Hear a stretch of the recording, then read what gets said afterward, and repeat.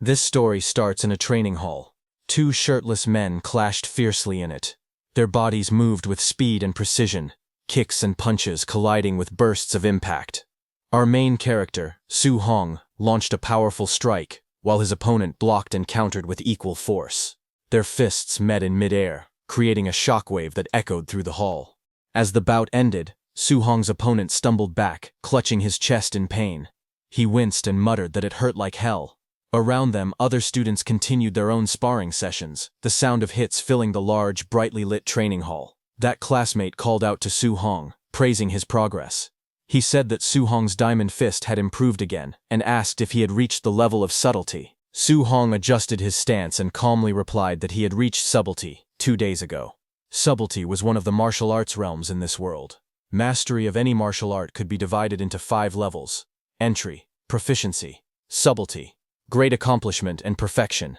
Each stage represented a new depth of understanding and power. Hearing Su Hong's answer, the classmate's eyes widened with admiration. Giving a thumbs up, he said that in terms of diamond fist, nobody in their class could match Su Hong's level. Su Hong then turned toward his classmate and asked with determination if he had rested enough, suggesting they continue their training. His words carried a sense of tireless drive that made the other student freeze in surprise. His expression changed to irritation as he yelled that Su Hong was a training maniac. He grabbed his bag and declared that he was leaving to go home and eat instead. Su Hong was surprised as he watched his classmate dash toward the exit. At the door, the classmate waved and cheerfully said goodbye to Teacher Lee, who was just entering the hall. The teacher, looking calm but slightly exasperated, reminded him to put his clothes on properly before leaving. The student laughed awkwardly and hurried off, still half-dressed. Teacher Lee then looked around the hall until his eyes settled on Su Hong. His tone became serious as he said that he had finally found him. He asked Su Hong if he was applying for the martial division, his voice firm and expectant. As Su Hong wiped sweat from his neck, the teacher continued, asking why he hadn't yet paid the 30,000 yuan registration fee, warning that registration would close next Monday. Hearing that, Su Hong paused, looking slightly tense. Lowering his head, he asked in a quiet tone if the teacher could give him a few more days. The teacher sighed and softened his expression. He told Su Hong that he understood his family was struggling, but there was nothing he could do about it. The rules were strict, and exceptions weren't allowed. Hearing that, Su Hong fell silent, his eyes showing a trace of worry and determination mixed together. Late at night, the training hall was silent, except for the sound of fists cutting through the air. The bright lights reflected off the polished wooden floor, while the moon shone faintly through the glass ceiling. In the center of the hall stood Su Hong, alone, his duffel bag nearby. He moved tirelessly, practicing his techniques again and again. Each punch echoed sharply, showing his frustration and determination. As he exhaled heavily, his thoughts focused on the words from earlier: 30,000 yuan for the registration fee. The number repeated in his mind over and over. Sweat ran down his body, his breathing heavy as he struck the air with even more force, whispering to himself, 30,000 yuan, 30,000 yuan. His mind drifted back to his childhood. He remembered a time when he was only 3 years old, crying amidst rubble and smoke. His parents had died during a ferocious beast disaster, leaving him all alone among the ruins. The memory of loss and helplessness still lingered vividly in his heart. After that tragedy, his uncle and aunt had taken him in, raising him as part of their family. He looked at a photograph showing all of them smiling together, a happy family that had supported him through everything. Once they discovered his talent in martial arts, they encouraged him wholeheartedly, helping him pursue training even when times were tough. Because in this era where the world was plagued by monstrous beasts, martial artists were considered the top earners, protectors, and symbols of hope. It was a path of both glory and survival. Yet as Su Hong looked down, his fists tightened. He whispered bitterly that he had trained in martial arts so his family could live better lives, but instead he was making things harder for them. His expression turned heavy with guilt and frustration, his body trembling under the weight of his own ambition and helplessness. Late at night, the quiet street was lit by a single street lamp, its light spilling across the narrow road. The small apartment building stood still under the calm blue sky, with the faint glow of indoor lights showing signs of life within. Su Hong returned home, his steps slow and tired. He stopped outside the door, his hand resting on the handle as he heard voices coming from inside. His aunt and uncle were talking about money again. His uncle asked how much they were short on rent since the payment date was approaching. But his aunt replied softly that rent could wait. They should focus on paying Su Hong's registration fee first. His uncle agreed, saying that Hong's talent was exceptional and that he would surely become someone great one day. He added that they couldn't afford to hold him back, no matter what it took. Su Hong's expression darkened as he listened. His aunt and uncle's voices softened again. His aunt suggested stopping her medication to save money, saying they didn't help anyway. But his uncle quickly refused, insisting he would take on an extra job so she could rest and not worry about anything. Standing silently outside, Su Hong clenched his fists. The sound of their kind words weighed heavily on him. He pressed his hands against his ears, unable to bear hearing any more of their sacrifices. Moments later, he pushed open the door with a forced smile and called out, "Uncle, Aunt, I'm home." His aunt smiled warmly, telling him he must be exhausted from practicing so late again. Su Hong tried to step forward and help, offering to take over her chores. But his aunt waved him off with a proud grin, saying couldn't she handle this little thing. His uncle firmly told him to go rest. His aunt chuckled and gently reminded him to listen and get some sleep. Su Hong looked at them both, his chest tightening with a mix of gratitude and guilt. The warmth of their home contrasted deeply with the struggle behind it. The night moonlight filtered through the window, casting soft patterns across the small room. Su Hong lay awake on his bed, staring quietly at the ceiling. Thoughts of his uncle and aunt filled his mind. They had already sacrificed so much for him. Clenching his fists under the blanket, he silently promised himself that he wouldn't let them suffer any longer. In his mind, he spoke to them, saying that they had done more than enough for him, and that from now on he would handle his own problems. His eyes hardened with resolve, as a plan began to form. He knew that for a martial practitioner to earn tens of thousands in just a few days, there was only one place to go. The next day, sunlight gleamed on a tall building surrounded by trees. It was the entrance to the underground fight club. Inside, an electrifying atmosphere filled the air as the announcer's voice echoed across the arena. "Folks in the crowd, welcome to the Martial Disciple Guard Challenge. No holds barred, life or death, victory is all that matters." In the center of the brightly lit ring stood a tall man wearing a Red Bull mask, his body covered in muscle. The announcer's tone rose with excitement as she introduced him, saying that today, holding down the stage, was the one and only Mr. Minotaur. The crowd roared as the rules were announced. Anyone who could win 4 matches in a row would walk away with 60,000 in prize money. Lose even once, and they'd get nothing. Among the audience, whispers began to spread. Some people noticed a masked newcomer stepping into the arena. One guy asked who that guy was, saying he had never seen him before. Another crossed his arms and said he was a newbie. A third spectator leaned forward, frowning, saying a newbie jumping straight into the guard challenge was just asking to die. As the lights focused on the stage, the tension thickened. Su Hong, hidden beneath the bull mask, was about to risk everything. Under the blinding lights of the arena, the announcer nudged Su Hong, who was wearing the bull mask. With a confident smile, she told him to liven things up and get the crowd excited. Su Hong tilted his head in confusion, scratching his mask. He asked how he was supposed to hype up the crowd. She rolled her eyes slightly, waving her hand dismissively. She explained that he should provoke them, throw some trash talk, stir them up. She muttered under her breath about how troublesome newbies could be. Hearing that, the masked Su Hong nodded firmly and gave a thumbs up. Then, stepping forward to the center of the stage, he clenched his fists and shouted with full confidence, declaring himself invincible against anyone below a martial artist. He challenged all weaklings to come and face him. Hearing that, the crowd immediately burst into noise. Some were shocked at his arrogance, whispering among themselves. One man frowned and said he was too cocky, while another laughed and called him a badass.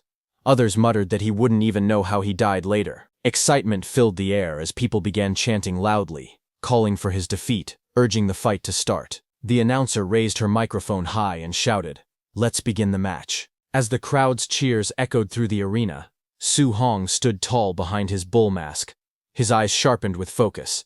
He could feel the killing intent surrounding him. It was far stronger than anything he had felt before, but he wasn't surprised. This was the underground fight club, where life and death were always close. Taking a deep breath, he thought to himself that this was the only way to earn the tuition money quickly. He tightened his fists and murmured in determination, hoping that his diamond fist would bring him the victories he needed. The moment the match began, one of the fighters, a man wearing a mouse-shaped mask, stepped forward and shouted angrily at Su Hong. "Cocky punk. I'll play with you," he yelled, his body already in motion as he lunged forward with sharp momentum, standing calmly in the center of the ring. Su Hong watched the opponent's movements with a steady gaze from behind his bull mask. His sharp eyes analyzed the man's form in an instant. He noticed the speed and aggression, but also saw the weakness in the man's footing. His lower stance was unstable, his balance off. Su Hong smirked slightly, thinking to himself that this opponent would be easy to handle. The mouse-masked fighter closed in on Su Hong fast, shouting, "What are you daydreaming about?" He swung his fist towards Su Hong's head with a burst of power, but before the strike could land, Su Hong's arm moved like lightning. Energy gathered around his hands, swirling with bright blue force. With precise control, he unleashed his martial technique, the floating light palm. His glowing hand slammed straight into the attacker's face, the impact echoing across the arena. The mouse-masked man's eyes rolled back as his body was lifted off the ground and sent crashing into the floor with tremendous force. The crowd erupted in shock as Su Hong stood over his fallen opponent, the air around him still trembling from the energy of his strike. Under the blinding lights of the arena, Su Hong, wearing the bull mask, stood tall over his fallen opponent. Raising his fist high toward the ceiling, he shouted loudly, demanding the next challenger. The crowd erupted into cheers as the announcer's excited voice echoed through the speakers. "Minotaur, 1 win," she declared, her tone filled with energy. The audience roared in approval. Shouts of "badass" and "unbelievable" filled the air, the tension in the arena growing thicker with excitement. Soon after, another fighter stepped onto the stage. He was a tall man with curly blonde hair and a red mask covering his face. His muscular frame and confident smirk made it clear that he wasn't a rookie. The man taunted Su Hong, calling it a lucky break. Cracking his knuckles, he told Su Hong that his luck had run out now that he was facing him. Su Hong, still wearing his bull mask, stood calmly. His eyes narrowed as he observed the new opponent. Then, in a steady voice, he gestured for the man to make the first move. He analyzed his opponent's physique and aura, noting that the man seemed skilled and experienced, just the right kind of fighter to test the true strength of his diamond fist technique. The air grew still for a moment before the blonde fighter roared, charging forward with incredible speed. "Incoming," he shouted, as his massive frame blurred into motion. The two fists collided in a flash of blue energy, the shockwaves spreading across the stage. Both men gritted their teeth as their power clashed violently. The masked opponent widened his eyes, shocked by the strength he felt. It was the powerful fist wind that made him realize the impact behind Su Hong's strike. But Su Hong, calm and unshaken, analyzed the exchange with precision. His opponent's punch was strong, but still weaker than his. As the clash of fists echoed through the arena, Su Hong punched his opponent with his other hand. His punch landed squarely on the opponent's face. The masked man's mind raced as he felt his opponent's overwhelming strength. Su Hong's eyes sharpened beneath the bull mask. His analytical gaze focused on the fighter's movements. After taking the punch, his opponent's upper body was overcommitted, and his waist was left wide open with flaws. Taking advantage of that instant, Su Hong's body twisted sharply, and he kicked his opponent with explosive power. The impact sent the opponent flying across the ring, the force blasting through the air like thunder. The audience gasped in disbelief. "Holy crap! He's strong!" someone shouted from the stands. Dust and shattered flooring marked where the opponent had crashed, lying motionless. Su Hong straightened his back, his voice echoing through the silent arena. "Next," he said firmly. The announcer jumped with excitement, raising her microphone. "Minotaur, 2 wins in a row," she shouted, her voice filled with awe and energy as the crowd erupted once again. Inside the underground fighting arena, the crowd roared as Minotaur stood victorious once again in the center of the ring. In a luxurious viewing room above the ring, several men in black suits stood guard around an older man dressed sharply in a black suit. He watched the scene below with calm interest, his tone low and assessing. Looking at Su Hong, the man murmured that he wasn't even a quasi-martial artist, yet his strength was far above that of average disciples. That kid was no joke. Just then, the announcer's voice echoed through the loudspeakers. "Minotaur, 3 wins in a row," she shouted, excitement filling the air. "That man in the suit said Su Hong was not elite, but solid enough," he commented with a smirk, saying he was perfect for throwing matches. From behind him, a younger man wearing a fox-like mask spoke with determination. He called the old man in the suit teacher, and said he would recruit him. The older man turned slightly, his tone calm but commanding. He told his disciple not to let on that he had already advanced to martial artist. Meanwhile, down in the arena, Su Hong wiped the sweat from his face. His eyes remained sharp and focused as he analyzed his situation. He thought that his subtlety-level diamond fist had no trouble dealing with these regular disciples. As the defeated fighters were carried away, Su Hong clenched his fist, his expression steady and confident. A faint smirk crossed his lips, as he thought that with one more win, he would get that 60,000. But the crowd suddenly erupted in excitement, their voices echoing through the arena. Someone shouted from the stands that it was White Fox. Su Hong, wearing his bull mask, froze for a moment and turned his gaze toward the entrance. Everyone's eyes widened slightly when they realized that White Fox was challenging too. From the opposite end of the stage, the man known as White Fox walked calmly onto the platform. The crowd murmured, whispering among themselves. Someone asked if he wasn't Quasi. One person said a Quasi fighting against disciples was a total cheat. Su Hong's expression hardened as he assessed the situation. Hearing that his opponent this time was Quasi, he muttered under his breath that this one was tricky, but he couldn't lose. Determination gleamed in his eyes as his stance lowered, ready for battle. Across from him, the white-haired man in the fox mask smiled faintly. A confident glint flashed in his golden eyes. Stepping forward with composed elegance, he adjusted his white suit and spoke in a calm, steady tone. He told Su Hong not to fear, saying he knew his limits. Under the bright arena lights, the announcer raised her hand and shouted across the stage, declaring the start of the guard challenge final round. Both fighters stood ready, Minotaur with his fists clenched, and White Fox calmly standing tall in his white suit. The crowd held its breath as tension filled the air. Then, with a sharp cry, the announcer commanded, "Begin." In an instant, both figures burst forward, moving so fast that their afterimages trailed behind. The ground cracked beneath their feet as they collided in the center of the stage. Su Hong's eyes focused sharply beneath his bull mask. He thought to himself that his realm was lower, so his first move had to be all in. His muscles tightened, and with a roar, he launched a powerful punch straight at White Fox. The impact tore through the air like thunder. A wave of force spread outward, shaking the ring. But as the shock cleared, Su Hong's expression changed. Something felt off. He staggered back slightly, his eyes widening. After feeling his opponent's power, he realized that he was no Quasi.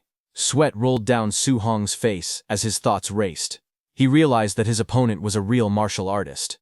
He was holding back his chi and blood on purpose. Su Hong's opponent wasn't just strong, he was far beyond the level of an ordinary challenger. White Fox's golden eyes gleamed from behind his mask as he drew in a deep breath.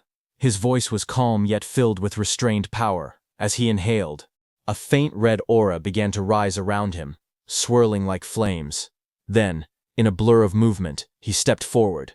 His fist crackled with energy as he roared, rushing thunder fist, striking Su Hong in the face. The impact hit like a lightning bolt. Su Hong's body was sent flying backward, blood spraying from his mouth. He struggled to regain his balance, disbelief flashing across his eyes. He thought in shock if this was the strength of a true martial artist. The sheer force of the punch left the crowd stunned. In the audience, several people recognized the technique instantly. One guy shouted that it was triple ringing thunder fist. Another laughed, saying Minotaur was toast. On the stage, White Fox didn't stop. His fists moved like a storm, every strike heavy and precise. He taunted Su Hong between blows, asking if he was just going to defend. He told Su Hong to fight back and show him what he had. Su Hong, in the Minotaur mask, blocked with both arms, his muscles trembling under the continuous barrage. The sound of fists colliding echoed like thunderclaps across the arena. Inside, he gritted his teeth, thinking desperately that if this kept up, it was over. His mind raced as he struggled to stay on his feet. Gotta find a counter chance, he thought, scanning for an opening through the blinding flurry of punches. White Fox, surrounded by a red aura, advanced relentlessly. Each blow carried the weight of a storm, forcing Minotaur further back. White Fox's movements were sharp, precise, and merciless. Suddenly, White Fox found an opening. Minotaur raised his fists to block an incoming strike, but the force behind it still tore through his defense. His eyes widened as the impact exploded against his guard. With a roar, White Fox swung his fist, colliding against Su Hong's face with all his strength. The arena shook from the clash as Su Hong was sent flying backward. He hit the ground hard, his vision blurring as pain coursed through his body. His consciousness started fading fast, his body refusing to move. White Fox stood tall, brushing the dust off his white suit. Calmly, he stepped forward and placed his foot on Minotaur's chest. His voice was cold yet casual as he said, "Brother, This match's prize money? 0 for you. A faint mocking smile curved beneath his mask as he spoke calmly. He said that his teacher had invited Minotaur to join them, to throw fights in their favor from now on. If he agreed, they would pay him the prize money regardless of today's outcome. Su Hong, in the Minotaur mask, glared up at him through the pane, his breathing heavy but his resolve unbroken. With a strained voice, he spat out his answer, saying that he would never do that kind of dirty work. Hearing that, White Fox's expression darkened. His tone dropped as he leaned closer, warning Minotaur to think it over carefully, because refusing them was something he couldn't handle. But even while lying bloodied on the floor, Minotaur's voice carried defiance. He shouted that people like them dared to call themselves martial artists while doing such disgraceful things. White Fox let out a small laugh and straightened up. "Guess no deal then," he said coldly. In the next moment, his expression turned vicious. His aura flared red as he charged forward, shouting that he would end Minotaur right there, and that from now on he could dream of being a martial artist only in his sleep. He raised his leg to attack. At that moment, Minotaur's eyes widened, blood dripping down his face, as fury and determination burned within them. White Fox lunged in to deliver the finishing blow, but Su Hong moved swiftly and dodged his attack. White Fox's golden eyes widened in shock as something unexpected happened. Minotaur's body trembled, flames of determination burning around him as he rose to his feet. His breathing was heavy, but his voice carried unshakable resolve. He muttered to himself that he couldn't fail here. He couldn't fail at all. Step by step, he forced his battered body forward, his fiery aura growing brighter with each breath. White Fox froze in disbelief as he watched. His eyes widened behind the mask, and his mind screamed in shock. He couldn't believe it. Minotaur had taken a direct hit from his rushing thunder fist and was still standing. As memories flashed before his eyes, Minotaur's expression hardened. He remembered his family, the uncle and aunt who had sacrificed so much for him. He whispered that he wanted them to live good lives, that he couldn't let their years of effort go to waste. But another thought tore through him. Could he really abandon the martial artist's code just to survive? The question burned inside his heart. A vision of his family appeared before him, but the image shattered like glass. His voice rose in defiance as he shouted, "No, that future, hell no." At that moment, a glowing system screen flickered before him, its cold light forming words.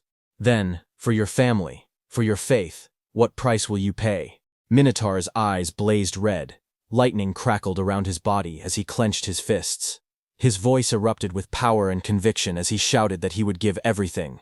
In an instant, his aura exploded outward, engulfing the arena in a storm of fire and electricity. His eyes glowed fiercely as he stood tall once again, reborn through sheer willpower. A glowing screen appeared above Su Hong, asking what he was willing to give. Su Hong's body burned with red flames as he stood firm, and he answered with a powerful shout that he would give everything. Just as he said that, the scene in front of him shifted. His bull mask disappeared as he opened his eyes in a strange digital-looking space filled with vertical blue lights.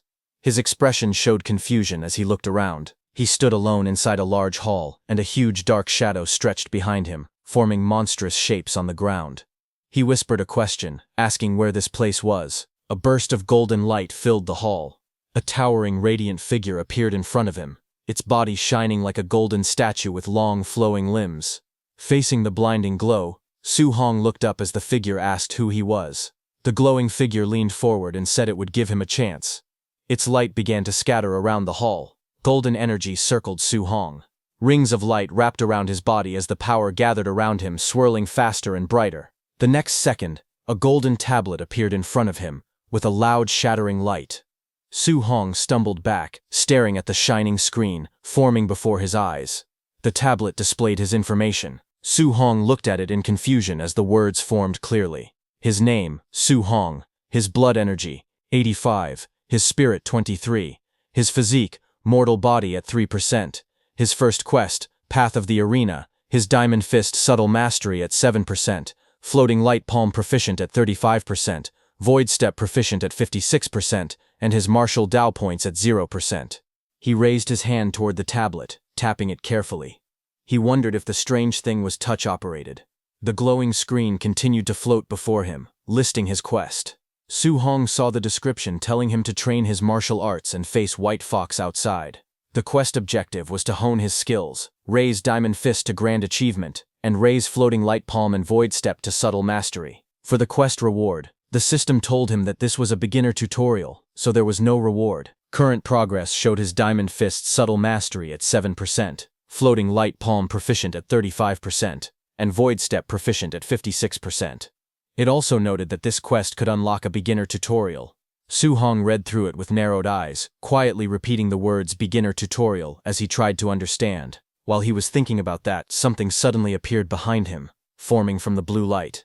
The next second, Su Hong's head snapped sharply as a fast blow came toward his head from behind, cutting off his thoughts in an instant. It was a clone of Su Hong. It rushed toward him with a fierce strike, forcing Su Hong to lower his body and dodge.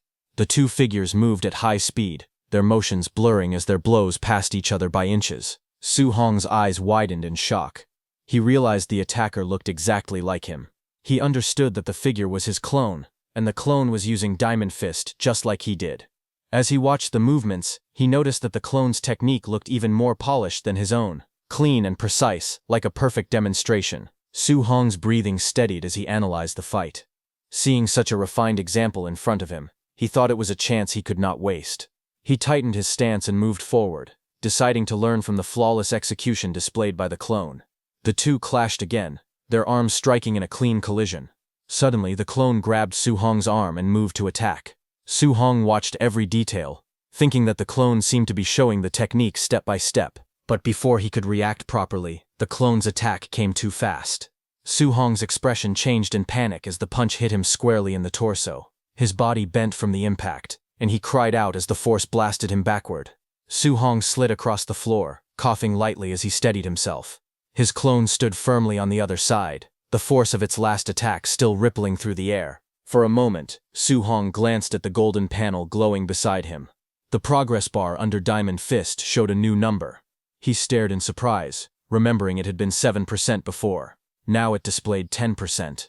He wondered how he had improved so quickly. He tightened his stance again, realizing that fighting here really did allow him to raise his martial skills at an incredible speed. Both he and the clone rushed forward at the same time, their steps carving sharp lines across the floor as they closed the distance in an instant. Their fists clashed again and again. Each collision sent out shockwaves, and with every exchange, the mastery numbers on the floating panels increased. One panel showed Diamond Fist reaching 15%. Another panel flashed as Su Hong's level climbed to 23%. The two continued moving, their bodies blurring as they shifted positions. The Void Step progress bars rose as well. Su Hong's Void Step reached 59%, then climbed to 70%. The battle continued, the room filled with streaks of motion and rising skill levels as the two figures pushed each other forward. They clashed again and again, their fists and palms striking with blinding speed. Each impact sent shockwaves through the air as their movements grew sharper, faster, and more refined. As they exchanged blows, glowing system panels appeared around them. The panels showed the progress of their skills. Floating Light Palm rose from 39% to 47%. Diamond Fist, subtle mastery increased to 62%. Void Step, proficient climbed from 82% to 88%. Diamond Fist, subtle mastery surged to 88%. Floating Light Palm, proficient reached 95%. Void Step, proficient pushed even higher to 97%. Their movements grew even more explosive as their mastery continued rising. Then, one panel flashed brightly. Floating Light Palm, proficient hit 100%, and the technique evolved into Floating Light Palm, proficient subtle mastery. The fighter unleashed the newly mastered technique, striking forward with overwhelming force. Another panel lit up. Void Step, proficient reached 100%, changing into Void Step, proficient subtle mastery. His body blurred as he stepped through the air with perfect precision. A final golden panel filled the screen. Diamond Fist, subtle mastery reached 100%, transforming into Diamond Fist, subtle mastery grand achievement. He threw a crushing punch, the blow landing cleanly and sending his clone flying. With this, the battle ended. He stood alone in the quiet hall, breathing heavily, as golden fragments of the clone drifted around him. He lowered his fists and exhaled with exhaustion. He breathed out softly. A moment later, a system window appeared in front of him. The notification congratulated player Su Hong, telling him that he had completed the quest Path of the Arena. The quest rewards had been issued, and the system asked if he agreed to return to reality. He looked at it and whispered with a faint smile, "Thanks a lot." The next second, he returned to reality, where not even a second had passed. Wearing the bull mask, Su Hong stood calmly as flames rose around his body. His eyes glowed through the bull mask, and he gave a short reply, saying that he agreed. Across from him, White Fox watched the transformation with narrowed eyes. White Fox suddenly rushed forward. He called Su Hong a show-off and shouted for him to take his attack. His body shot across the arena in a straight line, wind trailing behind him. He attacked with explosive force and launched a fierce technique, his punch cutting through the air at high speed. But Su Hong moved even faster and dodged all his attacks easily. He then tilted his head slightly and answered in a low voice that White Fox's attack was too slow. Hearing that, White Fox's eyes widened. Before he could react, Su Hong's counterpunch smashed into him. The impact shattered the fox mask into pieces, sending fragments flying and knocking him backward. Su Hong rushed forward with fierce determination, his eyes sharp as debris scattered around him. The crowd in the stands gasped in shock as they watched the impact unfold. In the ring, the Minotaur-masked Su Hong stood tall and unmoving. His dark silhouette and glowing eyes loomed over his fallen opponent, who lay unconscious at his feet. The arena fell silent. A moment later, Su Hong looked toward the side of the ring where the announcer was standing. He spoke calmly, saying he had won the fourth match, and asked when he would receive his prize money. The announcer nearby blinked in surprise, before answering in a flustered tone. Inside the VIP viewing room, Fox Mask's teacher watched as the announcer announced the victory. She declared that Minotaur had successfully defended the arena and won the 60,000 yuan grand prize. The old man stared ahead in disbelief as he questioned how a martial apprentice could reach grand achievement in Diamond Fist, something even trained warriors struggled to do. He ordered his subordinates to follow the Minotaur and find out who he really was. The two men in suits bowed and replied that they understood. Sometime later, the night was quiet as Su Hong walked alone down a narrow street, his hands in his pockets and his steps echoing softly between the buildings. His expression remained calm, but his eyes shifted slightly, sensing something behind him. Farther back in the alley, two men in black suits hid in the shadows, watching him carefully. When Su Hong glanced over his shoulder, the two men stiffened. A moment later, he suddenly disappeared from their view, leaving them confused. They rushed farther into the alley, whispering anxiously. One of them complained that the boss had ordered them to uncover Su Hong's identity, yet they had already lost him. Above their heads, Su Hong clung effortlessly between the walls, suspended high above the alley. He watched them with a relaxed expression and muttered that they were still trying to tail him. The night sky hung quietly above Su Hong's neighborhood. 1 hour after escaping from the men tailing him, Su Hong returned home. Inside the house, Su Hong's family stared in shock at the huge stack of cash on the table. His uncle leaned forward with trembling hands and asked if he had robbed a bank, wondering where all that money came from. His aunt looked equally stunned, unable to believe her eyes. Su Hong sat across from them with a calm smile. He explained that he had been working as a sparring partner at a dojo. He said the dojo master thought he had potential, so he decided to sponsor Su Hong's training. His father frowned and reminded him that he had once said the dojo was extremely stingy. Su Hong reached out and held their hands, smiling brightly as he asked if they still didn't trust him. Hearing that, both his uncle and aunt softened. His aunt smiled with relief, and his uncle sighed happily. They said Xiao Hong would never do anything wrong, and praised him for finally making something of himself. Later that night, Su Hong moved quietly across the rooftop. Under the night sky, he sat beside a large, round water tank. He looked relaxed as he thought about his situation. He noted to himself that the martial exam registration fee was settled, and the rent was also settled. He added that his aunt's medical expenses would no longer be a problem either. A glowing system screen appeared in front of him. As he looked at it, he said that getting through this crisis was all thanks to the system. The screen displayed his name, Su Hong, along with his talent and stats. It showed his blood energy, spirit, and physique levels, along with 3 martial skills.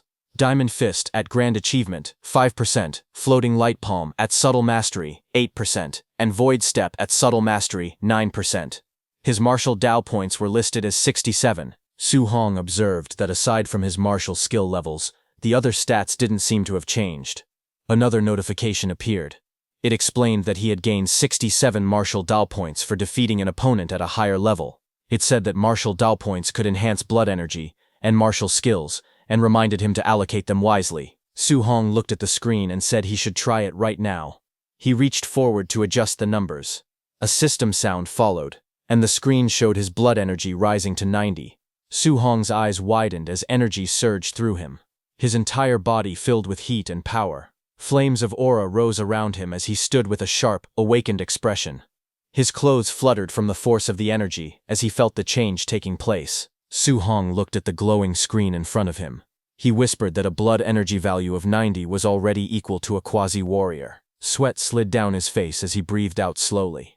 He then moved his hand across the transparent panel and said that he would pour all the remaining martial Dao points into blood energy. As he confirmed the action, lines of text appeared one after another, showing blood energy increasing by small amounts. As the numbers rose, he lifted his shirt slightly and examined his body. He noticed that his physical toughness had clearly improved, and even his injuries were almost healed. A strong wind swirled around him as he stood on the rooftop under the night sky. He could feel endless power gathering inside him. He realized he needed to find a place to test his current strength. He looked out across the rooftops, then leapt away from the building, moving quickly toward his next destination. He decided to go to the school's martial arena because they had a combat power tester there. Soon, he arrived at the outdoor martial arena of Star City No. 1 High School. His figure landed at the center of the wide circular platform under the moonlit sky. A Tier 1 combat power tester stood alone at the center. Su Hong walked toward the machine with steady footsteps. He stopped in front of it and prepared himself. He said that for his first punch, he would use 70% of his strength. Red energy flames rose around his body as he took his stance. His eyes sharpened, and a bright red glow flashed in one of them. He swung his fist forward with force. The punch landed on the tester, sending a powerful shockwave through the arena. Su Hong froze for a moment and let out a tense sound. He looked at the damaged machine with sweat on his face. He said the tester was too flimsy and wondered if they would make him pay for breaking it. Steam and sparks leaked from the machine as it continued to shake. Suddenly, a loud voice shouted from behind, complaining that it was noisy and asking what he was doing in the middle of the night. Hearing that, Su Hong quickly turned and sprinted away, thinking it was time to run. A few minutes later, an old man in pajamas stood beside the broken combat tester. He yelled angrily, asking which bastard had smashed the tester in the school's martial arena. He looked around and complained that in this school, only two little brats, Chen Shan and Li Tu, would dare to do something like that. The old man grew even more furious. His face turned red as he shouted that when school started he would definitely teach those two a good lesson. The next day, inside the gymnasium of Star City No. 1 High School, students gathered in a large group, while two people stood on the stage. The students talked among themselves as the gym filled with noise. Among the students, Chen Shan stood with a bandage on his head. Su Hong behind him looked confused and wondered why Chen Shan had been beaten up. Another student leaned closer and whispered that he heard Chen Shan had smashed the tester in the outdoor drill ground in the middle of the night and refused to admit it, so the principal punished him. Hearing this, Su Hong beside him sweated nervously, realizing that they had made Chen Shan take the blame. While they were talking, the two men stood by the microphone, one in a brown suit and the other in blue martial clothing. The man in the suit was the principal of Star City No. 1 High School. He told the students to quiet down.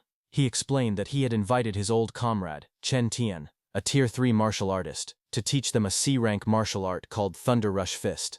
He told the students that everyone must learn it well. Hearing that, the students reacted with excitement. One student whispered that it was his first time seeing a Tier 3 martial artist.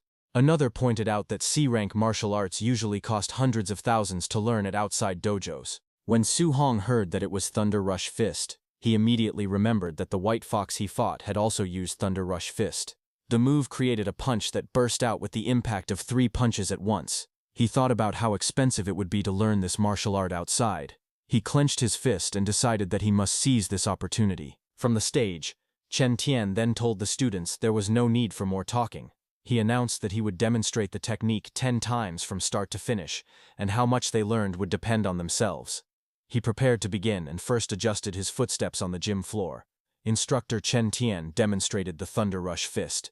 His body twisted sharply as he threw a powerful punch forward, wind swirling around his arm. He explained that the Thunder Rush Fist carried fierce and domineering momentum, and even at the basic level, a punch would produce the sound of thunder. The students watched as he continued. He said that at the proficient level, a person could strike out 3 sounds. He added that at the micro level, 5 sounds could be produced. He then moved into another stance and declared that at the mastered level, 7 sounds could be struck. Bright energy burst around him as he performed the technique and announced that this was his current realm. He faced the students again and stated that once someone reached the perfect realm, they would be able to strike out 9 sounds. But he told them not to aim too high, saying that reaching the basic level today would be good enough. He then prepared for another round and told everyone that he would start the second demonstration and that they should try to follow along. The students lined up and shouted while copying the movements. Hours passed. The gym floor was now filled with exhausted students sitting or lying down. Some said they couldn't learn it at all, while others complained about being tired. The instructor looked at them and asked if any of them had figured out the trick. A student who was Su Hong's friend sat on the floor trembling. Sweat dripped down his face as he cried out that C-rank martial arts were too hard to learn. He looked around beside him in confusion. He asked Su Hong if he had managed to learn it, but when he turned his head, Su Hong's spot was already empty. But before he could panic, a short distance away, Chen Shan stood proudly in a martial arts stance. Flames of energy rose faintly around him as he shouted that he had successfully reached the basic level. The other students stared in shock. Su Hong's friend wondered how Chen Shan's brain was built to learn it so quickly. He muttered that no wonder people called Chen Shan a genius. Across the gym, the principal stood with Chen Tian. The principal told him that the boy showing off was their school's #1 genius, Chen Shan, and asked if Chen Tian was interested in guiding him. Chen Tian watched calmly and replied that this level was only considered basic in other cities. Then a few minutes later, outside the gymnasium, sunlight fell across the stairs. Chen Tian walked beside the principal. He said that this batch of students wasn't impressive and that coming here was pointless. The principal answered that having even one student reach the basic level was already good enough. He asked if Chen Tian really expected them to find a top-tier genius. In the courtyard, as they walked side by side, Chen Tian told the principal that martial Dao cultivation was extremely cruel and that talent was simply too important. The principal nodded and replied that relying only on hard work without any opportunity was absolutely impossible. Just as they were talking, suddenly both of them stopped. Their eyes widened as loud explosive sounds echoed around them. They turned and saw that a burst of lightning appeared on the training grounds.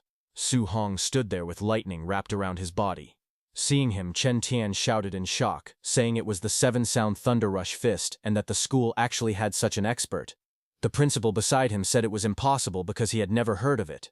As he stared through the fence, he pointed at Su Hong and shouted that it was a student, based on the clothes. In front of them, Su Hong struck out repeatedly, each punch releasing powerful sounds in the air.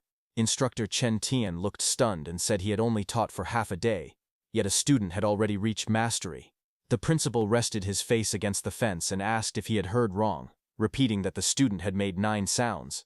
But instructor Chen Tian stood frozen, trembling slightly. Seeing that, the principal asked him what was wrong. Instructor Chen Tian then lowered his head slightly. Sweat rolled down his face as he shouted that he understood everything now. The next second, lightning gathered around instructor Chen Tian's hand. He clenched his fist as bright sparks wrapped around it. In the next moment, the instructor swung his arm forward with force. He shouted the name of the move, while lightning and impact lines burst around his punch, releasing 8 sounds. After punching, instructor Chen Tian looked excited. Sparks circled his fist as he smiled proudly. The principal beside him was shocked, shouting that the instructor had reached 8 sounds. Instructor Chen Tian explained that watching the Thunder Rush Fist from that student earlier had inspired him, allowing him to break through. Then both of them rushed forward in panic. Instructor Chen Tian said it was not the time to talk and told the principal to quickly find the student who used that move. But when they reached the field, they looked around in confusion. The outline showed that someone had just been there, but the person was now gone. On the other hand, Su Hong, not knowing he was being watched, walked through the street at sunset.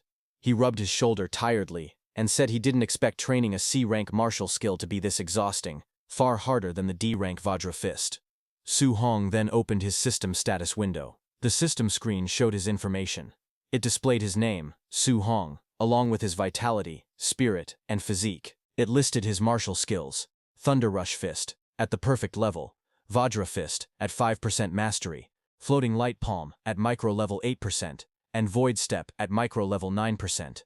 Below that, the martial value was shown as 0. Su Hong looked at the glowing system screen and said that his Thunder Rush Fist had already reached the perfect realm. He explained that he now needed to find a way to earn martial values and try to break through to martial artist soon. He said that unlike last time, he did not need a life-and-death battle.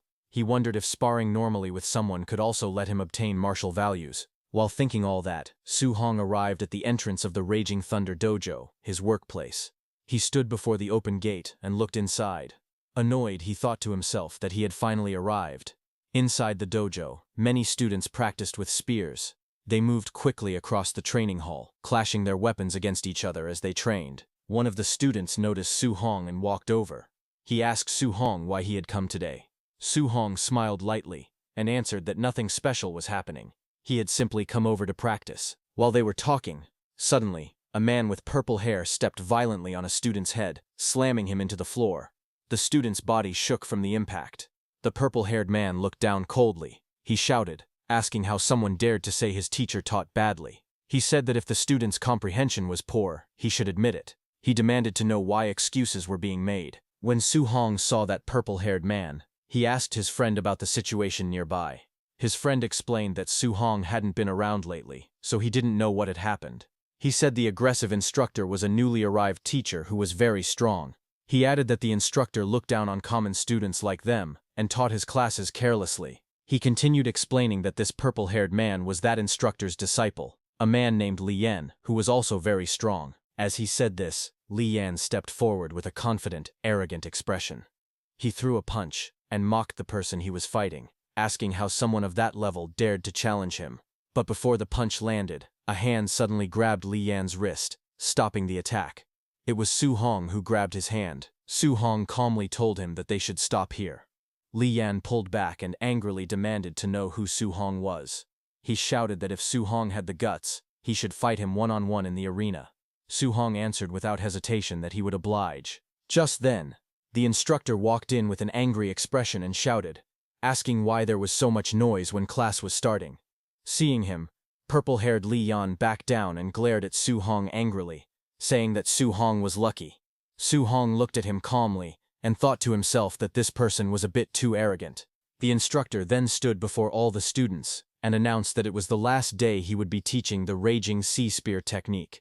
He said he would follow the old rule and demonstrate it only once. The students watched as he performed the technique with a spear, swinging it sharply across the room. After finishing the move, the instructor narrowed his eyes and said that he was only demonstrating it once because he did not believe they could learn it. But Su Hong stood with a spear in his hand. Blue light wrapped around the weapon as he stepped forward. His expression stayed calm, and his sharp blue eyes focused ahead. In the next moment, a reflection appeared in his eye. The silhouette of the instructor performing the spear technique could be seen clearly inside his pupil. Then, after showing it once, the instructor threw his spear onto the wooden floor with a sharp impact. The instructor then walked toward the doorway with Li Yan. He looked back and said that how much the students learned now depended on themselves. As he left, the students complained loudly. They said that demonstrating it only once was unfair, and that the students in the back could not see anything clearly. But it was different for Su Hong. He lowered his gaze to the spear in his hand. Flames rose behind him as he remembered the explanation. The technique's core was that the spear moved like a flood dragon crossing the sea. With momentum like endless waves, Su Hong held the spear tightly as blue energy wrapped around his arms. His body lowered slightly, and his eyes focused with a calm and determined expression. His body moved. Blue currents flowed around him, while he twisted his stance and swung the spear with powerful force. He stepped forward, spinning the spear as the blue energy followed each movement. The watching students widened their eyes in shock, unable to believe what they were seeing. Some students shouted in surprise, saying that Su Hong seemed to have learned the technique. Others wondered what kind of martial arts prodigy he was, and questioned if they were too stupid to learn it. Hearing the commotion, purple-haired Li Yan rushed out, asking why they were making noise and who they thought had learned the technique. He came forward and saw Su Hong swing the spear again, his movements sharp and smooth as the blue energy trailed behind him. Li Yan watched silently, his expression turning serious.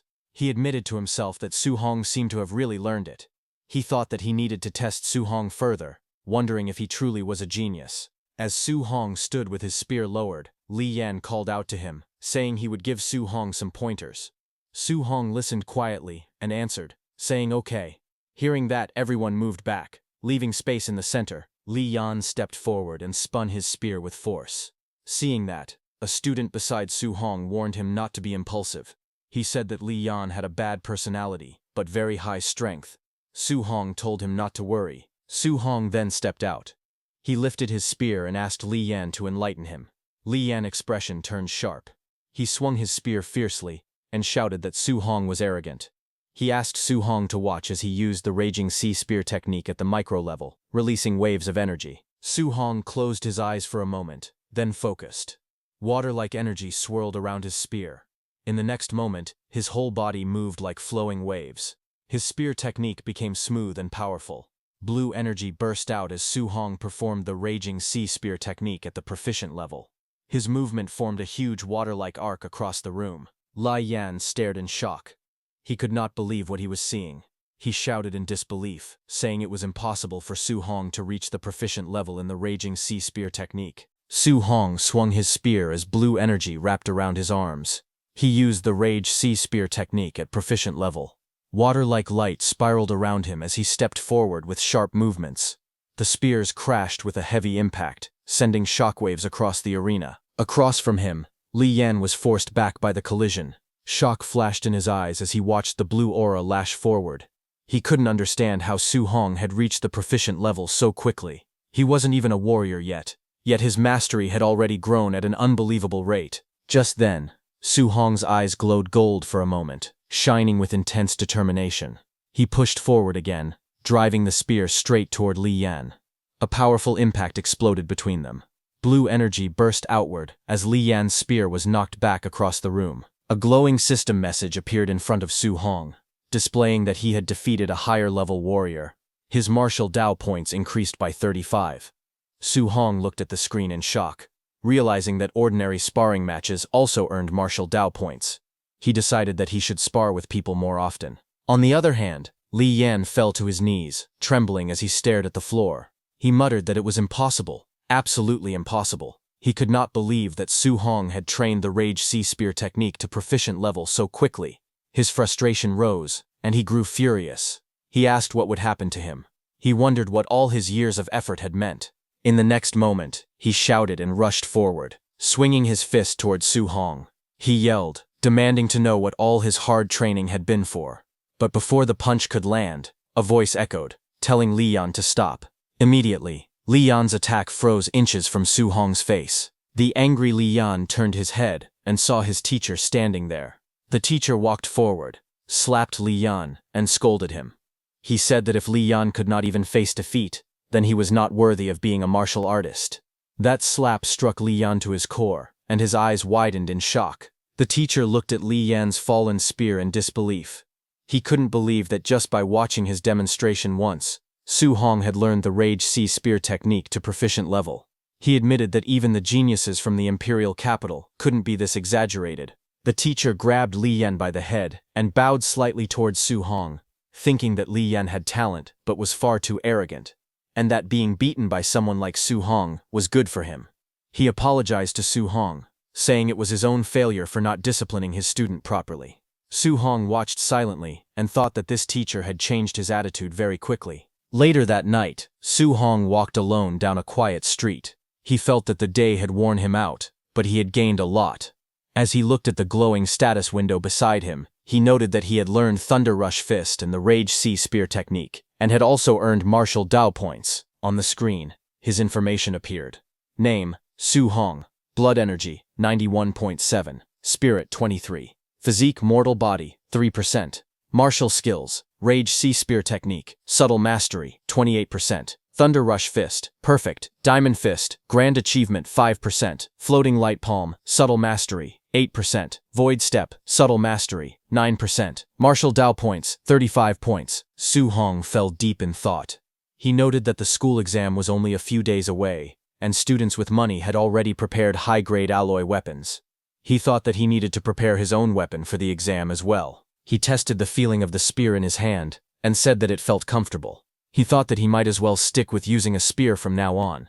He decided that he needed to buy an alloy spear, but remembering the price, he frowned. He admitted that his savings weren't even enough for his aunt's medical treatment, let alone buying an alloy weapon. Walking alone on the street, he wondered quietly what other ways he could make money. Just then, inside a convenience store, he overheard a broadcast. The announcement said that fierce beasts outside Star City were increasing every day, and the city lord was gathering warriors to hunt them. The rewards were described as generous. Hearing this, Su Hong looked up in surprise as an idea formed in his mind about leaving the city to hunt fierce beasts. Meanwhile, at Su Hong's house, his aunt stood behind his injured uncle, placing warm pads on his back as she scolded him. She asked why he was still working so hard when Su Hong had already given them money last time. His uncle, tired but firm, replied that Su Hong was still young, and they couldn't place all the household burdens on him. He said that as long as he could still work, he needed to save more for the kids. Just then, the door opened, and Su Hong stepped inside, calling out that he was home. Both his uncle and aunt turned in surprise before greeting him warmly. Su Hong walked over with a smile and offered to take over the chores. His aunt reminded him that they had told him to rest whenever he came home. Su Hong then turned to his uncle and gently placed a patch on his back. He told his uncle that he could earn money now and suggested that it would be better for him to stay home and take care of his aunt instead of working so hard. His uncle admitted that it sounded nice, but said he couldn't just sit still. With a confident grin and a thumbs up, he reassured Su Hong that he was only earning a bit for daily expenses and wouldn't push himself too hard. Su Hong's aunt smiled softly and told Su Hong that he would still need a lot of money for his martial arts training in the future. She said that both of them wanted to save as much as they could for him. Su Hong looked down at the hot patch in his hands and softly murmured to himself, calling out to his uncle and auntie. A determined look appeared in his eyes. He thought about how his uncle and auntie had always lived frugally. Unless he earned enough money to support them for a lifetime, they would never feel safe enough to retire and focus on their health. His expression hardened. He told himself that he absolutely could not miss the opportunity to hunt fierce beasts for the bounty. Sometime later, on his rooftop, Su Hong considered the idea of hunting down fierce beasts but remembered the dangers outside the city. The wilderness was unpredictable. To stay safe, he needed to raise his strength as much as possible. He decided to put all the martial Dao points he had earned into increasing his blood energy. That night, blue system panels appeared around him as he allocated his points. One by one, new notifications popped up, each showing his blood energy rising by small amounts. Eventually, a larger panel appeared before him, displaying that his blood energy was now 95.2. Su Hong sat cross-legged in a circle of burning red aura. Flames curled around his body as he checked his progress. He realized that he was now just one step away from becoming a warrior. 2 days later, at the school gymnasium late at night, Su Hong lay on the floor, drenched in sweat. System panels floated around him, displaying each of his martial skills: Rage Sea Spear Technique, Thunder Rush Fist, Diamond Fist, Floating Light Palm, and Void Step, all marked as perfect. After 2 full days of intense training, he had finally brought every martial skill to its peak. Breathing heavily, Su Hong stared upward. He told himself that all preparations were complete. It was finally time to leave the city. It was Saturday at the Star City Warrior base. Su Hong finally arrived and muttered that the place was really far away. As he walked through the gates, he looked around with curiosity. He thought that although he had seen the base many times on TV, this was his first time visiting it in person. Inside, he noticed warriors everywhere. Warriors who were rarely seen in daily life appeared all around him in the bustling streets. He opened a sheet of paper and read the bounty list silently. Unranked fierce beasts were worth 300 blue star coins each. Tier 1 lower stage fierce beasts were worth 1,000. Tier 1 middle stage fierce beasts were worth 3,000. Then he reached the line mentioning Tier 2 lower stage fierce beasts. Another line in the rules stated that after killing a fierce beast, its left ear must be cut off as proof. Without that, no payment would be issued. He stared at the rule with an awkward expression and wondered why it was so primitive. Nearby, a warrior walked up to the payment window and placed a bag on the counter. He asked the clerk to calculate how much everything inside was worth. Watching him, Su Hong thought that the bag must be filled with the left ears of fierce beasts. Just then, a loud shout echoed through the area as a group of people pushed forward. Someone at the front yelled for everyone to move aside. Su Hong turned his head and saw a group approaching. Among them was a blond young man walking confidently, while others cleared the path for him. One of the men shouted that young Master Ye was coming. As Su Hong observed, he quietly noted that the blond man's outfit and attitude looked similar to White Fox from the underground arena. Nearby, a few warriors whispered among themselves. One of them complained that the blond man was always showing off, saying that if his uncle were not the base director, he would have been beaten up long ago. Another person added that the blond man had already been beaten by someone a few days earlier, and it had been satisfying to watch. A third person responded that this explained why he hadn't been seen recently. Hearing that, Su Hong looked back. The blond young man passed by and glanced in his direction. The large masked warrior beside him also turned slightly. The blond man wore a faint smile on his face as he looked toward Su Hong. Su Hong stood silently, his expression calm as he looked ahead. He thought to himself that the danger did not only come from fierce beasts, but also from humans. Because of that, he reminded himself that he needed to be extremely careful. As he walked through the warrior base, someone approached him and asked if it was his first time there and if he was planning to enter the wilderness alone. He answered quietly that he was. The staff member watched him walk further into the passage and sighed, thinking that he was just another ignorant and fearless kid. Su Hong took another step forward, his shoe pressing down on the grass as he exited the tunnel. A bright light shone ahead.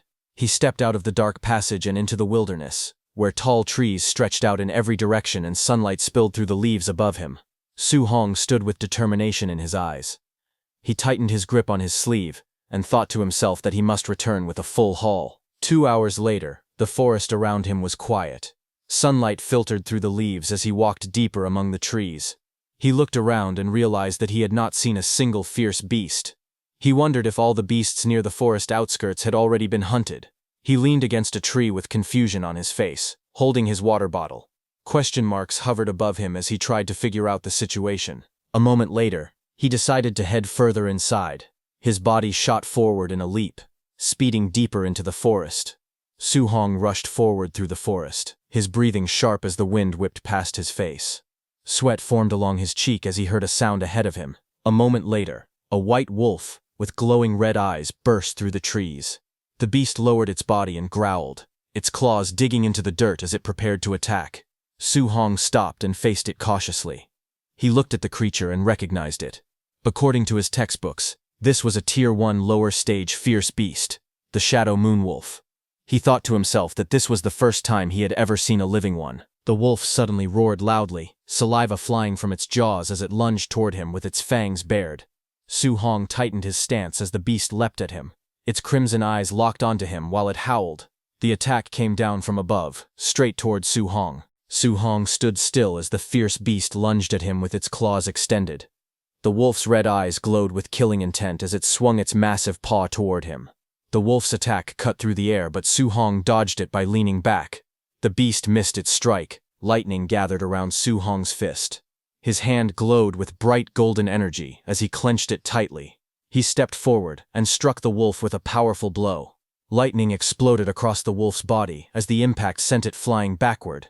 The wolf crashed into a tree, rolling across the forest floor while letting out a weak howl. Su Hong then stood over the fallen beast. Lightning still flickered around his arm as he looked down at the defeated wolf lying motionless on the ground. Su Hong then looked at his trembling hand with bright eyes. He wondered if this was what fighting monsters felt like. It was even more exciting than he had imagined. His fingers shook as he remembered the battle. The feeling made his heart race. He clenched his fist with confidence. He thought to himself that he could now kill a Tier 1 initial stage ferocious beast in a single move. He wondered how he would perform against a Tier 1 middle stage ferocious beast. While he was thinking that, 2 glowing red eyes appeared quietly in the forest behind him. The next second, a huge figure stepped out. The scene revealed a Tier 1 middle stage ferocious beast, a raging black bear. The bear roared from behind him as Su Hong stood calmly with his fist raised. A powerful strike flashed across the darkness. In the next moment, the raging black bear collapsed with its eyes rolled back, beaten in a single blow. Standing over the fallen beast, lightning still flickered around Su Hong's arm. He thought that with his current strength, as long as he didn't provoke a Tier 2 beast, he wouldn't face too much danger. Finally, he crouched beside the defeated bear with a smile. He held up the bear's ear and thought proudly that 3,000 prize money was secured. A blue system window appeared in front of him. It displayed a reminder saying that his accumulated martial value was now enough for him to break through into a martial artist, and he should upgrade as soon as possible. Su Hong looked at the screen with excitement.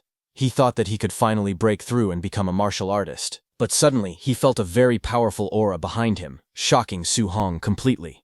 He turned quickly, sweat covering his face. He looked toward the forest and sensed the pressure coming from afar.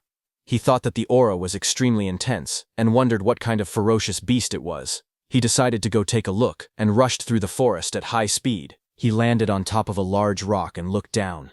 His eyes widened in shock as he whispered that this was. Before him stood a massive creature, A glowing description appeared, explaining that it was a Tier 1 late-stage ferocious beast, black jade giant python. Below, 2 men were fighting the python with their weapons.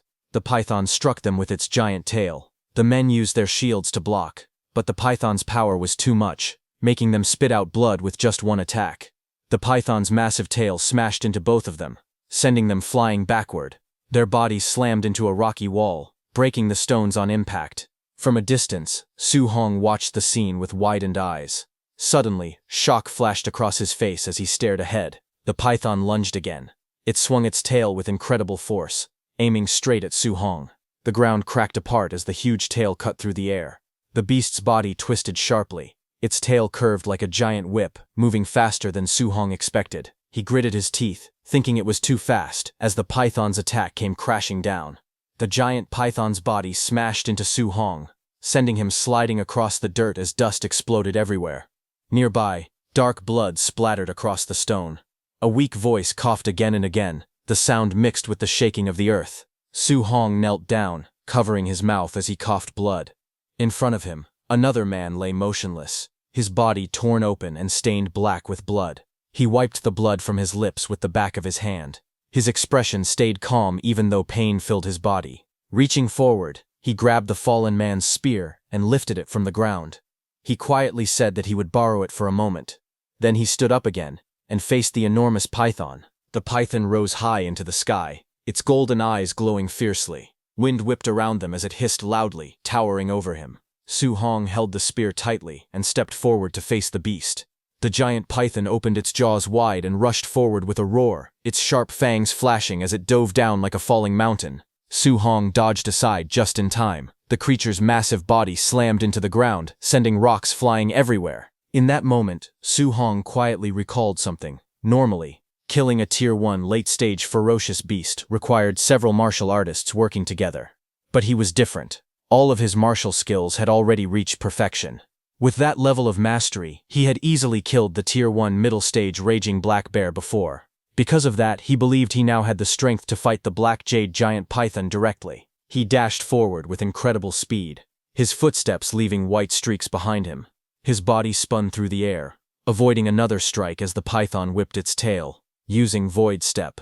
Perfect. He closed the distance in a blink. The massive python lunged again, jaws wide.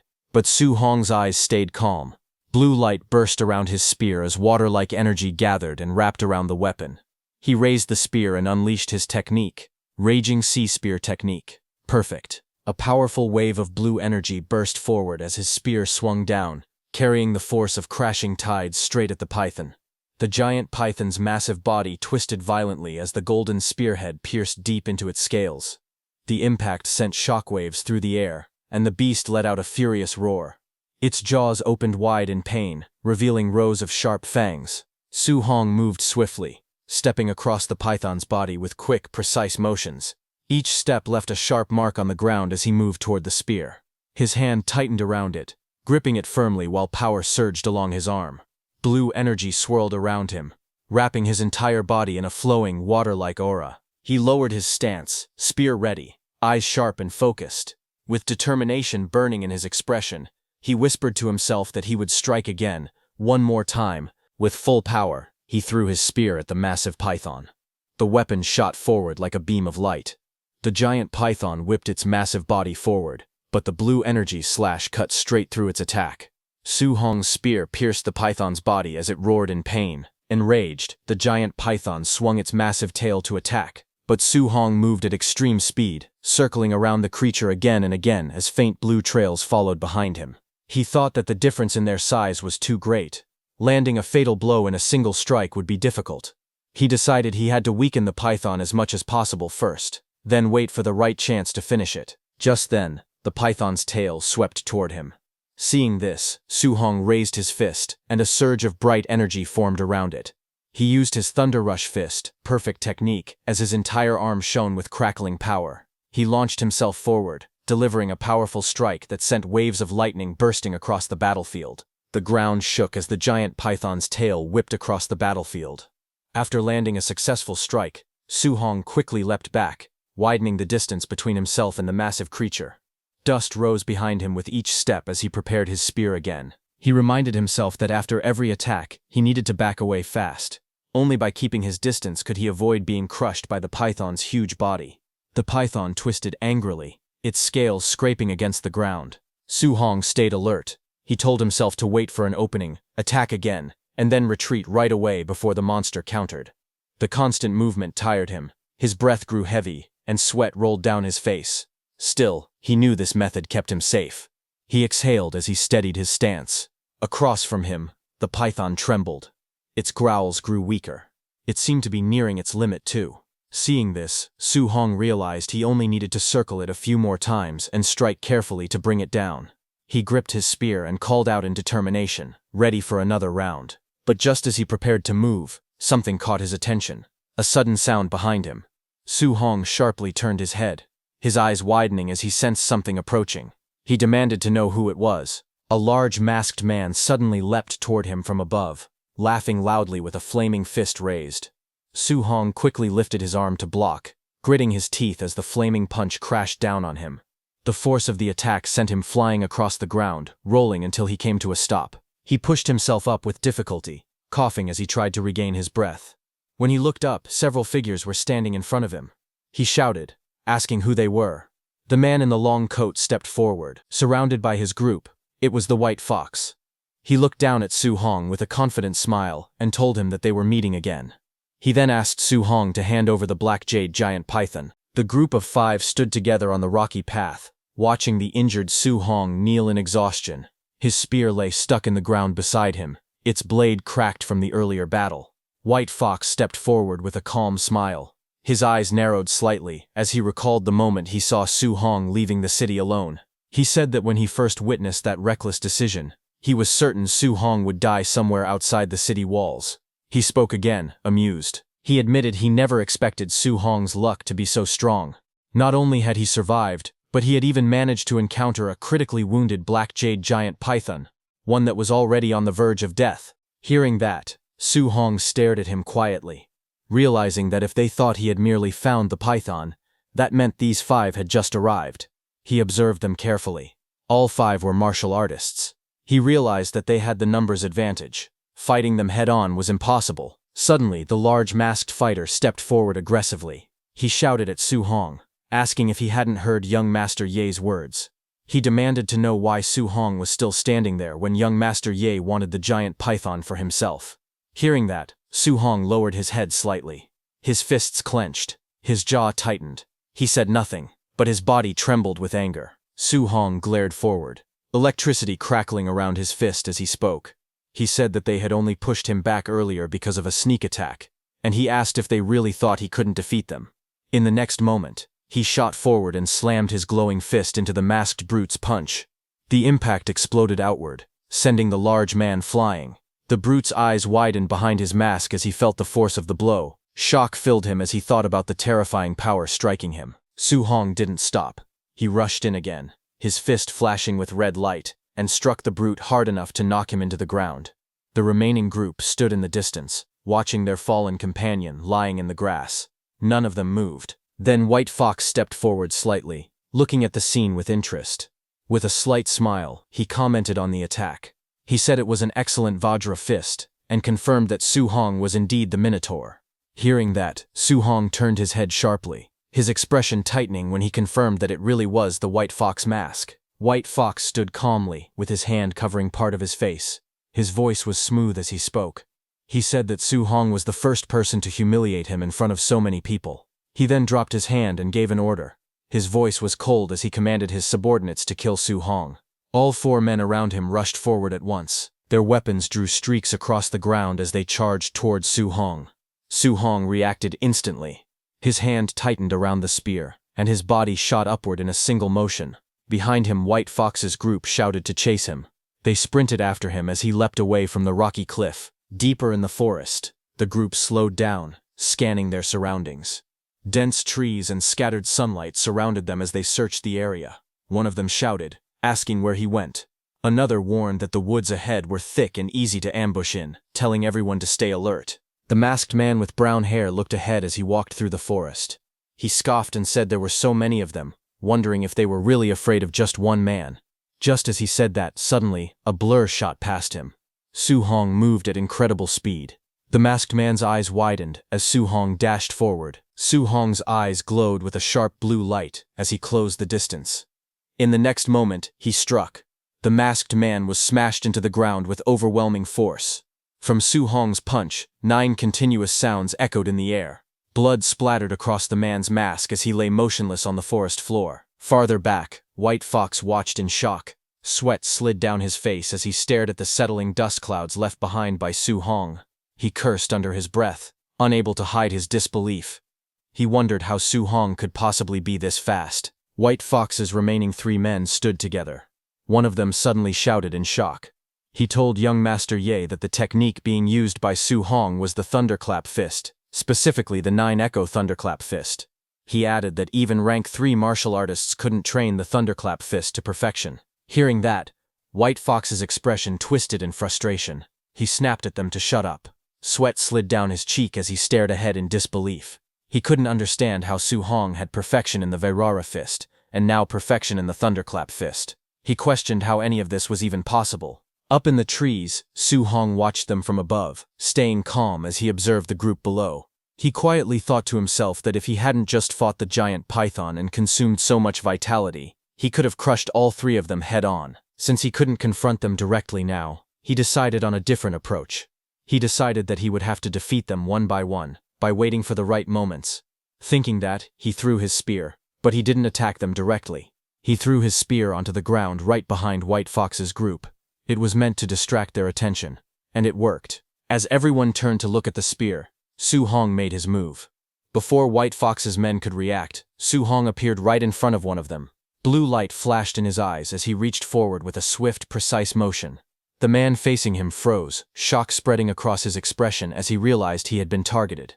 Su Hong kicked the man in the face. His strike landed with explosive force, sending blood scattering as the man's head snapped back violently. The impact launched the man's body into the air before it crashed onto the ground. Nearby, the remaining attackers turned in shock. One of them stared at the fallen body with fear spreading across his face, while another looked nervously toward his leader. One man shouted that Su Hong was too strong and urged White Fox to retreat, but White Fox refused. He glared ahead and demanded whether they were joking, insisting that he would kill the boy today. A blur of motion cut through the forest as Su Hong dashed between the trees. His speed left streaks of blue light trailing behind him. The attackers could barely react as Su Hong appeared again and rushed straight toward them. In the next moment, another attacker was struck so hard that his body flipped upward and slammed into the ground, shaking the forest floor. White Fox clenched his teeth in frustration. Sweat slid down his face as he stared ahead. He cursed under his breath, wondering how Su Hong had grown so much stronger in just a few days. Just then, a blur shot past him. Su Hong rushed forward with incredible speed, closing in from behind. White Fox immediately spun around, eyes wide, but Su Hong was already gone. Leaves scattered in every direction as the ground shook from his steps. White Fox shouted in anger, repeating his frustration again and again. In the next moment, Su Hong appeared behind White Fox again, saying it was finally his turn. But little did he know, White Fox had already detected him. White Fox immediately turned and raised his arm, blue light gathering around it. Energy sparks shot outward as he charged forward, shouting and telling Su Hong not to think he had already won. White Fox thrust his glowing finger upward, shouting the name of his technique, Void-Shattering Finger. Seeing that, Su Hong raised his spear to attack, but his senses warned him that it was dangerous. He bent down and dodged as the blue arc of energy sliced across the forest with incredible force. The blast struck a nearby tree, instantly blowing a massive hole through its trunk. Bark and dirt exploded outward as the tree shook from the impact. The entire tree burst apart, collapsing under the force of the attack. Across the forest, White Fox thrust both hands forward, using the same void-shattering finger technique again and again. Blue beams shot from his glowing fingers in every direction, filling the air with intersecting streaks of light. Su Hong jumped around the forest, dodging all of it. He watched White Fox with a sharp gaze. Sweat slid down his cheek as he assessed the attack's power. He noted that the martial skill wasn't weak, its level seemed high, possibly Class B. Then White Fox glared back with rage twisting across his face. He screamed that he had memorized Su Hong's face. He shouted that if he was injured today, he would kill Su Hong's entire family once he returned. This was White Fox's biggest mistake. Hearing the threat, Su Hong's expression darkened instantly. Blue light flashed across his eyes as White Fox's words rang in his mind. Su Hong sprinted through the forest. He zigzagged through the trees, leaving trails of destruction in his path. Ahead of him, White Fox glared nervously. He held up his glowing finger and shouted that his uncle was a supervisor at the martial artist base, and that his father held even higher status. But before he could finish, Su Hong appeared behind him. White Fox's eyes widened with fear as he sensed him closing in. Su Hong appeared behind him with lightning-like speed. Red light crackled around his fist as he spoke calmly, saying he preferred White Fox when he was acting arrogant a moment ago. His punch connected instantly. White Fox's face twisted as the blow sent him flying, blood spraying from the impact. Su Hong didn't stop. With one more sweeping attack, a red arc cut across the air and smashed into White Fox again, throwing him violently backward as his body spun out of control. White Fox was sent flying out of the forest. He fell from the cliffside and hit the ground with a violent impact, sending dust exploding into the air. Thick clouds of smoke rolled across the rocky ground. Through the haze, White Fox slowly pushed himself up. He coughed and panted heavily as the smoke began to clear. Su Hong, surrounded by a red aura, walked out of the shadows. His eyes were dark and cold. He looked straight at White Fox and said that he should never have used his family as a threat. Blood covered White Fox's face and clothes as he struggled to lift his head. He asked why Su Hong was so strong, and said it shouldn't be possible. He panted weakly and stared in disbelief, saying the other wasn't even a martial artist. White Fox screamed, asking Su Hong what he actually was. Just then, behind him, a massive black python rose from the ground, its eyes glowing and its tongue dripping blood. Terrified, White Fox's eyes widened as he turned around after sensing the black python. Just then, the black python slammed its tail onto the ground with tremendous force, cracking the earth. Seeing that, Su Hong got ready to face the giant python directly, gripping his spear. He said he had spent too much time fighting the others. As the monstrous snake coiled and lifted its head, he realized it had already regained its stamina. On the other hand, White Fox's 3 men whom Su Hong had knocked out before stood in the forest, shaken and confused. One of them muttered that Su Hong, whom they had fought, was far too strange. Another looked around anxiously and wondered where young Master Ye had gone, asking if he had already finished off Su Hong. Suddenly, the man in the red jacket lifted his head, alerted by a sound. Before they could react, they saw Su Hong running toward them from behind. He sprinted straight at them with his spear in hand. One of the men shouted that he would not spare him, while another yelled that Su Hong had finally come out, but Su Hong ordered them to move out of the way. Just as he said that, a loud rumble burst from behind. All 3 men froze when a massive python erupted from the ground, lunging toward them. Their eyes widened in shock. As the python crashed forward, Su Hong dodged aside, causing the giant creature to slam into the 2 martial artists. One of them screamed as the monster struck. A notification appeared, stating that Su Hong had indirectly killed an opponent martial artist and earned 30 martial value. A moment later, the python whipped around again, knocking the man in red into a tree. The notice appeared once more, another indirect kill, another 30 martial value. Su Hong stared at the scene in surprise. He hadn't expected to gain martial value this way too, but suddenly, the giant python's tail swung across the ground and came toward him. Seeing this, Su Hong was alerted, a bead of sweat sliding down his face as he reacted to the sudden movement behind him. He thought to himself that after so many battles, his martial value was finally enough for him to break through and become a martial artist. With a powerful leap, he spun into the air. He moved with lightning speed, jumping from tree to tree, until he made a large distance between himself and the python. He wished he could find a safe place to break through. His eyes sharpened when he spotted a cave in the distance, deciding that he would choose that spot. He shot straight down toward the cave entrance as the serpent followed. As he entered, the massive python crashed into the cave entrance, sending dust and rocks exploding upward upon impact. In the dim cave, Su Hong landed on one knee with his spear pressed against the ground. Dust and rocks fell around him as the giant serpent crashed down, its glowing eyes locked onto him. The python lurched forward, its jaws opening wide as it dove straight at him with a violent roar. But it couldn't enter. Inside the cave, Su Hong quickly pulled up his system status screen, while the serpent's body thrashed behind him. The python roared again as the system interface displayed Su Hong's information. Name: Su Hong, Vitality 96, Spirit 23, Physique, mortal body 3%. Martial skills, raging sea spear technique, perfect thunder rush fist, perfect vajra fist, perfect floating light palm, perfect void step. His martial value showed 504. Su Hong furiously tapped the vitality stat on his screen, shouting for it to increase faster. Numbers flashed rapidly as vitality rose by plus 0.1 again and again. A burning red aura erupted around him. Vitality surged through his body, making his entire frame tremble from the heat. Red light wrapped around him like flames as he gritted his teeth, thinking that it felt as if magma was flowing through his veins. The status screen flashed again, displaying that vitality had reached 100. Red energy burst outward. Seeing this, the serpent stopped, its eyes widening as a wave of crimson power surged across the cave. A red notification appeared above Su Hong, announcing his breakthrough and that he had become a Tier 1 martial artist. Flames of power burst around him as he stood in the center of the glowing circle.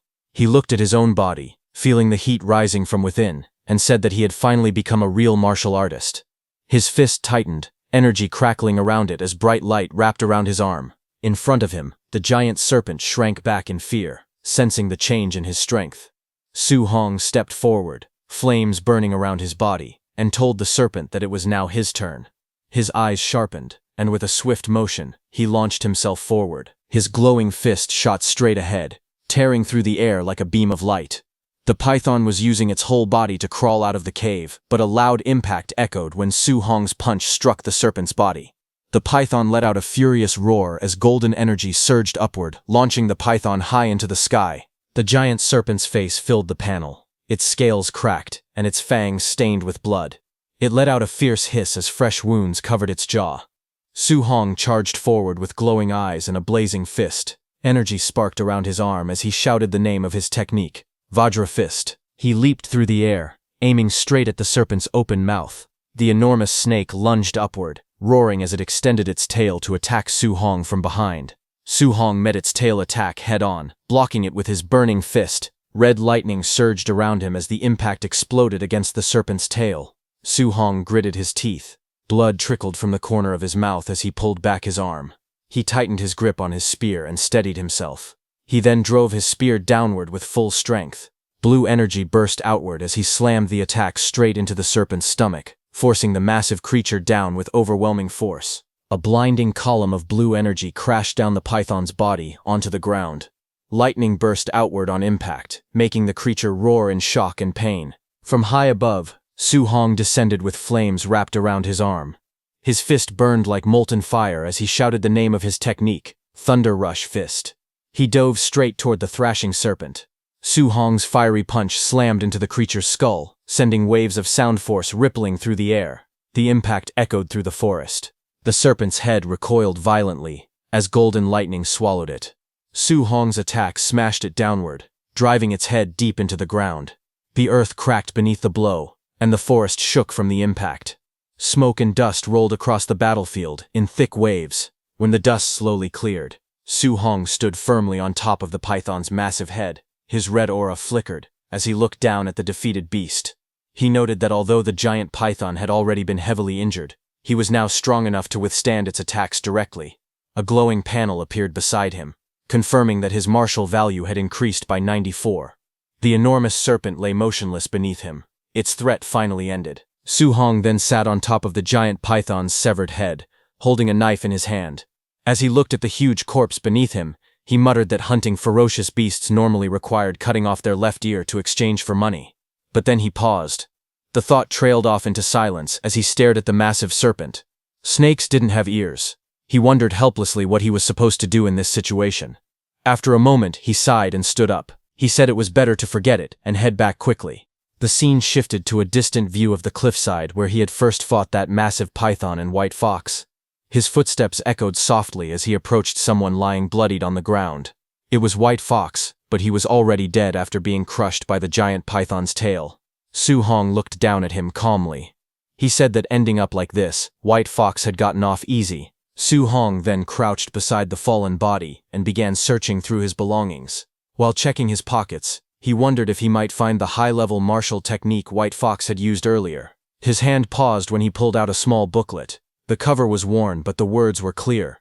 He read the title out loud, Void Breaking Finger. Later that night, As the massive corpse of the giant python rested motionless, something shone nearby. It was a small fire flickering inside a cave, whose entrance was covered by a wall of stone. Inside the cave, the warm glow of the fire lit up the rocks. Su Hong sat cross-legged with the void-breaking finger manual open on the ground. He calmly stated that he had already memorized the entire introductory method of the void-breaking finger, and the next step was to use the system to master it quickly. Soon, the surroundings shifted into a dark, digital-like space. Su Hong sat in the center and called out for the system to begin. In front of him, a glowing blue projection of himself slowly appeared. Training began instantly. Light beams surged around him, and a sharp force shot past his body as he practiced. He narrowed his eyes and continued. One by one, streaks of blue energy burst from his fingertips as he repeatedly used the void-breaking finger. His voice echoed as he shouted the name of the technique. System panels floated beside him, showing the mastery level rising rapidly, 51%, 63%, and 93%. Blue light filled the entire space as he continued to train, pushing the technique closer and closer. Suddenly, a faint blue screen flashed before Su Hong's eyes, showing a message that void-breaking finger had reached the basic stage. But before Su Hong could celebrate, a sharp beam of blue light shot into his forehead, causing his body to tremble. His eyes widened in shock. He coughed weakly, holding his chest as he returned to reality.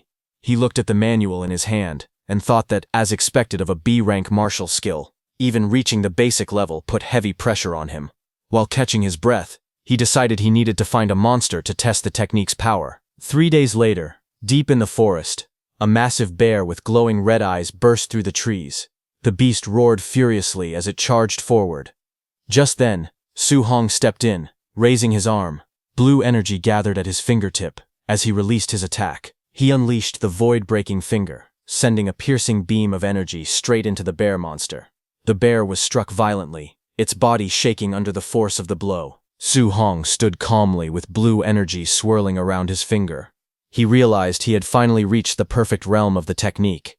He felt satisfied, thinking that its power was truly worthy of a B-rank martial skill. Just then, a glowing notification appeared, displaying that he had mastered void-breaking finger to perfect void-breaking finger. With the skill perfected, he lowered his hand and said that it was time to go back. The scene shifted to a large fortified compound, the martial artist base, where countless martial artists were gathered within the wide courtyard. The martial artist base was lively that day.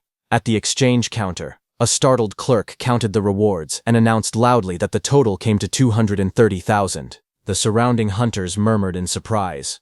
One of them praised the Thunder Squad, saying they were incredibly fierce for killing so many beasts. Another muttered that this single harvest equaled several months of his own hard work. Just then, a little distance away, new voices rose in excitement. Hunters pointed out that this guy didn't bring back a single non-ranked beast. Every corpse he carried was a Tier 1 ferocious beast, and some were even high-stage ones. Those voices attracted the Thunder Squad's attention. Those voices were for Su Hong. He stepped forward with a large bundle. The clerk checked the records and read out the numbers in disbelief. 72 initial stage beasts, 83 middle stage beasts, and 17 high stage beasts. The total reward reached 406,000 blue star coins. The hunters nearby stared at him in shock. Su Hong lowered his gaze slightly, sweat forming at his temple. He wondered if he had hunted too many beasts and become too noticeable. If he had known this would draw so much attention, he thought he should have killed fewer. Just then, loud noises echoed through the base. A burst of force shattered part of the plaza, catching everyone's attention. Hunters gathered and stared at the destroyed area. People shouted in confusion. Someone asked how the base could be attacked. Another questioned how this was possible when so many high-level martial artists were stationed there. Su Hong stepped forward among the crowd, gripping his spear as he looked toward the smoke rising from the damaged building. From the smoke, a pale hand pressed against the ground, a faint glint of light reflecting off several metal rings wrapped around its fingers. A man in a suit stepped forward from the smoke-filled ruins of the base. His expression twisted with fury as he shouted for the base to be sealed, ordering that not even a single fly be allowed to escape. This man was Ye Qi, the person in charge of the base, and White Fox Ye Feng's uncle. His subordinates responded instantly, shouting their acknowledgement. Seeing this, another supervisor hurried toward him, panic visible on his face. He asked Ye Qi what had happened. Ye Qi's eyes burned red with rage as he answered. He shouted that his nephew Ye Feng, along with the 4 martial artists accompanying him, were all dead. News of the death spread quickly among the crowd. Several martial artists whispered in shock, wondering how Ye Feng could possibly have been killed and how an entire group of 5 could be wiped out at once. Some people muttered bitterly. One man thought that if not for Ye Feng's background, he would have killed him long ago. Another person said that everyone there had been robbed by Ye Feng before. More voices joined, saying the scourge had finally been eliminated. Hidden among the crowd, Su Hong stood silently, listening to their reactions as the discussions grew louder around him. Ye Qi walked forward, announcing in a stern voice that a B-rank martial skill found on Ye Feng's body was missing. He declared that all martial artists had to be body searched and cleared of suspicion before they were allowed to leave. Amid the tense crowd, Su Hong stood quietly with his spear. He observed the situation calmly. As he listened, he thought to himself that based on the corpses, it was obvious White Fox had been killed by the giant python, so the incident should not be traced back to him. From across the open plaza, the officials and Ye Qi gathered in a group. Their eyes scanned the crowd in suspicion. Su Hong noticed their focused stares drifting toward him.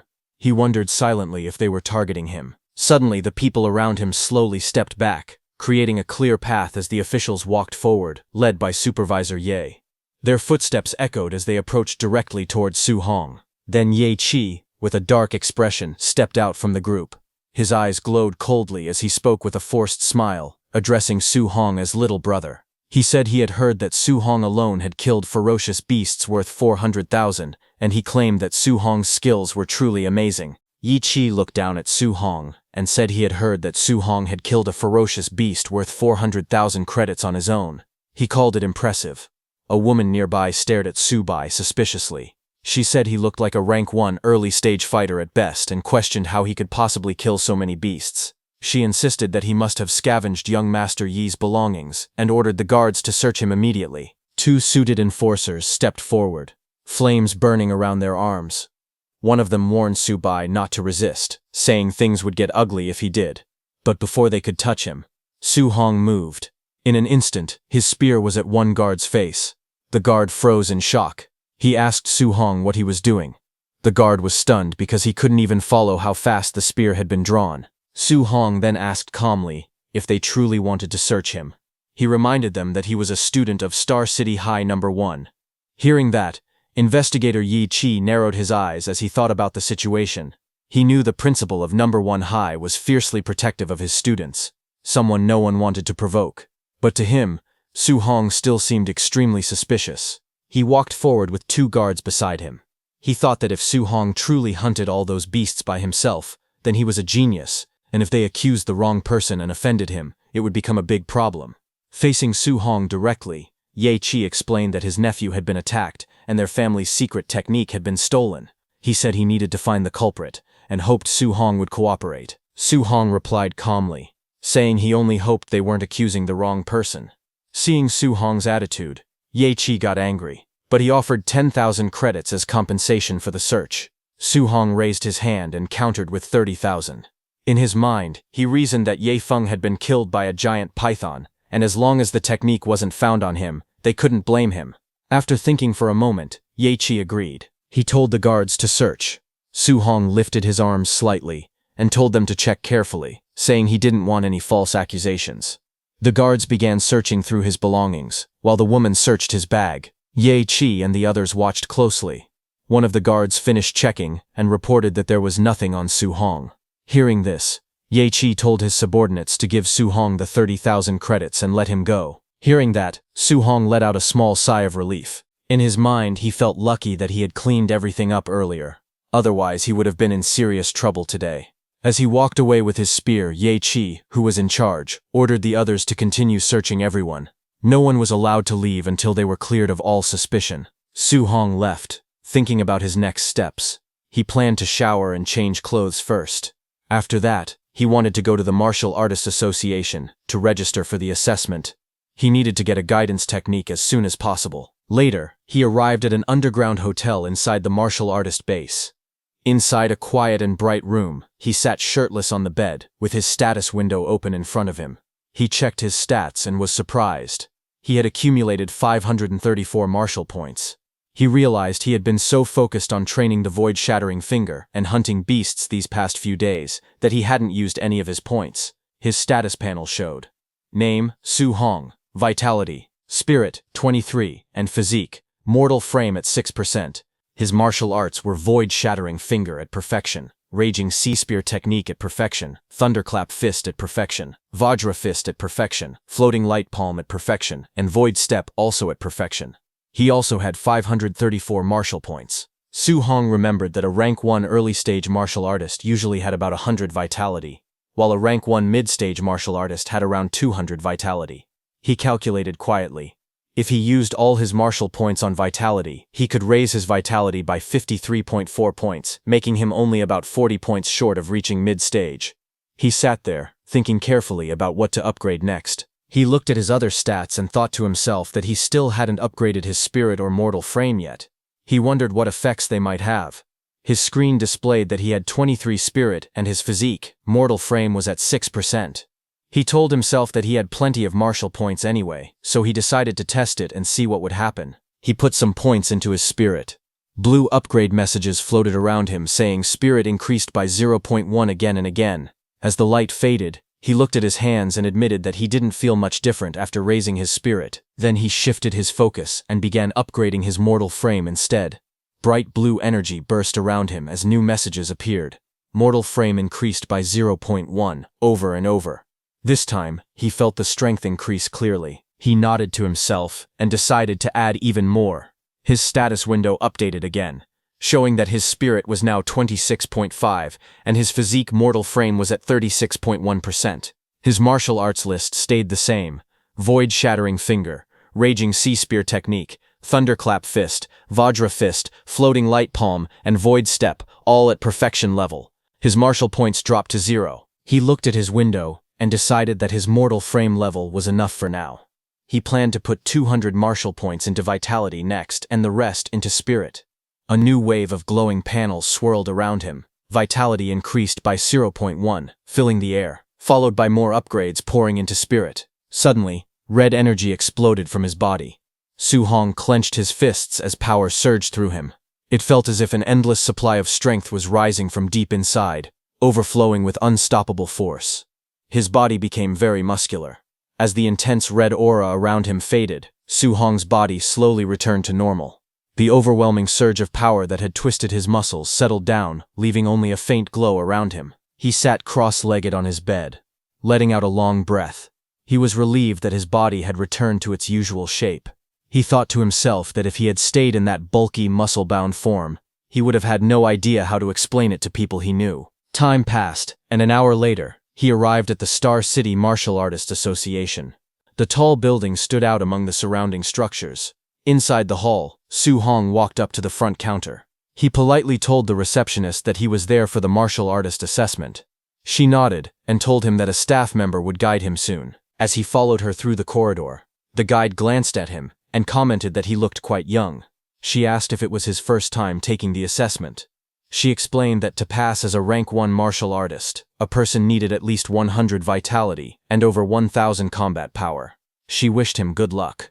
Su Hong simply thanked her and continued walking. Nearby, 2 martial artists noticed him. One of them wondered aloud why Su Hong had come alone, without even a master accompanying him. The other guessed that Su Hong was probably just testing things out, considering his age. Su Hong continued forward quietly as their voices faded behind him. But just as he entered, his eyes widened slightly. His attention locked onto the assessment area ahead. A staff member read out the results loudly.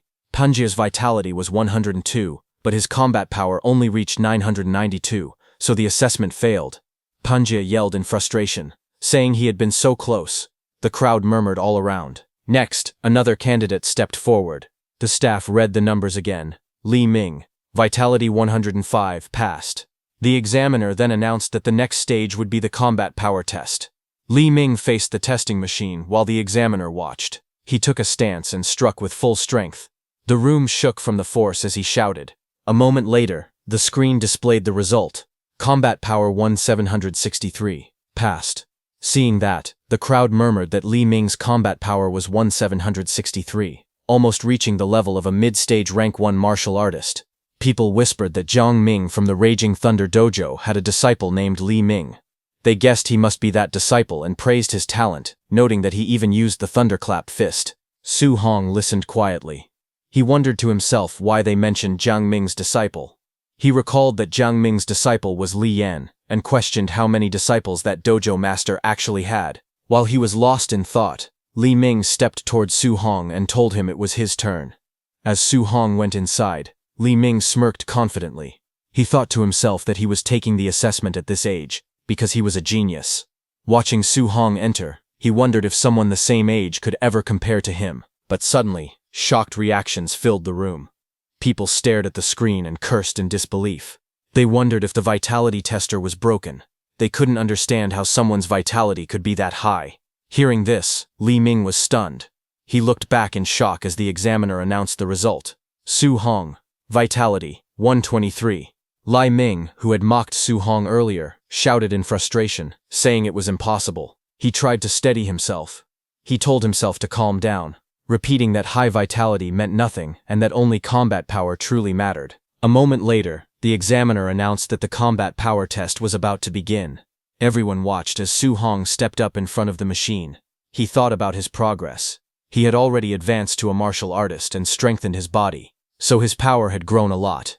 He guessed that using 40% of his strength should be enough for this test. But then he worried. If he held back too much, he might fail the requirement. To be safe, he decided to use 50%. He took his stance and focused. His eyes sharpened as he rushed forward, his fist glowing with power. In the next instant, he struck the machine with a powerful blue force, sending a huge shockwave through the entire room. The machine went flying back violently as his attack blasted straight into it, leaving the ground cracked behind him. The machine exploded into pieces the moment his punch landed, leaving behind streaks of motion as fragments of metal scattered across the floor. Everyone watching froze in shock. Li Ming's eyes widened as he saw that the tester had been sent flying with just a single punch, calling that level of power terrifying. But what was even more terrifying was that Su Hong didn't even use any martial arts. Then the results appeared. The broken machine displayed the number 3004, a combat power normally reached only by a rank 1 high-stage martial artist. The crowd was stunned. They said that number was unimaginable. Up on the balcony, an instructor pointed at the chaos below. He told his superior that the same kid had caused trouble again, calling him an absolute monster. The superior looked down and recognized Su Hong. That was the same man who had watched Su Hong's match in the underground arena. With a calm expression, he said that it all made sense now. Meanwhile, in a bright office filled with sunlight, the president of Star City's Martial Arts Association, Wu Linshen, sat at her desk. She complained that the Yang City branch next door kept producing geniuses and showing off every day. She worried that if Star City didn't produce any geniuses soon, she would lose her job. Suddenly, an assistant burst into the office in a panic. He yelled that a monster had appeared in the martial artist assessment. Wu Linshen was startled enough to nearly drop her phone. He quickly explained that a rank 1 early-stage youth had sent the testing machine flying using only raw physical strength, and his combat power had reached 3000. Hearing this, Wu Linshen's eyes widened. She stared ahead, shocked by the news. Meanwhile, the Martial Artists Association's central hall was busy, filled with people walking around and talking. Su Hong stood near the escalators, with a staff member dressed in a suit. The staff member told Su Hong that he would first take him to the second floor to register his martial artist identity. After that, they could go collect his allowance. Su Hong nodded and thanked him. As they spoke, someone walked down the escalator. A pair of high-heeled boots appeared at the top, and a woman's voice said that the staff member could leave because she would personally handle Su Hong. The staff member froze. Then the woman stepped fully into view. It was the president. Her long golden hair flowed behind her as she looked down at them from the escalator. The staff member called out in surprise. The president walked up to Su Hong and asked if he was Su Hong. She introduced herself as Wu Linshen, the president of the Star City branch of the Martial Dao Association, and told him to follow her. Su Hong replied politely, calling her president. At the same time, he thought to himself that this person was the president of Star City's Martial Artist Association. He had heard rumors that she was a Tier 5 martial artist. She looked different from what he had imagined. The scene then shifted to the president's office. A bright and spacious room filled with warm sunlight. Su Hong sat on a couch while the blonde president reclined casually on another seat. She looked at him with a relaxed smile and began speaking. She said she knew he was a student from Star City No. 1 High School, and mentioned that Principal Lee Chengshan had complained to her before. According to him, the school had produced only 2 ordinary Tier 1 martial artists this year, yet Lee Chengshan somehow hit a major genius like Su Hong. Su Hong looked confused, and asked why she had brought him to her office. He explained that he only wanted to register as a martial artist, and collect his allowance and guidance technique. The president waved her hand confidently. She told him not to worry, saying the people downstairs had already handled his martial artist ID and monthly allowance. As for the guidance technique, she said she would teach him personally. She stood before him and asked how much he currently understood about guidance techniques. Su Hong thought for a moment. He said the textbook mentioned that heaven and earth spiritual chi had different attributes, and that guidance techniques were methods to absorb those spiritual energies to strengthen the body. He also added that absorbing spiritual chi of different attributes required a matching guidance technique. The president lifted her hand, and a warm orange flame appeared in her palm. She explained calmly that the textbooks were not wrong, but guidance techniques were more than just cultivation methods. She gave an example. The heavenly flame guidance technique she practiced mainly absorbed fire attribute spiritual chi. While it strengthened her body, it also gave her attacks the power of fire. As she spoke, the flame in her hand burned brighter and sharper. She then released the flame outward. A stream of fire shot across the room like a blazing whip, lighting up the entire office. She said that if someone could release attribute attacks externally, it would also increase their attack range. But for a Tier 1 martial artist, even carrying a small trace of attribute power was already impressive. Su Hong stared in surprise. He asked if guidance techniques could actually be used for attacking. He thought they were only for absorbing spiritual chi to cultivate. The textbooks never mentioned this part. The president raised her hand again, and symbols representing different elements appeared beside her. She explained that heaven and earth spiritual chi had 7 attributes: metal, wood, water, fire, earth, thunder, and wind. Each had its strengths and weaknesses, but in pure attack power, thunder ranked first, metal second, and fire third. She added that the guidance technique someone could cultivate depended on their compatibility. As she spoke, she lifted a glowing red crystal ball from the table. Su Hong nodded slowly. He realized it wasn't possible to cultivate any guidance technique freely. One had to match their own compatibility first. The president held the glowing crystal ball in her hands. She explained that it was used to test a person's compatibility. The brighter and larger the glow, the higher the compatibility. She said that ordinary martial artists usually had only 20 to 30%. Her own compatibility was around 80%, which was already considered extremely high. She looked at Su Hong with confidence, and told him that someone as talented as him would definitely go beyond 90%. As she spoke, the flame inside the crystal disappeared, and she handed the ball to him. Su Hong looked at the crystal ball quietly. He thought to himself that President Wu had become a Tier 5 martial artist at such a young age, and was already considered a genius, yet her compatibility was only 80%. If he reached 90%, it would be too unbelievable. When Su Hong placed his hands on the ball, a blinding light erupted instantly. President Wu's eyes widened in shock. The entire crystal ball burst with intense red light, filling the whole room. The president jumped in excitement, and shouted that it was completely full. His fire attribute compatibility had reached 100%. She rushed to Su Hong and grabbed his shoulders, asking if he understood what this meant. He admitted that he didn't. She explained with great excitement that this meant he could absorb 100% of fire attribute spiritual chi from heaven and earth, without wasting even a single trace. She then explained calmly that her own compatibility was only 80%. Because of that, she lost 20% of the fire attribute spiritual chi every time she absorbed it. Even so, she had already reached Tier 5 as a martial artist, and had become the president of the Star City Martial Artists Association. Then she leaned closer to him. With a confident smile, she said that his future achievements would definitely be higher than hers. She admitted that she never expected a small place like Star City to produce someone as talented as him. Someone who was not weaker than geniuses from the Magic City Imperial Capital region. Su Hong looked at the crystal ball in his hands. He thought quietly to himself that the fire attribute was good, but he still preferred the thunder attribute. He wished he had the thunder spirit attribute instead. Just as he said that, the crystal ball suddenly burst with bright golden lightning. Thunder-like patterns flashed inside it, as powerful light filled the room. When he lifted the glowing sphere, President Wu stared at him in shock. He looked at her and said that his thunder attribute compatibility also seemed to be 100%. She stayed silent, unable to respond.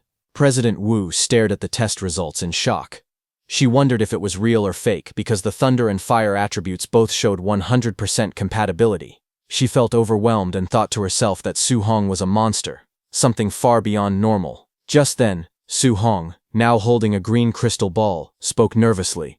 He told the president that the wind attribute also seemed to be 100%. Hearing this, the president looked even more stunned, unable to believe what she was seeing. She quietly muttered that the situation was too outrageous. A few minutes passed. The room became calm. Sunlight spilled in through the windows, while the two of them sat on separate couches. The president leaned back weakly, still trying to process everything. She slowly sat up and wiped the sweat from her forehead. She whispered that something was not right. All the attributes she tested were full. Every single one was at 100%. She wondered if she was dreaming. Her thoughts drifted back to her past. She once believed she was a top-tier genius. Becoming a 30-year-old Tier 5 martial artist was as rare as phoenix feathers or unicorn horns. But when she once faced an opponent beyond common sense, she realized she was just an ordinary person. She remembered standing before a massive monster. The ground cracked beneath her feet as the beast roared loudly. In that moment she understood that to defeat something beyond common sense she would need someone just as extraordinary. She then recalled a man standing atop that fallen creature, looking down with calm eyes. Only those who were also beyond common sense could fight such beings. Back in the room, she looked at Su Hong and thought that he was an existence ordinary people could never understand. On the other hand, Su Hong was lost in thought. Thinking seriously, he muttered that all 7 of his attributes were at 100%. If he focused only on thunder and ignored the other 6, it felt like a waste. He sighed, saying the situation was distressing. Then he turned to the president with a smile and asked if she could give him copies of the guidance techniques for all 7 attributes. The president stared at him speechlessly. She explained slowly that human energy was limited. No matter how talented someone was, it was recommended to cultivate only 1 or 2 attributes. She gave an example. In the past, someone had tried cultivating all 7 guidance techniques at the same time. Even after training for decades, that person remained only a Tier 1 martial artist. Hearing that, Su Hong told her that he could not choose a path yet, so he wanted to cultivate all attributes first and decide later which one to focus on. President Wu agreed, but warned him not to fool around and not to waste such rare talent. She then asked Su Hong if his school's monthly exam was coming soon. Su Hong nodded and asked why she suddenly mentioned it. President Wu explained that tensions on the All-Heavens battlefield were growing stronger. A huge war between the 10,000 races and the human race could break out at any moment. Because of this, nations had invested a lot of resources to create a genius training camp, and she wanted to recommend him. She said that if he could take first place in the school's monthly exam, she would give him a recommendation spot. Su Hong repeated her words softly, thinking about the war of the 10,000 races and the training camp. He then remembered the tragedy from over 10 years ago, the war that took the lives of all his relatives except his uncle and aunt. He clenched his fists and agreed, saying he would definitely work hard.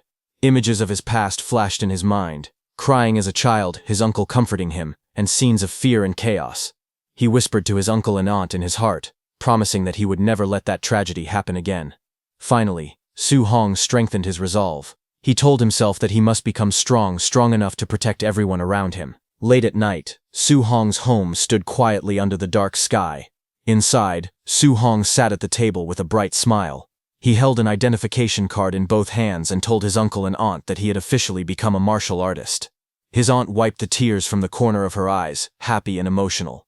His uncle trembled with excitement as he held the card, unable to believe that Su Hong had really succeeded. They both praised him, saying that he had become a capable young man. Su Hong explained that a Tier 1 martial artist received a monthly allowance of 10,000, so his uncle no longer needed to work with such difficulty. His uncle laughed happily and said that Su Hong had now become the pillar of their family and that they would listen to him from now on. Su Hong smiled gently and promised that he would support the family from this day forward. Later that night, Su Hong sat alone on the rooftop. He crossed his legs and began cultivating. Orange energy flames burst out around him as he breathed steadily, focusing all his strength on training. Su Hong's eyes suddenly lit up with a bright, fiery glow. Power surged inside him, and his stare turned sharp and intense. The next second, he punched the air with determination. Energy gathered around his arm, spinning wildly as flames wrapped around his fist. He punched out with full force, sending a wave of heat and wind across the rooftop. When the energy faded, Su Hong looked at his fist. It was smoking lightly, He stared at it in confusion and wondered why the technique felt so weak. He asked himself if this was really the basic level of the guidance technique and why it had no power at all. Then a glowing system panel appeared in front of him. It showed his name and different stats. It also displayed a new line for guidance technique. He realized that he had actually learned the Heavenly Flame guidance technique. But it was only at level 1 with 5%. Su Hong became even more surprised. He wondered since when guidance techniques had levels. President Wu had never mentioned anything like that. If techniques could be leveled up, she would have told him. He looked back at the panel, thinking deeply. Maybe this guidance technique was different. Then a thought struck him. Su Hong stared at the glowing screen in shock. He couldn't believe it, but excitement spread across his face as he realized the truth. Only he could level it up. Su Hong stood before the glowing blue panel and stared at it seriously. He asked himself how he was supposed to upgrade guidance techniques, wondering if they were improved the same way as martial value. Just as he touched his system window, a red warning screen flashed in front of him. The panel showed the message: insufficient martial value. Seeing that, Su Hong sighed. He decided to first cultivate the rest of the guidance techniques. He told himself he would figure out how to earn more martial value later. He then sat cross-legged on the rooftop, surrounded by books. Flames of spiritual energy burst around his body, brightening the whole surrounding. Several hours later, Su Hong's inner view appeared, showing 7 glowing points of spiritual qi. Each point represented a different guidance technique. Thunder guidance technique, level 1. Water marsh guidance technique, level 1. Thick earth guidance technique, level 1. Spirit wind guidance technique, level 1, and others. The 7 different attributes of spiritual qi pushed against each other. Su Hong gritted his teeth as sweat rolled down his face. He understood why President Wu once said that a genius who cultivated 7 guidance techniques had stayed a Tier 1 martial artist for decades. He continued to channel the power. Flames rose around him, and he tried to control the energy. He noticed that although all 7 types of spiritual qi existed in his body, he could only use one attribute at a time. A ball of fiery spiritual qi formed in his hand as he breathed heavily. That bright flame swirled in Su Hong's hand as he watched it closely. He had realized that if he forced himself to use a second attribute, the 2 glowing forces instantly collided, followed by a violent explosion. It was a huge explosion of spiritual energies that shook his rooftop. The clash made both attributes disappear. Su Hong narrowed his eyes. He wondered if thunder and fire really couldn't be combined. Their natures felt similar, so why did they keep rejecting each other? He tried again. Thunder light and fire sparks wrapped around his fingers. The 2 forces touched. Another explosion burst out, and the energy scattered into the air. Still sweating, Su Hong clenched his teeth. He refused to give up. He yelled in frustration, telling himself to try one more time. Flashes burst from the rooftop again and again through the night, as he repeatedly attempted to fuse the attributes. When dawn arrived the next day, the building still glowed faintly from the leftover sparks of Su Hong's non-stop training. He breathed heavily, sweat running down his face. He told himself he just needed a little bit more. In his hand, the lightning and flame flickered and shook. He stared at it, insisting softly that he only needed a tiny bit more. He gritted his teeth and shouted for the power to fuse. Lightning and fire wrapped around his arms as he forced the 2 energies together. He raised his hand again and yelled, calling for fusion. A bright flame exploded in his palm. After trying through the whole night, he finally succeeded. He looked at the flame in his hand with relief and satisfaction. He then straightened his clothes and said it was time to go out and test the power. The scene shifted to Star City's Citizen Martial Arts Square, a large open plaza with a tall clock tower at its center. Training robots stood ready around the area. Su Hong stood in front of the spider-shaped combat tester. He pointed at it and said that he had switched to a Tier 3 combat power tester. Hoping it wouldn't break this time, he remembered that 50% power had reached 3,000 combat power. So he decided to try 30% power first. He raised his glowing fist and struck. The machine displayed the result. The number went above 2,300. He looked surprised. At 30% strength, the power should have been around 1,800, but it had increased by 500 more. He looked at the lightning burning in his hand, and thought that just the power of thunder alone was already this strong. Then he clenched his hand again, and aimed. He wondered how strong the fused power of thunder and fire would be. He released the combined force, and the explosion of lightning and flames shot forward. His punch smashed into the combat tester with overwhelming speed and power. The screen flashed new numbers. Su Hong stared in surprise. It showed 3041, far higher than he expected. He muttered in shock, wondering how it had passed 3000. He stood beside the damaged tester, rubbing his hands. He thought about how, with only his physical strength and the fused thunder fire, 30% of his power already surpassed a Tier 1 high-stage martial artist. Then he glanced at his own status and sighed. His vitality was only 123 points, which made the result even more terrifying. He thought that if the power was already this strong with just 2 fused attributes, he wondered what kind of strength he would have if he could fuse all 7 attributes. The thought of combining them filled him with excitement. He looked at the flames and lightning dancing in his hand, and smiled. He decided to go back and try fusing 3 attributes next time. Later, he was shown lying flat on the rooftop, exhausted. His shirt was gone, and his body was drenched in sweat. Small lights floated around him as he breathed heavily. He thought about the difficulty again. Fusing 2 attributes was already hard, but fusing 3 felt many times harder. He had rearranged and combined all 7 attribute patterns repeatedly, yet he still made no progress at all. Even so, he kept thinking about how powerful it could be if he finally succeeded. He looked at the system screen and wondered if increasing the level of his guidance techniques would help him succeed in fusing attributes. The screen listed the techniques he had. Thunder Guidance Technique, Level 1. Heavenly Flame Guidance Technique, Level 1. Water Marsh Guidance Technique, Level 1. Thick Earth Guidance Technique Level 1, and Spirit Wind Guidance Technique Level 1. He reminded himself that the monthly exam was tomorrow, and he needed to earn as much martial value as he could. The next day, all the students gathered at Star City No. 1 High School. Students stood on the field as the principal walked onto the stage. The principal told them that this monthly exam would be different. Because the front lines were under heavy pressure, a special training camp would now be held every year to select geniuses for focused training. He explained that the training camp had many resources, powerful martial arts, rare pills, and even grandmasters who would serve as instructors. The top 3 students in the monthly exam would be allowed to join Star City's training camp. Hearing that, the students became excited. Some shouted about wanting to enter the genius training camp. Others were shocked that a Tier 7 grandmaster might be an instructor, since even their principal was only Tier 3. Amid the noise, Su Hong stared ahead with a tired face as he remembered President Wu telling him that if he got first place, she would give him a spot. But didn't the top 3 all receive spots anyway? A friend of Su Hong told him that Chen Shan and Li Tu had already become Tier 1 martial artists. Beside them, several others had also reached the basic level of Thunder Rush Fist, and he felt they had no chance of winning. Su Hong looked confused. He thought about how he had only missed school for 10 days.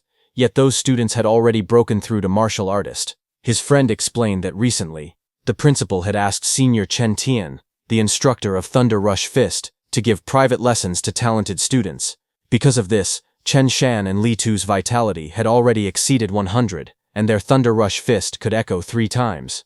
While they were talking, suddenly Chen Shan and Li Tu walked forward confidently. One of them said he wanted everyone to know who the real No. 1 genius was.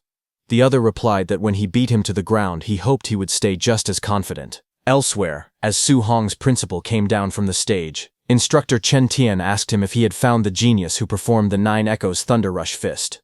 Principal Li answered that he had searched everywhere recently, and didn't think that person was from his school. While they were talking, they suddenly heard some noise behind them and turned. A tall man in a black suit walked up with 2 others. It was Jiang Ming, who had taught Su Hong that spear technique. Along with him were Li Ming and Li Yan.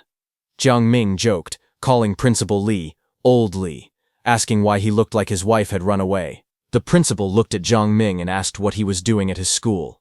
Jiang Ming smiled and said that the quality of this year's students didn't seem very good. He then explained that he had brought 2 disciples with him. After the monthly exam, he suggested letting the first-place student come over for a spar. Hearing that, Principal Li's expression tightened. He knew that Jiang Ming had clearly come to embarrass him. He thought that if he refused, it would be like admitting that his school had no talented students at all. Jiang Ming continued speaking lightly. He said the students here looked weak anyway, so if the principal refused, he could understand. Hearing that, instructor Chen Tian snapped back angrily, asking if Jiang Ming was looking for trouble on purpose. Nearby, one of Jiang Ming's students, Li Yan, pointed toward the crowd. He told his teacher there was bad news. The kid named Su Hong had appeared. Jiang Ming looked confused and repeated the name, asking which Su they meant. As he turned toward the group of students, he suddenly recognized Su Hong standing at the back. Jiang Ming shouted in surprise. He realized it was that same little monster he had seen before. Su Hong looked at them calmly, a faint smile on his face as the crowd blurred around him. Jiang Ming stared in shock as sweat formed on his face. He realized that the kid they had been talking about was actually from Nome High School. He looked at his two disciples and grew even more troubled. He thought that if Li Yan and Li Ming fought Su Hong, they would definitely lose. Rather than letting them lose face in front of everyone, he needed to avoid the match. He quickly put on a smile and waved his hand. He told Principal Li and Instructor Chen not to be angry. He said he had only been joking and that there would be no competition. He even called his own disciples trash, saying they could never compare to the other school's students. Li Yan and Li Ming immediately shouted that they conceded. Hearing that, both Principal Li and Instructor Chen were furious. Their faces twisted in anger as they thought about how these men dared to mock them so sarcastically. Soon after, the scene shifted to the arena. A loud announcement echoed across the stadium, calling for match number 666, Su Hong, to begin. From the stands, Su Hong's friend leaned forward anxiously. He told his colleague that Su Hong's first opponent was a quasi-martial artist, and that this was extremely unlucky. He then called out to Su Hong, telling him that he could try to fight but shouldn't push himself. Getting injured at the start of the tournament wouldn't be worth it. Su Hong's opponent, Chen Peng, stepped forward and pointed at Su Hong. He asked if Su Hong planned to walk down on his own, or if he should beat him down instead. He clenched his fist and was about to charge straight at Su Hong with confidence. But before he could even react, Su Hong moved. He suddenly disappeared from his place, and the next second he appeared in front of Chen Peng. His figure flashed, and with one clean strike, he sent Chen Peng flying through the air. The impact was so strong that Chen Peng flipped upside down and crashed hard onto the ground. Everyone watching stared in shock. One student shouted in disbelief, asking when Su Hong had become so fierce. The others were stunned into silence. Su Hong stood calmly in the center of the field, surrounded by rising smoke. His posture was relaxed, but the crowd trembled. They realized what had happened. Su Hong had defeated a quasi-martial artist in one single move. Su Hong stood calmly on the battlefield, while another opponent lay defeated at his feet. The crowd shouted in disbelief, saying that Su Hong had won again and wondering how he had become so strong. Some even questioned if he had already reached the level of a Tier 1 martial artist. They announced that the next match would be the final battle. From the stands, Instructor Chen stared at Su Hong in confusion, wondering where this student had suddenly come from and why he hadn't appeared when private tutoring was offered. Principal Li blamed himself, calling it a failure in his own duties. Both of them discussed Su Hong further. Principal Li wondered how he had never noticed such a promising student before. By not training him early, he felt he had wasted a real talent. Instructor Chen said he felt Su Hong looked familiar, but he couldn't remember where he had seen him. They then turned their attention to the ongoing semi-final match between Chen Shan and Li Tu, saying the winner would be decided soon. Watching their fight, they noted that the two fighters were evenly matched, making it difficult to tell who would win or lose. On the stage, Li Tu shouted at Chen Shan. He said that since they both used the same technique, the Three Echoes Thunder Rush Fist, Chen Shan would need to use his strongest move if he wanted any chance of winning. He then launched forward, using the Thunder Rush Fist with full force. Li Tu charged forward with a fierce expression, his fist slamming down with explosive force. Chen Shan answered with a sharp shout as he blocked, the impact blasting wind across the floor. Chen Shan's voice rose in anger as flames burst around his fist. He yelled at Li Tu to watch carefully, declaring himself the true number one of the school. From the sidelines, the students stared in shock. They shouted that Chen Shan was performing attribute externalization, unable to believe he had already mastered it. They recognized the blazing fist as the fire attribute, known for its immense power, second only to thunder. Li Tu stepped forward with a calm smirk as water-like energy flowed around his arm. He replied that attribute externalization was nothing special, and anyone could do it. The students gasped again. They shouted that Li Tu could also externalize attributes, and his was the metal attribute, a force even stronger than fire in combat. Li Tu dashed ahead, chains of metallic energy swirling around his fists. He announced that he also possessed this power as he launched his attack. His punches echoed with 5 sounds. Chen Shan, who charged forward, was shocked when he saw Li Tu unleash the 5 Echoes Thunder Rush Fist. A violent impact followed as Li Tu's strike landed cleanly. blasting his opponent backward in a streak of motion and shockwaves that tore across the arena floor. From the viewing platform, Principal Lee and Instructor Chen watched with widening eyes. Principal Lee muttered that Lee Tu had been hiding his strength deeply. Instructor Chen added that within just 10 days, Lee Tu had managed to master attribute externalization and even bring the Thunder Rush Fist to the micro level. They agreed that Lee Tu's talent was exceptional. Principal Lee then said there was no need to watch the final match. With micro-level Thunder Rush Fist and the metal attribute, he believed Su Hong had no chance of beating Lee Tu. Instructor Chen sighed that if Su Hong had learned a guidance technique and mastered Thunder Rush Fist as well, he might have stood a chance. Just then, Jiang Ming walked over and confidently placed a bet. He wagered 50,000 that Su Hong would take first place. Hearing that, Principal Lee and Instructor Chen were shocked. Principal Lee asked Jiang Ming if he was crazy. He said although Su Hong was good, how could he possibly win without a guidance technique? But Instructor Chen only laughed, saying that if Jiang Ming was delivering money to him, he would gladly take it. Soon, the announcer declared the final battle. Number 01, Lee Tu, against number 666, Su Hong. The match began. Students shouted from around the arena. Some cheered for Su Hong to seize the championship. Others urged Lee Tu not to lose face. The two fighters stepped onto the circular stage, facing each other as the final showdown began. Lee Tu stood confidently, telling Su Hong that he was lucky. He said Su Hong had only reached the finals because he hadn't met him or Chen Shan earlier. Su Hong looked calm.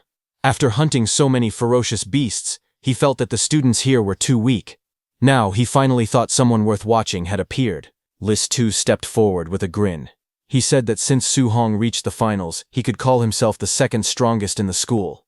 Su Hong simply asked who the first was. Lis Tu stomped on the ground and declared that the number one was himself. He rushed in with a fierce attack, saying he only needed one move to show how big the gap between them was. The students watching gasped in panic. One of them exclaimed that Lee Tu was using the 5 Echoes Thunder Rush Fist right from the start, wondering if he was actually taking things this seriously. Another student nervously said it was already over. With the Thunder Rush Fist coming out, there was nothing left to fight. Su Hong was bound to lose. But Su Hong's eyes glowed with a sharp golden light, as power built up inside him. In the next moment, flames burst from his fist, and he shot forward. He said he only wanted to see where the limits of his physical body lay. The students panicked even more when they saw him rushing straight in. One shouted that Su Hong must be crazy, he didn't even dodge, choosing to meet the attack head-on. Another yelled that even if he wanted to die, this wasn't the way, urging the referee to save him quickly. The two fighters collided in the middle of the arena, their fists smashing together with explosive force. Shockwaves blasted outward as the impact shook the ground. They clashed again and again, their blows sending bursts of energy through the air. Su Hong met his opponent's thunderous attack directly, the impact scattering chains of water and sparks in every direction. Lee Tu stared in shock, realizing that Su Hong had actually neutralized his 5 Echoes Thunder Rush Fist instantly with just 5 punches. The two fighters clashed again, their fists colliding in a storm of blows as chains of energy whipped around them. Lee Tu gritted his teeth, wondering if Su Hong was a monster, because every punch Su Hong threw felt overwhelmingly heavy. Up in the stands, students watched with wide eyes. Su Hong's teacher exclaimed that Su Hong wasn't using any martial skills at all, yet he was evenly matched with Lee Tu, who was using the 5 Echoes Thunder Rush Fist. Su Hong's friend shouted that Su Hong's strength was far too terrifying. Principal Lee and Instructor Chen also looked stunned. Instructor Chen said that Su Hong must possess some kind of special physique, otherwise his strength wouldn't be this exaggerated. Principal Lee burst into laughter, proud that his school had actually produced a genius with a special physique. But Instructor Chen beside him shook his head.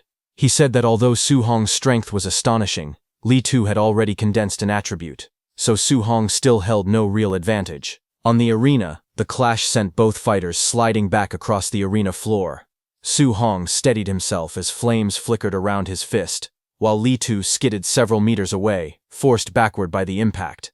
Lee Tu's eyes widened with anger and disbelief. He shouted that Su Hong shouldn't act arrogant, because the winner could only be him. Blue lightning surged around his arms as he powered up again. He then lunged forward, shouting for Su Hong to accept defeat. His fists, wrapped in chains of energy, tore through the air as he charged straight at him. Su Hong watched calmly. He thought to himself that he had originally planned to test how far he could fight Lee Tu, using only his physical body. But Li Tu had already stopped holding back and was now attacking at full power. Since Li Tu had gone all out, Su Hong decided he should also show some respect. Flames burst from his own fist as he sprinted forward to meet the attack head-on. Lightning burst across the arena as Li Tu shouted in shock. He looked at Su Hong with wide eyes as he recognized his technique. Realizing what he was seeing, he yelled that Su Hong could also use attribute externalization. Principal Li and Instructor Chen on the side trembled as golden lightning wrapped around the arena. Instructor Chen stammered in disbelief, unable to finish his sentence. Principal Li could only mutter in shock, saying he had no idea how this was even possible. Both of them were stunned that Su Hong possessed the Thunder attribute and had mastered the Thunder guidance technique.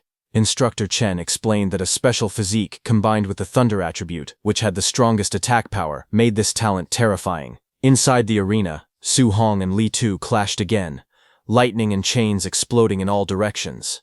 Li Tu stared forward, realizing something alarming. He admitted that Su Hong's Thunder attribute was even stronger than his own Metal attribute. Su Hong looked back with a calm, confident expression. Lightning coiled around his body as he spoke. He told Li Tu that since he had revealed his ultimate move, he would now answer it properly. Su Hong narrowed his eyes as lightning flickered around him. He told Li Tu that he would show his ultimate move as well. Golden light burned in his eyes as thunder wrapped around his fists. He also used his Thunder Rush fist technique as he charged forward. In the next moment, his strike landed with explosive force. The scene shook as repeated impacts echoed, one after another, driving Li Tu backward.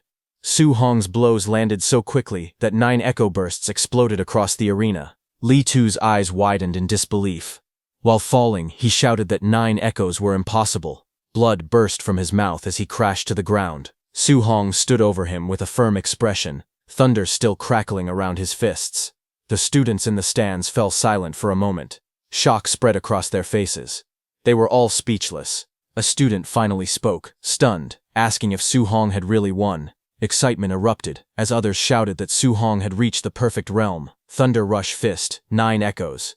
They cheered that his technique was even fiercer than the teacher who taught it. Instructor Chen and Principal Li stared in shock. Instructor Chen stuttered out that Su Hong had produced 9 echoes. He asked if Su Hong was the same genius who had disappeared from school that day.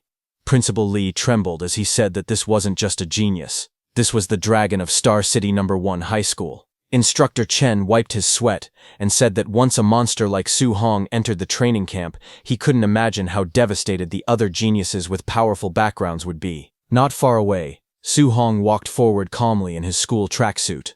Looking at him, Instructor Chen spoke with admiration, saying that a golden carp was not meant to stay in the pond. Once it met wind and cloud, it would transform into a dragon. To him, Star City was nothing more than a small puddle for Su Hong. Principal Li nodded with confidence. He said that in the upcoming training camp, Su Hong was destined to be a dragon rising from the abyss, soaring into the sky. He added that the Magic City Imperial Capital, and even the battlefield of 10,000 races, were the true places where a monster like Su Hong would shine the brightest. The scene then shifted to evening at Su Hong's home. As he returned, he called out to his uncle and auntie, saying he was back. Su Hong stepped in with his school bag. His uncle looked up from the table filled with dishes and asked how the exam had gone. Su Hong smiled and said he got first place. Hearing that, his uncle became excited, repeating that Su Hong had ranked first in the monthly exam. Then he eagerly asked if that meant Su Hong could now attend the training camp he had mentioned before. Su Hong nodded lightly, but suddenly, there was knocking on their house door. Su Hong turned his head toward the sound. A woman stood outside, knocking firmly and calling out, asking if this was Su Hong's house. Su Hong opened the door slightly and looked at her. Behind him, his aunt and uncle peeked curiously from inside. Su Hong asked who she was. The woman stood at the doorway, addressing Su Hong. She introduced herself, saying she was the parent of Lin Nian, from his school. She explained that only the top 3 students in the monthly exam were allowed to attend the training camp, and since her son ranked 4th, she wanted to discuss Su Hong giving up his spot. She then held out money, offering 30,000 in exchange for Su Hong's place, so Lin Nian could go instead. Hearing her, Su Hong remained expressionless, while his uncle and aunt looked on from behind, surprised. The woman grew irritated at his lack of reaction. She raised her voice, saying the training camp existed to nurture geniuses for the future battlefield. She warned that the competition was extremely cruel and that people could actually die. She continued, explaining that those in the camp consumed high-grade pills until they vomited and practiced high-level martial skills freely. She added that, given Su Hong's family circumstances, giving up early was for his own good. Hearing that, back inside the home, Su Hong's aunt looked worried and asked him if what the woman said was true and whether the camp was really that dangerous. Su Hong's uncle turned to his wife and told her to calm down. The uncle then looked at Su Hong seriously and asked if he could guarantee his own safety. Su Hong answered firmly that he could, a confident flicker in his eyes. Hearing that, the woman in the purple suit complained, saying they actually believed a child's promise. Su Hong's uncle replied that he trusted Su Hong. He said going to the training camp was Su Hong's own decision, and he believed his promise. He added that if he couldn't trust his own family, he wouldn't trust her instead. The woman shouted in anger, but the uncle slammed the door shut right in front of the woman's face, telling her to leave. The woman stormed out. As she walked away, she angrily muttered that they should wait to be eliminated from the training camp. Then inside the house, Su Hong stood in the room and looked at his uncle. He told his uncle that it was not like he had intentionally hidden the dangers of the training camp, but his uncle shook his head and told him it was fine. His uncle smiled and pointed at himself, saying he was just a rough man. He said Su Hong was more educated and understood the training camp better than he did. Since he had the resolve to face difficulties, they would support him. But his aunt suddenly slapped her husband's back and scolded him, asking what kind of talk that was. She stepped forward and told Su Hong that they did not ask for any ranking, they only wanted him to stay safe. Su Hong smiled gently and nodded. Night fell over the city. Lights from tall buildings glowed in the distance. Su Hong stood alone on the rooftop, looking over the skyline. He thought to himself that although his uncle and aunt supported him, they must still be worrying about him secretly. He told himself he absolutely could not let down their expectations. Standing under the night sky, he strengthened his resolve. He thought that to protect this hard-earned life, he had to become stronger. Su Hong looked at the glowing system panel in front of him. He said that he had fought more than a dozen matches in the monthly exam, and earned a total of 285 martial value points, but it still wasn't enough. The panel displayed his information: vitality, spirit, mortal body percentage, his guidance techniques, martial skills, and his total martial value. He tapped on the screen and increased his mortal body, which was currently at 36.1%. He said he didn't know what high-level skills or trump cards the geniuses in the training camp had. To fight against them, he needed to improve his physical combat power first. Immediately, red notifications floated around him one after another, showing that mortal body increased by 0.1. They appeared repeatedly as he pushed himself harder, sweat running down his face. A few minutes later, a new value flashed. His mortal body had reached 64.6%. Breathing heavily, he said he was still 35.4% away from reaching 100%. He wondered what kind of special physique would appear after the mortal body, but suddenly, he noticed something and looked at the panel again. He asked himself when the Thunder Guidance Technique and Heavenly Flame Guidance Technique had reached level 2. The screen showed both techniques listed at level 2. He touched his chin, thinking. He said he had only cultivated the guidance techniques for a few days and hadn't done anything else. He wondered if no special conditions were needed. Maybe simply cultivating the guidance techniques allowed them to level up naturally. Su Hong then activated his guidance techniques, thunder crackling in his left hand and flames rising in his right. He thought to himself that he would strive to level up one more time. The next morning, dawn broke across the city skyline as sunlight spilled between the tall buildings.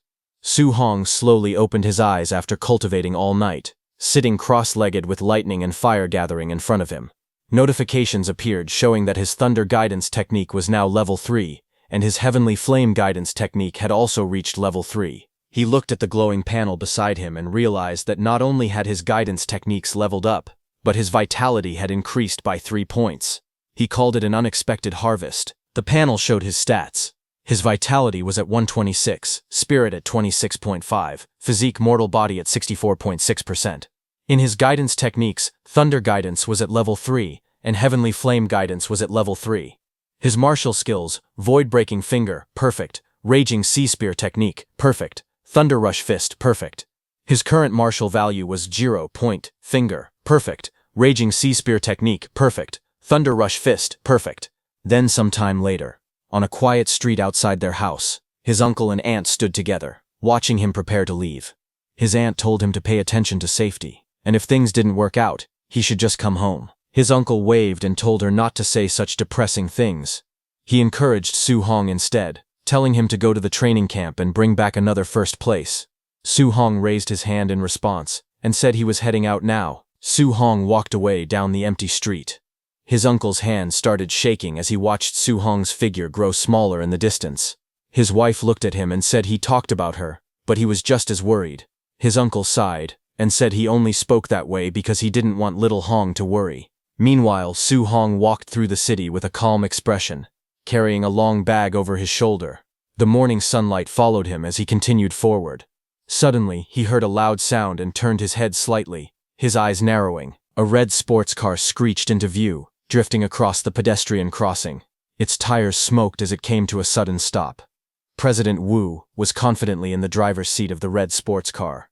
She looked toward Su Hong and told him to get in. The scene shifted to the highway as the red car sped across elevated roads, sunlight reflecting off its surface as it cut through the city. Inside the moving car, Su Hong sat beside her while the wind rushed past.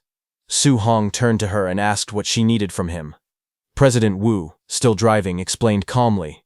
She said that there were things about the training camp he needed to know. She told him that, as the president of the Martial Dao Association, she knew the profiles of several participants.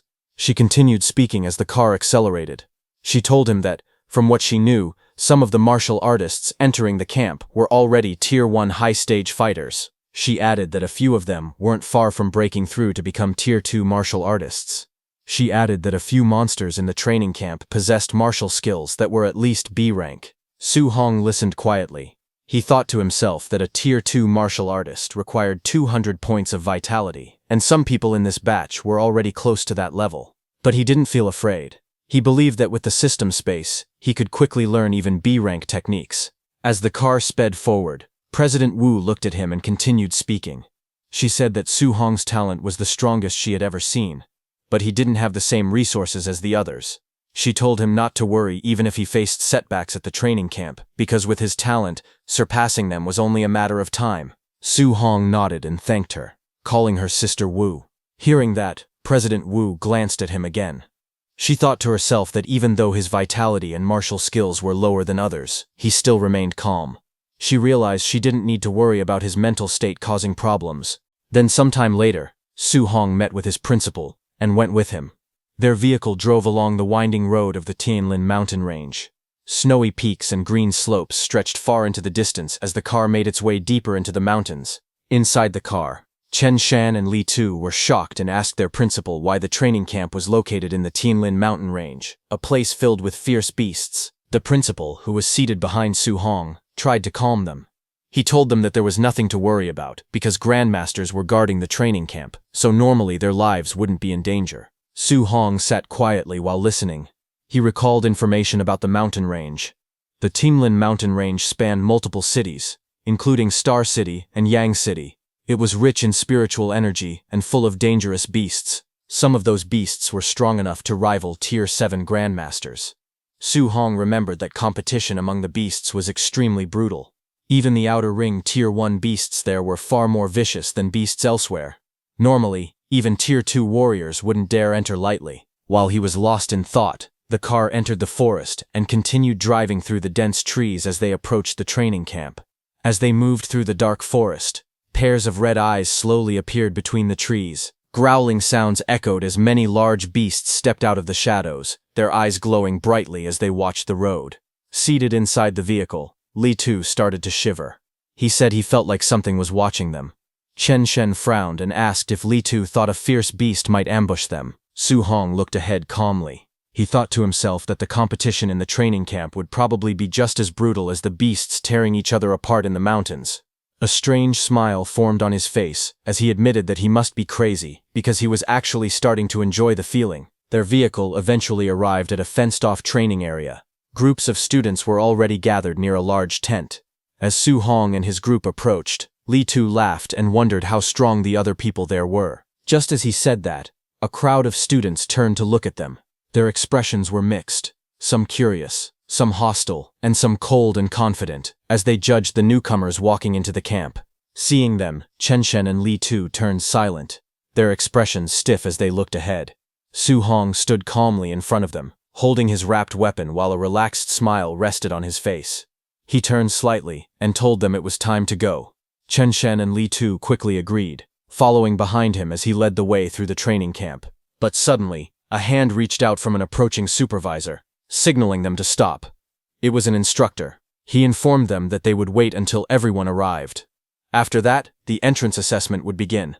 Su Hong was surprised to hear that, and asked if there was an entrance assessment as well. Just then, a sudden shout went up from the crowd, announcing that those rich kids had arrived.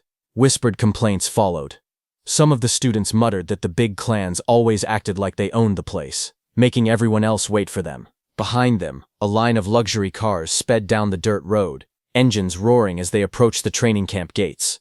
When the vehicles stopped, several men in suits stepped out first, opening the doors for their young masters. From the red car, a white-haired man in elegant clothes appeared.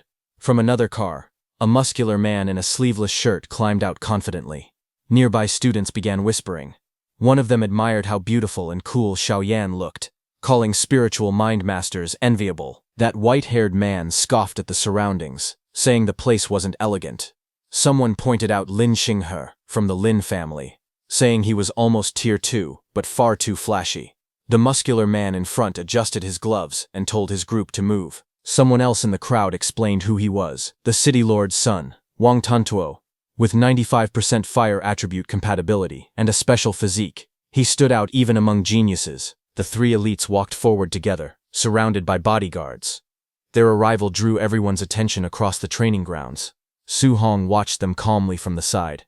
His classmates stood beside him, taking in the sight of the flashy newcomers. In his mind, Su Hong recognized the trio. They were the top Star City geniuses President Wu had mentioned. A faint smile appeared on his face as he wondered just how genius they really were. The instructor then stepped forward with a clipboard in hand. He announced that everyone had arrived and that he would now explain the rules for the entrance assessment. The crowd gathered around him in a wide circle. He told them that the actual training camp was located 30 kilometers deeper inside the Tianlin mountain range. He explained the next rule. Some of the fierce beasts in the mountains carried these tokens inside their bodies. Only those who obtained a token would be allowed to enter the training camp. Hearing that, Chen Shen and Li Tu grew worried. Chen Shen said that walking 30 kilometers in 8 hours might sound simple, but not in a place like the Tianlin mountain range. Li Tu pointed out that once they went deeper, they could run into high-level fierce beasts, and people could actually die. Su Hong listened quietly. He wondered if the task was really just to reach the camp within 8 hours. To him, that meant he had plenty of time to kill extra fierce beasts and earn more martial Dao points. Just then, a black-haired student raised his hand.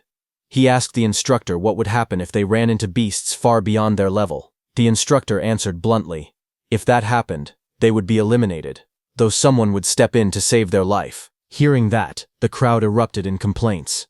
Several candidates shouted that the rules were unfair. They argued that stronger people could be eliminated, while weaker ones might pass by pure luck. Others joined in, saying the assessment seemed too luck-based. Hearing them, the instructor's expression hardened.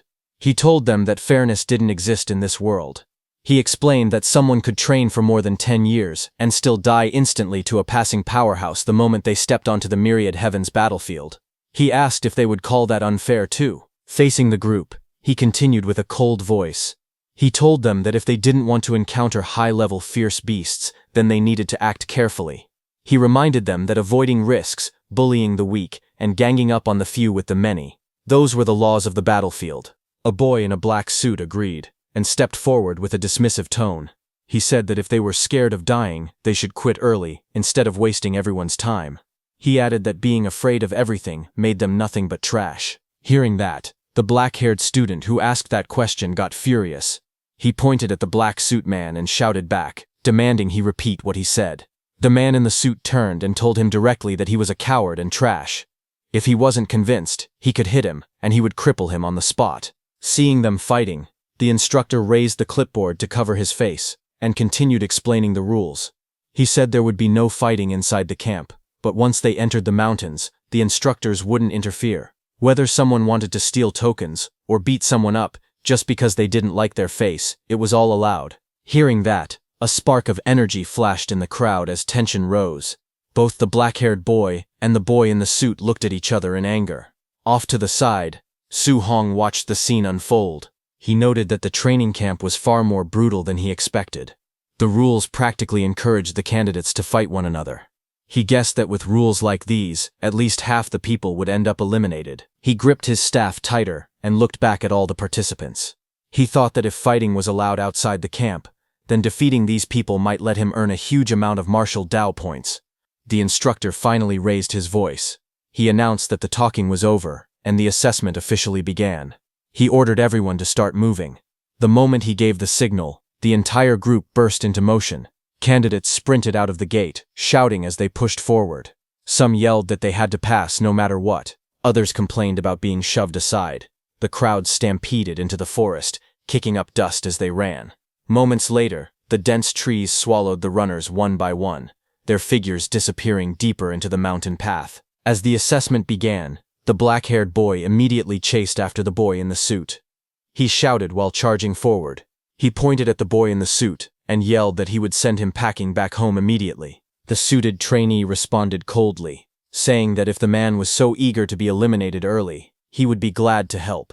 The attacker lunged with a glowing fist, shouting that the other man was dead. The suited man countered with a burst of blue energy, releasing a sharp cry as their fists collided. The impact exploded outward, sending shockwaves through the forest. The two exchanged rapid blows. Yellow and blue streaks filled the air as their punches crashed again and again, each collision blasting white sparks around them. The force of their clash rattled the trees while the spectators watched from a distance. High above on a branch, another trainee calmly observed the fight. It was Su Hong. He rested his weapon on his shoulder and thought quietly. He had wanted to use this chance to test the combat strength of the so-called geniuses, but what he saw was disappointing. They were nowhere near as strong as the rumors had claimed. He sighed, concluding that even if he defeated every one of them, he probably wouldn't earn many martial Dao points. Su Hong turned and walked through the forest, deciding to move away from the noise behind him. He thought that it was better to spend his time hunting more high-level fierce beasts instead. But behind him, those two boys' loud arguing echoed in the woods. They clashed, their hands locked together, blue and yellow energy bursting between them. One of them shouted that poor trash would always be poor trash, and that no amount of training could compare to generations of his family's wealth. The other fighter yelled back, refusing to be grouped with what he called poor trash. Their voices carried through the trees, and hearing them, Su Hong stopped, stunned as the insults repeated, calling people working-class losers and insisting that hard work was pointless. His expression darkened.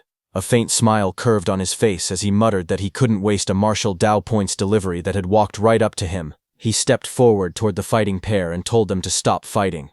When they looked up, Su Hong stood there holding a thick wooden stick. Blue energy flickered faintly around him.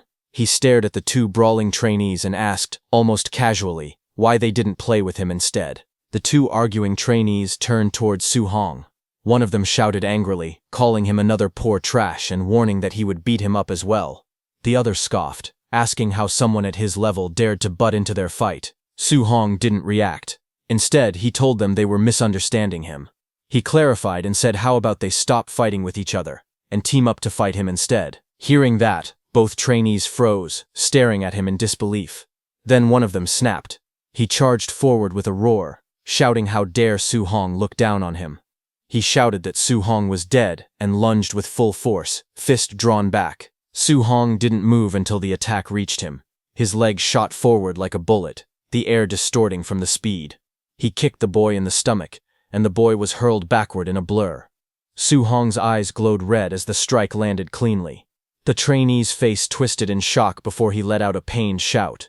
The force of Su Hong's strike tore through the clearing, sending that trainee flying across the ground. Wind spiraled violently, as the impact carved a clean path through the forest floor. The second trainee staggered back, shocked by the display of power. He stared at his fallen companion slumped against a tree. Fear crept across his face as he wondered how someone with equal strength could be defeated in a single move. Before he could react, Su Hong disappeared and rushed toward him in a blur. Su Hong appeared instantly, moving at a speed the trainee couldn't follow. The boy in the suit was overwhelmed by how fast his opponent had suddenly become. Su Hong raised the wooden stick calmly and told him that it was now his turn. The trainee froze, sweat dripping down his face as he tried to brace himself.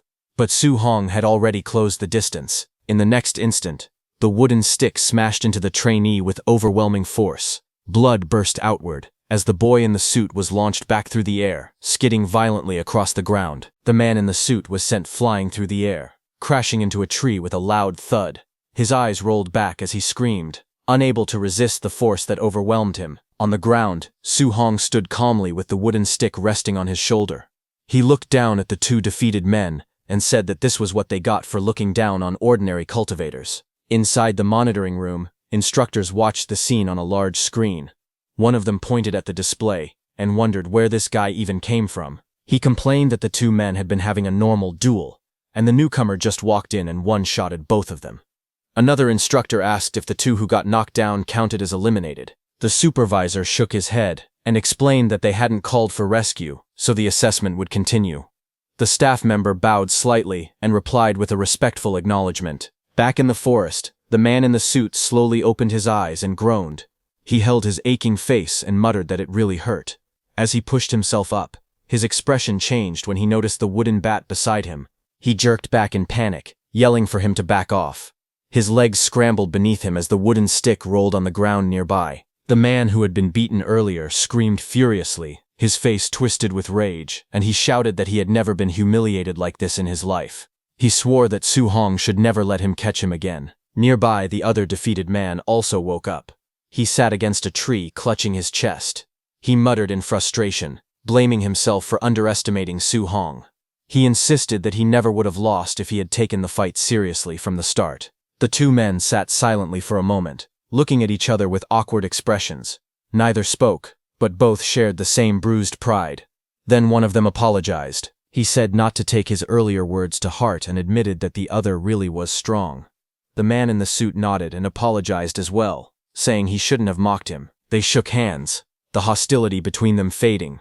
Before long, the two stood up and walked side by side through the forest, arms around each other like brothers. One of them urged the other to go find Su Hong and get their revenge. The man in the suit agreed, saying he absolutely had to hit Su Hong a few times with the stick to vent his frustration. On the other hand, Su Hong sprinted through the forest with incredible speed, a spear in his hand. Blue energy trails followed behind him as he dashed forward, ready for whatever came next. Suddenly, Su Hong's eyes narrowed as he sensed movement ahead. His expression remained calm, but he could already tell trouble was coming. Moments later, an entire herd of giant tusk boars burst through the trees. Their red eyes glowed fiercely as they charged forward, shaking the ground. Su Hong looked at them and complained that it was yet another Tier 1, lower-stage giant tusk boar group. He muttered that the Tianlin mountain range was filled with fierce beasts, and wondered how many groups he had run into already. The boars snorted and kicked up dust, growing louder as they approached. Their massive tusks cut through the air with a heavy whooshing sound. The herd roared together and rushed straight at him, their steps thundering across the forest floor. Seeing them coming, Su Hong's eyes sharpened, a golden flash reflecting in them as his focus intensified. In the next instant, golden lightning burst out around him. His spear swung in a wide arc, and glowing lightning lines cut through the charging boars. The entire area lit up as his attack struck them head-on. Su Hong passed by quickly with golden light wrapped around his arm as he swung his spear. The force of his attack slammed into the giant tusk boars, sending them crashing to the ground. Dust and shockwaves rippled through the forest. When the fight ended, he stood quietly among the fallen beasts. System floating screens appeared around him, showing the martial Dao points he gained. He looked at them and said that before, defeating one beast would earn him several dozen points. But ever since he leveled up and became stronger, the rewards had been getting smaller and smaller. He let out a small sigh and said he should hurry up and find a token. He used his spear to cut open a boar's stomach. As he searched through the bodies, he muttered that the dozen or so Tier 1 lower-stage beasts he killed earlier had no tokens at all. He wondered if this new batch might have one. Soon, he crouched beside each fallen boar and searched them one by one. Every corpse turned up empty. He stood up again and said that, as expected, not a single token appeared. It seemed like only higher-level fierce beasts would have tokens inside them. Then, half an hour later, he moved swiftly through the forest. His spear cut through the wind as he dashed between trees, leaving long streaks of motion behind him. As he ran deeper into the forest, he thought about how things used to be. When he moved 3 to 5 kilometers inside, he could encounter more than 10 low-level fierce beasts in just 1 hour. But now, no matter how far he went, he couldn't find even a single one. Just then, a sudden roar cut through the silence. A massive black tiger, its eyes glowing red, leapt out from the trees and pounced toward him with incredible speed. Wind tore through the air as its claws descended. Su Hong looked up sharply, his eyes glowing blue. A smile appeared on his face as he recognized the creature. He finally found one. This was a Tier 1 upper stage Dark Knight black tiger. Blue energy gathered at his fingertips. The power swirled and brightened until it burst outward. He thrust his glowing finger downward. A piercing blue beam shot straight into the tiger, splitting the ground beneath it. The Dark Knight black tiger roared in pain, its jaws wide open as blood sprayed from its mouth. The Dark Knight black tiger hit the ground hard, cracking the earth beneath its body. Dust scattered around it as it struggled, its body twitching from the impact. Su Hong didn't slow down. He gripped his spear tightly and lunged forward with incredible speed. His body spun through the air, and the spearhead glowed with bright light as he brought it down. He struck the tiger directly on the head. Blue energy exploded outward, shaking the ground again. The beast roared one last time before its strength faded. A screen appeared beside Su Hong, showing he earned 35 martial Dao points. He looked down at the fallen tiger and said that with his current strength, killing a Tier 1 upper stage fierce beast was as easy as breathing. He crouched beside the giant corpse and began searching. He said he hoped this high-tier black tiger would have a token inside. After cutting it open, he froze for a moment, then pulled out a blood-covered token. He laughed softly and said that, sure enough, it was inside the upper-tier beast's stomach. With the token in hand, he wiped the sweat from his forehead. Searching for just one token had taken him nearly 3 hours. Looking at the token in his hand, Su Hong thought about the beasts he had encountered. Tier 1 lower stage boars appeared everywhere, while upper stage black tigers only showed up once every half hour. As he walked, he realized something. The deeper he went into the mountain range, the stronger the beasts became. But there were fewer of them. He glanced at the corpse of the black tiger at his feet. Tier 1 upper stage black tigers gave more martial Dao points, but seeing only one every 30 minutes made it inefficient. Hunting the low-level fierce beasts on the outer edges would actually earn him more martial Dao points overall. He gripped the token and smiled to himself. Instead of chasing quality, he decided he might as well make it up in quantity. He raised his head and continued forward. There were 5 hours left in the assessment. He needed to gather enough martial Dao points to max out his mortal body progress. As he walked deeper, the forest shifted from sunlight to shadows. A blood-soaked clearing came into view. Deer were torn apart, their bodies floating in pools of red. The ground was littered with the corpses of boars, their bodies piled up everywhere. Su Hong had killed them all. Just as Su Hong killed another boar with his bare hands, suddenly a massive bear with glowing red eyes lunged forward, roaring as it swung its claws down. Blood splashed across the ground as he moved to dodge the sudden attack. He spun to the side with incredible speed. Flames wrapped around Su Hong's fist as he charged at the bear. He said that after killing dozens of Tier 1 fierce beasts, he had finally run into another Tier 1 middle stage one. His fiery punch shot forward like a blazing cannon. The bear was blasted off the ground, flying through the forest as an explosion of light followed behind it. The bear hit a rock wall hard, roaring in pain. Blood poured from its mouth as it tried to raise its head. Su Hong appeared in the reflection of the bear's eye, already leaping toward it with another strike prepared. The bear's eye trembled as he closed in. Su Hong slammed his fist down with blazing force, driving a beam of fiery energy straight onto the bear's head. The impact sent shockwaves through the ground as the beast's body was pushed backward. The force continued dragging the bear across the forest floor until it crashed violently into a large tree. The tree snapped in half from the impact, leaves scattering through the air. When everything settled, Su Hong stood covered in blood and dirt. He looked at his fist and spoke calmly. He said that once his mortal body reached 60%, he could kill Tier 1 middle-stage fierce beasts with physical strength alone. A system panel appeared in front of him, showing his stats. He noted that he had already earned 254 martial Dao points. With a little over 100 more, he could max out his mortal body progress. The panel listed his name, Su Hong, along with 120 blood energy, 26.5 spirit, and 64.6% mortal body physique. It also displayed his guidance arts, Thunder Guidance, and Heavenly Flame Guidance, both at level 3, and his martial skills, such as Void Piercing Finger, Rage Sea Spear Technique, and Thunder Rush Fist, all in perfect state. Below it, his martial Dao points total was shown as 254. Su Hong then looked ahead and tightened his grip on his weapon. He said there were still over 3 hours left, and he absolutely had to gather all the martial Dao points he needed. But before he could do anything, suddenly a very loud roar echoed across the trees. Su Hong stopped and looked up as the noise echoed through the forest. With sweat on his face, he asked what that sound was. But suddenly, a massive shadow appeared above the trees. A gigantic golden bird descended from the sky, its wings glowing with bright light. Leaves and wind swirled everywhere as it hovered overhead. Su Hong stared in shock and asked what kind of fierce beast it was. As the creature spread its wings wider, golden feathers shined like fire. Su Hong's eyes widened, and he wondered if it was the legendary Golden Rock Beast King. Just then, the beast screeched loudly, diving downward with blazing energy around its body. The impact of its movement tore through the forest, sending violent shockwaves in every direction. Su Hong planted his feet and gripped his spear tightly. The wind roared against him. He said the Beast King's power was absolutely terrifying. He held on as the shockwave struck. He realized that the creature had only flapped its wings once, yet the force was already this devastating. Just then, a violent crash echoed through the forest as a massive tree split apart, the trunk snapping cleanly under an immense force.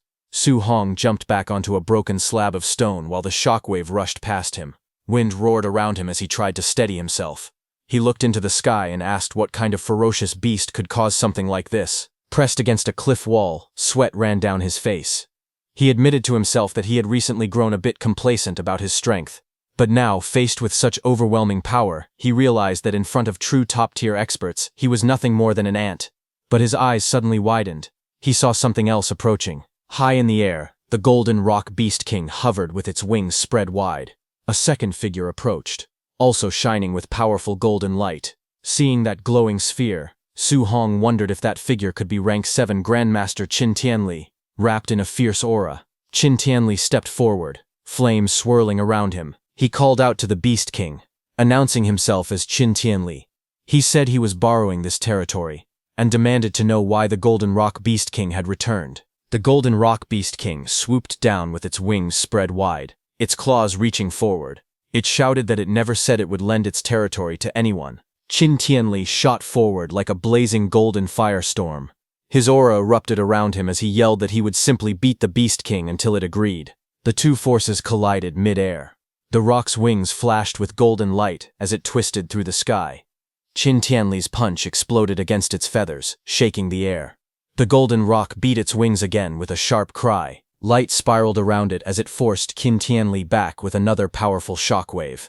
Qin Tianli steadied himself, irritated by the noise. He rushed in again, yelling that the rock was too noisy. A rapid series of impacts followed. Explosions of golden force struck the rock's body again and again, lighting up the sky with bursts of energy as the two clashed violently in mid-air. Qin Tianli's punch smashed directly into the Golden Rock Beast King's head, sending feathers and blood scattering through the air.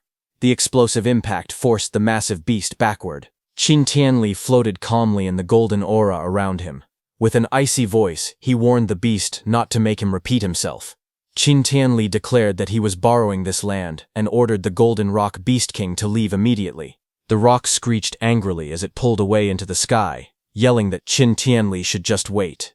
Qin Tianli waved it dismissively and told it to stop talking nonsense and get lost. As the beast disappeared, Qin Tianli took a slow breath, golden light swirling around his body. Then his voice echoed across the entire area. He introduced himself as Rank 7 Grandmaster Qin Tianli and told all trainees not to panic. The assessment would continue. Far below, Su Hong looked up in shock. Leaves drifted around him as he watched the golden rings of power spreading through the sky. He asked himself if this was truly the strength of a Rank 7 human martial artist. Su Hong clenched his jaw as he looked upward. Determination filled his eyes as he told himself that sooner or later he would reach that realm too. High above the training grounds, Qin Tianli descended toward the base. The crater-like area below was filled with buildings arranged for assessment. Hovering above the officials, Qin Tianli complained that the golden-winged rock should have just agreed from the start. He said he only wanted to borrow the territory as a trial ground.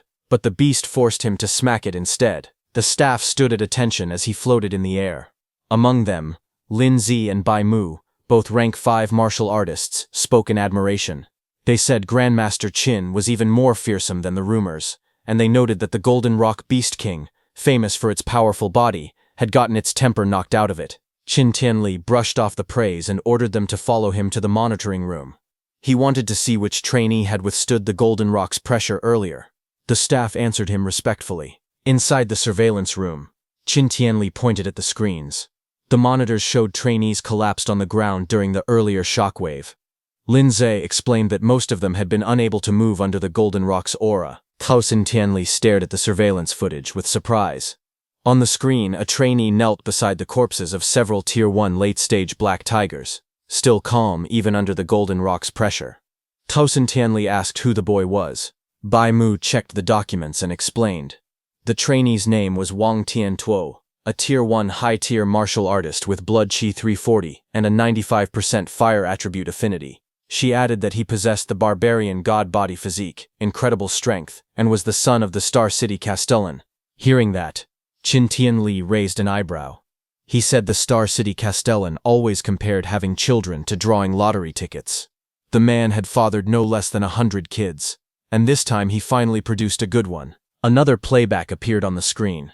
Qin Tianli watched a different trainee slip out of the pressure zone using incredible speed. He commented that the boy's movement skills were impressive. Bai Mu reported his name, Lin Xinghe, Tier 1 high tier, blood chi 325, with a 96% wind attribute affinity from the Lin family of Star City. The footage switched again, showing a girl surrounded by a glowing protective barrier while rocks and trees shook around her. Qin Tianli noted that she was a spiritual telekinetic and praised her ability to use spirit power to counter the Golden Rock's pressure. Bai Mu identified her as Zhao Yan, a Tier 1 mid-stage spiritual telekinetic, with blood chi 290 and a 95% wood attribute affinity, from the Zhao family of Star City. Qin Tianli nodded, saying these three handled the Golden Rock's pressure with ease and clearly outmatched their peers. He then asked if there were any other talents worth noting. Bai Mu listed more names. Lin Po, a Tier 1 mid-stage martial artist from the Lin family, and another member of the Wang family, also Tier 1 mid-stage. She hesitated as she continued reading, noting that several more belonged to the famous families of Star City. Hearing that, Qin Tianli frowned. Bai Mu explained that the dozen or so students on the list all possessed Tier 2 mid-stage combat power, and none of them had fainted under the rock's aura. Qin Tianli questioned why every standout was from a major family, and asked what had happened to the school's students, especially those from number 1 high. Bai Mu continued reading the reports, explaining that the students from the various schools were only at Tier 1 early stage. She added that the 3 students from number 1 high had only broken through recently, and began listing their names. Qin Tianli waved his hand dismissively. He said he wouldn't bother looking, and commented that Star City number 1 high was unworthy of its reputation. But just then, Lin Zi suddenly shouted in shock, asking what was happening with one particular person. All 3 of them looked up at the screen. The scene showed Su Hong cutting down a ferocious beast with a powerful strike. They were all shocked to see that even after experiencing the Golden Rock's pressure, he still had enough strength to continue hunting. Bai Mu trembled as she clutched the report. She stuttered that the boy was Star City number 1 high's monster. Hearing that, Lin Zhao scolded her, telling her not to make a fuss in front of the Grandmaster. Qin Tianli stood between them in silence. But after glancing at the report himself, Lin Zhao also began shaking. With wide eyes, he repeated the same word, monster. Qin Tianli glanced at the 2 of them. He reminded them that both of them were rank 5 and should have seen countless geniuses before. He asked why they were making such a big fuss. He added awkwardly that they were still young and their temperaments weren't that steady. But when Qin Tianli looked at the report, his eyes widened in shock too. He stared at the report and screamed internally, asking if the boy they were looking at was even human. The report displayed Su Hong's profile. 18 years old, from Star City number 1 high, Tier 1 early stage, blood chi 123. It stated that he had perfected the C-rank martial art, Rushing Thunder Fist, and during the assessment, his physical strike alone produced 3,004 points of combat power, enough to rival a Tier 1 high-level martial artist. It also explained that he likely possessed a special physique and had 100% affinity for all 7 elemental guiding techniques. He was cultivating all 7 at the same time. Qin Tianli trembled as he read the file. He muttered in disbelief that such a freak could come from a backwater place like Star City. He compared the boy to a once-in-a-century talent, then corrected himself, calling him a once-in-a-millennium rarity. His expression shifted from shock to joy. Clenching the paper, his eyes glowed red with excitement. He shouted that he had struck gold. Then he suddenly paused. Something didn't add up. He demanded to know why someone with Su Hong's talent was still only at Tier 1 early stage, and why his blood chi was only 123. With a monster like this, that shouldn't be possible. Bai Mu quickly explained. She said that Su Hong was cultivating all 7 guiding techniques at the same time. Hearing that, Grandmaster Qin erupted in frustration as he read Su Hong's details again. He said it was no wonder the boy's blood chi was so low. Anyone cultivating 7 guiding techniques at once would destroy themselves. Even an immortal would be doomed. With that kind of strain, Qin questioned how Su Hong's cultivation could rise at all. He growled that the president of the Star City Martial Arts Association, Wu Linxin, should have explained this to the child but hadn't. Just then, a staff member stepped into the room, reporting that trainees were now arriving at the training camp one after another. Qin nodded and said they would go take a look. Outside, the first 3 trainees quickly greeted him. Wang Tiantuo stepped forward and saluted, addressing himself as a junior before Grandmaster Qin. Qin praised them, saying the 3 of them were very good. Then, 6 hours after the assessment began, more students staggered toward the camp. Some complained they thought they were going to die. Another reminded them they had faced the Golden Rock Beast King. At 7.5 hours, more trainees gathered. Qin stood above the group, while the students who arrived earlier said that there shouldn't be anyone left behind. One student suggested ending the assessment early. Another scoffed that anyone who still hadn't arrived after all this time must be incredibly weak. But Grandmaster Qin wondered why Su Hong, his newly discovered freak, still hadn't shown up. He worried that Su Hong might be lost somewhere in the forest. A hint of panic crossed his face as he thought that his precious treasure might get eliminated. Then, a few minutes later, Grandmaster Qin finally spotted a figure walking out of the forest. He let out a sharp snort, thinking that the brat had finally decided to show up. Su Hong stepped into the light, dragging his spear behind him. Dirt and blood covered his clothes. He muttered to himself that he had made it in time. He admitted he had been so focused on earning martial value that he had almost forgotten the deadline. When he entered the camp, the other trainees looked at him in shock. One of them whispered that Su Hong was even more ruthless than he was. Another said he didn't see any injuries on Su Hong at all, and wondered how many beasts he had killed to end up so dirty. 2 men who had been embarrassed by Su Hong earlier glared at him from the ground. One shouted that he had finally waited long enough for Su Hong to arrive. The other stopped him, saying not to rush. Once they entered the training camp, there would be plenty of opportunities to deal with him. Nearby, the 3 elite trainees watched Su Hong approach. One commented that Su Hong had passed right at the deadline and called him an expert. Another simply said it was interesting. Wang Tiantuo, resting with his eyes closed, only gave a short nod in agreement. As the sunset cast a warm glow over the camp, Instructor Lin Zi stepped forward. He announced that the 8-hour limit had ended. Anyone who hadn't arrived by now was completely eliminated. He then said he would begin introducing the facilities and rules of the training camp. Instructor Lin began introducing the major facilities inside the training camp. He explained that the camp contained a gravity training room, a movement skill training room, and even a ferocious beast combat room. He continued the tour, pointing toward a large traditional building and announcing the martial arts pavilion. Inside that pavilion, trainees could exchange contribution points for martial arts, movement skills, pills, and weapons, some even reaching A rank. Hearing this, Su Hong sat among the other trainees, blood-covered but calm. He thought to himself that coming to this training camp had been the right decision. But then Instructor Lin shifted to the rules.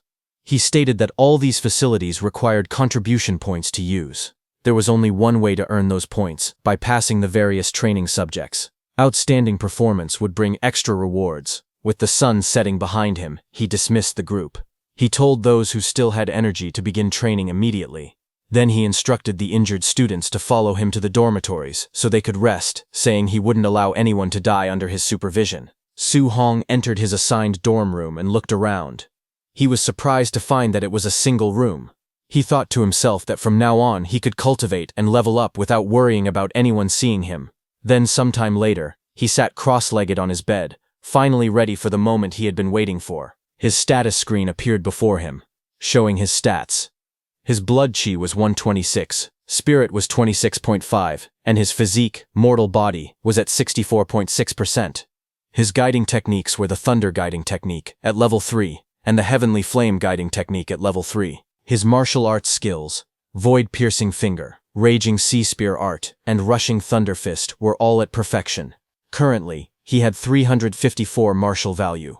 With a calm breath, he decided to use all 354 points of martial value to completely upgrade his mortal body. A surge of power erupted around him. Red flames rose, and glowing notifications appeared one after another, showing that his mortal body increased by 0.1.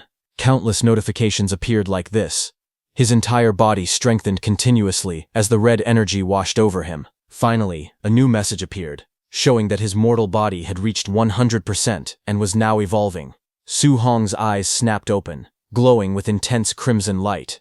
His breath surged like a storm as the evolution began. A powerful change began inside Su Hong's body. Brilliant red light burst from the center of his forehead and chest. Lines of energy spread across his body like a glowing constellation, connecting different points as lightning-like power surged through him. Flames of red energy rose behind him while the transformation continued. The force of the evolution exploded outward.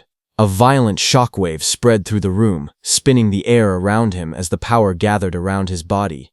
Moments later, the energy slowly settled. Su Hong opened his eyes, his body still glowing faintly with red power. Feeling the change in his strength, he realized that even the eruption of his physical body alone already possessed terrifying power. Then a new system panel appeared before him. It showed his new physique, talent, physique, overlord body. Spirit rank 0%. The system explained that the Overlord body was an existence possessing the strongest strength among all physiques in the world. Su Hong stared at the information in surprise. He admitted he had never even heard of such a physique before. Looking at the panel again, he noticed that the spirit rank was still at 0%, which meant the Overlord body could still continue to evolve. A curious thought appeared in his mind. If the Overlord body kept evolving, what kind of heaven-defying physique would it eventually become? Su Hong looked at his body and felt the overwhelming strength flowing through it. The quality of this special physique was truly extraordinary. Wanting to know exactly how powerful the Overlord body was, he decided to test its strength. He picked up his spear and casually gripped it. The moment he squeezed it slightly, the metal shaft began to bend and crack under the pressure of his hand. Su Hong stared at it in shock. The spear was made from C-rank alloy, and it was already about to snap just from him squeezing it. He quickly realized how terrifying his new strength had become. Then another thought crossed his mind. C-rank alloy spears were extremely expensive, and breaking one like this would cost a fortune. But a moment later, he remembered something. This spear had actually been picked up earlier in the Star City wilderness, so it hadn't cost him any money at all. Still, he understood that he would need a stronger weapon from now on. Su Hong decided that he should gather enough contribution points as soon as possible so he could exchange them for an A-rank alloy spear. As he thought about his next step, a new idea formed in his mind. He realized that contribution points could be earned simply by wearing a weight vest and training. With a determined expression, Su Hong wondered whether his new Overlord body would allow him to carry several hundred kilograms of weight. Without wasting any more time, he prepared to begin training. On the other hand, inside the warehouse training area, many martial artists gathered around the testing equipment. Suddenly, someone shouted in shock. The weight being tested had reached 3,000 kilograms. The crowd stared in disbelief. In the center of the room, Wang Tiantuo, wearing a heavy training vest, stood calmly. Even under the enormous weight, he moved without much difficulty. After testing the load, he casually remarked that it was still a bit light. The surrounding trainees were stunned. One of them shouted in disbelief, asking if he really thought 3,000 kilograms was light. Another person looked at him jumping with the massive weight and exclaimed that he could still leap into the air despite carrying such a load. Everyone knew that a normal Tier 1 martial artist could only carry a few hundred kilograms at most. What they were witnessing completely broke their understanding. From the side, Lin Xinghe and Xiao Yan watched the scene carefully. Xiao Yan commented that Wang Tiantuo's strength was as huge as a monster's. Lin Xinghe looked at him with a complicated expression and muttered that he was like a barbarian bull. Meanwhile, inside a monitoring room, Grandmaster Qin and staff members watched the training through a large screen. The footage clearly showed Wang Tiantuo carrying the enormous weight with ease. Grandmaster Qin spoke calmly, saying that Wang Tiantuo could easily carry a 3,000-kilogram load, a strength worthy of the barbarian god body. Nearby, Bai Mu, holding a report, asked Grandmaster Qin about Su Hong. She asked when they should find him to explain the matter of him simultaneously cultivating 7 guidance techniques. Grandmaster Qin shook his head slightly and said they could not approach him directly. He explained that geniuses always had strong pride. If they spoke to Su Hong too directly, it might only backfire. Instead, Grandmaster Qin decided they needed to use other methods, allowing Su Hong to understand the situation by himself and give it up voluntarily. Grandmaster Qin turned to Lin Zhe and asked if the night raiders he had arranged had finished assembling. Lin Zhe, standing beside him, replied that it would still take some time. Since they had to match the combat power of different students, arranging the personnel was a bit troublesome. Lin Zhe then smirked slightly and explained that the trainees had just finished the camp entrance assessment, so their mindset was probably very relaxed right now. Because of that, if they suddenly encountered a night raid, they would definitely panic and howl in misery. Grandmaster Qin then gave another order. He instructed them to arrange a Tier 1 high-stage martial artist to fight Su Hong, saying that he wanted Su Hong to be overwhelmingly defeated. After that, he planned to personally explain the disadvantages of simultaneously cultivating 7 guidance techniques.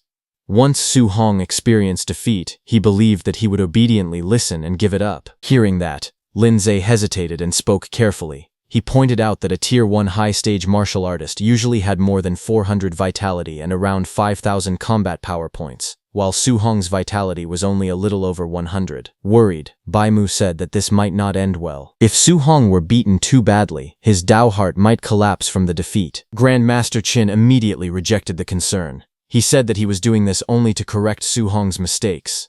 With a cold expression, he added that if Su Hong's Dao heart collapsed so easily, then it would only prove that he was nothing but trash. Later that night, as Su Hong was going toward the warehouse, he heard someone shouting loudly that Wang Tiantuo was going to train in the gravity room, and everyone hurried over to watch the scene. Su Hong stood inside the training equipment room.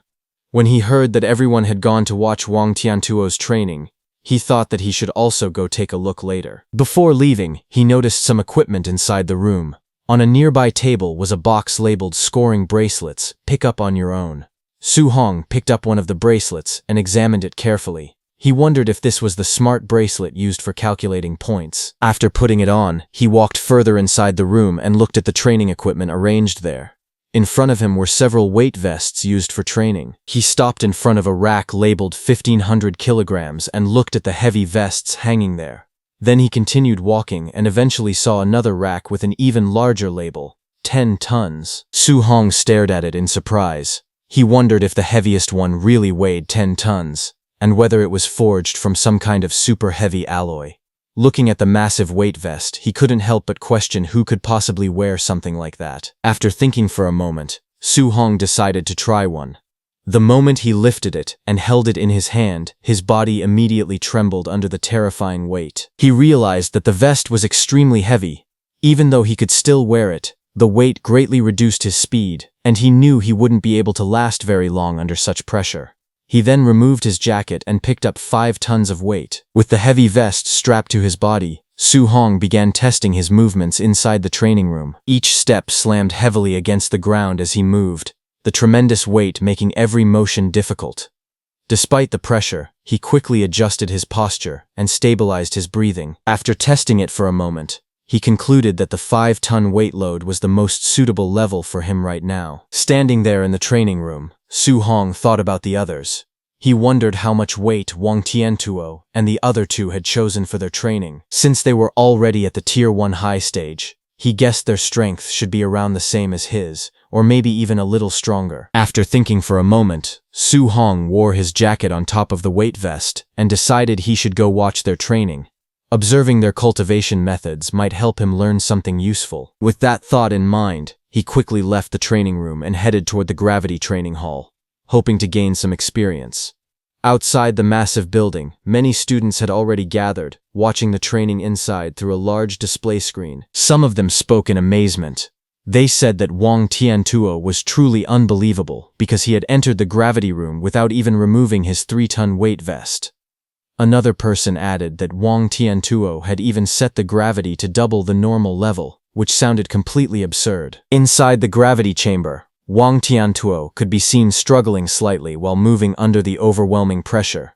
But even so, everyone watching knew the terrifying truth. The weight he was carrying had already reached 6 tons. Standing outside the gravity training hall, Su Hong listened to the discussions around him.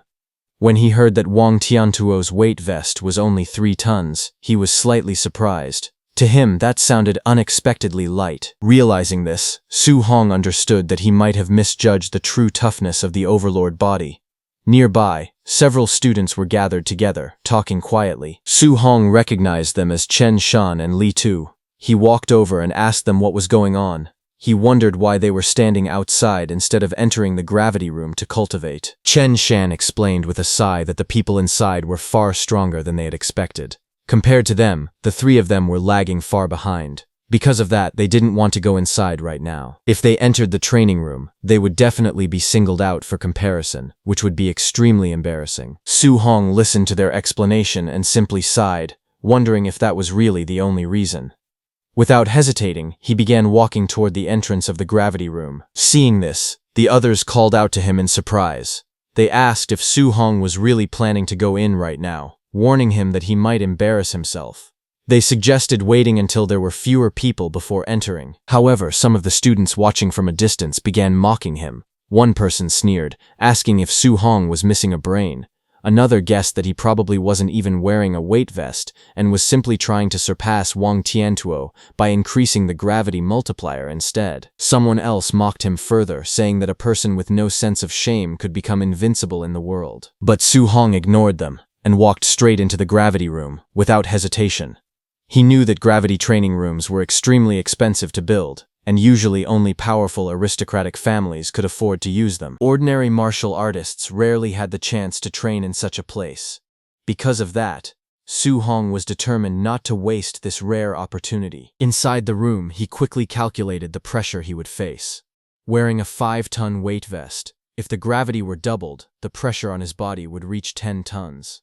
Under that level of force, he knew he would only be able to hold on for a little over 10 minutes. After thinking for a moment, Su Hong decided it would be better to start with 1.5 times gravity so he could last a bit longer. He reached out and adjusted the control panel. The screen immediately displayed the setting: Gravity 1.5x. The moment the gravity field activated, Su Hong's body trembled violently under the sudden pressure. The weight pressing down on him felt overwhelming. Outside the gravity room, the students watching through the screen began talking among themselves. Some of them mocked him, saying that he wasn't even wearing a weight vest, yet he only set the gravity to 1.5 times, which made no sense. Others laughed and pointed out that he had arrived last during the assessment, so they assumed his strength must be weak. To them, the situation looked ridiculous. But inside the gravity room, Su Hong ignored the outside voices. He sat down cross-legged and began circulating his energy, activating his guidance technique while enduring the heavy gravity. Under the crushing pressure, cultivating the technique became much more difficult than usual. Yet Su Hong quickly realized something important. Even though the difficulty had increased significantly, the speed of his cultivation had also accelerated greatly. 2 hours later, Su Hong was still inside the gravity room. Red energy flames surrounded his body as he continued circulating his guidance technique under the intense pressure. Sweat poured down his face, and his breathing became heavier, showing how exhausting the training was. After enduring the pressure for a long time, Su Hong finally stopped and checked his progress.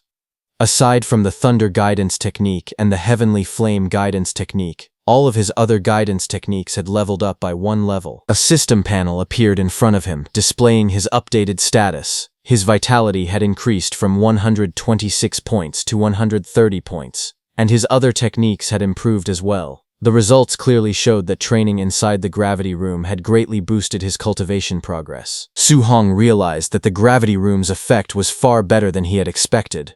If the gravity training could produce such results, then the movement technique room and the ferocious beast room would probably be just as effective. Feeling completely exhausted, Su Hong slowly stood up and reached toward the control panel. With trembling hands, he turned the gravity machine off.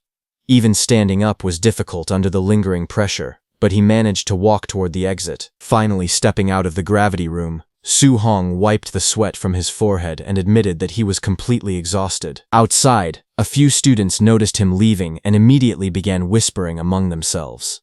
They mocked him, saying that the student who ranked dead last in the assessment had come out of the gravity room very quickly. One of them laughed and said that Su-hong wasn't even wearing a weight suit, yet he still couldn't handle 1.5 times gravity and came out drenched in sweat.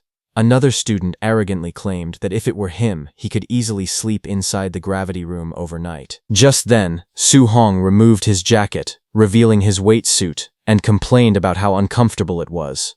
The suit had terrible breathability, and wearing it made him feel extremely hot. This caught the attention of the two students watching him. Their eyes widened in shock as they stared forward in disbelief. The two students stared at Su-hong with surprise as they realized that he had actually been wearing a weight vest before, and they wondered how heavy it was. In front of them, Su-hong slowly removed the heavy vest from his body. Watching him struggle, one of the students commented that for someone who ranked last, even 500 kilograms would already be hard to handle. However, since he managed to stay inside the gravity room for 2 hours, his strength could at least be considered acceptable. Another student added that even if Su-hong had some strength, he still couldn't be compared to Wang Tiantuo at all. Ignoring them, Su-hong carefully placed the weight vest on the ground.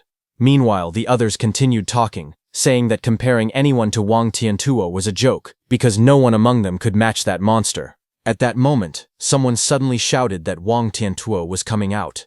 Everyone immediately turned their attention toward the gravity room. They were shocked as they realized that Wang Tiantuo had endured 6 tons of pressure for more than 2 hours. Wang Tiantuo then came out, sweating heavily. Seeing that, one student exclaimed that Wang Tiantuo's physical strength was incredible, and that he was clearly number 1 in the training camp. Another added that even with a 500-kilogram weight, they themselves could only last half an hour at most. Right then, the heavy vest Wang Tiantuo was wearing dropped on the ground with a loud impact. The ground cracked slightly under the force, and dust rose into the air. The surrounding students froze, their eyes widening in shock as they stared at the scene. At the same time, Wang Tiantuo stepped out, stretching his arm as sweat dripped down his body. He let out a breath, feeling relaxed after finishing his training. Looking at him, the students remarked that the weight was truly terrifying. After finishing the gravity training, Lin Xinghe approached him, admitting that in terms of raw strength he was indeed inferior to Wang Tiantuo. However, he suggested that they go to the movement technique room and compete there instead. Hearing that, Wang Tiantuo sighed and said that Lin Xinghe cultivated an A-rank movement technique, and it even had the wind attribute. Competing against him in that field would be nearly impossible. Hearing this, Su-hong was shocked because an A-rank movement technique was extremely rare and powerful. Su-hong smiled and acknowledged that although his overlord body granted him tremendous physical strength, he was currently lacking a high-level movement technique. Soon, everyone arrived at the movement technique training room. Someone recognized the technique being used and exclaimed that it was the A-rank movement technique called Flying Swan, Startling Cloud Step. Its power was overwhelming. One of the students admitted that when he set the training difficulty to level 3, the room became densely packed with flying arrow projectiles. He couldn't even dodge them properly. And Lin Xinghe had actually set the difficulty to the maximum, level 10. Seeing this, all the students were stunned. They watched as Lin Xinghe moved inside the room, his figure flashing through the air like a streak of light. Arrows shot toward him from every direction, crisscrossing the space at terrifying speed. The attacks were so fast that the other students' eyes couldn't even keep up. One of them admitted that he wouldn't last even a single second under that level of speed and pressure. As Lin Xinghe moved gracefully through the training room, pink petals suddenly began to swirl around him. His figure looked almost unreal, like a scene from a dream. Someone in the crowd couldn't help but shout that he actually had spare energy to show off, wondering where those petals even came from. Another person immediately protested, saying it wasn't showing off at all. All they could think about was how handsome he looked. Watching from the side, Su-hong commented that it was a good movement technique. Immediately, a system screen appeared before him, showing that his understanding of Flying Swan's Startling Cloud Step was at 1%. Su-hong's blue eyes sharpened as he focused carefully on Lin Xinghe's movements. Every step, every shift in balance, every subtle flow of force was reflected clearly in his eyes. He took a step forward. In the crowd, someone noticed him and shouted for the others to look quickly. Another person frowned in confusion. Soon, everyone noticed what Su Hong was doing. He began to move his body in the same rhythm he had just observed. Blue streams of light swirled around him as he mimicked the footwork. But seeing that, someone burst out laughing, saying they should look at what this guy was trying to do. Another mocked him, asking if he really thought he could learn the flying swan's startling cloud step just by watching Lin Xinghe's movements.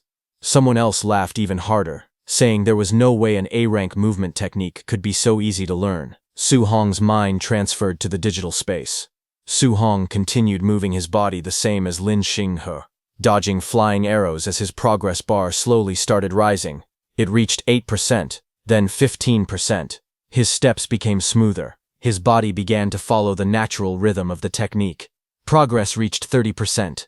Blue light wrapped around him as he advanced rapidly, weaving through the complex grid of attacks. Inside the digital space, his progress continued to rise at an unbelievable speed. As it reached 43%, pink light swirled around his body. It went up to 78%, then 93%. Then a system notification appeared before him, congratulating him for officially reaching the basic level of the flying swan's startling cloud step. Blue energy surged around his body as he stabilized his stance. He realized that he had finally learned his first A-rank movement technique. However, as he thought about it, he felt a little awkward. Lin Xinghe's movements were too showy, they were flashy and overly dramatic. He admitted to himself that he had never seen a normal version of the flying swan's startling cloud step before. For now, he could only learn from Lin Xinghe. Just then, another system message appeared, saying that it was now sending Su Hong back to reality. When he returned, he clenched his fists with excitement. He thought that since he had already learned the movement technique, there was no need to continue training in the movement technique room in the future. Instead, he decided it would be better to go to the ferocious beast room, kill ferocious beasts, obtain martial value, and raise his vitality. But as he stood there, he suddenly noticed that everyone around him was staring at him. Confused, he wondered why they were all looking at him like that. Someone finally spoke up, telling him that his posture just now had been extremely showy. It perfectly captured the essence of Lin Xinghe. Another person admitted in amazement that they definitely couldn't imitate it. It was simply too flashy. Hearing that, he froze. A troubling thought crossed his mind. Could it be that he had also performed those showy movements in reality? Sweat formed on his forehead as he replayed the scene in his mind, realizing just how dramatic he must have looked. As he hurried away, frustration filled his mind. He swore to himself that he absolutely could not use Lin Xinghe as a learning template again in the future. Behind him, voices echoed loudly. Some girls shouted for him not to leave. Others begged him to perform that move again. Someone even yelled that he had been exploding with handsomeness just now. Hearing those words, he moved even faster, trying to escape the crowd. While running, he suddenly narrowed his eyes as he sensed that someone was following him. Not far away, those two men who had been beaten up by Su Hong in the forest watched him from the shadows.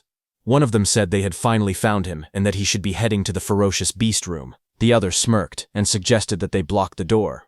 When he came out, they would give him a few vicious blows. Soon, Su Hong arrived at the ferocious beast room. It was a large building with crowds already gathered outside. Inside, Wang Tiantuo laughed loudly. He asked Xiao Yan if she had said she wanted to compete with him in killing ferocious beasts.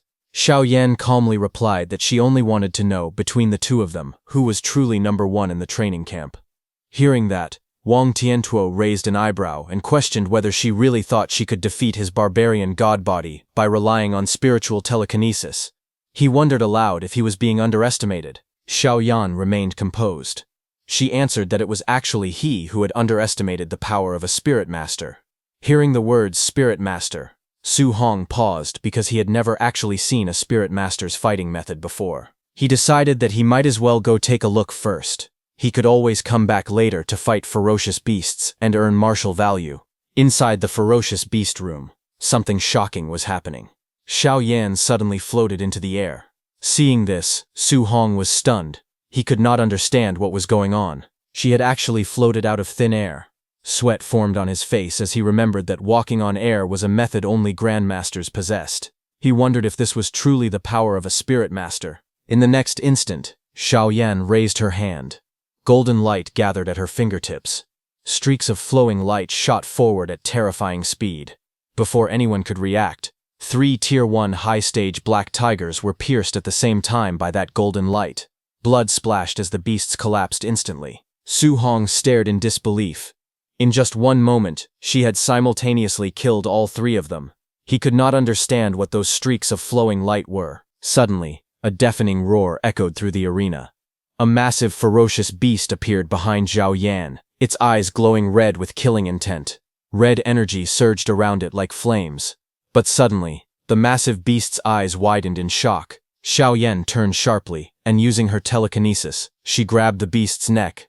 Su Hong was shocked to see that Xiao Yan was actually using spiritual telekinesis to forcibly bind and control her enemy. Golden energy flared again.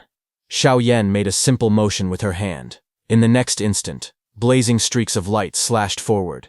The attack tore through the beast with explosive force. As Su Hong observed closely, he finally understood. Those streaks of flowing light were daggers.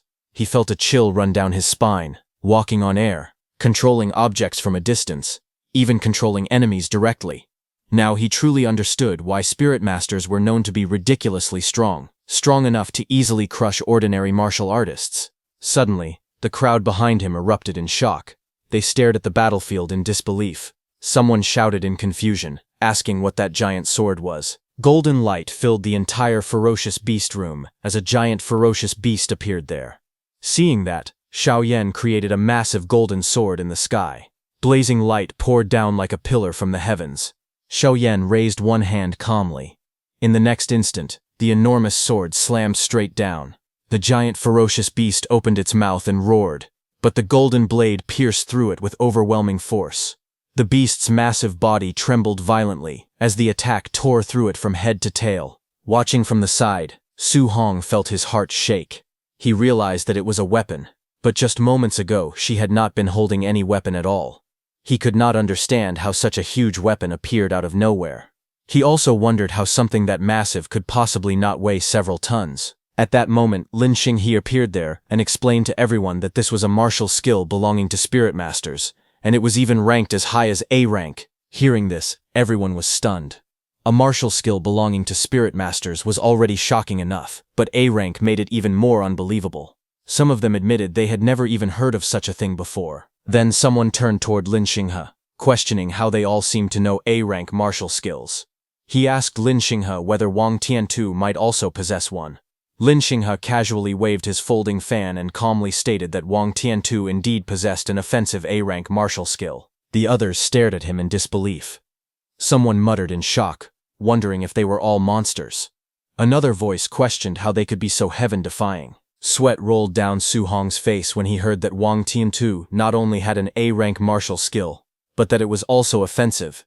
Inwardly, he exclaimed that this training camp was truly filled with A-rank martial skills, and felt that coming here had been the right choice. Suddenly, an explosion echoed from the testing area. A Tier 1 high-level ferocious beast was blown apart with a single punch from Wang Tiantu. Seeing that, all the students were stunned. They could not understand what kind of martial skill could destroy such a beast in one strike. But someone corrected them, saying it was not a martial skill at all.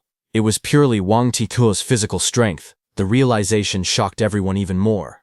He was this powerful without even using a martial skill. Watching quietly, Su Hong observed that Wang Tiantu did not seem to have any intention of using his martial skills at all. After a moment of thought, Su Hong decided he would find a chance to learn from him next time. For now, his goal was simple. He wanted to become a spirit master. However, his spirit stat was only 26.5. A system panel showed his current stats. His vitality was 130. His spirit was 26.5. His physique showed overlord body, profound rank at 0%. He had mastered several guidance techniques. As for martial skills, he possessed many. Still, to become a spirit master, one needed their spirit stat to exceed 100 points. Su Hong calculated silently. He was still short by 73.5 points. Then he calculated that 73.5 points in spirit meant he needed 735 points of martial value. Clenching his glowing fist, his eyes hardened with determination as he was about to go on a killing spree. At that moment, those two boys who were after Su Hong arrived there. One of the boys pointed toward the entrance and said that Su Hong had gone inside. They immediately walked toward the entrance, saying that everyone else was focused on watching Wang Tiantu and Xiao Yan's training, and no one was paying attention to this side at all. A greedy smile appeared on one of the boys' faces. He called it a perfect opportunity and suggested they rush in and ruthlessly beat that kid up. Just as they were about to move, one of them suddenly saw something and shouted in alarm. The other quickly scolded him, telling him not to scream, otherwise Su Hong would notice them. Then both of them turned toward the large screen, which was showing Su Hong. They stared in disbelief. Su Hong was standing alone in the training arena, but he was not facing just one ferocious beast. He was challenging more than 10 ferocious beasts at once, and every single one of them was Tier 1 high stage. The sight left those two boys stunned. They could not believe what they were seeing and wondered if he was completely insane. The two boys panicked as they watched the screen. One of them urgently suggested going to find the instructor to save Su Hong, fearing that otherwise he would definitely die, but the other shook his head, saying it was already too late. At this rate, Su Hong would be torn to shreds in seconds. He said it seemed there was no way for them to get revenge anymore. At the same time, Su Hong stood calmly in the arena as a faint smile appeared on his face. His eyes sharpened as he raised his hand and challenged the beasts directly. He told them to come. In the next moment, the ferocious beasts roared wildly. Their massive bodies charged toward him from all directions, shaking the ground as they closed in. But Su Hong did not retreat. Instead, he moved, his body twisted mid-air, effortlessly dodging a powerful strike. In the very next instant, as he jumped high, blue energy gathered in both of his hands. He used his void-breaking finger technique. A brilliant glow burst out as he prepared his counterattack. Surrounded by ferocious beasts on all sides, he did not retreat. Instead, his body twisted mid-air as blue energy beams surged violently from his palms. With a single rotation, streaks of blue light sliced through the air. His attacks landed one after another. Claws and fangs never even reached him. Blood sprayed as the beasts were torn apart mid-charge, their bodies slashed open by the glowing arcs of energy. The arena filled with flashes of blue light. Outside, the two students stared at the screen in complete disbelief. One of them muttered, asking if he was dreaming. He could not believe this was something a Tier 1 initial stage martial artist could do. Even a middle stage martial artist, surrounded and attacked by over a dozen high stage ferocious beasts, would definitely die. Yet Su Hong was dominating them effortlessly. Suddenly, one of them leaned forward. He said that Su Hong's movement technique looked familiar. He said it was Lin Xinghe's flying swan startling cloud step. Hearing this, the other boy was too shocked, saying there was no way. He immediately rejected the idea, saying Su Hong was just a number 1 high school student. It was impossible for him to have access to such a high-grade movement technique. He wondered if Su Hong could possibly be from some great family. Then the other boy asked if it could be that he had seen Lin Xinghe use it once and learned it. Both of them were stunned thinking that. Then one of them exclaimed that the technique Su Hong was using was an A-rank movement technique. It was impossible to master something like that just by watching it briefly. He wondered how heaven-defying Su Hong's talent must be. The other boy swallowed nervously. He suggested that maybe they should forget about revenge. Even if they gathered more people, they would not be strong enough to defeat Su Hong. But the first student clenched his teeth tightly. Sweat rolled down his face as anger burned in his eyes.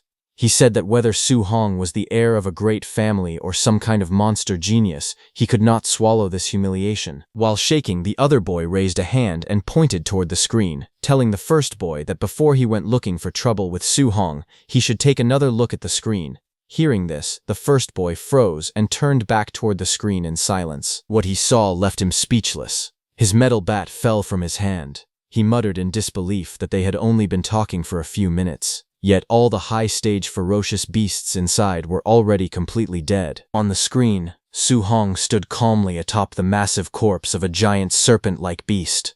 Around him, the bodies of other monsters lay scattered across the battlefield. Standing among the corpses of fallen beasts, Su Hong calmly calculated his gains. Over a dozen Tier 1 high-stage ferocious beasts had only given him a total of 81 martial value points. That meant they averaged just 7 points each. He realized that the stronger he became, the harder it was to earn martial value. But suddenly his blue eyes sharpened as he noticed movement. From the dark upper level of the building, several ferocious beasts emerged. Their red eyes glowed ominously in the shadows. The air turned heavy with bloodlust. Without hesitation, Su Hong stood tall atop the corpse beneath his feet. Red light flickered throughout the building as more beasts stirred in the darkness. He declared that there was no time to rest. He said they should continue. In the next instant, the giant beast lunged downward from above, claws extended, tearing through the air toward him. But Su Hong did not panic. His expression remained steady. A golden glow ignited around his fist as energy gathered rapidly. Using his Vajra fist, he stepped forward and threw a powerful punch that collided with the descending beast. A burst of golden light exploded outward. The impact sent shockwaves ripping through the air as multiple beasts were struck at the same time. He landed in the middle of those beasts as golden energy spiraled around him, expanding violently. The ground beneath his feet cracked. Seeing his power, the remaining beasts hesitated. The saber-toothed and the giant scorpion-like monsters began to retreat. But Su Hong did not let them escape. He launched himself forward as a faint smile appeared on his face. He demanded to know where they thought they were going, and ordered them to hand over all their martial value. His body shot through the air at incredible speed as he reached out with one hand. He grabbed onto the thick tail of a fleeing scorpion beast. With a violent motion, he swung it around. The massive creature crashed into the surrounding beasts. The beasts' bodies were sent flying across the battlefield. The arena echoed with the sounds of bones breaking and monsters howling. Outside, the giant screen flickered with violent flashes of red and gold. The two boys stood frozen in front of it, and neither of them spoke. After a long moment, the first boy forced a smile and said he wondered when this cycle of vengeance would ever end. He said he had decided to forgive Su Hong. The other boy immediately agreed. He suggested they should slip away quickly before Su Hong noticed them again. Otherwise, they might end up beaten half to death one more time. While they were going, they passed by a group of students gathering in front of the screen showing Wang Tiantuo and Xiao Yan's fight. Someone shouted that 9 Tier 1 high-stage ferocious beasts had been hammered to death by Wang Tiantuo in less than 10 minutes. Another voice added that Xiao Yan had stood completely still and killed a full 8 Tier 1 high-stage ferocious beasts. The crowd buzzed with shock. Just then, one man noticed the two boys and called out to them. The two boys stiffened and slowly turned around. The man asked if they were back already. He asked if they were supposed to be getting revenge and whether they had already beaten that kid up. The two exchanged nervous glances. One of them scratched the back of his head and laughed awkwardly, saying yes. Both of their expressions stiffened completely as they admitted the truth in their minds. If they had not been clever enough to retreat in time, they would have been lying on the ground like dead dogs right now. They complained that this training camp was outrageous. It was filled with heaven-defying monsters everywhere. Just then, the massive doors of the training ground opened with a loud sound as Wang Tiantuo and Xiao Yan came out. Seeing that, someone shouted that they had come out. Xiao Yan was surprised to see that Wang Tiantuo had killed so many ferocious beasts. She said that even with the overlord body, he must be exhausted. She asked how many contribution points he had earned. Wang Tiantuo glanced at his wrist display and announced that he had earned 280 points. Xian Han also checked her own screen and said she had 270 points. Hearing this, the surrounding crowd instantly fell into an uproar. Someone shouted in disbelief that it was far too many. A Tier 1 high-level ferocious beast was only worth 5 contribution points. If calculated that way, the two of them must have killed 50 or 60 high-level ferocious beasts. Wang Tiantuo then checked the results of the weight vests and said that the contribution points for the weight vest had been settled at 100 points. Xiao Yan looked at her display and said she only had 50 points from it. Around them, other students began checking their own scores. One muttered that he had only gotten 20 points. Another complained that he had carried a 1-ton weight and only received 30 points. Someone in the back whimpered that he had only gotten 10 points, nearly on the verge of tears. The gap between them was painfully obvious. Just then, Lin Xinghe appeared and asked Wang Tiantuo and Xiao Yan who had won their ferocious beast hunting competition. Xiao Yan pointed at Wang Tiantuo and answered that it was him. From the side, people remarked that Lin Xinghe's points must also be heaven-defying. A guy sighed that with those 3 monsters around, everyone else could only fight for 4th place. Hearing everyone, the 2 boys standing behind who had seen Su Hong's power smiled. They called all those people ignorant because they knew that there was an even more terrifying monster in the training camp. Someone standing above those 3 so-called monsters. On the other hand, at Su Hong's side, 1 hour later, The battlefield had turned into a gruesome scene. The walls and surroundings were splattered with blood, and the bodies of ferocious beasts lay piled across the ground. The air felt heavy, filled with the aftermath of intense battle. On top of those corpses sat Su Hong, his body covered in sweat. He exhaled in exhaustion and let out a long breath.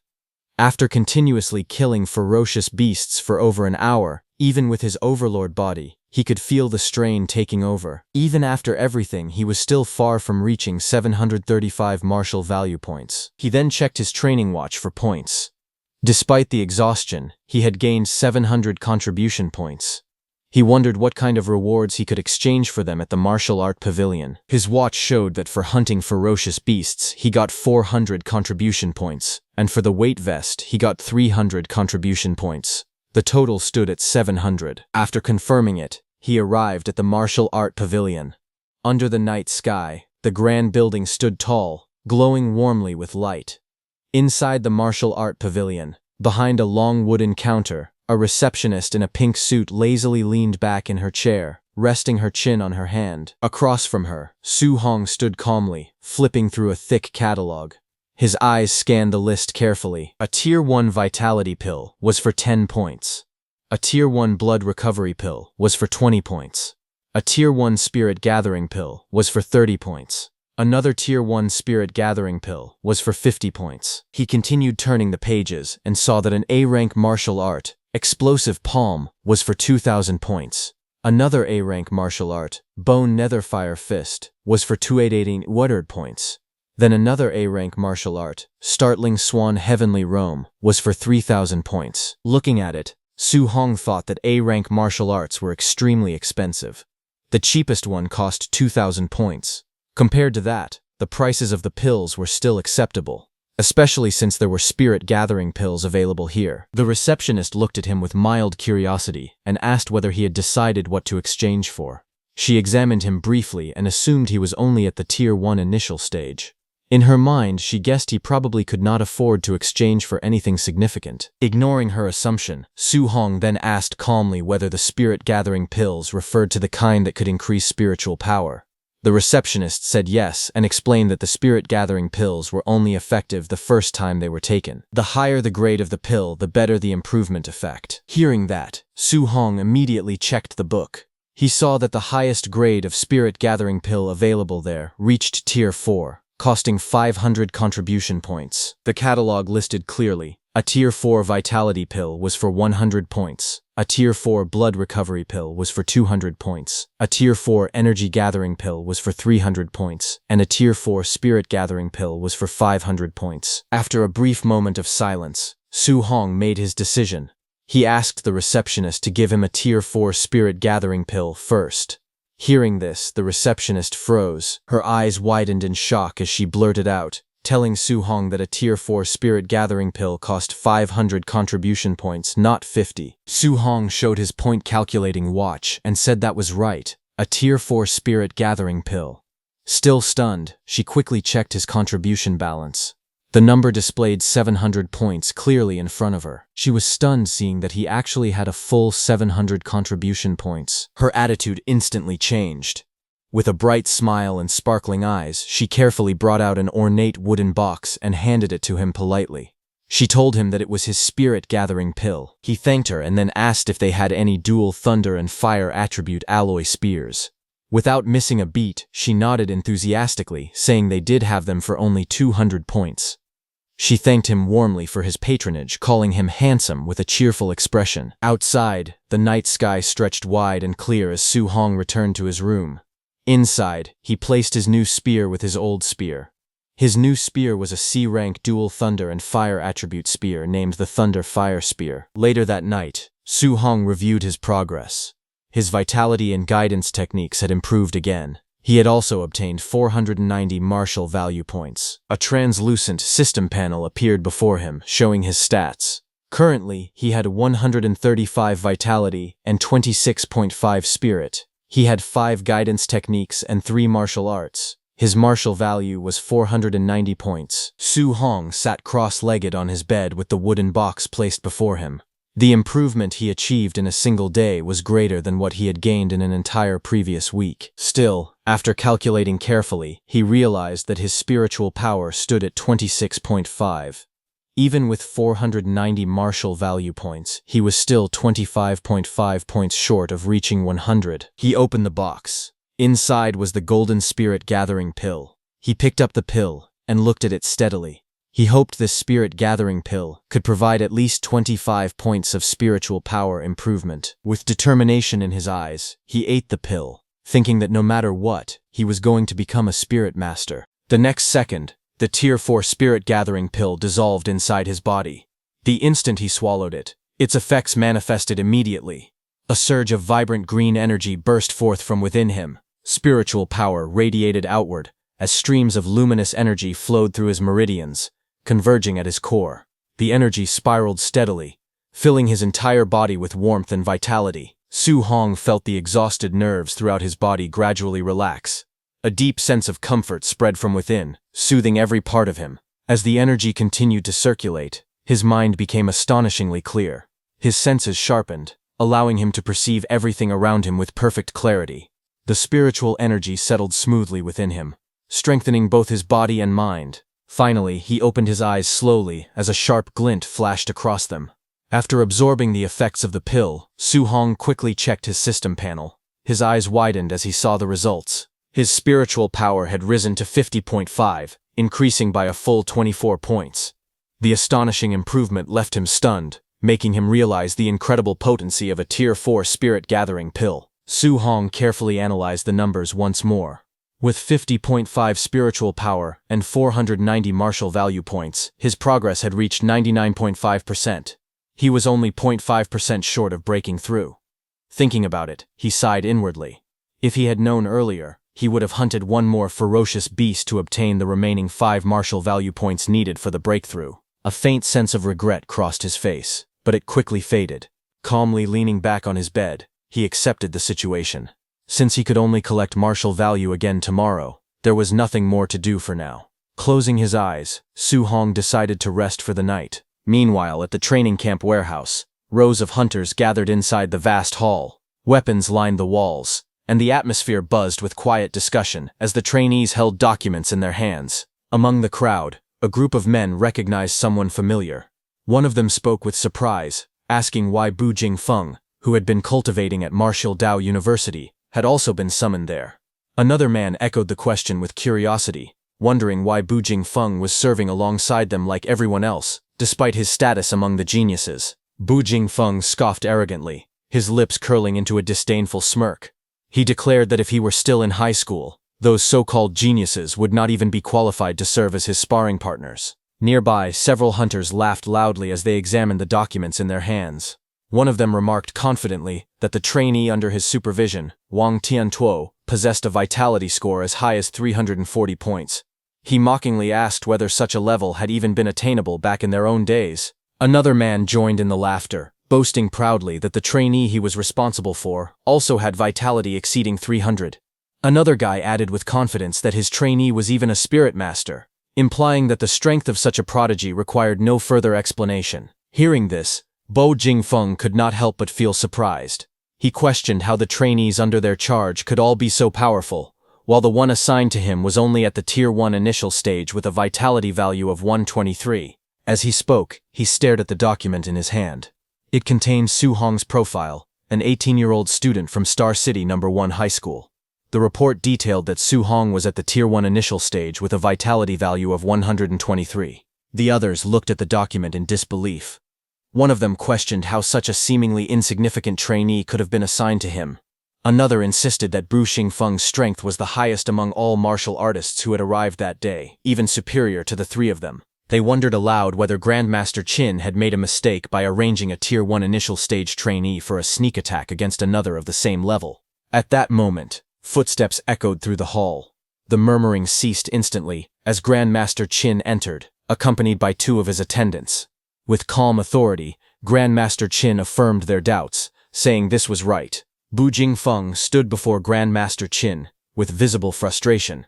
He complained that the arrangement was insulting, claiming that assigning him such an opponent was nothing more than giving him a piece of trash at the Tier 1 initial stage. But Grandmaster Qin looked at him calmly and explained that Su Hong was not as simple as he appeared. Despite having a vitality of only 123 points, his combat power was strong enough to rival that of a Tier 1 high-stage martial artist. Hearing this, the surrounding hunters were stunned. They could hardly believe that someone with such low vitality could possess strength equal to a high-stage martial artist.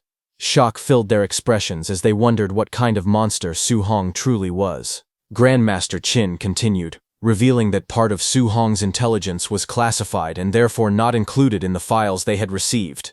He assured them that once he exchanged blows with Su Hong, he would naturally understand his true abilities. Still dissatisfied, Bao Jingfeng lowered his head and protested.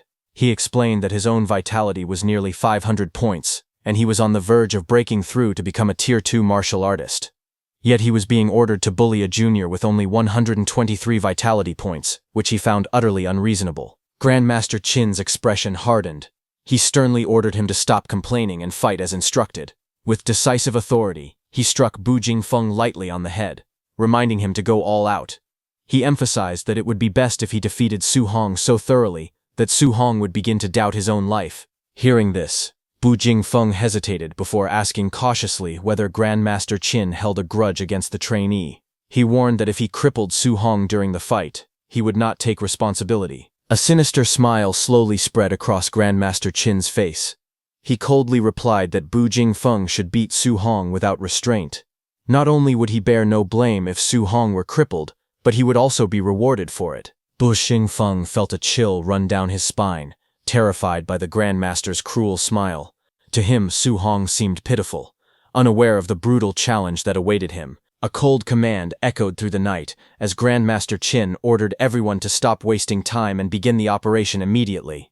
In the next instant, all those hunters, now wearing masks, launched forward with explosive speed, their movements slicing through the air as they descended toward their target. The scene shifted to a quiet training city under the night sky, where faint lights glowed from buildings scattered across the skyline.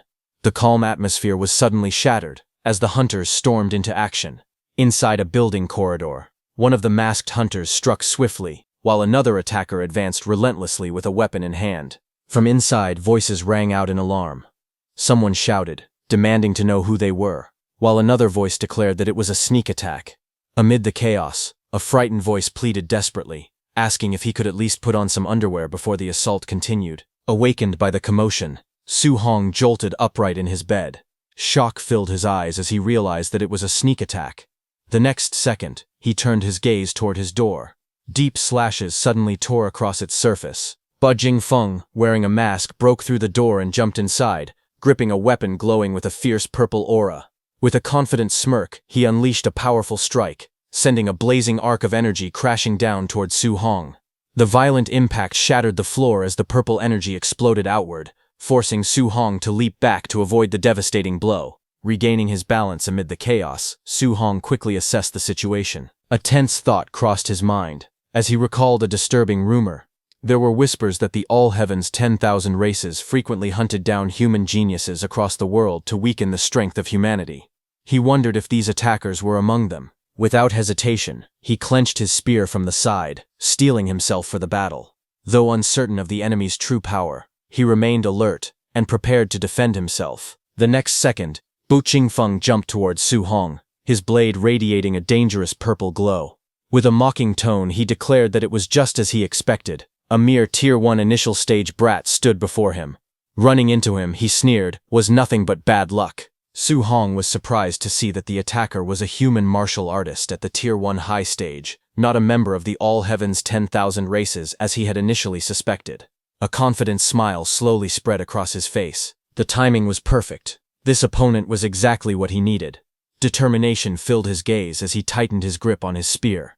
He believed that by defeating this enemy, he could obtain the final 5 points of martial value required to break through and become a spirit master. Meanwhile, Bu Jingfeng watched in disbelief. He could not understand why a mere Tier 1 initial stage martial artist would choose to confront his attack head-on instead of evading it. To him, such a decision seemed utterly reckless, as if Su Hong had lost his mind. In the next instant, their weapons collided with explosive force. A brilliant burst of energy erupted at the point of impact, sending shockwaves through the air. Bu Jingfeng's eyes widened as he was forced backward, stunned by the overwhelming power behind the strike. Realization struck him like a thunderbolt. This seemingly insignificant brat possessed strength far beyond his expectations. Bu Jingfeng admitted that his combat power was indeed capable of rivaling that of a Tier 1 high-stage martial artist. As he struggled against the pressure of the clash, he finally understood that Grandmaster Qin had spoken the truth. Bu Jingfeng's eyes widened in disbelief as he felt the overwhelming force pressing against him. Panic surged through his mind as he realized something was terribly wrong. He shouted inwardly that this level of strength was impossible, and questioned how a Tier 1 martial artist could possess such terrifying power. At that moment, Su Hong remained calm. He acknowledged that his opponent was merely at the Tier 1 high stage, and reminded himself that he had already fought someone of that level before. With unwavering confidence, he tightened his grip on his weapon and commanded the energy around him to press forward. A crimson aura erupted from his body as he raised his spear high. With a fierce shout, he unleashed his full strength and brought the attack crashing down. His strike descended like a blazing comet, smashing toward Bu Jingfeng with unstoppable force. The impact exploded with a thunderous sound, sending shockwaves across the battlefield and forcing Bu Jingfeng backward. Staggering from the overwhelming power, Bu Jingfeng trembled as he gripped his sword. Unable to contain his shock, he wondered if Su Hong was a monster. Bu Jingfeng decided to now get serious, as purple flames covered his blade. He steadied himself, gripping his glowing weapon. With a confident expression, he declared that a battle between martial artists was not merely about comparing who possessed greater physical strength. Su Hong watched closely, recognizing that it was a fire attribute martial art, something he had never encountered before. So he also activated his lightning attribute martial arts. Without hesitation, Bu Jingfeng unleashed his power. Purple flames surged violently, forming a blazing arc that tore through the air. With a mocking grin, he challenged Su Hong, questioning how he intended to withstand a B-rank martial art. With a thunderous roar, he executed his technique, Flame Slash, sending a massive wave of blazing power crashing towards Su Hong. Facing the incoming attack, Su Hong remained calm. Golden lightning crackled fiercely around his body as he raised his spear, gathering immense energy. As he assessed the incoming strike, he realized that the power behind it might be even greater than the void-breaking finger. A technique also ranked at B level. The clash of power erupted violently as the two attacks collided mid-air. Purple flames and golden lightning struck against each other, releasing a blinding burst of energy that illuminated the battlefield.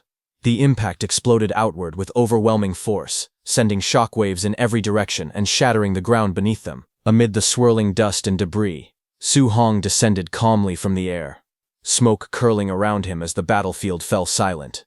Standing in front of Bu Jingfeng, he held his spear firmly, his expression composed and unwavering. Bu Jingfeng stared in shock, sweat running down his face as he struggled to comprehend what had just happened.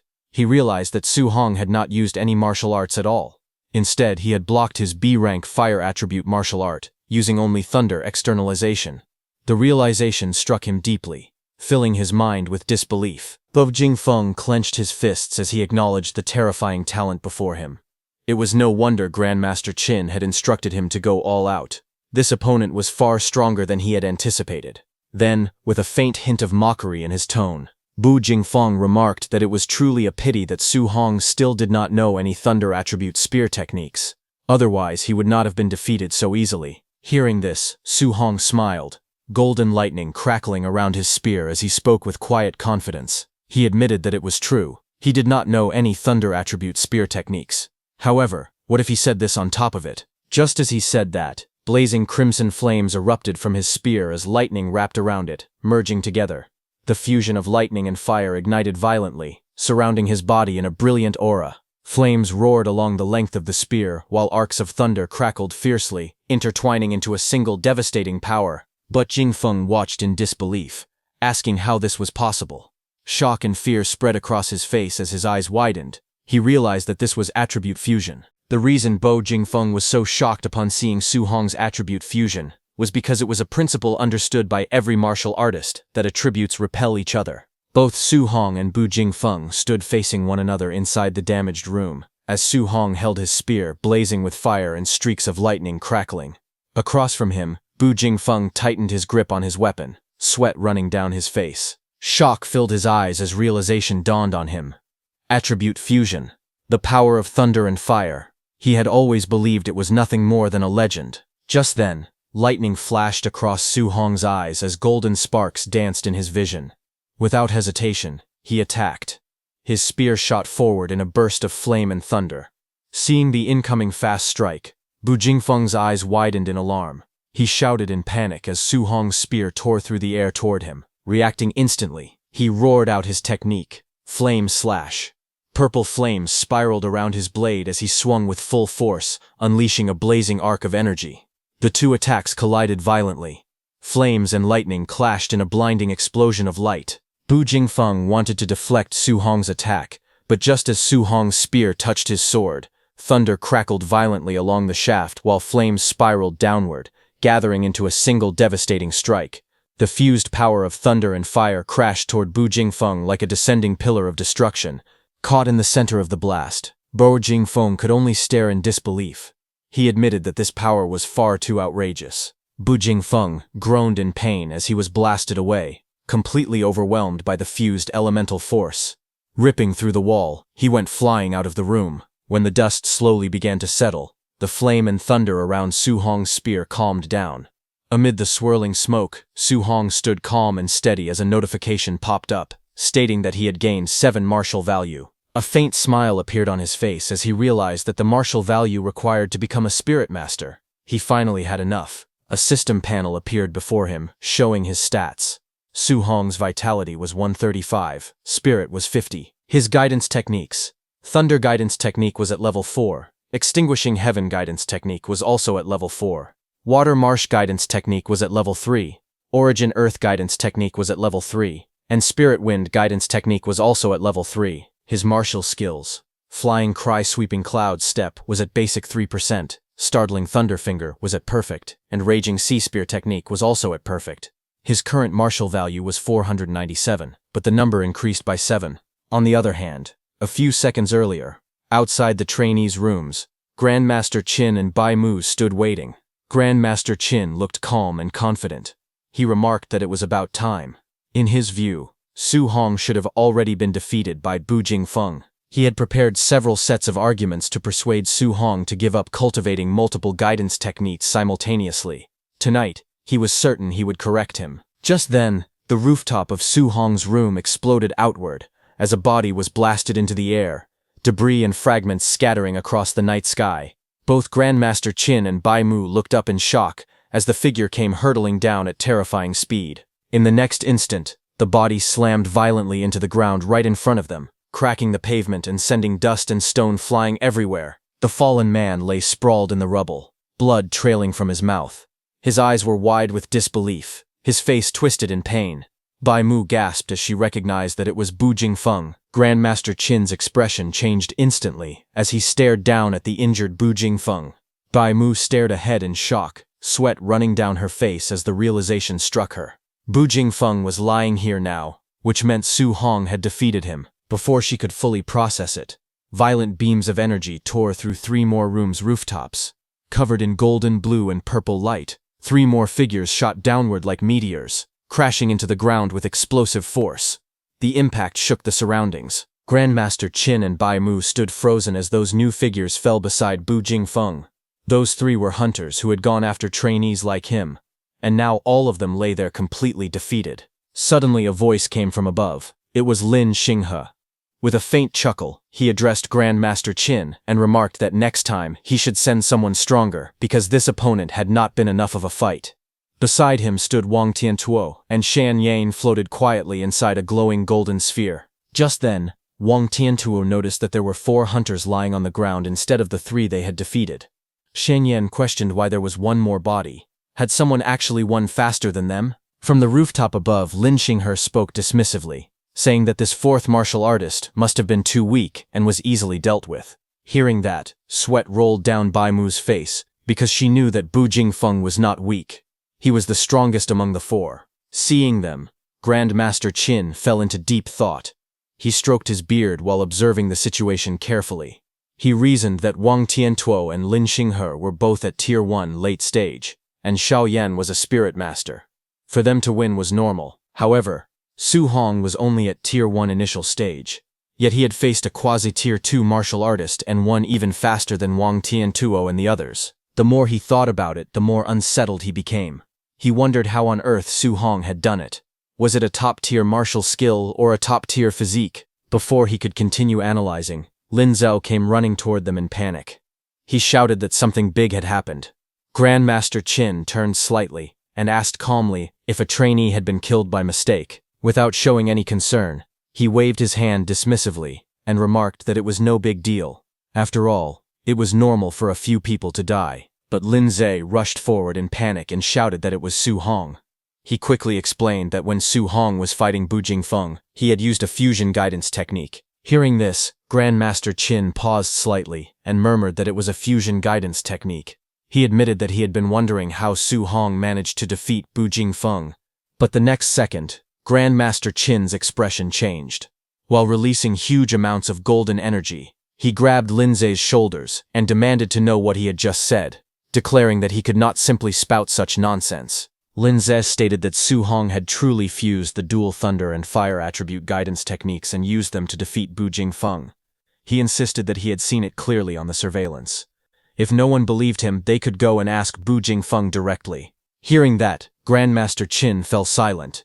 He looked at Bu Jingfeng, lying on the ground, who also stated that it was indeed the dual thunder and fire attribute fusion. Hearing that, Grandmaster Qin's eyes burned with intensity as he declared that the only genius martial artist of the human race who had ever researched and achieved dual attribute fusion had taken a full 19 years to accomplish it. Yet Su Hong, according to the Star City Association, had been in contact with the 7 guidance techniques for less than a month. The comparison left him deeply shaken. He clenched his fists and called Su Hong a monster, but immediately corrected himself, saying this was not merely a monster. This was a heaven-descended Emperor Star, a true dragon appearing in the world. Beside him, Bai Mu pulled the trembling Lin Zhao backward, as he struggled to steady himself after Grandmaster Qin had shaken him completely. Bai Mu then asked Grandmaster Qin whether attribute fusion was truly that powerful. Could it really allow someone at Tier 1 initial stage to defeat Tier 2 Bu Jingfeng? Grandmaster Qin explained to her that back then, the martial artist who researched attribute fusion had been able to suppress and fight Tier 2 opponents while still at Tier 1. Hearing that, Bai Mu wondered aloud that with such formidable combat power, why it was not widely promoted for cultivation. Although the difficulty was high, what if the fusion succeeded? Grandmaster Qin answered with a grave expression that many people had tried in the past, but they discovered that attribute fusion was not only extremely difficult, it also carried a very high probability of crippling oneself. Even if someone truly succeeded in cultivating it, if they remained stuck at the Tier 1 martial artist realm for their entire life, what use would it be? But Su Hong was different. He had succeeded in fusing them in less than a month. Such comprehension was simply too heaven-defying. Moreover, he possessed 7 attributes simultaneously. If he were to fuse them all, Grandmaster Qin wondered with excitement how massive that power would become. Grandmaster Qin imagined the future. He said that if a monster like Su Hong were allowed to grow, he feared that one day Su Hong could stun the great emperors of the 10,000 races with a single move. Hearing this, Lin Zhao told Grandmaster Qin that he was boasting too much, far too much. Bai Mu pointed out that fusing 2 attributes was already extremely difficult. Fusing 7 attributes was nothing but pure fantasy. Grandmaster Qin coughed lightly and told them to forget his brief loss of composure. However, he continued seriously that if Su Hong were allowed to cultivate 7 attributes simultaneously, what if he became stuck while trying to fuse 3 attributes in the future and ended up delaying his breakthrough? If that happened, he, Qin Tianli, would become a sinner of the human race. At that moment, Lin Zhao suddenly remembered something important. He told Grandmaster Qin that Su Hong definitely possessed a special physique. His raw strength had even crushed Bu Jingfeng. Hearing that, Grandmaster Qin's expression changed instantly, and he demanded to know why such an important matter had not been mentioned earlier. They analyzed the situation carefully. Bai Mu said that Su Hong only had 120 points of vitality, yet he had crushed Bu Jingfeng, who possessed nearly 500 vitality. Lin Zhao said that the vitality difference was almost 4 times. Such strength amplification even surpassed Wang Tiantuo's barbarian god body. Hearing all that, Grandmaster Qin concluded that Su Hong's physique might also be a heaven-defying existence. After a moment of thought, he made a decision. They would organize a martial arts competition the next day. He wanted to comprehensively test Su Hong's combat power and vitality value. He ordered that Wang Tintuo's group of 3 be brought out to spar with Su Hong. With a serious expression, he stated that he wanted to see what kind of scene would unfold when a monster like Su Hong faced the strongest geniuses of the training camp. On the other hand, a massive hole was left behind in Su Hong's room. Broken concrete and shattered stones surrounded the opening as cold night air drifted inside. Inside the ruined room, Su Hong sat quietly on the floor at the center of the destruction. While outside, Grandmaster Qin was talking with others. Ignoring everything around him, Su Hong focused inward. In one breath, he added all the martial value into spirit points. A translucent system panel appeared before him, showing that his vitality was 135 and his spirit was 50.5. Then small notifications popped up one after another, saying his spirit increased by 1. His spirit value continued rising without pause. A faint smile appeared on his face. He declared that he was finally going to become a spirit master. In the next moment, a powerful aura erupted around him. Rings of light formed behind his head like orbiting halos. Glowing against the dark sky, energy surged outward, enveloping his entire body. He closed his eyes and calmly felt the transformation. He described it as a wonderful feeling. White spiritual energy flowed around him like flames, wrapping his body in brilliance. His breathing became steady and slow as he adjusted to the change. To him, the sensation was strange yet fascinating. It felt as though a person had suddenly grown a third arm, something unfamiliar, slightly awkward, yet undeniably powerful. His body formed an energy hand. Another system panel flashed brightly before him, saying his spirit was at 100.2%. The moment it exceeded 100%, the spiritual energy around Su Hong suddenly dispersed outward. He exhaled slowly, sweat sliding down his face as the white aura swirled and gradually stabilized around his body. His gaze sharpened as he sensed the changes within himself. Nearby, fragments of broken concrete began to tremble. Then his bed vibrated against the ground. Then, slowly, it started to float. It lifted inch by inch into the air, suspended by an invisible force. Then Su Hong's body rose gently off the ground, surrounded by shattered debris and floating slabs of concrete. The white spiritual aura enveloped him completely, making him appear almost radiant in the ruined room. Su Hong realized it was done. He could now walk on air and use telekinesis to attack, just like Xiao Yan.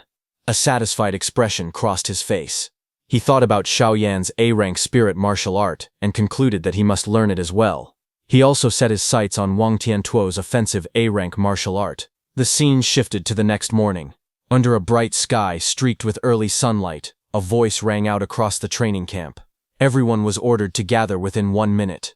Being late by even 1 second would result in a deduction of contribution points. Hearing the announcement, the trainees rushed down the stairs, breathing heavily. One of them shouted in frustration, asking if they were kidding, and whether they were not going to let them rest. Another complained loudly that yesterday had already been the camp entry assessment, weight-bearing training, and even a night raid. Their faces were filled with exhaustion and anger as they ran. One boy shouted that this training camp was simply too outrageous. The scene shifted to the courtyard. All the trainees stood gathered in formation under the morning sky. An instructor stood calmly on a raised platform in front of them. Su Hong had also arrived and adjusted his sleeve quietly while standing among the crowd, watching without saying anything. The instructor looked around at everyone and said that it was very good. Not a single person was late. He then added that he had originally thought many of them would be beaten so badly that they would not even be able to get up. Smiling slightly, he remarked that it was as expected of geniuses. Suddenly, a trainee stepped forward and raised his hand. He complained that he could have won against the Night Raider martial artist the previous night, but the opponent had launched a sneak attack. He continued angrily, saying that the raider had not even let him put on his underpants and had deliberately aimed for his crotch. That, he insisted, was the real reason he lost. Hearing that, the instructor looked at the complaining trainee with faint anger. He asked whether, if the one sneaking up on him the previous night had been an assassin from the All Heaven's 10,000 races, he would have asked them to wait for him to put on his underpants as well. Hearing that, the trainee froze, unsure how to respond, and laughter erupted from the crowd. One of the trainees slung an arm over the embarrassed man's shoulder and joked that from now on, they would call him Bro Underpants. The surrounding students burst into even louder laughter. Meanwhile, Su Hong, standing quietly among them, thought to himself that although the instructor made a lot of sense, actual combat would never care whether someone was ready or not. Still, after a tiring day and being ambushed in the middle of the night, it was normal for everyone to feel disgruntled. The instructor raised his hand again and addressed the group. He said that he knew many of them were still unconvinced, so today he would give them another chance to perform. He announced that they had arranged a comprehensive test. Whether it was vitality, combat power, spirit, strength, or speed, the system would test everything. He continued by saying that after the test, there would be an actual combat ranking. The top 10 students would receive different amounts of contribution point rewards every day. As the instructor finished speaking, all the trainees began whispering among themselves.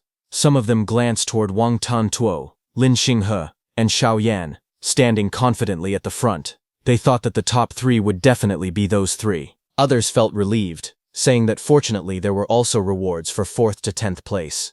One trainee clenched his fists and muttered to himself that no matter what, he had to squeeze into the top 10.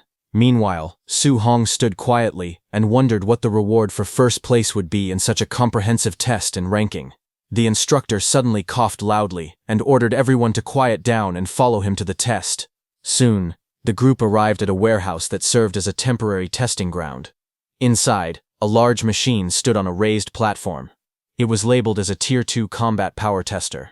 The trainees gathered below, forming a crowd as they looked up at the equipment. From the stage, Grandmaster Qin observed the crowd and noticed that Su Hong was hiding among them. He noted that Su Hong did not stand out at all. A trainee standing nearby, Su Hong noticed Grandmaster Qin's gaze and mistakenly thought that Grandmaster Qin was looking at him and thinking highly of him. However, Su Hong beside him knew that he was 80% wrong. Su Hong knew that the person being targeted by Grandmaster Qin was him. On the stage, Grandmaster Qin looked at the crowd and calmly announced that he thought highly of all of them, so he had made a temporary decision. He declared that the one who ranked first in the comprehensive score for combat power, vitality, speed, and other aspects would receive an additional reward. That person would be allowed to choose an A-rank martial art or movement technique. Hearing this, the crowd immediately grew excited. Someone exclaimed that it was an A-rank martial art and called it a grand gesture. Others began discussing intensely, saying that Wang Tiantuo and the other 2 would probably have to go all out now. One person asked who everyone thought could win. Hearing this, Wang Tiantuo thought to himself that A-rank martial arts were not common. Even his family only possessed a few of them.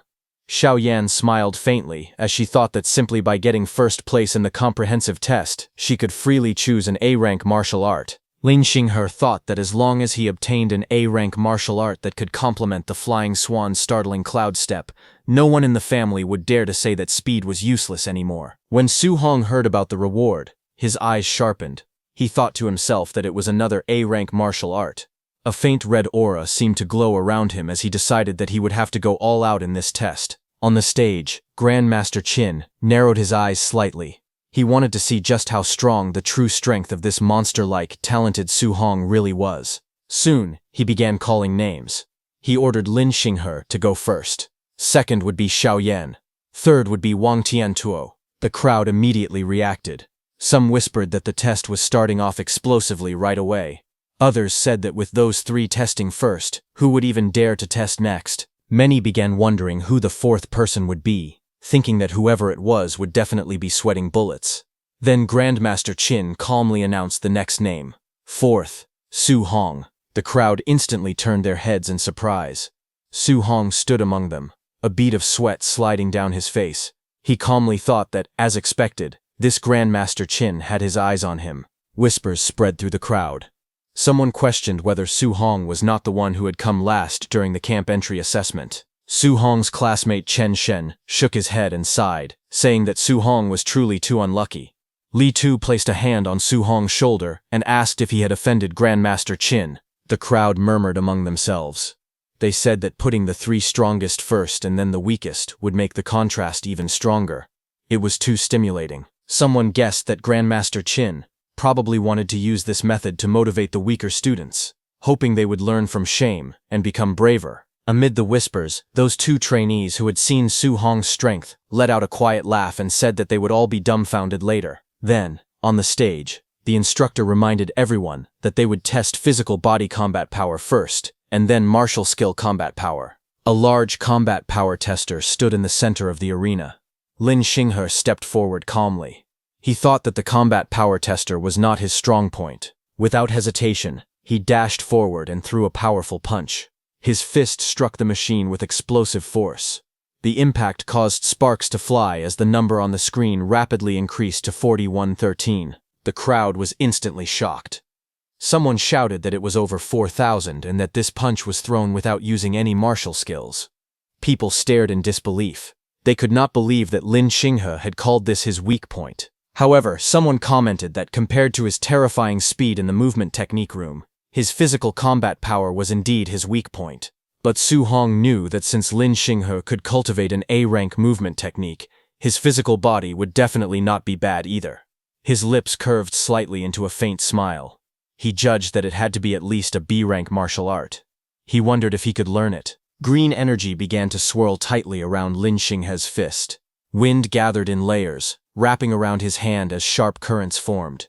In the next moment, he stepped forward and unleashed his technique, Cloud-Hiding Gale Fist. A powerful green torrent of wind crashed down onto the combat power tester. The machine trembled violently as the numbers on the screen surged upward to 5642. Seeing that, the crowd was completely stunned. Someone shouted that 5600 was already the standard of a Tier 2 martial artist. Another cried out in disbelief, saying the combat power was unbelievable. What shocked them even more was that this was not his strongest ability. It was only his weak point. They realized that he had just used a B-rank wind attribute martial art, and they called it terrifying. At that moment, a system notification appeared before Su Hong, saying he had acquired a new achievement. Wind, Cloud-Hiding Gale Fist. Su Hong immediately used it, calmly observed the result, and thought that using a B-rank martial art had only increased his combat power by 1600. To him, the increase felt a bit small. On the stage, Lin Xinghe brushed shoulders with Xiao Yan as they passed each other. She told him that it was just so-so and asked why he looked so smug. With a faint smile, he told her to do her best. The examiner announced the next result. Xiao Yan's physical body combat power was 32,053. The number appeared clearly on the combat power tester. Seeing that, Su Hong commented that it was normal for a spirit master's physical body to be a little weaker. What truly mattered was spiritual telekinesis, martial arts. Xiao Yan closed her eyes and took a deep breath. A golden light suddenly ignited around her body. Her spiritual power surged outward, blazing like flames. In the next moment, a massive golden spirit weapon condensed in the air and smashed heavily toward the combat power tester. The entire machine shook under the impact. At that instant, a notification appeared before Su Hong, saying he had acquired a new martial art, Spirit Weapon Condensation Art. Seeing this, a faint smile appeared on his face. He thought to himself that this training camp was simply amazing. With excitement in his eyes, he wondered how many martial skills he could still learn today. Golden energy surged and rapidly condensed, forming a massive glowing spirit weapon in mid-air. The brilliant construct pulsed with power as it fully materialized. With a sharp motion, Xiao Yan swung her arm downward. The enormous golden spirit weapon followed her command and slammed fiercely into the combat power tester. The impact was explosive, sending shockwaves and sparks in all directions as the machine trembled violently under the force. Moments later, a blue holographic display appeared, showing the number 5942. Seeing that, the crowd erupted in shock and excitement. Many stared wide-eyed at the result, stunned by the overwhelming power. People exclaimed that her combat power was nearly 6,000. Even higher than Lin Xinghe's. Others recalled that she previously had just over 3,200 combat power, and now it had almost doubled. The spectators praised the terrifying explosive strength of a spirit master, calling them true darlings of heaven. Amid the commotion, Su Hong stood calmly among the crowd, surrounded by a faint blue aura as his mind went into the system space. Some trainee beside him said he felt a surge of jealousy of Xiao Yan. He reflected that the most frightening aspect of spiritual power was not only its explosive strength, but also its versatility. It could be used to walk in the air and control objects, making it extremely valuable in real combat with countless practical applications. On the other hand, in the system space, golden spiritual energy surged violently around Su Hong, spiraling upward as he raised a single finger toward the sky. The power gathered rapidly, forming a massive, radiant construct above him as the surrounding air trembled with intensity. But the next second, the condensed spiritual construct instantly dispersed, scattering into countless golden particles that faded into the air. Su Hong breathed heavily in exhaustion. He understood that the weapon condensation art could materialize not only weapons but almost anything, tables, chairs, benches, and even ferocious beasts, by using spiritual power. However, the more solid and realistic the condensed object became, the more spiritual power it consumed. After evaluating his current strength, Su Hong concluded that his spiritual power level was still insufficient to master the technique immediately. Beads of sweat formed on his face as he acknowledged the difficulty. Returning to reality, he decided that he would learn it gradually in the future. For now, his attention shifted to the next participant, Wang Tiantuo, whose martial art he was eager to see. Soon, an announcement rang out. It was Wang Tiantuo's turn.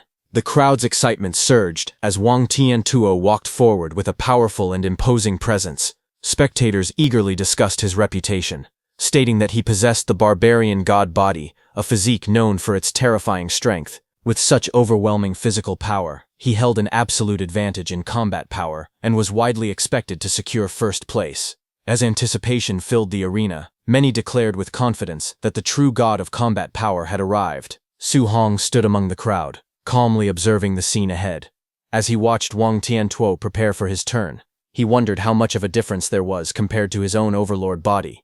Wang Tiantuo stepped forward confidently, his eyes sharp and filled with determination. Raising his fist, he declared that everyone should watch closely, because this punch would show the gap between him and them. Power surged around his arm as he launched himself forward and delivered a devastating punch to the combat power testing machine. The impact exploded outward with a thunderous force, sending shockwaves rippling through the arena. The audience was instantly stunned. Some shouted in disbelief, questioning whether what they had just seen was real. Others exclaimed that it was unbelievable. Wang Tiantuo's pure physical punch was only 300 points lower than Lin Xinghe's result when he had used a martial art. The crowd erupted in amazement, recognizing the terrifying power of the barbarian god body, a physique famed for its immense strength. Amid the lingering dust and shockwaves, Grandmaster Qin and Lin Ze observed the scene from a distance. Grandmaster Qin remarked that it was very good. Hearing this praise, Wang Tiantuo respectfully cupped his fists and thanked Grandmaster Qin. With unwavering confidence, he then announced that he would use a martial art next, preparing to demonstrate even greater power. As Wang Tiantuo prepared to unleash his next move, Su Hong grew excited, realizing that Wang Tiantuo's offensive A-rank martial art was finally about to be revealed. He watched calmly from the side with a faint smile. At the center of the arena, energy began to gather around Wang Tiantuo's arm. White, flame-like power surged and crackled, wrapping tightly around his hand as his aura intensified. With a powerful stance and focused gaze, he condensed the energy further, preparing to release a devastating attack. Observing the technique, Grandmaster Qin immediately recognized it. He noted with interest that Wang Tiantuo was using the A-rank martial art known as the Bone Netherfire Fist. At the same time, a system notification appeared before Su Hong's eyes, indicating that he had acquired a new martial art, Fire, Bone Netherfire Fist. Seeing that, Su Hong's eyes widened as he recalled that this martial art was also available in the martial art pavilion and required 2,800 contribution points to exchange for it. With sharp focus, Wang Tiantuo's eyes gleamed as he prepared to act. Wang Tiantuo unleashed his A-rank martial art with overwhelming force. His arm, engulfed in blazing energy, came crashing down like a meteor, and the impact shook the entire arena. The combat power testing machine flashed brightly before displaying the result, 7534. The crowd erupted in shock. Spectators were stunned, exclaiming that if it were just 500 points higher, it would meet the standard of a Tier 2 middle-stage martial artist with a vitality value of 600. Many were stunned, recalling that Wang Tiantuo's vitality was only around 350, which made his result even more astonishing. Grandmaster Qin watched with satisfaction and praised Wang Tiantuo highly. He remarked that Wang Tiantuo's elder had long spoken of nurturing a grandmaster, and now it was clear there would be no problem achieving that goal. Wang Tiantuo respectfully cupped his fists and humbly responded that he would borrow the grandmaster's auspicious words. With Wang Tiantuo's performance concluded, Grandmaster Qin called for the next participant, Su Hong. As Su Hong walked forward calmly through the crowd, whispers spread among the spectators. Many felt that after the outrageous performances of the top three, anyone going up now would be extremely humiliated. Some were surprised by Su Hong's composure, saying that if they were in his place, they would be terrified. Some guys murmured that a dead pig does not fear boiling water. Reaching the testing area, Su Hong stood before Grandmaster Qin and Lin Zhe. Grandmaster Qin explained the rule clearly. The first punch must rely purely on physical strength, and no martial arts could be used. Su Hong calmly acknowledged the instruction with a simple agreement, and prepared to begin. Su Hong planted his foot firmly on the ground, his body lowering as a powerful aura swirled around him. The air twisted with force, and dust rose beneath his feet as he gathered his strength. After a brief moment, he let out a quiet breath, steadying himself. A sharp glint flashed in his eyes as confidence filled his expression. In his mind, he declared that the test reward was definitely his. In the next instant, Su Hong surged forward like a released arrow. His fist shot out with explosive speed and slammed into the combat power testing machine. A thunderous boom echoed across the arena as a massive cloud of dust and debris erupted, stunning everyone present. As the smoke cleared, the glowing screen of the machine revealed the result, 655-1. The spectators froze in shock. The number was far beyond what anyone expected. Grandmaster Qin stared at the result, his eyes widening as cold sweat formed on his face. Grandmaster Qin admitted internally that he had still underestimated Su Hong's terrifying monster-like strength. The arena fell into complete silence as the crowd stared at the combat power tester in disbelief. The astonishing result left everyone speechless. Suddenly, murmurs erupted among the spectators. Many exclaimed in shock that the reading had exceeded 6,500 and questioned whether the combat power tester had malfunctioned. Others pointed out that Su Hong had previously ranked last, yet now he displayed strength like a monster. Some trainees admitted they had believed Wang Tiantuo was already invincible in the training camp, only to realize that an even more powerful expert had emerged. From the observation area, Wang Tiantuo, Lin Xinghe, and Xiao Yan watched with tense expressions. Xiao Yan remarked in astonishment at the exaggerated combat power. Lin Xinghe concluded that such power was impossible for a Tier 1 martial artist, and insisted that Su Hong must be a Tier 2 martial artist. Realizing the gap between them, Wang Tiantuo lowered his head and admitted that he had been too arrogant before. After the commotion settled, Su Hong calmly turned toward Grandmaster Qin and respectfully asked whether he should continue using a martial art for the next test. Grandmaster Qin looked at him with approval and simply nodded, telling him to continue. Su Hong then stepped into position and steadied his breathing. He clenched his fists as he adjusted his stance. In the next moment, his mind went into the system space as he started learning his new martial art technique. A system-like interface appeared, displaying his new martial arts learning percentages that steadily increased: 1%, 4%, 6%, 9%, 14%, and 23%. Su Hong stood calmly as a cold, blue flame-like aura surged around his body. The system displayed rising progress percentages. As the power continued to build, he realized that the bone netherfire fist suited him perfectly.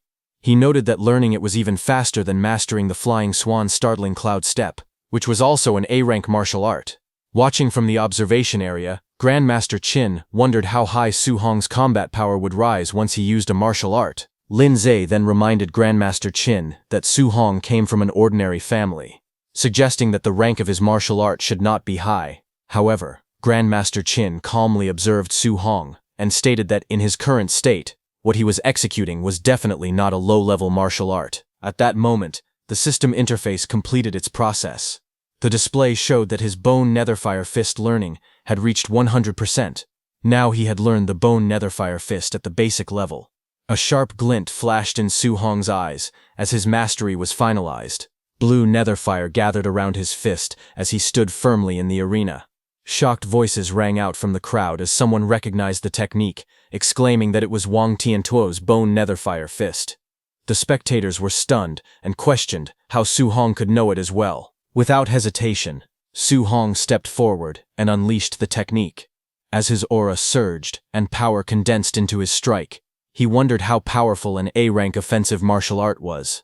With netherfire blazing around his arm, Su Hong drove forward to deliver the attack. Su Hong's blazing strike slammed into the combat power tester with explosive force. A shockwave burst outward, sending dust and debris flying across the arena as the machine trembled under the impact. The spectators were forced to shield their faces from the powerful gust. Amid the swirling dust, shocked voices rang out. Some exclaimed in disbelief that Su Hong's power was even greater than Wang Tiantuo's and urgently asked for the combat power reading. As the dust settled, the display lit up with a shocking number. A stunned voice cried out that it was a full 9,000 combat power. Others quickly pointed out that 9,000 was already the standard for the Tier 2 high stage, expressing disbelief at the result. From the observation area, Lin Ze questioned whether such combat power was possible for a Tier 1 initial stage martial artist with only 123 points of vitality, suspecting that the tester's data might be faulty. Grandmaster Qin, watching calmly, concluded that Su Hong was truly a monster. Nearby, Lin Xinghe analyzed the numbers aloud. He explained that 7,000 combat power corresponded to Tier 2 initial stage, 8,000 to Tier 2 middle stage, and 9,000 to Tier 2 high stage. Zhao Yan reasoned that the standard vitality for a Tier 2 martial artist was 500 and concluded that Su Hong must have hidden his true vitality, which should definitely exceed 500. Hearing this, Wang Tiantuo admitted that his own vitality had not even reached 400 yet and said it was not shameful to lose to Su Hong. However, the situation took another shocking turn. When the vitality tester displayed Su Hong's actual value, only 137, the crowd erupted in disbelief. Wang Tiantuo shouted in shock that Su Hong's vitality was merely 137, while Lin Xinghe questioned whether the vitality tester itself was broken. The vitality tester displayed the number 137, leaving everyone in shock. Lin Zi stared at the result in disbelief and declared that the situation was simply outrageous. The crowd quickly erupted into heated discussion. Some questioned whether the number was missing a zero and wondered if it should have been 13,700 instead. Others shouted in astonishment that Su Hong was actually only a Tier 1 initial stage martial artist. The shock deepened as people exclaimed that producing 9,000 combat power with just 137 vitality was far too outrageous to believe. As the murmurs spread through the room, Su Hong calmly stepped out of the testing chamber, steam drifting around him. Nearby, Grandmaster Qin watched with a serious and thoughtful expression, silently acknowledging the extraordinary result. Regaining control of the situation, Grandmaster Qin addressed the crowd and told them to stop crowding around. He announced that they would proceed with the practical combat test and directly begin the practical combat tournament ranking. He then explained the rules of the competition. The tournament would adopt a challenge system where participants could designate their own opponents. He further stated that if no one dared to challenge a participant, that person would be ranked first and would receive the reward of an A-rank martial art. At that moment, someone called out to Grandmaster Qin. It was Lin Xinghe. He stepped forward confidently and, with a determined expression, pointed at Su Hong and declared that he wanted to fight him. Lin Xinghe looked at Su Hong with a confident smile, thinking that although Su Hong's combat power could be called invincible, his vitality was far too weak. He planned that as long as he used his movement technique to avoid Su Hong's attacks, he could rely on his higher vitality to slowly exhaust him to death. But Grandmaster Qin firmly rejected the idea. Lin Xinghe was startled and let out a confused sound, unable to understand the response. Grandmaster Qin then made a shocking proposal. He looked at Lin Xinghe, Zhao Yan, and Wang Tiantuo, and said that the three of them could attack together. Hearing that, the group froze in surprise. Lin Xinghe immediately questioned the decision, asking what kind of opponent deserved the three of them attacking at the same time. Zhao Yan accused Grandmaster Qin of looking down on them too much. With a sneer, Wang Tiantuo added that he was only worried they might accidentally cripple Su Hong while playing around. Grandmaster Qin ignored the complaints and turned his gaze towards Su Hong, asking him what he thought. Without hesitation, Su Hong said that he had no objections. Hearing that, Wang Tiantuo and his group looked at him with amusement. Wang Tiantuo wondered aloud if Su Hong truly believed he was guaranteed to win. Zhao Yan let out a quiet chuckle. Looking down at Su Hong, they mocked him for being so pretentious. Lin Xinghe declared confidently that, forget about fighting the three of them, he could defeat Su Hong alone and leave him completely stunned. The atmosphere grew tense as the challenge was set. Grandmaster Qin gave the signal and announced that they could begin. All four of them stood facing each other inside the vast testing hall. In the next instant, Lin Xinghe dashed forward with incredible speed. Wang Tiantuo and Zhao Yan followed closely behind, charging straight towards Su Hong. As he moved, Lin Xinghe formed a plan in his mind. He decided that he would first unleash a cloud-hiding gale fist, and then retreat. Once Su Hong was occupied with the others, he would launch a sneak attack from the flank. With the speed of his flying swan startling Cloud Step, he believed it would be impossible for Su Hong to react in time. But suddenly, Xiao Yan sensed danger and shouted for Lin Xinghe to dodge. Before Lin Xinghe could react, Su Hong had already moved. In a blur of motion, he appeared behind Lin Xinghe. Lin Xinghe was stunned, unable to comprehend what had just happened. With cold determination, Su Hong said goodbye as his fist surged forward, aimed directly at Lin Xinghe. But just as Su Hong's fist was about to land, everything came to a sudden stop.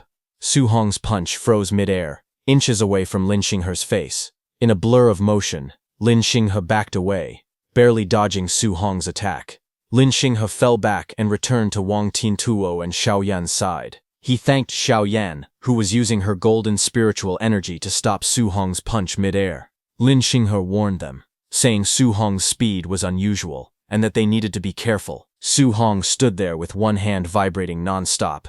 He realized what was happening. It was spiritual telekinesis. It was his first time experiencing the strange feeling of being controlled like that, and he was clearly not used to it. His eyes narrowed slightly. From the corner of his eye, he glanced toward Xiao Yan, who had used that spiritual telekinesis.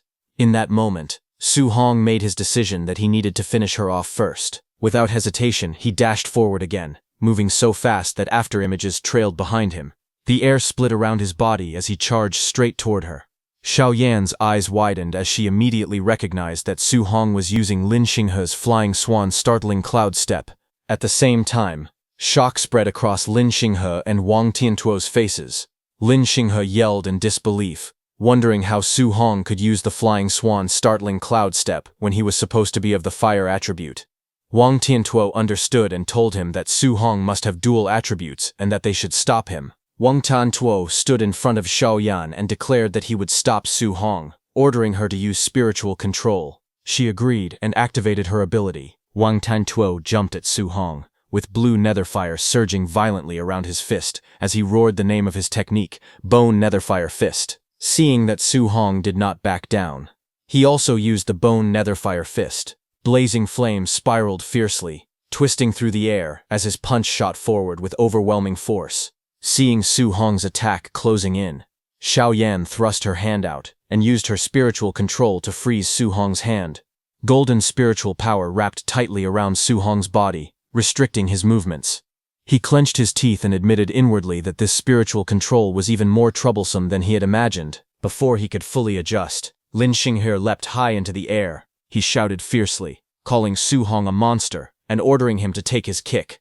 Watching from the sidelines, Grandmaster Qin stroked his beard and thought that it seemed it was still too early for Su Hong to fight 1 against 3. The abilities of a spirit master were simply too difficult to deal with, because once controlled by a spirit master, one must either forcefully break through with physical strength or counter it using spiritual power. Otherwise, it would be extremely difficult to break free. Looking at Su Hong, he thought that although Su Hong's physical strength was very high, it probably still was not enough to break free from such control. But at that moment, Grandmaster Qin noticed that Su Hong's lips curved into a smile.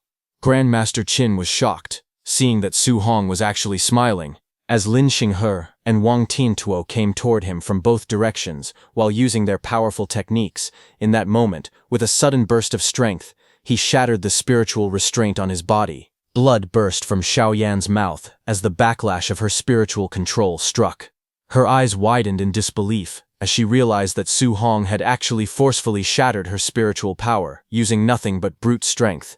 At the same time, Su Hong raised his arm and blocked Lin Xinghe's and Wang Tiantuo's incoming attacks head-on. Observers stared in disbelief. They could not believe what they were seeing. Just by relying on physical strength, Su Hong had blocked it. Not only that, he had even shattered Xiao Yan's spiritual telekinesis using pure physical power. The crowd erupted in astonishment. They called it ridiculous, saying Su Hong's strength was inhumanly great. He was simply a humanoid, ferocious beast. In the next moment, Su Hong tightened his grip on Lin Xinghe's leg and Wang Tiantuo's hand. Lin Xinghe's and Wang Tiantuo's faces twisted in shock as they shouted in panic, cursing loudly. But it was already too late. Su Hong swung them violently through the air, turning the battlefield into chaos. Su Hong's eyes glowed coldly as he tightened his grip further. In the next instant, he smashed Lin Xinghe and Wang Tiantuo straight into the ground. The impact echoed loudly across the arena. The floor cracked open as their bodies slammed down headfirst. Dust and debris burst into the air. Pinned against the shattered tiles, Wang Tiantuo gritted his teeth and cursed, while blood spilled from Lin Xinghe's mouth as the force of the blow shook his entire body. Around them, the crowd stood frozen in shock. They stared at the brutal scene unfolding before their eyes. Someone muttered in disbelief that it was too savage, but Su Hong did not stop. He lifted them again and slammed them down repeatedly. The ground trembled with each impact. Lin Xinghe's and Wang Tiantuo's eyes rolled back as they completely lost consciousness. Only then did Su Hong stop. He lowered his head slightly and let out a long breath, standing amidst the drifting smoke and debris. Then suddenly his eyes sharpened as he looked to his side. A flicker of alertness flashed across his face. Standing at his side, Xiaoyan hurriedly raised both hands and backed away. Her voice trembled as she shouted at him not to come any closer. She quickly declared that she surrendered. Seeing that, the room fell into stunned silence. Someone exclaimed in disbelief that Su Hong had actually won. Another questioned whether the training camp's strongest trio had truly been defeated by him alone. They called him an absolute monster. At that moment, Grandmaster Qin frowned slightly and asked what all the noise was about. He questioned if anyone else planned to challenge Su Hong. Silence answered him. With no one stepping forward, the result became clear. He declared that Su Hong was first place in this combat test. Hearing that, the crowd murmured. A guy awkwardly stated that Su Hong was number 1 in the training camp and that there was no need for the remaining matches. Another voice quickly admitted surrender, saying he forfeited and did not want to take a beating. After witnessing that battle, only an idiot would dare to challenge Su Hong. Grandmaster Qin then looked over the arena and announced that since that was the case, Su Hong would take first place. Looking at Lin Xinghe and Wang Tiantuo lying there, he continued speaking, stating that the 2nd to 10th places in the tournament would also receive rewards. He instructed everyone to continue the competition, adding that instructor Lin Zi would arrange the rest. Then he turned his attention back to Su Hong. He declared that as the universally acknowledged first place, Su Hong should come with him to receive his reward and choose an A-rank martial art. Hearing this, Su Hong's eyes lit up. He felt a surge of excitement because he had obtained another A-rank martial art. Later, away from the crowd, while walking with Su Hong, Grandmaster Qin told him that ever since the day he stepped into the training camp, he had been paying attention to him. He remarked that while others could not wait to show off their strength, Su Hong chose to hide his. Su Hong replied that he had no power or influence. If he revealed himself too early, it would only make him an easy target. Hearing that, Grandmaster Qin started laughing. He said he liked smart people like him. Then he explained that this combat tournament had actually been arranged by him specifically for Su Hong. He wanted to strive for more resources on Su Hong's behalf. Then, with a serious tone, Grandmaster Qin said that in today's world, the strong only grow stronger and resources would always be concentrated on geniuses. He told Su Hong that there was no need for him to hide his strength in the future. He declared that he, Qin Tianli, would personally cover him and challenge anyone who dared to cause Su Hong trouble. Hearing this, Su Hong respectfully thanked Grandmaster Qin. Soon after, they arrived at the martial art pavilion. The warm golden light filled the room as they stepped inside. A staff member immediately greeted Grandmaster Qin with respect. Grandmaster Qin instructed the staff member to bring the list of martial arts. He then told Su Hong to look carefully and choose well, adding that he should ask if there was anything he did not understand. Su Hong asked Grandmaster Qin what kind of martial art he thought would be better for him to choose at that moment. Grandmaster Qin looked at him and asked what martial arts he already knew. Su Hong started listing them. He said he knew Bone Netherfire Fist, Flying Swan Startling Cloud Step, Cloud Hiding Gale Fist, and Void Breaking Finger. The rest were of lower rank. Hearing that, Grandmaster Qin was surprised. He stated that he did not even have Flying Swan Startling Cloud Step and Cloud Hiding Gale Fist in his martial art pavilion. He asked if Su Hong had learned them simply by watching Lin Xinghe use them once. Su Hong only responded with a quiet sound. Hearing that, Grandmaster Qin fell silent. Inwardly, he admitted the truth that Su Hong was truly a monster. That staff member looked at Su Hong with surprise. She wondered who he was, thinking that Grandmaster Qin had actually brought him personally to choose a martial art. Grandmaster Qin calmly explained that Su Hong already had an offensive martial art and a movement technique. He said that Su Hong could now learn a control-type martial art, and pointed out that this one was not bad. He introduced it as Flame Cage, an A-rank martial art. He explained that it condensed fire spiritual chi into a flame cage to trap and solidify enemies. Grandmaster Qin continued explaining. He said that offensive martial arts only required attaching spiritual chi to weapons or the body. However, control-type martial arts required spiritual chi to leave the body, something most Tier 2 martial artists could not achieve. He reminded Su Hong that he was currently only at the Tier 1 initial stage. Logically speaking, he should not recommend it. But with Su Hong's talent, he believed he should be able to learn it. Grandmaster Qin then said that he had learned this martial art before. He offered to demonstrate it first, so Su Hong could decide whether to choose it or not. Hearing that, Su Hong respectfully thanked him. Grandmaster Qin raised his hand as spiritual chi gathered between his fingers. A small flame suddenly appeared, glowing brightly as it formed in the air. Grandmaster Qin told Su Hong not to think that control-type martial arts were inferior to offensive martial arts. He explained that their usefulness in battle was immense. As he spoke, flames surged outward and formed a blazing cage in the air. The fiery cage burned intensely, radiating powerful heat. Grandmaster Qin told Su Hong that the first step was to trap the enemy inside the flame cage. Then, after trapping them, one could launch an attack. He created a fire bow and arrows and aimed at the cage. He stated that by doing so, it would be possible to achieve a one-hit kill. He shot, and the fiery energy gathered and exploded downward with tremendous force. After the demonstration, Grandmaster Qin looked at Su Hong and explained further. He said that maintaining the flame cage while launching an attack at the same time was currently impossible for Su Hong.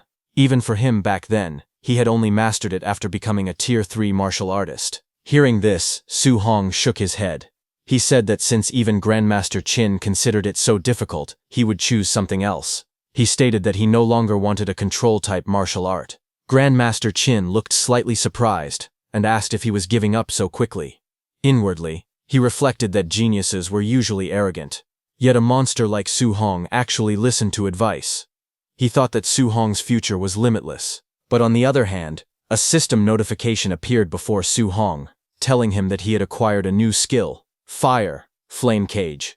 Su Hong gave a faint smile because he had already obtained this martial art. He then politely asked Grandmaster Qin to help him look for another martial art instead. Grandmaster Qin looked at him and explained that he already possessed an offensive martial art and a movement technique.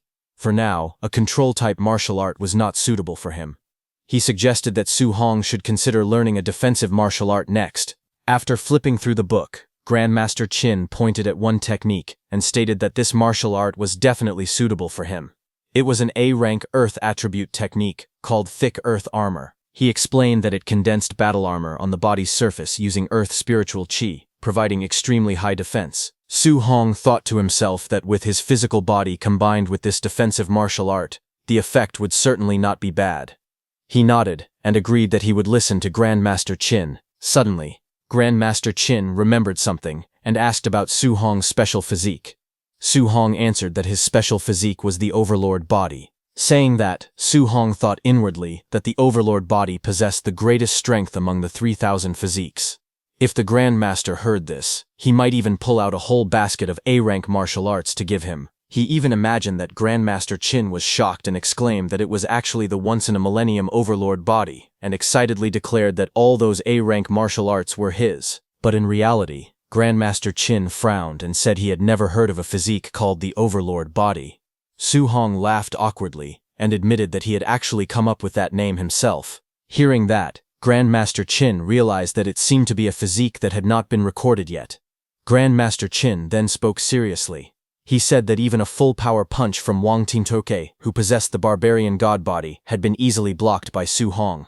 The strength amplification of Su Hong's Overlord body was truly terrifying. He added that he had never seen the strength of a Tier 1 martial artist reach such a level. Just then, his phone rang with a funny ringtone. Su Hong was surprised to hear that. Grandmaster Qin answered it and asked what the matter was, saying that he was still busy. On the other end, he was informed that the contribution point statistics backend showed that when Su Hong was fighting earlier, he seemed to still be wearing a weight vest. Grandmaster Qin was stunned. He immediately turned to Su Hong and asked whether he had really been wearing a weight vest while fighting Wang Tiantuo and the other two. Su Hong replied that if he had taken off the vest to fight those three, wouldn't he have been unable to get the contribution points?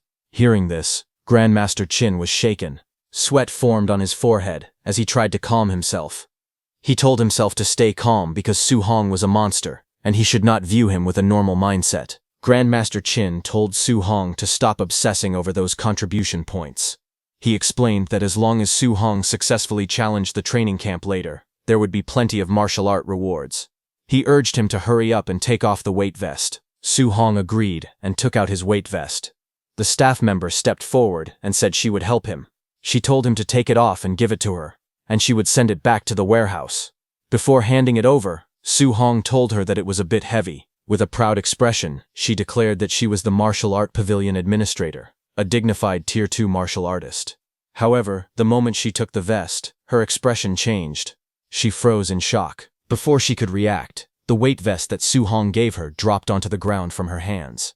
Its impact was thunderous. The floor cracked and shattered under the weight. Startled, the staff member asked how many kilograms the vest weighed. Su Hong answered that it weighed 5 tons. Hearing this, Grandmaster Qin was stunned. He thought to himself that Su Hong had been carrying a 5-ton weight at the Tier 1 initial stage. Not only that, he had even defeated 3 Tier 1 late-stage geniuses while wearing it. The realization left him speechless. Grandmaster Qin wrapped an arm around Su Hong's shoulders and called him a little monster.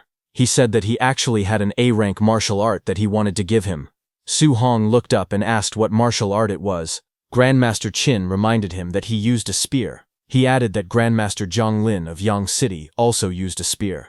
He explained that Zhang Lin possessed an A-rank thunder spear art. Its power was considered extremely strong even among A-rank martial arts. Grandmaster Qin then proposed an idea. He said he would take Su Hong to arrange a battle with Zhang Lin's student and help him trick Zhang Lin out of his martial art. Su Hong hesitated and said that did not sound very nice. Grandmaster Qin immediately replied that Zhang Lin had been mocking Star City's training camp, calling it full of trash. He declared that he had to mock him back. After that, Grandmaster Qin told Su Hong to go back and prepare first. They would head to Yang City early the next morning. Su Hong agreed. Later that night, the lights of a student's building glowed under the quiet sky as Su Hong returned to his room. Su Hong looked around his room and said that the training camp had actually helped tidy it up very nicely. As he sat down to start cultivating, system notifications soon appeared before him, telling him that he had acquired a new martial art, fire. Then another notification appeared, saying he had acquired a new martial art, spirit, soul capture art. Then a third notification followed, saying he had acquired a new martial art, earth, thick earth armor. Sitting cross-legged, surrounded by rising flames, Su Hong decided that he would hurry and cultivate these 3 martial arts. He aimed to reach the basic level for all of them before tomorrow morning. At the same time, Grandmaster Qin contacted Zhang Lin. He told Zhang Lin to prepare his Thunder Spear art because tomorrow he would bring his student to challenge his dojo. Zhang Lin responded confidently. He told Grandmaster Qin to drop it. He said that Yang City's training camp had produced a wood spirit body and that the student had even broken through to become a Tier 2 martial artist. He added that in just 2 days, the student had cultivated the A-rank control-type martial art, Wood Prison, to the point where spiritual chi could leave the body. In front of him, in a training room, a muscular young man stood with a green aura surrounding him. Power surged through his body as he trained, showing the strength of his cultivation. His name was Lin Chunfeng. His eyes widened sharply as green light gathered within them. In the next moment, he unleashed his technique and shouted, "Wood Prison." Thick green vines burst out violently, twisting and spiraling through the air. They wrapped around everything in sight, forming a powerful wooden cage. The vines lashed forward with force, filling the room with glowing green energy. But suddenly at once, the raging vines trembled and stopped. Then the green energy shattered into glowing fragments. The wooden prison collapsed and the vines broke apart into scattered light before fading away completely. Breathing heavily, Lin Chunfeng lowered his head and admitted that he had failed again. From behind him, his master Zhang Lin told him that a control-type martial art was not something he could successfully train just because he wanted to. He warned him not to bite off more than he could chew. Lin Chunfeng clenched his teeth and looked up with determination. He told his master to give him at most 1 month, promising that he would successfully reach the basic level. Hearing that, Grandmaster Zhang Lin looked at his phone and asked Grandmaster Qin if he heard that Lin Chunfeng claimed he could learn it in a month. He recalled that back in his own day, he had spent almost 3 months on it. He remarked that the boy was truly a monster. He continued, saying that the student he was bringing was not someone that certain pieces of trash could challenge. On the other end of the call, Grandmaster Qin got furious hearing that and wanted to shout, but before he could, Grandmaster Zhang Lin abruptly hung up. After ending the call, Grandmaster Zhang Lin turned to Lin Chunfeng and told him that when Grandmaster Qin brought his student to their door, he must not win too easily. He instructed him to act as if the fight were evenly matched and to win by a narrow margin. He said they needed to leave the other side some face. Lin Chunfeng smiled confidently and assured him that there was no need to worry about his acting skills. The next afternoon, at Yang City training camp, the facility stood atop a high plateau surrounded by mountains. Grandmaster Qin and Su Hong came flying there. Grandmaster Qin pointed at the building below and told Su Hong that they were here. As the wind rushed past Su Hong's face, he thought to himself that he had never expected his first experience of flying to happen in such a situation. They soon landed in an open area surrounded by mountains. Grandmaster Zhang Lin stood there with several men waiting for them. Grandmaster Zhang Lin looked at Grandmaster Qin with a grin and asked what kind of genius he had brought this time. He told him to hurry and let him see. Grandmaster Qin introduced Su Hong calmly. He said his name was Su Hong, a Tier 1 initial stage cultivator, and that he used a spear just like him. Su Hong stepped forward respectfully and greeted Grandmaster Zhang. Seeing him, Grandmaster Zhang frowned and asked Grandmaster Qin if he was joking. He questioned whether he had gone senile, wondering how he could treat a Tier 1 initial stage as some kind of treasure. In his thoughts, Zhang found it absurd. A Tier 2 fighting a Tier 1 initial stage would be an instant kill. He wondered how he was supposed to act like the fight was evenly matched. He then looked at Lin Chunfeng, thinking that the moment to test his acting skills had finally arrived. Grandmaster Qin told Grandmaster Zhang to hurry up and start the fight, saying that after finishing, they still needed to head back for dinner. At the training camp martial arena, a large crowd gathered in the open square. Among the students, some whispered curiously. One wondered what level of strength the genius from Star City had. Another laughed and said he hoped the challenger would not be weaker than him later. Standing in front of the crowd, Grandmaster Zhang raised his hand and introduced the guest. He told everyone that this was the famous Grandmaster Qin Tianli. The students immediately greeted him respectfully. Grandmaster Zhang continued speaking and said that the one standing beside Grandmaster Qin was the genius from Star City who had come to challenge them today. Su Hong stepped forward, smiled, and greeted everyone politely. Grandmaster Zhang forced a smile when he revealed that Su Hong's realm was Tier 1 initial stage. Hearing this, the whole crowd instantly erupted in shock. They could not believe that a Tier 1 initial stage had come to challenge them with just that level of strength. Someone shouted that Lin Chunfeng was a Tier 2 martial artist and could kill him instantly with one hand. Another person mocked him, wondering whether to praise his courage or his thick skin. Lin Chunfeng forced a nervous smile as sweat rolled down his face. Hearing that Su Hong was a Tier 1 initial stage fighter, in his heart he wondered how he was supposed to act out a back-and-forth battle and barely win at the end. Nearby, Grandmaster Zhang spoke with a faint smile. He told Grandmaster Qin that if his student defeated Su Hong at Tier 1 initial stage, he would have to teach his student an A-rank martial art. He admitted that he felt a little embarrassed, even asking. Grandmaster Zhang then patted Su Hong's shoulder and told him that if he won, then besides the Thunder Spear art, he could also choose another A-rank martial art. He told him to do his best. Su Hong immediately thanked Grandmaster Zhang. Hearing that, Grandmaster Qin praised Grandmaster Zhang, saying that he was actually quite a nice person. However, Grandmaster Zhang was thinking that it was impossible for a Tier 1 initial stage to defeat Lin Chunfeng, who was already Tier 2 and possessed a wood spirit body. Soon, both fighters stepped onto the martial arts viewing platform and stood facing each other from a distance. Grandmaster Zhang warned Lin Chunfeng to know his limits. Lin Chunfeng answered calmly, telling him not to worry. Lin Chunfeng stepped onto the platform with his sword in hand, looking calm on the outside. Inside, however, he was thinking carefully. He wondered how he should act out the fight. If he seriously injured the other party with just one move, it would not look good. From the other side, Su Hong stepped onto the stage barehanded. Seeing that, Lin Chunfeng called out to him and asked if he was not going to use his spear. Saying he remembered that Su Hong had brought one with him, Su Hong replied calmly that he would not use it for now. In his heart, he thought that he only knew the C-rank Raging Sea Spear technique. Its power was far inferior to the Cloud Hiding Gale Fist and the Bone Nether Cold Ghost Fist.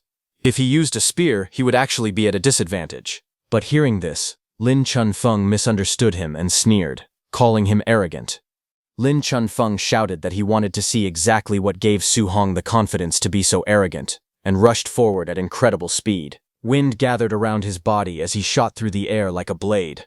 A green aura burst out from him, and he slashed downward fiercely, but Su Hong easily dodged. The force of the attack crashed into the ground, sending shockwaves across the platform. Using his flying swan startles the cloud's footwork, Su Hong moved with incredible speed and went behind Lin Chunfeng. Seeing that, Lin Chunfeng was shocked, realizing that Su Hong actually knew an A-rank wind attribute movement technique. Watching that move, a smile appeared on Lin Chunfeng's face.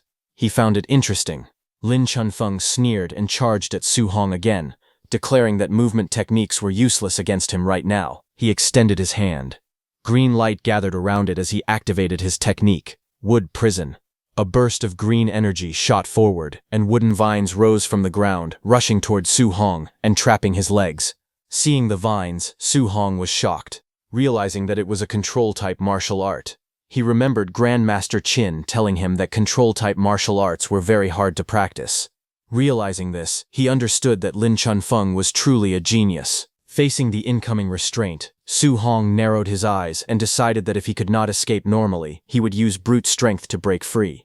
But before Su Hong could do anything, something unexpected happened. The green vines started disappearing. Su Hong blinked in confusion. He was surprised to see that Lin Chunfeng's wooden restraint had dissipated in just a second. But at that moment, Lin Chunfeng was already behind Su Hong. He leapt into the air with his weapon raised high. With a fierce expression, he declared that being able to hold his opponent down for a moment was enough. He swung down with full force, aiming to finish the attack. Below him, Su Hong remained calm. His eyes sharpened as he watched the strike descend. In the next instant, green energy gathered around his fist. Power surged outward as he clenched his hand tightly. With a sudden burst of speed, he threw a punch. The air around his fist twisted as green energy spiraled violently. His body moved forward with unstoppable momentum. Seeing this, Lin Chunfeng's eyes widened in shock. He realized that the punch was far too fast. Before he could chop down with his weapon, the strike would arrive first, and hit him instead. Sweat ran down his face as he quickly made a decision. Shouting desperately, he activated his technique, Wood Escape.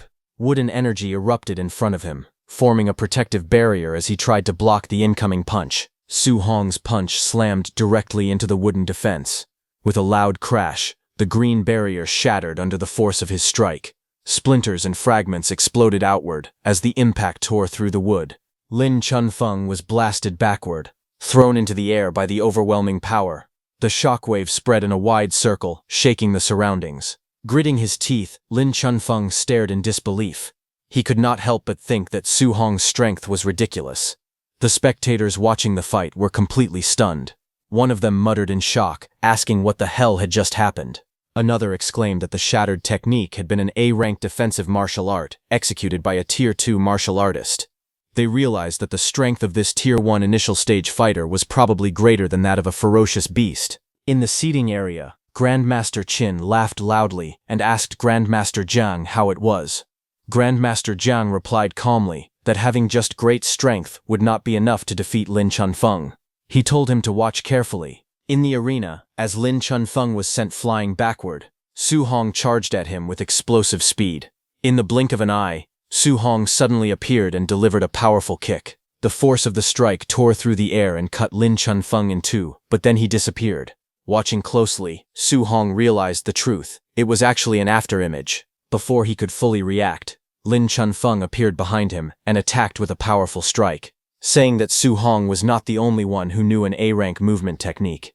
Green light erupted as Lin Chunfeng countered with his technique, but Su Hong moved fast and dodged his strike again. Lin Chunfeng's attack hit the ground with a violent explosion, sending debris and cracks across the ground. Smoke and dust filled the surroundings as the shockwave faded. Breathing heavily, Lin Chunfeng told Su Hong to give up, saying that for a Tier 1 initial stage fighter to push him to this extent, he was already strong enough. He added honestly that if they were in the same tier, he would be inferior to him. But suddenly, Su Hong raised his hand toward Lin Chunfeng. Lin Chunfeng stared at him in confusion, but suddenly his eyes widened as a thought crossed his mind. Could Su Hong also know? But it was already too late. Su Hong smiled as flames began to gather around his palm, burning fiercely. In the next instant, a massive pillar of fire erupted upward, forming a blazing structure around Lin Chunfeng. Surrounded by roaring flames, Lin Chunfeng trembled and shouted in shock. He instantly recognized that it was a control-type martial art. His heart pounded as he realized the truth. A mere Tier 1 initial stage martial artist had actually learned a control-type martial art. Sweat rolled down his face as he tried to calm himself. He told himself that it did not matter. Su Hong would not be able to maintain it for long. All he had to do was wait for the flames to collapse on their own. Not far away, Grandmaster Qin and Grandmaster Jiang watched in disbelief. Grandmaster Jiang exclaimed in shock that it was the flame cage. He could not believe that Su Hong had mastered the flame cage at the Tier 1 middle stage. He turned to Grandmaster Qin, telling him that his student was simply too ridiculous. When Grandmaster Jiang saw Grandmaster Qin's expression, he asked why he looked so shocked. Wasn't this the very martial art he taught Su Hong? Grandmaster Qin hesitated awkwardly and tried to respond, stumbling over his words. Grandmaster Jiang suddenly realized something and shouted in disbelief. He pointed out that Su Hong was supposed to have a wind attribute. He demanded to know where this fire attribute had come from. Grandmaster Qin coughed and replied that it was simply multiple attributes. He asked whether there was really a need to be so shocked about it. But Grandmaster Jiang frowned and said that if that was the case, why had the flame cage not collapsed yet? Grandmaster Qin told him to look carefully at Su Hong's hand. There was a white flame there. On the battlefield while Lin Chunfeng stood inside the blazing flame cage, Su Hong stood in front of him as white flames rose on his hand. Sweat dripped down Lin Chunfeng's face as he forced out a strained smile. He could not believe what he was seeing. He asked whether Su Hong could really maintain the flame cage and attack at the same time. He admitted that even a Tier 3 martial artist would find something like that difficult to do. Su Hong said bingo and raised his fist, blue flames swirling around it. Su Hong charged at Lin Chunfeng with blue energy swirling around his fist as the flame cage continued burning fiercely around him. Seeing the incoming attack, Lin Chunfeng gritted his teeth and reacted quickly. He activated his technique, Wood Escape, forming a wooden barrier to block Su Hong's attack. But Su Hong's fist crashed forward with unstoppable force. The impact struck hard against Lin Chunfeng's body. A sharp sound echoed as the blow landed. Blood spurted from Lin Chunfeng's mouth, and his eyes widened in shock. Wooden fragments exploded into the air as he was driven backward by Su Hong's strike. Through clenched teeth, he cursed bitterly, saying this was simply too ridiculous. Su Hong's strike connected cleanly, and Lin Chunfeng's body bent backward from the force, fragments of wood and debris scattering through the air. A sharp cry escaped his mouth. Blood sprayed from his lips as he was sent flying. He gritted his teeth in pain, letting out another strained sound as he hit the flame cage behind him. Fire roared upward, surrounding his entire body. Lin Chunfeng slowly turned his shoulder, flames swirling violently around his back. Then glowing green energy began to spread across his wounds. His heal and recover immediately started. Bright green light pulsed as the damaged flesh visibly regenerated. With sweat rolling down his face, he clenched both fists, flames blazing higher behind him. He smirked confidently and declared not to underestimate the healing power of a Tier 2 martial artist's wood spirit body. Su Hong narrowed his eyes as he looked at Lin Chunfeng and muttered to himself that it was a wood spirit body, a special physique with incredibly strong recovery power. But then his gaze sharpened. He thought that if one punch was not enough, then he would throw a few more. Without hesitation, he launched himself forward, his fist cutting through the blazing flames. He declared that he did not believe Lin Chunfeng could keep recovering forever. His punches rained down one after another, crashing through the fire with explosive force. But Lin Chunfeng only grinned through the blood on his lips. He shouted that it was useless, and that Su Hong could not outlast him. He added confidently that a Tier 1's endurance could never surpass a Tier 2's. Green spiritual energy swirled around his body as he raised his hand. He said he wanted to see whether the flame cage would collapse first, or whether his recovery power would run out first. Hearing that, Su Hong felt the strain in his body. He realized there was not much fire spiritual chi left within him. Once the restriction of the flame cage disappeared, the situation might reverse completely. Su Hong moved his hand, and with a swing of his arm he dissipated all the flames. The fire scattered across the ground as green spiritual energy flared up around Lin Chunfeng's body. With a loud laugh, Lin Chunfeng mocked Su Hong, asking if he was already giving up. His body immediately started to recover as the green aura intensified around him. His wounds visibly began to mend under the glow of his wood spirit body. Smirking confidently, he declared that now it was his turn to counterattack, and that Su Hong was bound to lose. But suddenly, his expression changed. His eyes widened in shock as he saw something unusual. He stared forward and demanded to know what that thing was. Across from him, Su Hong stood calmly as golden lightning and flames crackled around his arm. He admitted that this move consumed a great deal of energy and that he had not originally planned to use it. Electric arcs danced wildly around his body, illuminating the battlefield. Seeing that overwhelming power, Lin Chunfeng trembled. Sweat rolled down his face as he shouted in disbelief, asking whether this was truly a power a Tier 1 martial artist could unleash. He called Su Hong a monster. Panic flashed in his eyes. He told himself that he absolutely could not let him get close. Green energy surged violently as he pushed his hands onto the ground. Lin Chunfeng clenched his teeth and used his wood escape technique desperately, repeating the words wood escape again and again. Green spiritual energy burst from his hands and slammed into the ground. In an instant, thick wooden walls shot upward from the floor, rising one after another with violent force. The towering wooden barriers stood in front of Su Hong, blocking him from attacking. Behind the walls, Su Hong lowered his gaze slightly. His golden eyes began to glow intensely, lightning flickering within them. Without hesitation, he stepped forward. Golden lightning exploded from his body as he drove his fist into the wooden barrier. A deafening crash echoed through the arena. The massive wooden wall cracked under the impact, splinters and debris flying everywhere. The lightning-charged punch tore straight through the defense. In the next instant, Su Hong burst through the broken wall in a streak of golden light. Before Lin Chunfeng could react, Su Hong descended and smashed his electrified fist downward. Lin Chunfeng was blasted backward violently. His body spun through the air before crashing heavily onto the ground. Dust exploded outward as he struck the floor, completely overwhelmed by the lightning-infused punch. Su Hong stood calmly amid the fading golden aura. Flames and lightning slowly settled around him as he looked down at his defeated opponent. Silence spread across the arena. Su Hong stood alone at the center, while Lin Chunfeng lay motionless on the tiles. The crowd watching from a distance fell into stunned silence. Someone finally broke the quiet in disbelief. They exclaimed that Lin Chunfeng had been knocked out with just one punch, even though he possessed a wood spirit body. Another voice cried out in shock, saying that the power of that punch was almost catching up to an S-rank martial art. They could not believe it. They added that Su Hong was only at the Tier 1 initial stage. Grandmaster Zhang stared in disbelief and demanded to know what kind of monster Grandmaster Qin had brought.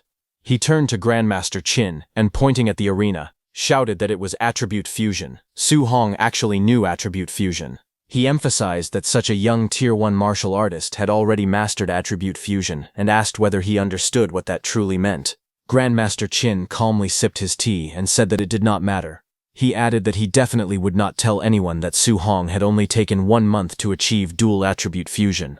Grandmaster Zhang, beside him, froze in confusion. Still holding his teacup, Grandmaster Qin continued in a casual tone. He said that if people knew Su Hong had 100% compatibility with 7 attributes and could cultivate 7 guidance techniques simultaneously, they would probably be scared to death on the spot. Hearing that, Grandmaster Zhang turned pale, sweat running down his face. Grandmaster Qin simply looked away calmly while drinking his tea. After a moment, he suddenly exclaimed that it had slipped out and claimed he regretted it very much. However, his satisfied expression clearly showed otherwise. His words echoed dramatically in Grandmaster Zhang's mind. Fusing dual attributes in 1 month, achieving 100% compatibility in 7 attributes, and cultivating 7 guidance techniques at the same time. He was too stunned. Grandmaster Qin then reminded Grandmaster Zhang that since Su Hong had won, it was now time for him to fulfill his promise. He demanded an A-rank Thunder Spear art, and for the other reward, he wanted him to personally teach Su Hong the ultimate skill, Palm Thunder. Grandmaster Zhang stuttered in disbelief before finally nodding weakly and agreeing. Later, the scene shifted to the martial arts training room, a large dome-shaped building standing quietly under the open sky. Inside the martial arts training room, Su Hong and Grandmaster Zhang stood facing each other on the circular platform, each holding a spear. Grandmaster Jiang looked at Su Hong and admitted inwardly that Su Hong was truly a monster. He had never seen someone like him in his entire life. After a moment, he straightened his posture and began explaining seriously. He said that the A-rank Thunder Spear art he was about to teach was called 9 heaven-breaking spears. He gripped the spear firmly, and lightning suddenly surged around it, crackling with blue energy. He explained to Su Hong that in the 9 heaven-breaking spears, every 3 moves formed one stance, and there were 3 stances in total. Electricity wrapped around the spear as he continued, saying that each stance was stronger than the last, and the difficulty of learning them increased progressively. He then added that if it were an ordinary martial artist, he would not teach this technique at all unless they had reached Tier 4. However, he looked at Su Hong calmly and said that with Su Hong's talent, learning the first stance should not be a problem. Grandmaster Jiang's eyes flashed with lightning as he gripped the spear tightly. Blue electricity crackled violently around the weapon. He shouted at Su Hong to watch closely. In the next instant, thunderous power burst forth. He declared the first stance, river overturning. A massive surge of lightning exploded outward like a raging river, flipping upside down. Waves of electric energy roared across the platform, crashing forward with unstoppable force. Without pausing, he continued. He announced the second stance, sea inverting. The spear swept downward, and the lightning transformed into something even more terrifying. It rose like an enormous ocean turned upside down. A colossal wave of thunder spiraled into the sky, swallowing everything in its path. The roaring energy surged, layer after layer, each strike heavier than the last. Standing below, Su Hong felt as if he were trapped in the center of a violent thunderstorm. He thought that in this storm of lightning, he was like a lone boat drifting in the ocean. Any single bolt of thunder, or even a raindrop, could completely overturn him. As the storm reached its peak, Grandmaster Jiang's voice rang out once more. He calmly declared the third stance. The spear tip erupted with blinding light, gathering all the thunder into a single dazzling point. Grandmaster Jiang shouted its name, heaven breaking. In the next instant, he flipped his body in midair and drove the spear straight downward. Thunder roared violently as the spear pierced toward the ground like a bolt falling from the heavens. The impact did not explode wildly. Instead, the gathered lightning spiraled outward, forming enormous twisting tornadoes of electric energy. The storm churned and rotated fiercely, filling the entire training room with terrifying pressure. Su Hong watched the raging vortex carefully. He realized that Grandmaster Jiang had clearly held back on that final spear strike so as not to destroy the room. Even so, the residual power of the move still whipped up a horrifying tornado. Facing such overwhelming strength, Su Hong admitted inwardly that he was like an ant standing before the instructor right now, but his eyes remained steady. He silently declared that in the future, he would also possess such combat power. Gradually, the thunderstorm subsided. The violent winds calmed, and the lightning scattered into faint sparks across the circular platform. Grandmaster Jiang lowered his spear and looked at Su Hong calmly. He threw a manual at Su Hong and explained that this was the full demonstration of the 9 heaven-breaking spears. He told Su Hong to practice it himself first, and if there was anything he did not understand, he could ask at any time. Su Hong respectfully thanked Grandmaster Jiang. Grandmaster Jiang smiled faintly and told him there was no need for thanks. He said he was only honoring the bet between them. He then added that once Su Hong had mastered the first stance, he would teach him a second martial art called Palm Thunder. Grandmaster Jiang explained that although the power of the 9 heaven-breaking spears was considered extremely strong compared to Palm Thunder, it still fell far short. Hearing this, Su Hong was surprised. He wondered if Palm Thunder was even more powerful than the 9 heaven-breaking spears. Holding the manual in his hand, he felt a surge of determination. He told himself that he needed to hurry and learn this spear art. Grandmaster Jiang then mentioned that he still had matters to discuss with Grandmaster Qin. He said he would return later to check on Su Hong's practice. With that, he prepared to leave, leaving Su Hong alone to begin his training. Then, 1 hour later, the training hall stood quiet from the outside as Grandmaster Jiang returned. He pushed the door open and stepped inside. He asked Su Hong if he had figured out the trick yet. Calmly, he told him not to rush, explaining that this technique could not be learned in just a month or two. But before he could say more, a sudden burst of golden lightning erupted from the center of the room. Thunder roared violently as Su Hong launched himself forward, spear in hand. Electric arcs wrapped around the weapon as he struck downward with force. The impact sent shockwaves across the floor, lightning flashing in every direction. Grandmaster Zhang watched from behind as the storm of energy gradually faded. Su Hong stood upright, breathing steadily. He admitted that the 9 heaven-breaking spear art was too difficult. For now, he had only barely reached the beginner level. Then, without hesitation, he looked at Grandmaster Zhang and firmly asked him to teach Palm Thunder next. Grandmaster Zhang wiped the sweat from his face as he forced a smile. In disbelief, he muttered to himself that this was what a monster's talent looked like. A few hours later, outside, the sun was already setting, its golden light reflecting off the glass dome of the training hall as someone was seated on its stairs. It was Grandmaster Zhang, who was staring ahead in a daze. At that moment, Grandmaster Qin approached and asked why he was standing outside, spacing out. He questioned whether he had taught Palm Thunder to Su Hong yet. Grandmaster Zhang calmly replied that he had already finished teaching it and told him to go see for himself. Grandmaster Qin narrowed his eyes and warned Grandmaster Zhang not to tell him that he had held back on Su Hong. He said that Palm Thunder was an extremely high-difficulty martial skill. If it was not taught step by step, how was Su Hong supposed to possibly learn it? Before he could finish speaking, the sound of crackling thunder echoed from inside. Grandmaster Qin looked through the doorway and saw Su Hong standing in the center of the room. Lightning surged around his body as golden arcs burst from his palms. The Palm Thunder technique had already taken form. Lightning crackled wildly around Su Hong's body as golden thunder gathered between his palms. With excitement in his voice, he declared that he had finally learned Palm Thunder. Outside the training room, Grandmaster Qin watched the scene unfold.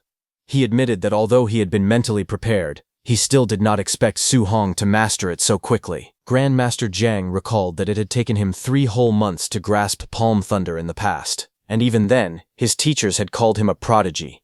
But looking at Su Hong's performance, he concluded that Su Hong would definitely reach Tier 9 one day. His future was limitless. Grandmaster Qin then told Jan to stop sighing and said that he would treat him to a meal.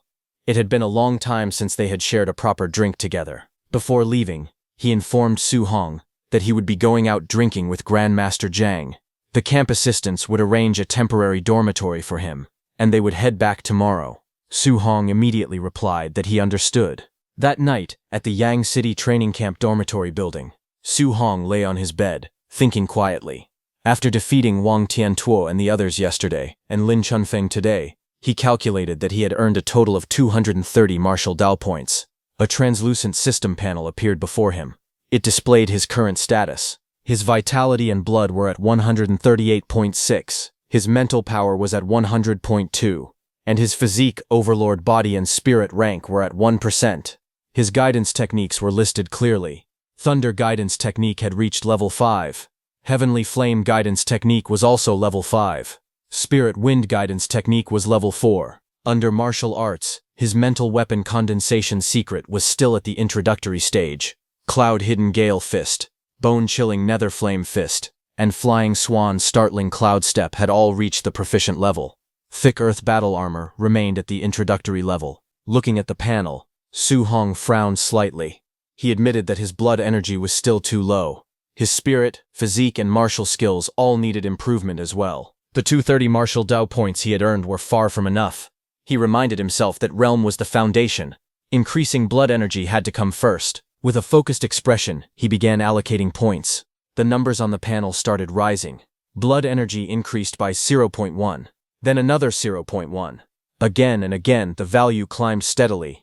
Even so, Su Hong knew he needed more martial Dao points. But inside the training camp, no one would dare to spar with him anymore. After a moment of thought, he concluded that from now on, he could only grind more fierce beasts in the beast room. At the same time, in a hotel under the moonlit sky, Grandmaster Zhang cursed loudly, calling Grandmaster Qin a bastard. Both of them were drinking at a table as Grandmaster Zhang angrily complained that Grandmaster Qin had tricked him out of 2 A-rank martial skills. Grandmaster Qin told him that he had already said that countless times. While they were talking, suddenly the door behind them burst open as someone rushed inside. He shouted loudly that he had finally found Grandmaster Zhang. He told Grandmaster Zhang that tonight's night raid event was about to begin, and everyone was waiting for his order. Grandmaster Zhang turned his head. He responded that since it was a night raid, they should begin immediately and not go easy on the participants. The messenger quickly relayed the command. announcing that under Grandmaster Zhang's orders, the night raid would begin and they were to drill them hard. However, Grandmaster Qin reminded Grandmaster Zhang that Su Hong was also staying in his dorms tonight. Hearing that, Grandmaster Zhang's expression changed. With a loud smack, he suddenly sobered up. In panic, he shouted for them to postpone the night raid and delay it immediately, but the messenger nervously replied that the word had already been sent out. The night raid had already started. On the other hand, outside under the dark blue night sky, many figures gathered on a mountain hill as the raid unfolded throughout the dormitory area. 2 warriors stood at the corner of the hill, looking down at the dormitory. One of them, Bu Jinglong, who had fought Su Hong before, looked at his companion and asked why he was still participating in night raids despite being a Tier 2 upper stage warrior. The other, Bo Jingfeng, calmly explained that there was a wood spirit body here with extremely strong regeneration and that Grandmaster Zhang had specifically asked him to come. Bo Jingfeng thought of Grandmaster Zhang and spoke helplessly. He said that the wood spirit body was only Tier 2 lower stage and that arranging this felt like bullying kids. Beside him, Bu Jinglong paused slightly. Hearing the mention of a night raid and a wood spirit body, he muttered that it sounded strangely familiar. Bu Jinglong then smirked and teased him. He said he had heard that Bu Jingfeng was reverse killed by some brat during a night raid at Star City's camp. He clicked his tongue and mocked him, saying it was a shame for his big brother's reputation. Bu Jingfeng's face flushed with anger. He immediately defended himself, saying that he had only underestimated Su Hong. If he ran into Su Hong again, he would definitely take him down. Bu Jinglong sneered and reminded him that he was only a near Tier 2 warrior. Beating a Tier 1 lower stage opponent was nothing to be proud of. Bo Jingfeng warned him not to get cocky, adding that wood spirit bodies were troublesome and that he should be careful not to end up eating dirt.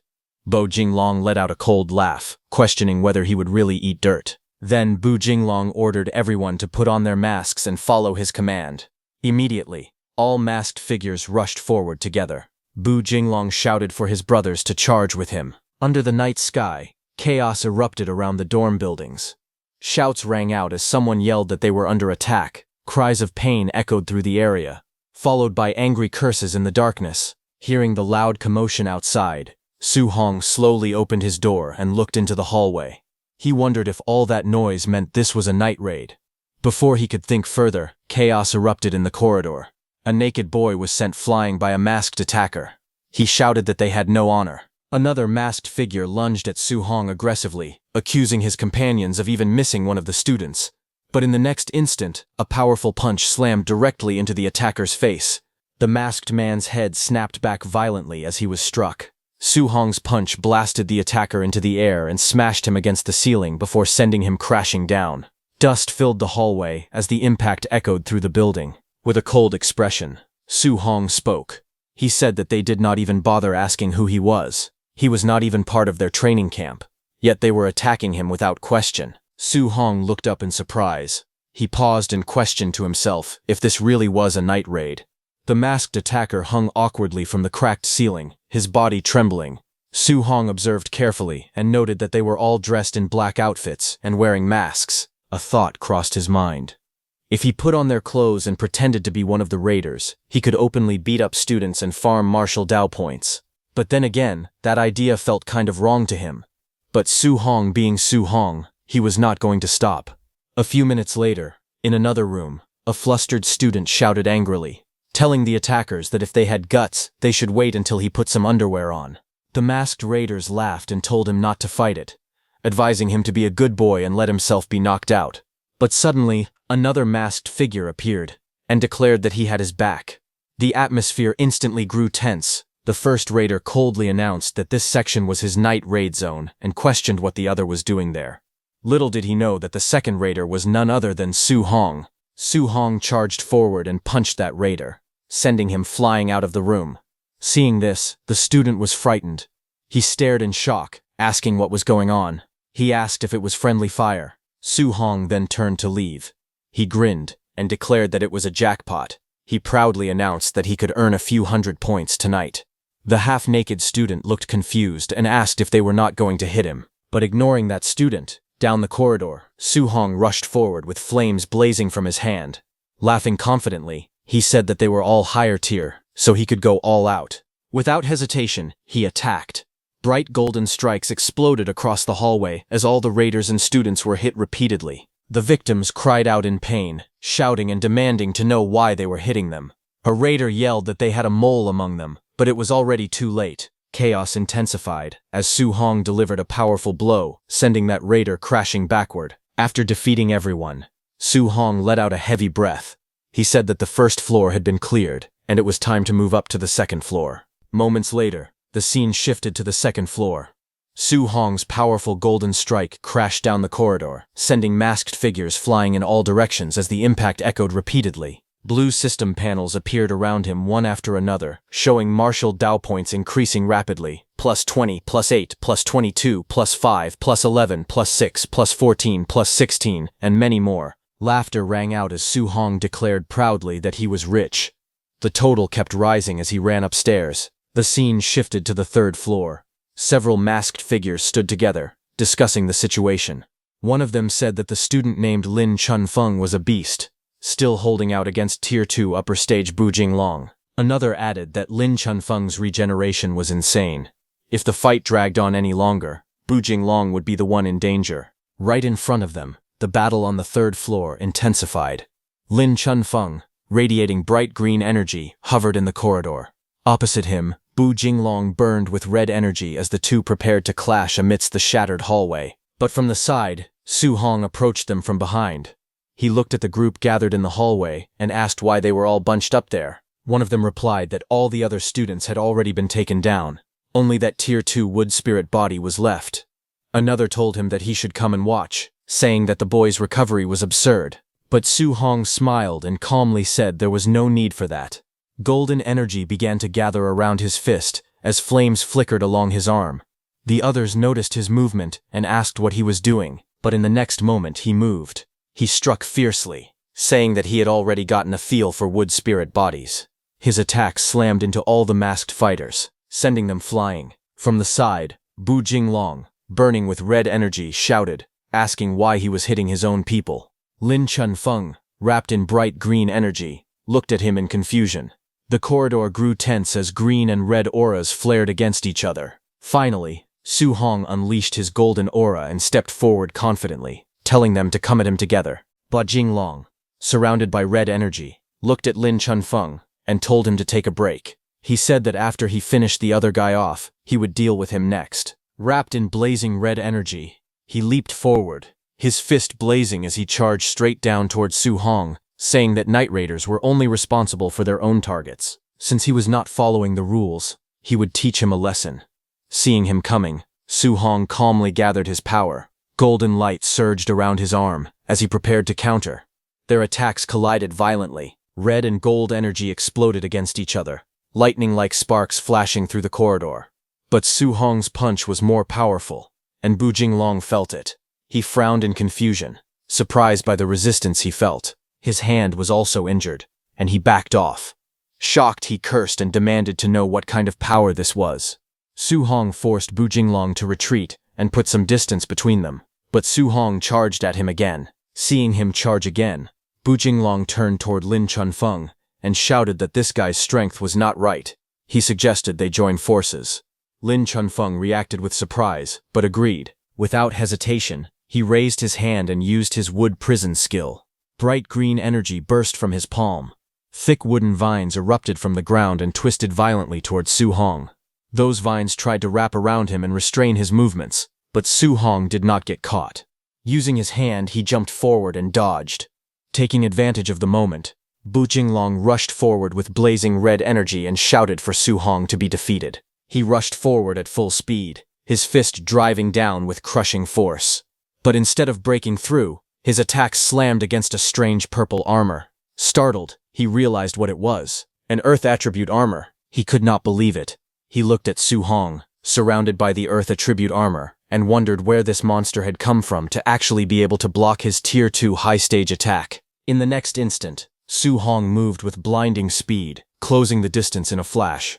Bu Jinglong's eyes widened in shock, and before he could react, a powerful strike slammed into his chest, smashing him back against the wall. The impact cracked the surface behind him. Bu Jinglong coughed violently, blood spilling from his mouth as the force of the blow overwhelmed him. Su Hong moved again, flames blazing fiercely around his arm as he leapt into the air to attack Lin Chunfeng. In the next instant, Su Hong's flaming attack came crashing down. The impact slammed Lin Chunfeng into the ground with explosive force.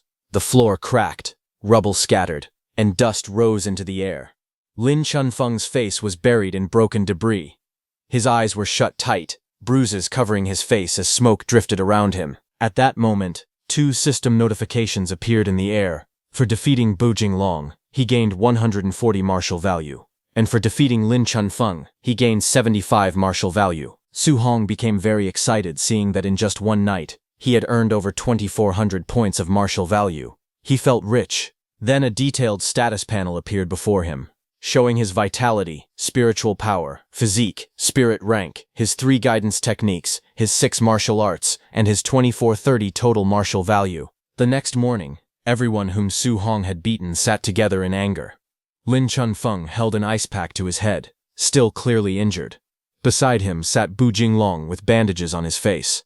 They all looked worn out after the intense battle from the night before. Grandmaster Zhang angrily pointed toward the damaged area and told Grandmaster Qin to look at the good deed his so-called monster student had done. Su Hong immediately denied it. He respectfully told Grandmaster Zhang that he did not do this. Grandmaster Zhang refused to believe him. He told Su Hong to stop pretending and questioned who else could possibly have done such a thing. Grandmaster Zhang lost his patience. Furious, he shouted at them to scram. He said that just seeing them made him angry. Grandmaster Qin grabbed Su Hong and flew into the air. He burst into laughter and mockingly said goodbye to Grandmaster Zhang before leaving. As they were in the air, Grandmaster Qin turned to Su Hong and asked if he was still lacking martial arts for the 3 attributes of metal, wood, and water. Su Hong replied honestly. He confirmed that he was, and asked why the Grandmaster was asking. Grandmaster Qin smiled slightly and said that he still had some old friends. He suggested they go pay them a visit. Over the next 10 days, they visited 3 other training camps. At one camp, when Su Hong defeated that Grandmaster's disciple, that Grandmaster angrily accused Grandmaster Qin of fraud. But Grandmaster Qin calmly told him to concede defeat when losing a bet and not to play dirty. With the same routine as before, Su Hong won 3 new A-rank cultivation methods. Later, the scene shifted to Su Hong's training camp dormitory.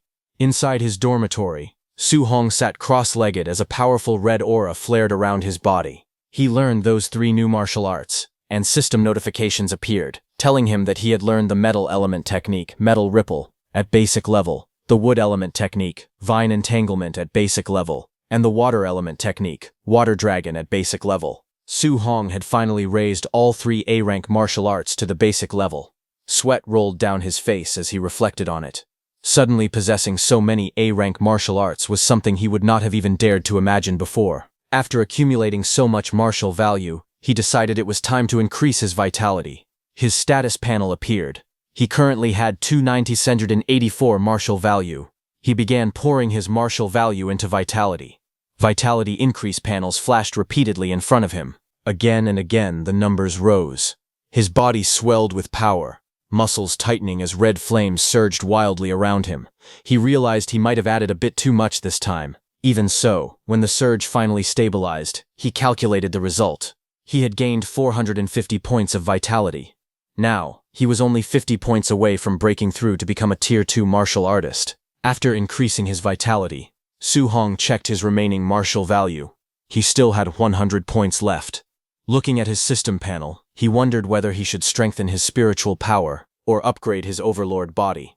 After thinking for a moment, he decided to try strengthening the overlord body. He tapped the option, his 100 martial value was used, and a notification appeared showing that his overlord body spirit rank had increased by just 0.1%. Seeing the result, he was stunned. 100 points of martial value had only increased it by 0.1%. The system updated, and now his physique overlord body, spirit rank, was at 1.1%. Sweat slid down his face as he realized how difficult it was to upgrade the overlord body. He admitted to himself that this physique was far too hard to improve.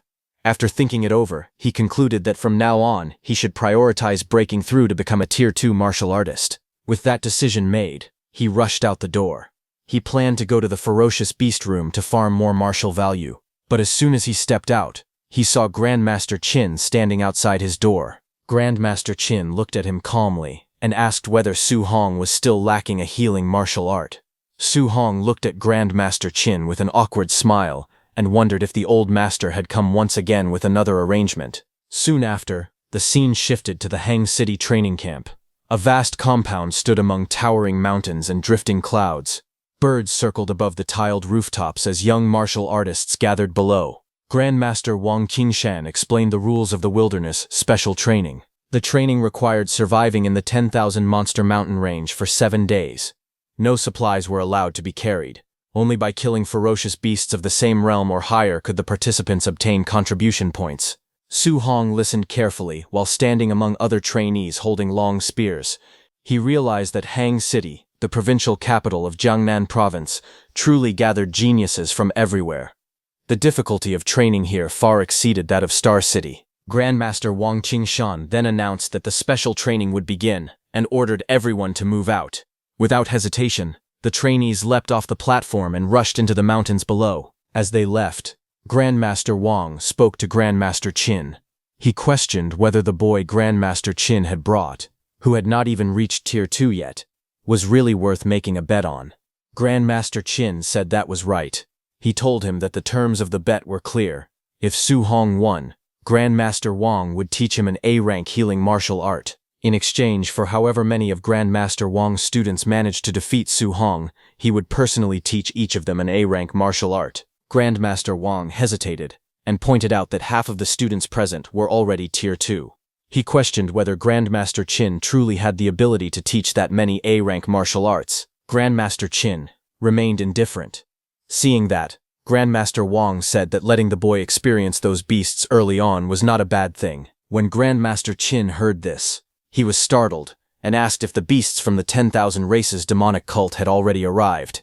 Grandmaster Wang reassured him, saying that the ones who had come were merely some Tier 2 and Tier 3 small fry. Hearing that, Grandmaster Qin became anxious, saying Tier 3 beasts were no joke. Sending the students against them would be driving them to their deaths. However, Grandmaster Wang spoke firmly, saying that the war of the 10,000 races was cruel. Without enduring hardships, how could anyone become a true powerhouse? Hearing that, Grandmaster Qin sighed, as there was nothing he could do.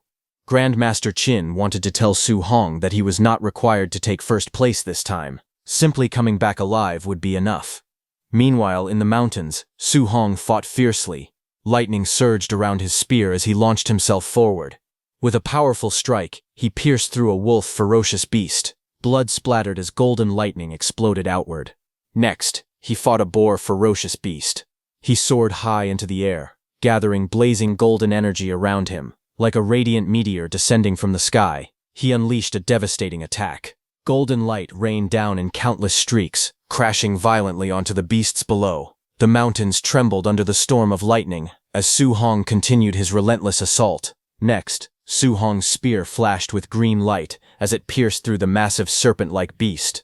With a loud roar, the creature's body split apart. Blood sprayed into the air as the long body collapsed heavily onto the ground.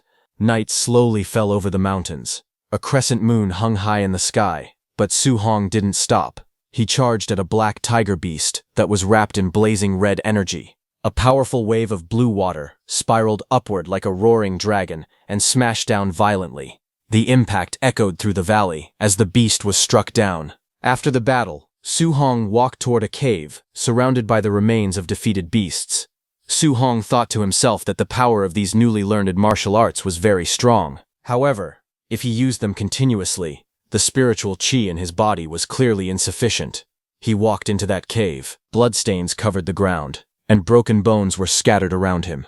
He realized that he had finally gathered enough martial value. He needed to hurry and break through to become a Tier 2 martial artist. A system panel appeared before him. It displayed his information, and currently he had 502 martial value. Sitting cross-legged on the ground, he began to cultivate. Red energy surged around him as the system continuously displayed notifications. His vitality increased little by little. The numbers kept rising as Su Hong focused silently on his breakthrough. But outside, in the quiet of the night, suddenly a figure stepped through the grass. It was a red-haired man. He muttered to himself that it was the middle of the night, yet he had been sent to come and check the area. He felt there was no need to be so careful. As he walked deeper into the forest, he thought about the sacrificial location hidden deep within the 10,000 monster mountain range. In such a remote and desolate place, he believed there was no way anyone else could possibly be there. But suddenly, he paused when he saw something. He saw the body of a fallen beast lying near the cave entrance, blood pooled beneath it. He narrowed his eyes and looked ahead. To his surprise, there really was someone there. That man stared toward the dark cave opening under the starry sky and coldly ordered the hidden person to stop. With a sinister smile, he spoke loudly into the night. He declared that he knew someone was hiding inside. He told them to come out on their own, and he would give them a quick death. Otherwise, he threatened that he would swallow them alive and skin them. That red-haired man stood at the cave entrance with his arms spread slightly. He stated calmly that the person inside had killed a rank 1 Crimson Flame Black Tiger. At most, he concluded, that meant they only had the strength of a rank 2 or rank 3 martial artist. He warned them not to try to resist, otherwise he would show them something worse than death. Inside the cave, Su Hong, who was hiding behind a rock, listened carefully. Judging by that man's tone, Su Hong realized he did not seem like someone who could be trusted. And the way he spoke showed that he even looked down on rank 3 martial artists.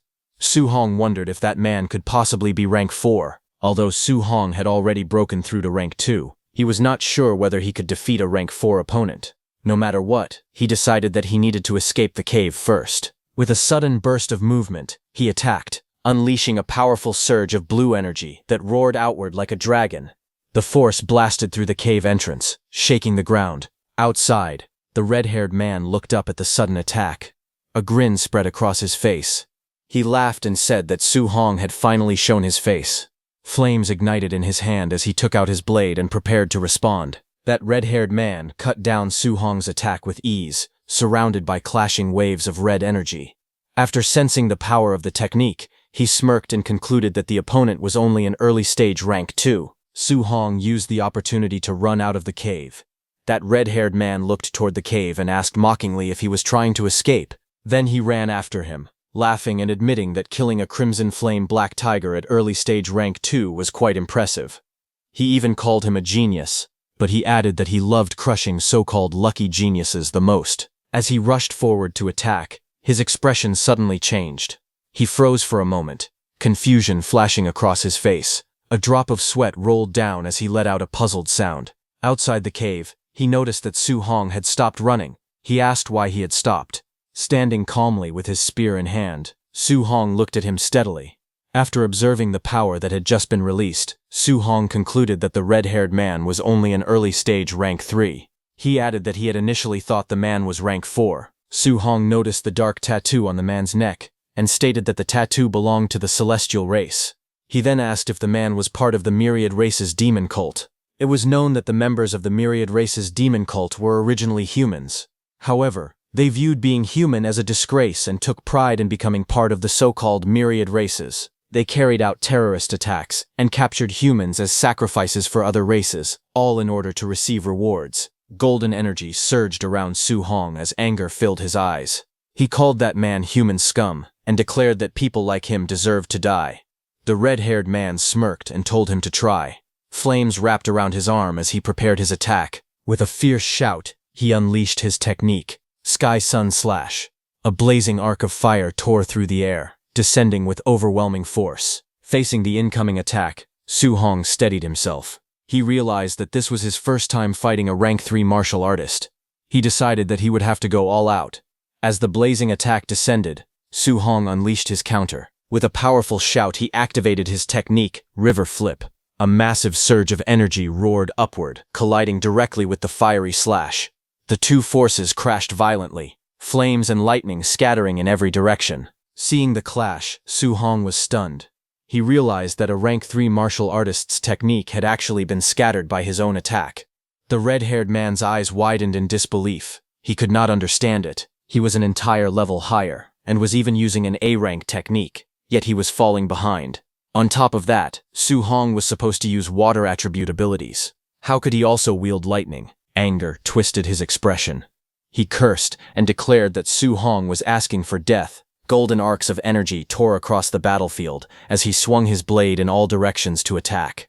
In the next instant, a flash of lightning streaked through the air. Before the red-haired man could react, Su Hong appeared behind him in a burst of speed, his blade cutting forward with decisive force. Golden lightning roared upward like a blazing pillar, illuminating the entire battlefield. Su Hong leapt into the air, surrounded by crackling energy. The red-haired man froze in shock as the overwhelming power pressed down. With calm eyes and steady resolve, Su Hong called out his next technique, Sea Treader. The lightning intensified, surging violently around him. The red-haired man felt the terrifying pressure and realized that this power was even stronger than his own Sky Sun Slash. Panic gripped his heart. He immediately decided that he had to retreat. Just as he attempted to pull back, green vines suddenly shot upward from the ground and wrapped tightly around his legs. His eyes widened in disbelief. It was a wood attribute control technique. First water, then lightning, and now wood. He couldn't believe his opponent was using multiple attributes. The vines tightened, holding him firmly in place. In the next instant, the blazing sphere of lightning energy crashed down with unstoppable force, exploding in a brilliant burst of light. The lightning slowly faded, leaving smoke drifting through the forest. Su Hong stood calmly, holding his spear as arcs of electricity crackled around him. In front of him, a molten figure knelt within the smoke, its body melting and reforming. Seeing that, Su Hong wondered if the man had dodged the attack using some strange movement technique. The molten body continued to dissolve, heat rising from it as it softened and shifted. Suddenly, a little farther away, fragments of dark rock began floating in the air. An eye opened within the rocky mass as it reappeared. The red-haired man reformed his body from the scattered stones, kneeling on the ground. His skin looked cracked like burning rock, glowing with lava-like veins. Fear filled his thoughts. He realized that he had not encountered a mere human genius. He had run into a complete monster. But anger quickly replaced fear, as Su Hong tracked him down, saying that he wanted to see where he could run now. With a furious roar, the red-haired man cursed him and shouted that the brat would pay. A bright light began to gather on his neck where the wing tattoo was, glowing intensely as he prepared another attack. The red-haired man roared as dark wings burst out from his back. He shouted for Su Hong to feel the divine might of the celestial race. His body, cracked like burning stone, surged with violent energy as the transformation continued. Seeing this, Su Hong tightened his grip on his spear and swung it forward. He declared that neither human nor ghost had ever mutated into such a state, and that everyone in the demon cult was insane. But in the next instant, the red-haired man caught the spear with his bare hand. Shockwaves rippled outward from the impact. Su Hong was flung backward as the force exploded between them. The red-haired man sneered and shouted that Su Hong knew nothing. Once his transformation was complete, he would become a true celestial. He then roared that their sacrifice ritual would not be ruined. Dark wings spread wide as he pressed forward with killing intent. But suddenly, flames erupted violently around him. His eyes widened in disbelief as the blazing attack pierced through the battlefield.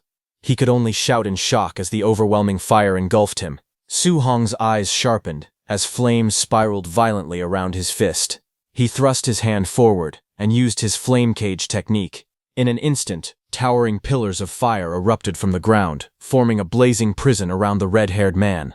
The flames roared upward like burning walls, sealing him inside. Without hesitation, Su Hong shifted his stance. Golden lightning crackled wildly around his spear as he lowered his body and used his piercing spear Destruction. The spear shot out like a bolt of thunder, wrapped in violent arcs of lightning. It pierced straight into the enemy's chest, sparks exploding upon impact. A massive blast followed. The ground shattered as debris flew into the air. Fire and lightning collided in a blinding explosion. When the smoke cleared, Su Hong knelt firmly with his spear planted before him, lightning still dancing around the blade. Behind him, the red-haired man's body was thrown backward, his wings torn and his cracked skin breaking apart like shattered stone. Blood spilled from his mouth as he collapsed onto the ground. With fading strength, he looked toward Su Hong and trembled. His voice shook as he muttered that Su Hong was a monster. Then the red-haired man's body began to crumble. With a cracking sound, his stone-like skin shattered into pieces, scattering across the ground like broken rock. A blue system panel appeared in the air. It displayed that Su Hong had killed a mutated celestial and gained 212 martial values. Su Hong looked at the notification in surprise. He muttered that the points for killing a demon cultist were actually this high. He reflected that he had been fighting beasts for so long and had only earned 500 points. Then his expression grew serious. He recalled that the enemy had mentioned a sacrifice ritual. He wondered if they had already captured humans. Realizing the seriousness of the matter, he decided that he needed to inform the Grandmaster. At the Hangzhou training camp, night had already fallen. Grandmaster Qin looked at his phone calmly.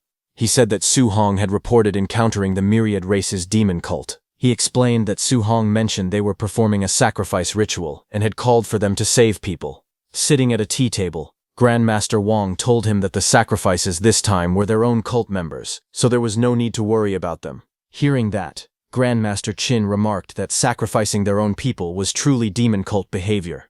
He then poured tea for himself. Grandmaster Wang looked at him and asked if he was still in the mood for tea. He questioned whether he was not going to save his student. Grandmaster Wang calmly took a sip of tea and replied that it had only been an early-stage rank 3 cultist. He said Su Hong had already taken care of him. Hearing that, Grandmaster Wang said that a high-stage rank 1 killing an early-stage rank 3 and a demon cultist at that was nothing special. He remarked that his student bragged too much. Grandmaster Qin simply told him to believe whatever he wanted. Then, 3 days later, a beast lay dead on the ground, blood pooling beneath its body. Su Hong stood nearby, leaning against the monster with his spear resting at his side. He muttered that it had already been 3 days. He had killed plenty of rank 3 beasts, but he had not found another cultist. A blue status panel appeared before him, displaying his information. His vitality had reached 5002 and his mental strength was 100.5. His constitution was listed as Overlord Body, Spirit Grade 11%. His total martial values were 832. Looking at the number, he remarked that it was only a little over 800 points in total. Not as good as killing 4 cultists. Just then, he sensed a sudden warning and looked up. From between the trees, a woman stepped forward and spoke in a playful tone. She called him a little handsome guy and praised his perception for being sharp enough to notice her presence. She smiled faintly and told him that if they had met at another time, she would not have minded showing him some love. Her expression then turned cold. She declared that since he was here now, he would simply have to die. In the next instant, energy gathered in her hand. Sharp, glowing blades formed around her as she launched a fierce attack, sending multiple streaks of light slicing toward him at high speed. Su Hong stood calmly, his spear resting over his shoulder as the attacks rushed toward him. Looking at her, he realized she was a cultist. A faint smile appeared on his face as he thought that his martial values had just delivered themselves to him. Su Hong raised his hand and unleashed his powerful water dragon technique. A massive dragon formed from surging water burst forward, roaring as it crashed ahead with overwhelming force.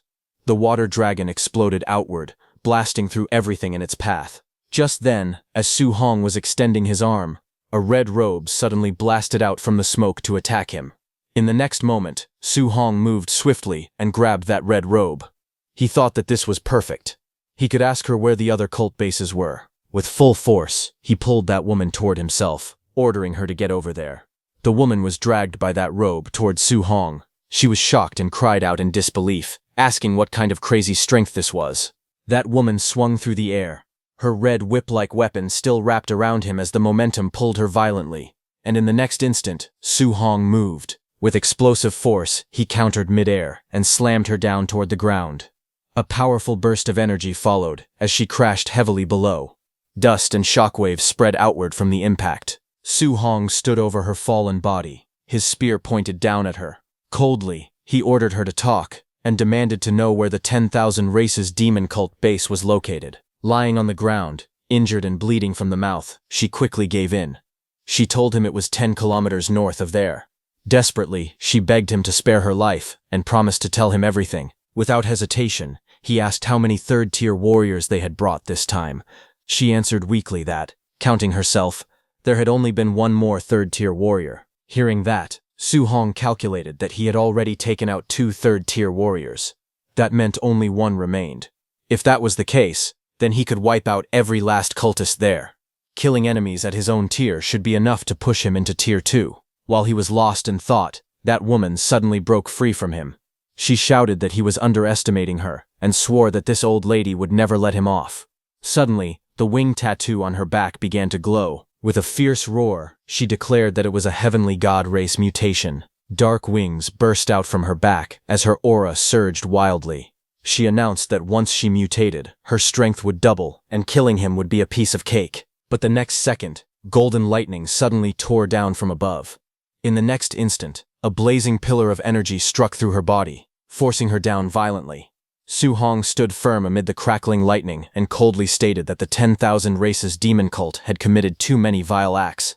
He would not let a single one of them escape. He then cut that woman in two, telling her to hand over her martial Dao points.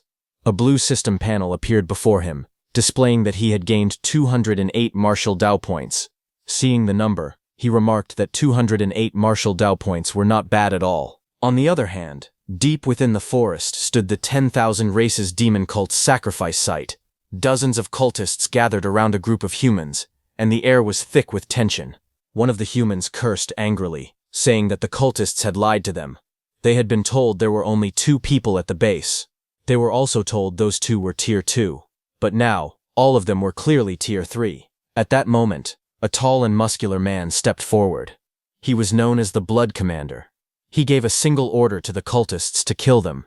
Hearing that, one cultist sneered and pointed out that there were 3 Tier 2 fighters, and all of them were human geniuses. With killing intent rising, they charged forward, mocking the so-called geniuses and shouting for them to die. They roared that they would skin them, tear out their tendons, and offer them up to the immortals. On the other side, the 3 fighters remained fearless. They declared that their enemies were only Tier 3, so there was nothing to be afraid of. Even if the worst happened, they would die together, and no matter what, their grandmasters would avenge them. High above the scene, Grandmaster Qin and Grandmaster Wang observed everything from a distance. Grandmaster Wang remarked that those 3 were the top geniuses in Hongcheng, and asked if they were not bad at all. Grandmaster Qin remarked that the 3 youths were truly impressive. To stand their ground against a swarm of Tier 3 enemies and risk their lives like that showed real courage. They were not bad at all. Grandmaster Wang then decided to let them fight it out first. If the situation truly became dangerous, they would step in.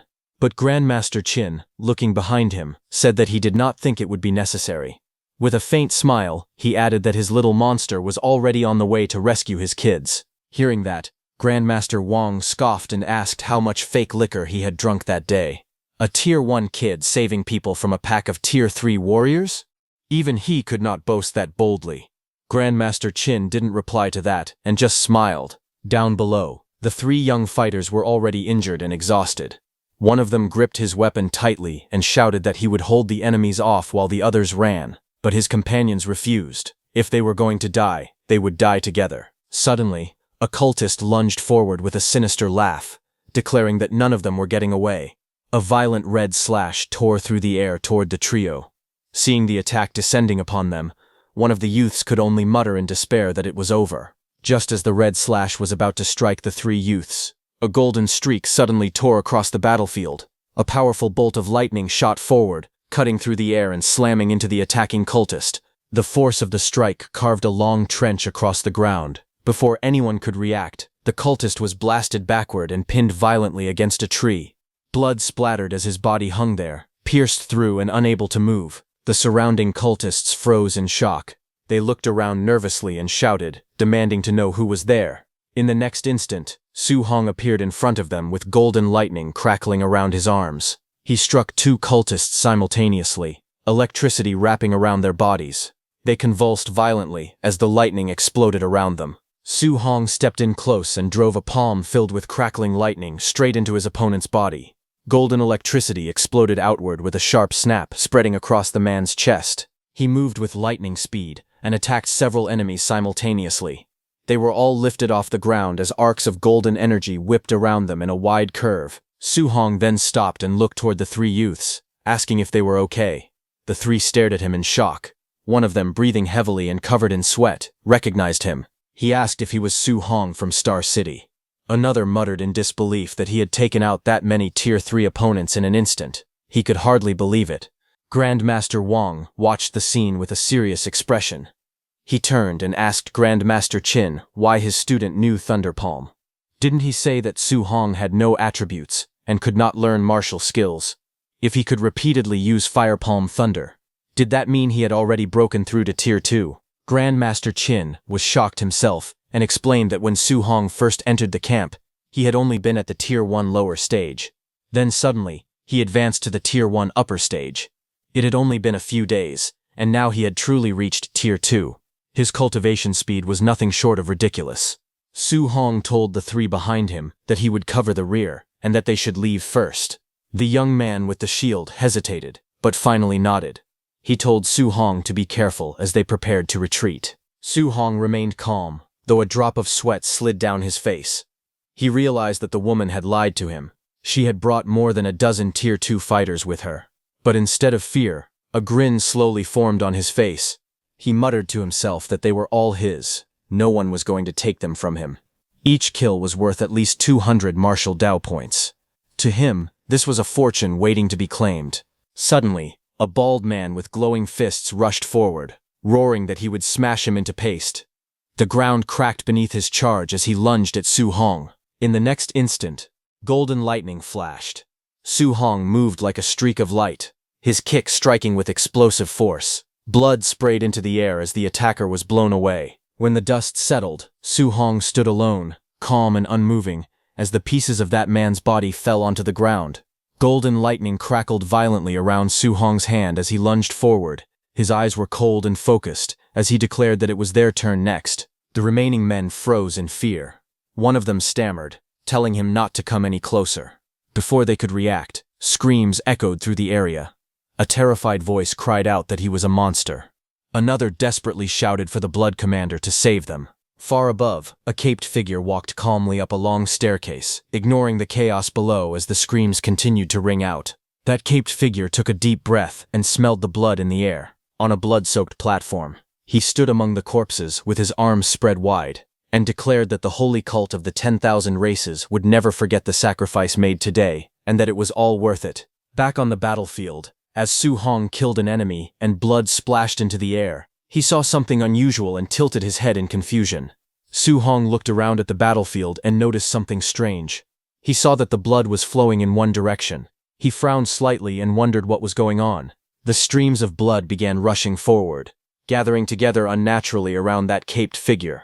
A dark red vortex formed above the platform. Su Hong narrowed his eyes. He muttered to himself, wondering if this was the sacrifice they had been talking about. All that blood condensed into a towering figure wrapped in crimson energy. Then a cold voice echoed through the air, calling humans lowly creatures. Golden light burst from above as enormous wings spread wide. A majestic being descended slowly, radiating brilliance. Feathers drifted through the air as the figure declared that they stood before the noble heavenly god race and ordered them to kneel. The winged figure hovered over the battlefield, looking down at Su Hong from above. But Su Hong did not kneel. Instead, he gripped his weapon and looked up calmly. He remarked that killing mutated cultists had already given him a large amount of martial Dao points. With a faint smile, he wondered how many points he would receive for killing a real member of the heavenly god race. That winged man looked down at Su Hong with cold golden eyes and called him an ant. He demanded to know who had allowed someone so insignificant to look up at him. His expression turned harsh as he declared that Su Hong would pay for his insolence with death. In the next instant, the winged figure vanished in a blur and appeared behind Su Hong. Seeing that, Su Hong's eyes widened slightly. Sweat ran down his face as he realized just how fast the opponent was. Before he could fully react, the winged man struck with overwhelming force. Golden energy exploded as his attack landed on Su Hong, shaking the ground beneath his feet. The battlefield cracked apart under the impact, light bursting outward in every direction. After that clash, the winged man looked at Su Hong with a faint smile. He admitted that it was interesting to see someone like him among the younger generation of the human race. Sweat rolled down Su Hong's face as he admitted to himself that the heavenly god race was truly powerful. The winged man looked down at him calmly. He said that he had originally thought this possession would be like before, nothing more than wiping out a few human ants. However, he did not expect to meet a monster genius like Su Hong among the younger generation of the human race. Because of that, he decided it would be better to strangle the threat in its cradle and remove it permanently. But suddenly, cracks spread across his body. He cursed the physical body he was using, complaining that its vitality had not even reached Tier 4 and was already about to collapse. Even so, he smiled coldly and declared that Tier 3 peak was more than enough to easily kill an ant like Su Hong. Su Hong's eyes sharpened as he processed the information. He realized that it was not a true member of the heavenly god race standing before him, but a human possessed by one of them. Understanding this, he clenched his fist as lightning began to surge around his body. Then he declared that, in that case, it was not certain who would kill whom.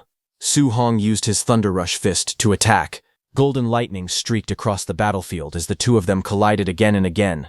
Explosions burst in midair, while Su Hong and the possessed heavenly god race exchanged blow after blow without retreating. From the sky, Grandmaster Qin and Grandmaster Wang watched the battle unfold. Grandmaster Qin admitted that the physical body of the heavenly god race was truly formidable. To actually be able to exchange blows with Su Hong like that, Grandmaster Wang frowned and replied that the heavenly god race was not the main point.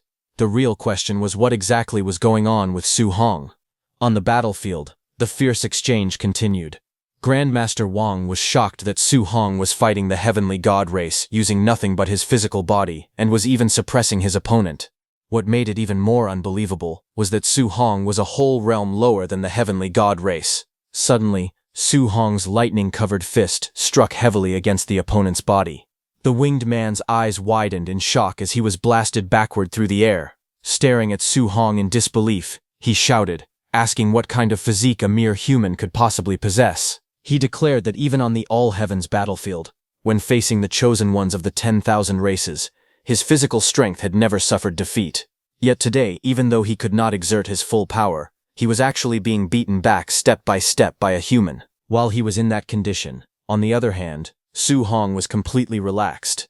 He mockingly asked the winged man if he was tired, telling him to keep going. A fierce red aura flared around Su Hong as flames rose behind him like a blazing tide. He calmly admitted that ever since awakening the overlord body, he had never felt so exhilarated. In the past, he had been afraid of accidentally beating someone to death, but now, all he needed to consider was how to kill his opponent. Across from him, the possessed heavenly god race gritted his teeth and said that if not for this physical body being too weak, with his true strength, Su Hong interrupted casually, saying that if the opponent's real body were here, the battle would have been even more satisfying. Hearing that, the winged man's face twisted with rage. He shouted furiously that a mere ant dared to humiliate him like this. Golden light suddenly gathered above him as he activated a powerful technique. A dark sphere surrounded by blazing golden radiance appeared in the sky. He declared the name of the technique, Divine Arsenal. Immediately, multiple golden portals opened in midair. From each portal, brilliant golden weapons came out. Blazing golden spears descended like a divine rain of weapons. Hovering in midair, the winged man declared that Su Hong was the very first person to force him to use this move. Standing below, Su Hong looked up at the overwhelming storm of spears. He realized that each of those golden spears possessed enough power to obliterate a Tier 3 martial artist. He wondered what kind of martial art this was. Suddenly, a blue system panel appeared before his eyes. It displayed a notice stating that this martial art could not be learned. Su Hong was stunned. He had never encountered a martial art that could not be learned. From afar, Grandmaster Wang explained that this was the heavenly god race's innate martial art, Divine Arsenal. Only those with extremely pure bloodlines could cast it. Grandmaster Qin said that the heavenly god race's bloodline was incredibly pure. He wondered whether the opponent might be an important figure among the heavenly god race. Grandmaster Wang grew anxious and urged Grandmaster Qin not to hesitate. He insisted that Su Hong was a precious treasure and could not be allowed to die. However, Grandmaster Qin remained calm. He told him not to panic and to wait a little longer, reminding him that Su Hong had not yet used his ultimate move. He then added that Su Hong's compatibility with all 7 attributes was 100% and that he had already mastered the fusion of thunder and fire attributes when he was only a Tier 1 martial artist. Hearing that, the anxious Grandmaster Wang stared at him in shock, demanding to know if that was true. Meanwhile, golden light continued to gather around the winged man. As the divine arsenal intensified, he admitted coldly that if Su Hong were allowed to grow, he would become a massive threat. Golden light blazed across the sky as the winged man looked down coldly at Su Hong. He declared that since Su Hong had the potential to become a massive threat, he should die there today. At once, countless golden spears tore through the air and rained down toward the ground like divine punishment. The forest trembled beneath the overwhelming pressure as the glowing weapons streaked downward. Standing alone on the battlefield, Su Hong faced the descending storm without retreating. Then, a faint smile formed on his lips. He admitted that his opponent was also the first person to force him to use his full strength. Golden lightning began to crackle around his body. Sparks danced across his arm as he gripped his weapon tightly. With a sharp motion, he used his 9 heaven-breaking spears. Third stance, heaven-breaking. In the next instant, blazing lightning gathered around him and condensed into a massive spear of thunder and fire. The energy surged wildly, illuminating the battlefield. Su Hong launched upward like a streak of lightning, his spear piercing through the sky. A blazing pillar of thunder and fire shot straight toward the falling golden spears. The two overwhelming forces collided mid-air, and the sky exploded in a storm of light and lightning. The winged man's eyes widened in shock as Su Hong's blazing spear of thunder and fire pierced straight toward him. A stunned expression crossed his face. He could not believe what he was seeing. He shouted that this was impossible as the lightning-infused spear tore through his divine attack. The overwhelming force slammed downward, and in the next instant, a violent explosion erupted on the ground. Thunder and fire spread outward in a blazing circle, scorching everything in their path. When the light finally faded, only charred fragments remained. He was completely carbonized. The shattered stone structures collapsed with loud crashes, dust rising into the air as debris rolled across the ground. At the center of it all, Su Hong stood holding his spear, his body trembling slightly from the exertion. A translucent blue panel appeared before him. It displayed that he had gained 843 martial value. Sweat dripped down his face as he steadied himself, a faint smile forming on his lips. He admitted quietly that it was really worth a lot.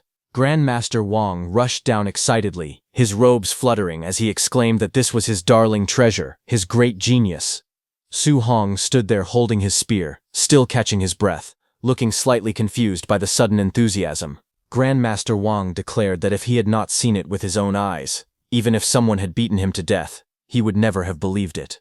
A Tier 2 martial artist had actually taken out a member of the heavenly god race. Su Hong wondered why Grandmaster Wang was so excited. After all, was it not just a heavenly god race opponent? Grandmaster Qin asked Grandmaster Wang if he should not be excited. Calming down slightly, Su Hong reflected that, as expected of the heavenly god race, ranked in the top 10 of the all heavens, even an ordinary clansman had forced him to use his trump card. He admitted it was hard to imagine how terrifying the true geniuses of the heavenly god race must be. Su Hong blinked and asked if he had been wrong.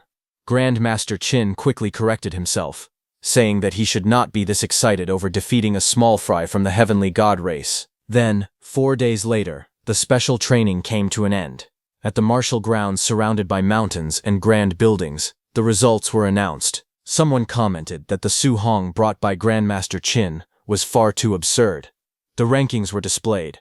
First place was Su Hong with 17,210 points. Second place was Lu Dao with 4,700 points, and then so on. Seeing the rankings, a guy muttered that Su Hong had not even reached Tier 2 yet, so those points must have come from cheating. But those students who had seen Su Hong fighting could not stand the accusations anymore. One of them angrily declared that Su Hong was impossibly strong. Even if the 3 of them teamed up, they still would not be his match. Another agreed, saying that Tier 3 demonic cultists were nothing to Su Hong. He took them down with a single move each. Someone then wondered where Su Hong was, mentioning that he still wanted to ask him for some guidance. Another replied that Grandmaster Wang was currently teaching Su Hong an A-rank martial art personally. Walking out of the hall, Grandmaster Wang clicked his tongue in disbelief and said that the little monster had learned his healing martial art in just half a day. Grandmaster Qin simply laughed and told him to get used to it. Meanwhile, Su Hong sat cross-legged inside the training room. His upper body was bare as energy swirled around him. After circulating the technique, he slowly opened his eyes. He said it was as expected of the most valuable healing martial art among A-rank techniques. It had completely erased even old, long-standing scars on his body. His skin gleamed as if polished. After killing ferocious beasts and demonic cultists, he had also accumulated enough for 4,800 martial value. A translucent panel appeared before him, displaying his information. His vitality was at 506.9, spiritual power at 100.6, and his physique, overlord body. Spirit rank was at 1.1%. He had 4,842 martial value. Looking at the panel, Su Hong calmly analyzed his situation. Not only could he raise his spiritual power to 500 points and become a Tier 2 Spirit Master, but his vitality could also be increased significantly. On the other hand, at the Heavenly God Race planet, within the Heavenly God Palace, A grand and radiant palace stood above cascading waterfalls and blooming gardens. Inside the majestic hall, towering figures of the heavenly god race sat upon their thrones, looking down at a lone man standing below. One of them questioned coldly how he could have lost. He had faced a human whose realm was lower than his. Not only had his physical strength been suppressed, but even after using the divine arsenal, he still lost. The man below lowered his head respectfully. He admitted that the human could only be described as a monster genius. His name was Tia Ming of the heavenly god race, the same winged man who had fought with Su Hong. Then a voice asked where Tian Shang was. Tian Shang stepped forward calmly and answered that he was present. The commanding voice declared that if the human child was not eliminated, he would surely become a massive threat. An order was issued to kill him and eradicate him as soon as possible. Tian Shang accepted the order without hesitation. That voice continued, asking whether the divine object fragments within the human race territory had been found.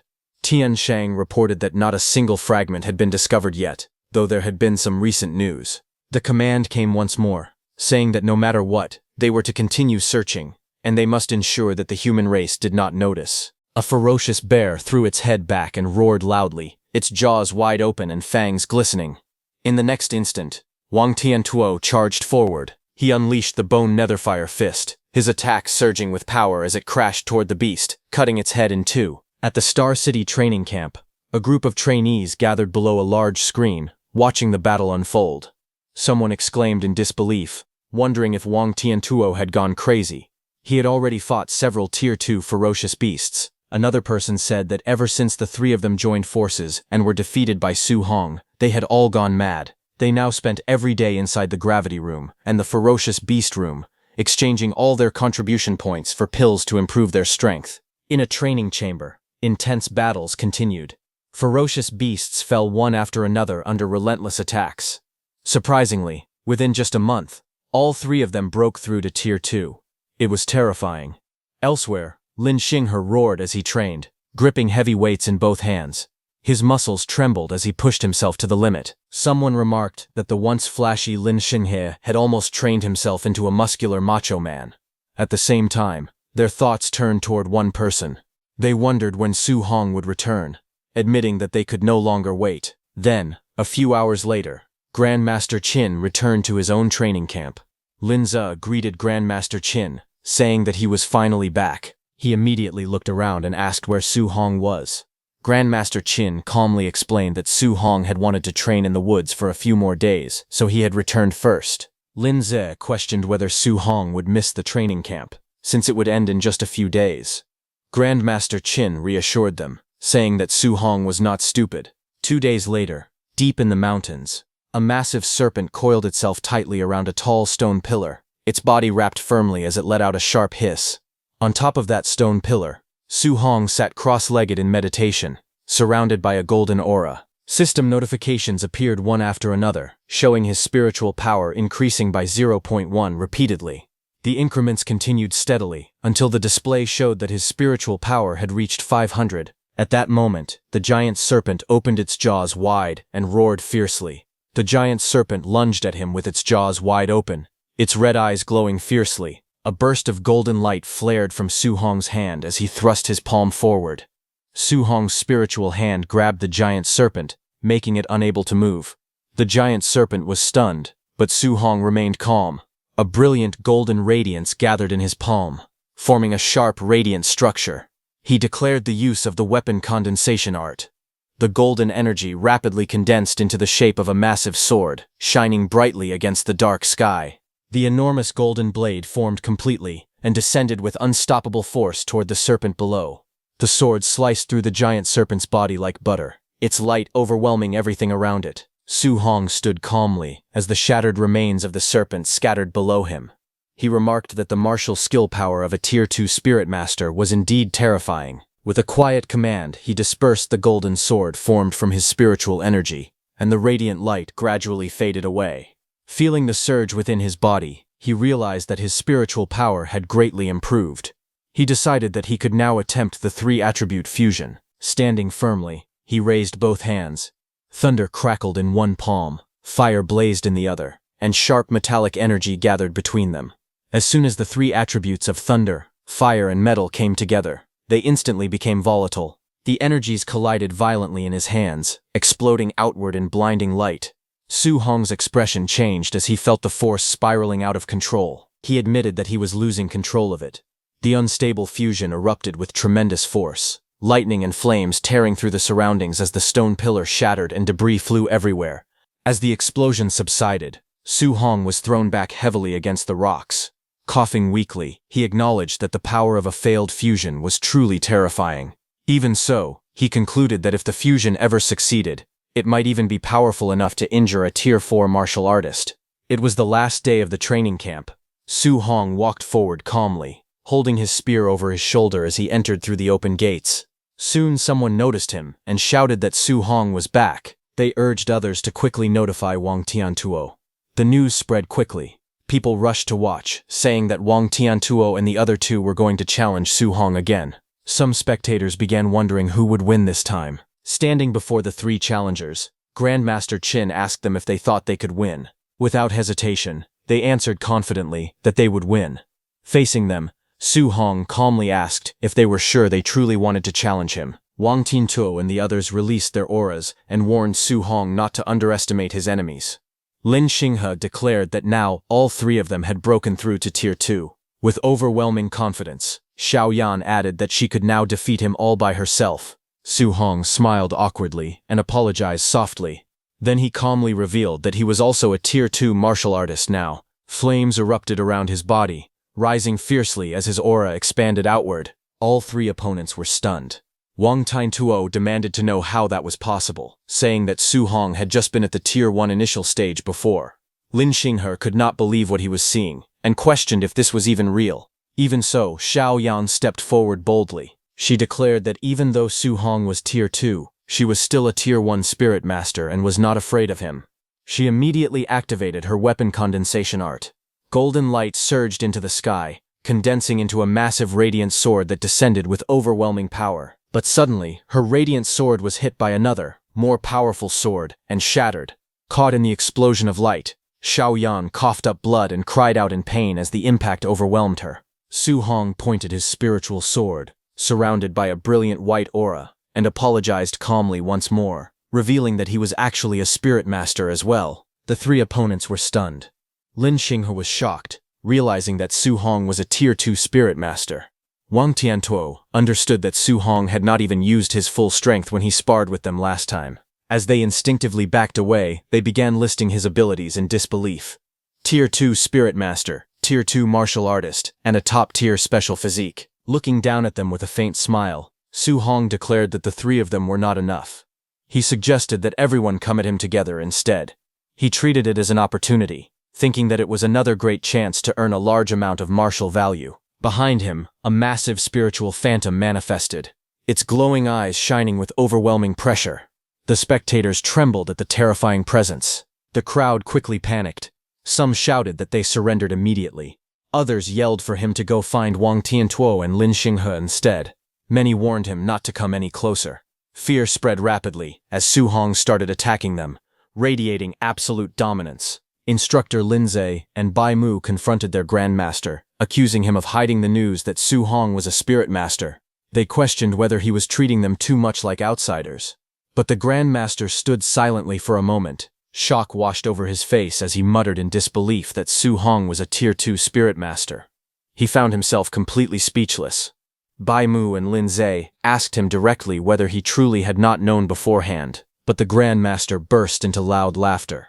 He declared that Su Hong was a monster among monsters. He even claimed that such a genius would only appear once in a millennium and that the human race was saved. Meanwhile, chaos continued in front of them. Su Hong was beating all the students all by himself in a completely one-sided fight. Bai Mu asked whether they should go and stop them. However, Linzi told her that there was no need to interfere. This was youth. At that moment, Grandmaster Qin suddenly narrowed his eyes, sensing something unusual. He let out a low hum, clearly having noticed the change in the atmosphere. Just then, a massive fiery phoenix descended from the sky, its wings blazing as it roared that 30 days had passed and that the humans should get out of its sight. Su Hong, who was fighting, stopped and looked up. He immediately recognized the presence. He realized that it was the Great Rock again. Grandmaster Qin's aura suddenly erupted in a violent surge of purple energy. With fury in his voice, he declared that he had already given that smelly feathered bird enough face. The ground cracked beneath him as spiritual power burst outward in waves. The Great Rock responded coldly, stating that the time had come and that it would naturally leave. It questioned whether this was now their turn to chase people away. The Great Rock called out to Grandmaster Qin Tianli, asking what he intended to do today, but before the sentence could finish, the clash had already begun. The rock roared that it was not afraid. In an instant, Grandmaster Qin punched it with his blazing purple flames. Explosions of light and energy filled the sky as the Grandmaster launched his attack, punching the Great Rock again and again. Watching from below, Su Hong felt the terrifying heat radiating through the air. He wondered if this was truly the flame of a Tier 7 Grandmaster, noting that the temperature was overwhelmingly intense. To him, this battle was no different from immortals fighting in the heavens. As the Grandmaster stood atop the golden-winged Great Rock, the massive bird shouted desperately for him to stop hitting it. It claimed that it had a powerful backer supporting it today. Grandmaster Qin warned it to call that person out, saying he would beat him up as well. But suddenly, a cold voice echoed through the sky, saying that it was enough. Grandmaster Qin's expression changed instantly, shock flashing across his face. High above the mountains, a dark shadow with glowing red eyes appeared. Purple energy spiraled around it, pressing down upon the land like a storm. A single crimson eye opened within the darkness, staring down with terrifying authority. Bai Mu realized the truth in horror. It was actually the Lord of 10,000 Monsters. Linze remembered that the golden-winged Great Rock was related to that supreme being. Su Hong clenched his fist as he knew that the Lord of 10,000 Monsters was one of the strongest entities in the entire 10,000 monster mountain range. Even the weakest among those monsters were Tier 9, and above Tier 9 there were still King Tidal realms. High above the forest, the Lord of 10,000 Monsters with the crimson eye stared down coldly, its gaze piercing through the storm. Su Hong felt the overwhelming pressure and realized the truth. Facing experts of Tier 9 and above, even a Tier 7 Grandmaster seemed insignificant. He clenched his fists tightly. At that moment, he was only Tier 2. The gap between him and those beings was like heaven and earth. He thought that if that kind of expert were to attack Star City, the current him would be powerless. Who could he protect? He would not be able to protect anyone. A strong determination rose in his heart. He had to become stronger. Tier 3, Tier 4, Tier 8, Tier 9, and one day he would reach the King Realm. Meanwhile, Grandmaster Qin looked at the golden-winged Great Rock and said that even the Lord of 10,000 Monsters had appeared. The mixed feathered bird truly had a deep background. The rock glared fiercely and warned Qin Tianli to just wait.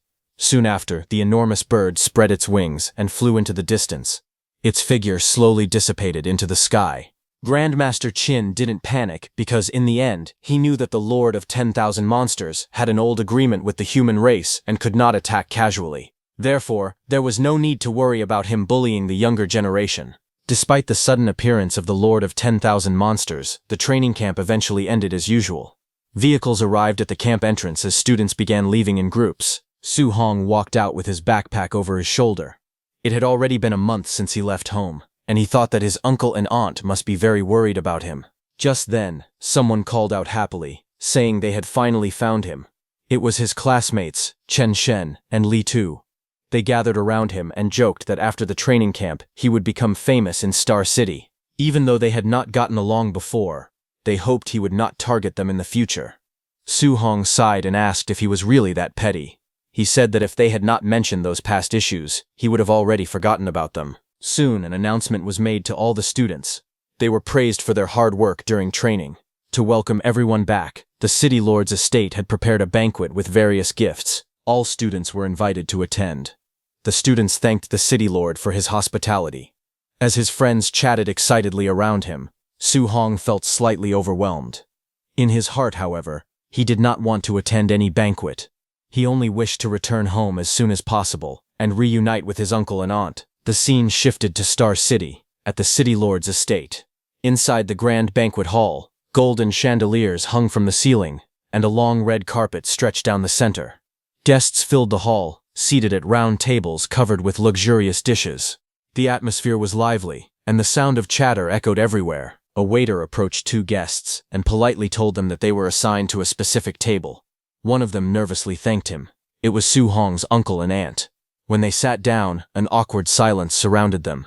The two looked uncomfortable as they stared at the lavish food in front of them. At another table, some elegantly dressed guests whispered among themselves.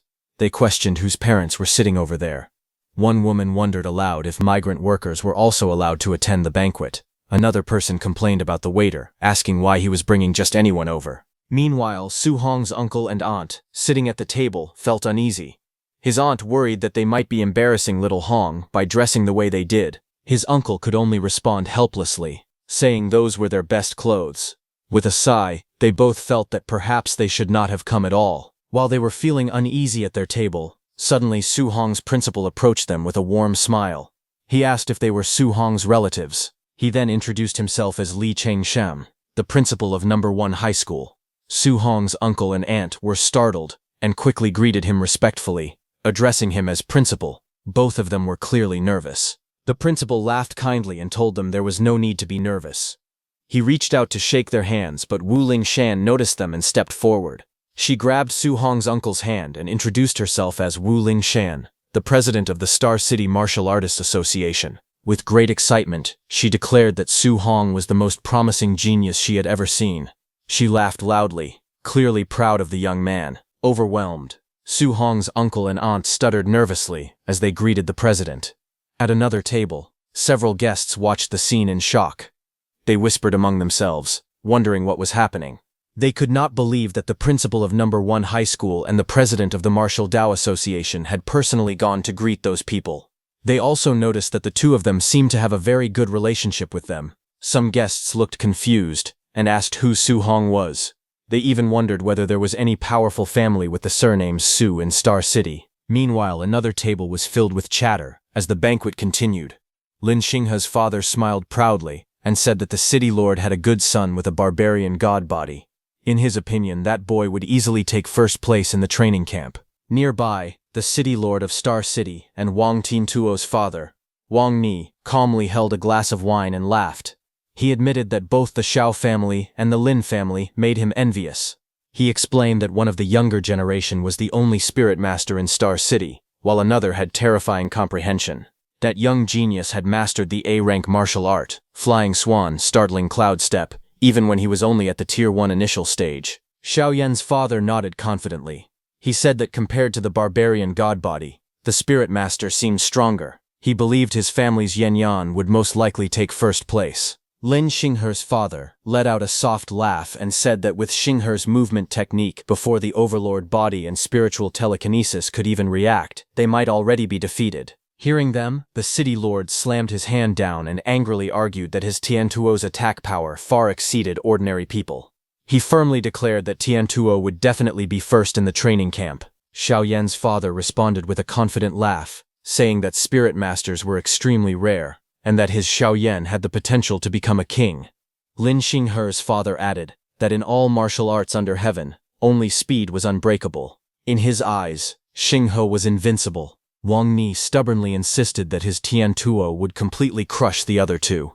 As their voices grew louder, the atmosphere at the banquet table became tense, each father fiercely defending the strength of his own child. As the fathers continued arguing, Su Hong's principal turned to President Wu and asked if she was not going to break up the fight. President Wu crossed her arms and said that if they expected her, an older leftover woman, to step in and stop a few men from showing off their children, she might not be able to resist beating someone up instead. She then added calmly that when that kid arrived, the men bragging about their children would all fall silent. The principal looked at her and asked if she truly thought so highly of Su Hong. After all, Su Hong was only at the Tier 1 initial stage. With a confident smile, she replied that it was simply a woman's intuition. At that moment, a man rushed in and loudly reported to the city lord that the special bus for the training camp had arrived. Hearing this, the city lord immediately stood up and announced that the pride of Star City had returned. He called for everyone to come out with him to welcome them. Outside the grand gates, luxury cars slowly pulled in along the red carpet as security stood guard. The atmosphere was lively and expectant. Soon, injured Lin Xinghe and Xiaoyan appeared. Xiaoyan's father looked at his daughter and exclaimed that she had lost weight and gotten tanned, saying it broke his heart. Lin Xinghe's father anxiously asked his son how he had gotten hurt, worrying that his handsome face was disfigured. When the city lord heard Lin Xinghe's father call his son disfigured, he immediately retorted angrily. Pointing at Wang Tiantuo's injured face, he asked what that meant for his own son then. Xiao Yan looked at Wang Tiantuo coldly and said that someone had refused to admit defeat, so naturally he had been beaten badly. Lin Xinghe added that he had admitted defeat quickly, so he had taken fewer beatings. Hearing them all, the fathers were shocked. They could not believe that all three of them had lost. They wondered who could possibly defeat their children. But suddenly, the city lord noticed something strange. He sensed their auras and realized that all three had broken through to Tier 2. Xiao Yan's father was stunned. A Tier 2 martial artist, combined with spiritual telekinesis, should have been nearly unbeatable. He could not understand how they had still lost. Lin Xinghe's father muttered in disbelief that perhaps Star City had produced a true monster. All three young fighters then spoke honestly. Wang Tiantuo admitted that the opponent's strength was greater than his.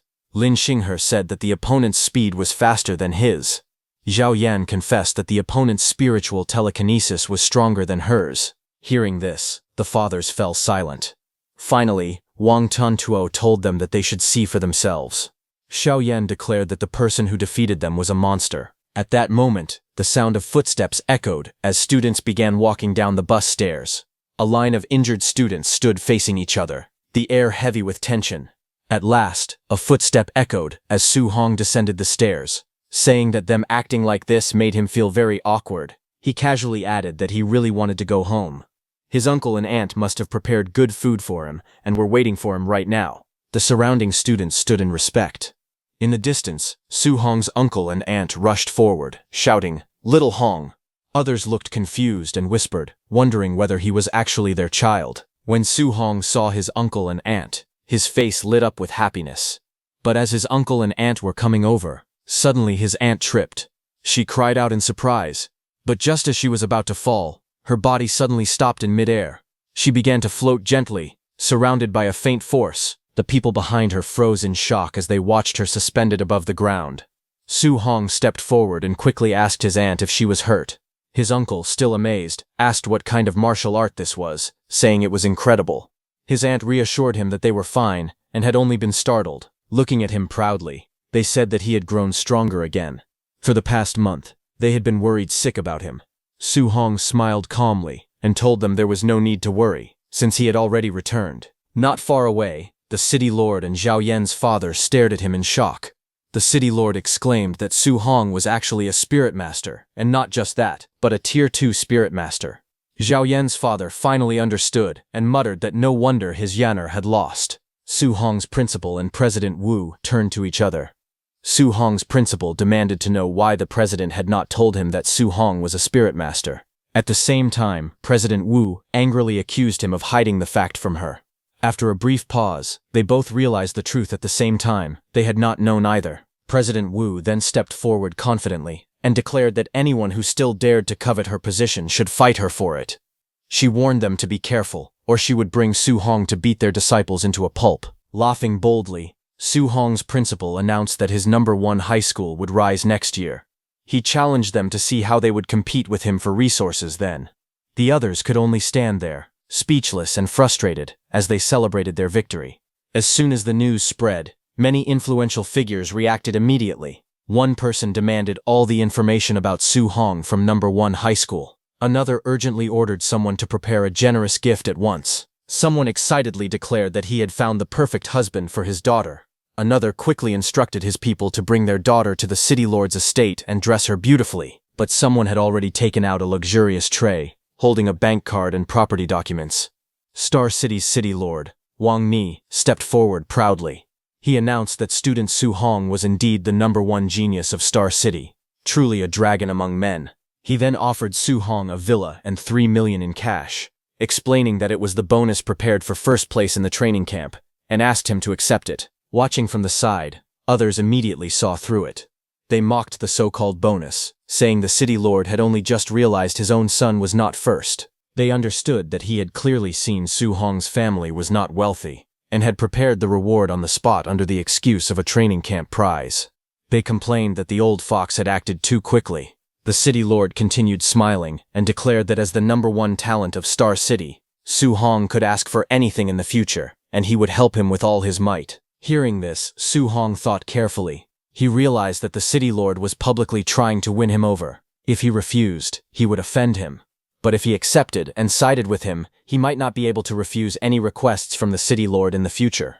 He silently weighed his options as the city lord extended his hand toward him. Su Hong carefully considered the situation. He knew that the city lord's faction was the most powerful in Star City, so he could not afford to offend him. Moreover, with the city lord protecting his family, he would be able to go out and train without worry. He also had Grandmaster Qin, President Wu, and his principals supporting him. With their backing, he would not have to fear the city lord forcing him into anything excessive in the future. After weighing everything, Su Hong made his decision. He thanked the city lord for his favor, and admitted that he truly did need his help.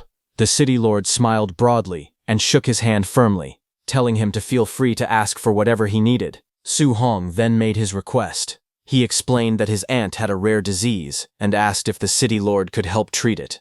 Hearing this, his uncle and aunt were deeply moved. His aunt softly called his name, her eyes filled with emotion. The city lord immediately agreed. He ordered his subordinates to handle the matter and instructed them to use the best medical resources available. His subordinate respectfully responded and promised to carry out the order. With that, the agreement between them was sealed, and Su Hong had secured powerful support for his family. The city lord looked at Su Hong with a satisfied smile and asked if there was anything else he wanted. He told him not to be polite, saying he liked straightforward young people the most. After a brief pause, Su Hong admitted that he also wanted a handy weapon. The city lord laughed heartily and told him to come with him to the armory and pick whatever he liked. Su Hong thanked the city lord respectfully. The city lord smiled even wider and thought to himself that he had been afraid Su Hong would not ask for more. The more requests Su Hong made, the deeper he would be tied to the Wang family. Su Hong then turned to his uncle and aunt and asked them to wait for him for a while. The city lord instructed Tine Tuo to host the banquet in his place and said he would return shortly. Wang Tiantuo politely guided Su Hong's uncle and aunt to another area. Onlookers whispered that Su Hong's family had truly risen to great heights. Soon they arrived at the city lord's mansion armory. Inside, rows of weapons were neatly displayed.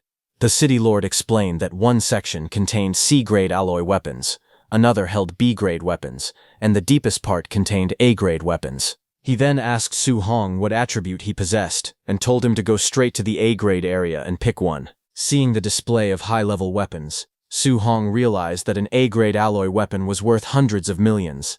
He understood that the city lord was truly going all out to win him over. Su Hong looked at the city lord and respectfully asked whether there were any multi-attribute alloy weapons available. The city lord was startled. He repeated the question in disbelief and asked whether Su Hong was a multi-attribute martial artist. Su Hong calmly explained that he cultivated multiple attributes at the same time. He added that Grandmaster Qin thought highly of him and had advised him to choose a multi-attribute weapon if possible. As he spoke, 7 different attribute energies appeared around his body, glowing in different colors.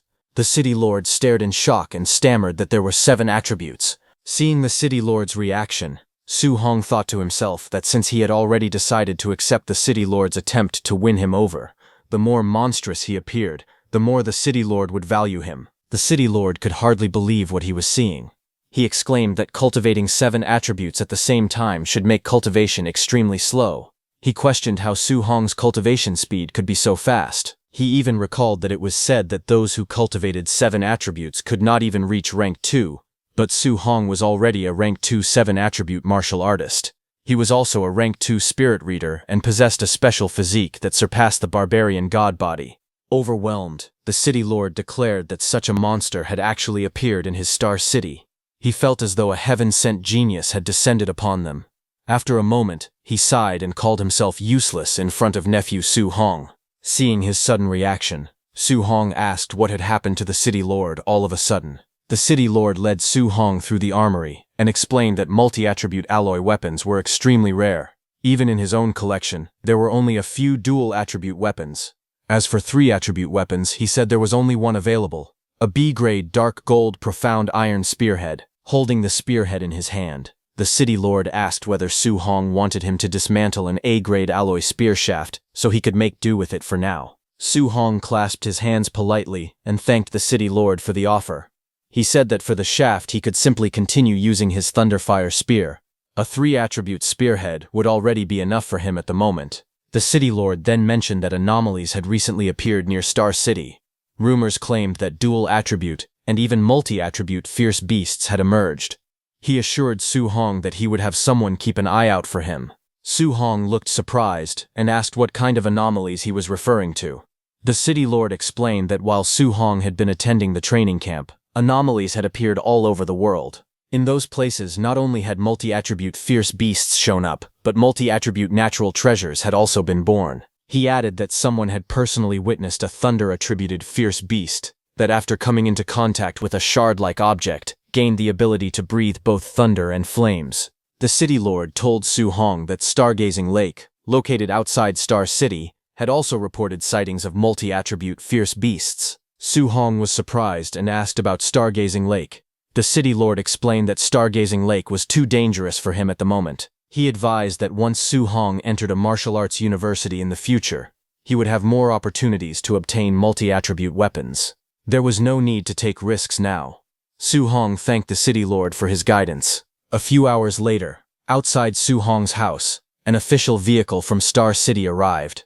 The car attracted the attention of many neighbors, who gathered around in curiosity. Some people wondered why an official Star City vehicle had come to their neighborhood. Others quickly recognized the license plate number and exclaimed that it belonged to the city lord's private car. The crowd was shocked, questioning what the city lord was doing there of all places. Among the onlookers, the woman who had tried to buy Su Hong's training camp pass stared at the luxurious car with longing. She thought that if her son Lin Nian could ride in such a car, she could die without regrets. At the same time, resentment filled her heart. She believed that if Su Hong had given the training camp slot to Lin Nian, her son would have had a bright future.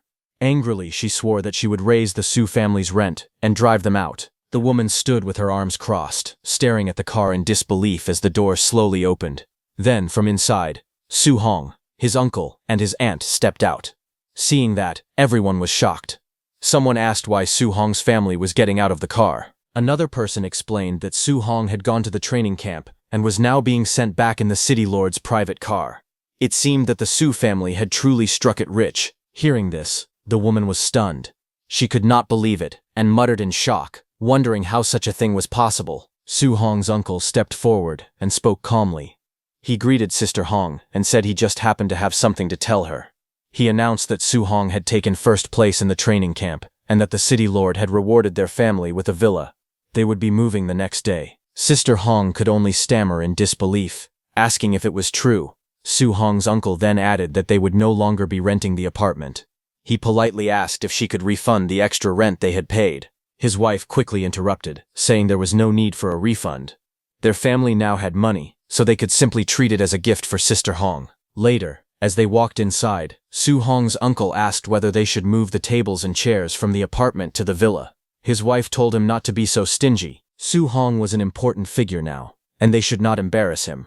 Su Hong laughed and said he was not afraid of being embarrassed as long as everyone was happy. That night, under the quiet city lights, Su Hong stood on his rooftop, watching over the silent buildings. He said that today would be the last time he trained in that place. Surprisingly, he felt a little reluctant to leave. He checked his remaining martial values and calculated that after upgrading his mental strength and defeating everyone in the training camp, his total martial values had exceeded 1,900.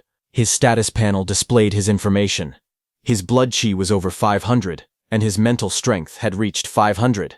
Various breathing techniques and martial arts skills were listed, along with their levels.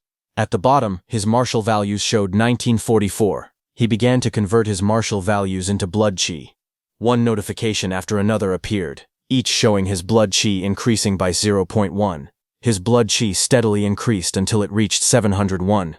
With over 700 blood chi points, he successfully broke through to the mid-stage of rank 2. As he sat there, red energy flames surged around his body. His muscles swelled as the power coursed through him. After stabilizing himself, he said that he should look up the anomalies the city lord had mentioned, along with information about Stargazing Lake. However, when he gripped his phone, cracks suddenly spread across the screen. He realized that his body had not fully adapted to the power of mid-stage rank 2 yet. Fortunately, his phone had not been completely crushed. While sitting on the rooftop at night, Su Hong scrolled through the news on his phone. He read that an S-grade spiritual medicine had appeared abroad, causing countless martial artists to scramble for it.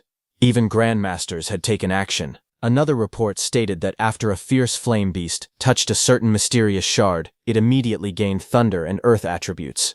It was also mentioned that all the martial artists who had witnessed the mysterious shard had recently died under strange circumstances. As he continued reading, he found information about Stargazing Lake.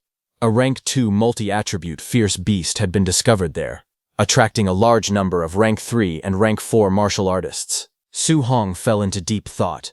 He admitted that he might not be able to defeat a rank 4 martial artist yet, but escaping from one should not be a problem. After making up his mind, he decided that once his family finished moving the next day, he would personally go and check out Stargazing Lake. The next day at Star City's Villa District, Su Hong's new home was already attracting attention. Inside the luxurious villa, gifts were piled everywhere. So many people had come to drop off presents that morning that it felt as if the doorstep was being worn out. It was clear that everyone living in the area was extremely wealthy. Because of that, his family felt they could not afford to embarrass Su Hong in the future. Soon, visitors arrived one after another. They greeted him warmly, telling Su Hong that he was welcome at their homes anytime and that their doors were always open. Others eagerly mentioned that their houses were filled with rare collectibles and invited him to visit whenever he had time.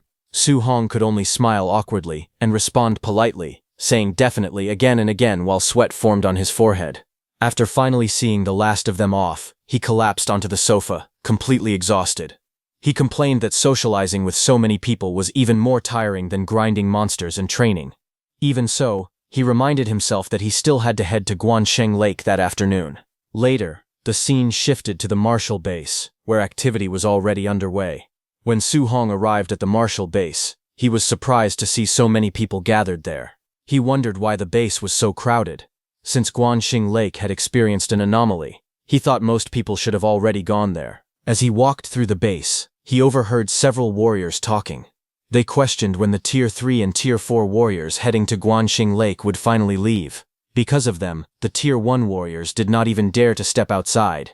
If those stronger warriors decided to rob them, they would not have the strength to fight back. At the same time, on the second floor of the Martial Base, Ye Qi, whose White Fox nephew had been killed by Su Hong, stood by the large window looking down at the crowd below. With a stern expression, he turned and asked the young man seated behind him if he was certain that Su Hong was the one who had killed his nephew. The young man sitting calmly on the sofa replied that he was 100% sure. Then, the young man stood up and said there was one more thing that he needed to mention. As he stepped forward heavily, the atmosphere suddenly changed. In the next moment, a powerful aura burst out from him and pressed Ye Qi onto the ground. The young man holding the wine glass stood calmly, red flames blazing behind him. His eyes glowed coldly as he warned Ye Qi to watch his mouth and address him respectfully. Overwhelmed by the terrifying aura, Ye Qi immediately trembled and admitted his mistake. He begged for forgiveness, calling him sir. Meanwhile, at Guanxing Lake, warriors were already gathering around the water. In the forest near the lake, several powerful fighters stood by the shore. Not far away, Su Hong quietly hid behind a tree, observing them carefully. He quickly noticed that there was not a single Tier 1 warrior in sight. Everyone present was at least Tier 2 or Tier 3. Among them, there were even several Tier 4 warriors. Su Hong realized that Guanxing Lake only had a Tier 2 multi-attribute beast on record. If that was the case, then other anomalous zones with higher-tier beasts must be attracting even stronger experts. Just then, one of the warriors suddenly noticed movement in the lake and shouted for the others to look over there. In the next instant, the surface of the water exploded upward. A massive column of water shot into the sky, crashing down with terrifying force as everyone stepped back in shock. From within the surge, a huge beast emerged. Su Hong immediately recognized that it was a star-spotted giant fish. The hunters confirmed that it was a Tier 3 lower-stage star-spotted giant fish. The enormous creature roared as blue energy gathered in its mouth. A glowing sphere of water and lightning condensed rapidly, crackling with power. Seeing the attack charging, someone yelled for everyone to run, warning that the beast possessed a dual-attribute water cannon. But not everyone panicked. One warrior scoffed and said there was nothing to run from, insisting that it was only a Tier 3 fish. He stepped forward confidently and pressed his hand onto the ground, creating a rock wall and declaring that he was a Tier 4 warrior. He moved to block the star-spotted giant fish's attack head-on, but the beast released its dual-attribute water cannon. The glowing beam pierced straight through his earth defense as if it were nothing. The impact was devastating, and he was heavily injured. Su Hong, watching in shock, realized that a Tier 3 dual-attribute attack had just torn through a Tier 4 earth defense like paper. As chaos spread along the shore, another warrior suddenly stepped forward. Surrounded by a golden aura, he declared that he had waited half a month for this moment. Finally, a dual-attribute beast had appeared. He rushed toward the fish as the glowing energy sphere gathered once again in its mouth. Then he threw a punch and told it to get back onto the shore. The star-spotted giant fish crashed onto the land as multiple warriors attacked at once. Blades and weapons struck its massive body from every direction. Greed quickly overtook fear. A warrior shouted that the fish belonged to him. Others yelled that it was first come, first served, and whoever grabbed it would keep it. 1 minute later, the enormous beast lay dead on the ground. The warriors quickly gathered around it, searching its body, but disappointment soon spread.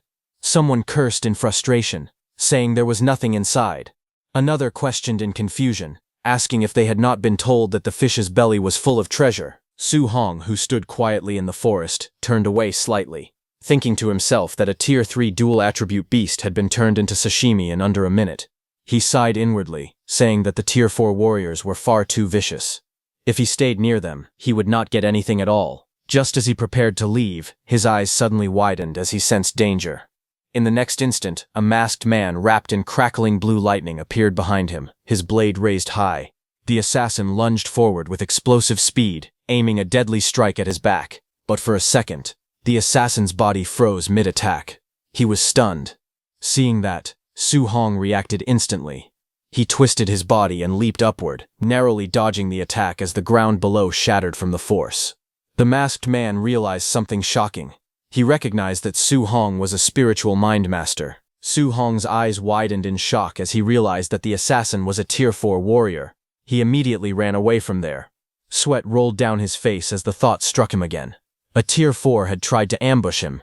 If he had not used his spirit power to freeze the attack at that exact moment, he would already be dead. Before he could go far, several figures rushed out from the forest behind the masked attacker. One of them shouted at their leader, accusing him of being careless and failing the ambush. Su Hong quickly counted them. There were 6 more, and they were all Tier 3 warriors. The masked leader snapped back angrily, telling them to shut up.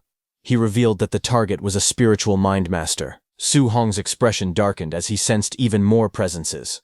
There were 7 more nearby, and they were Tier 3 as well. That meant roughly a dozen Tier 3 killers, along with 1 Tier 4 killer, all assembled just to eliminate him, a mere Tier 2 warrior. Even Star City's city lord would struggle to deal with so many at once. As he dashed forward through the forest at full speed, one thought echoed in his mind.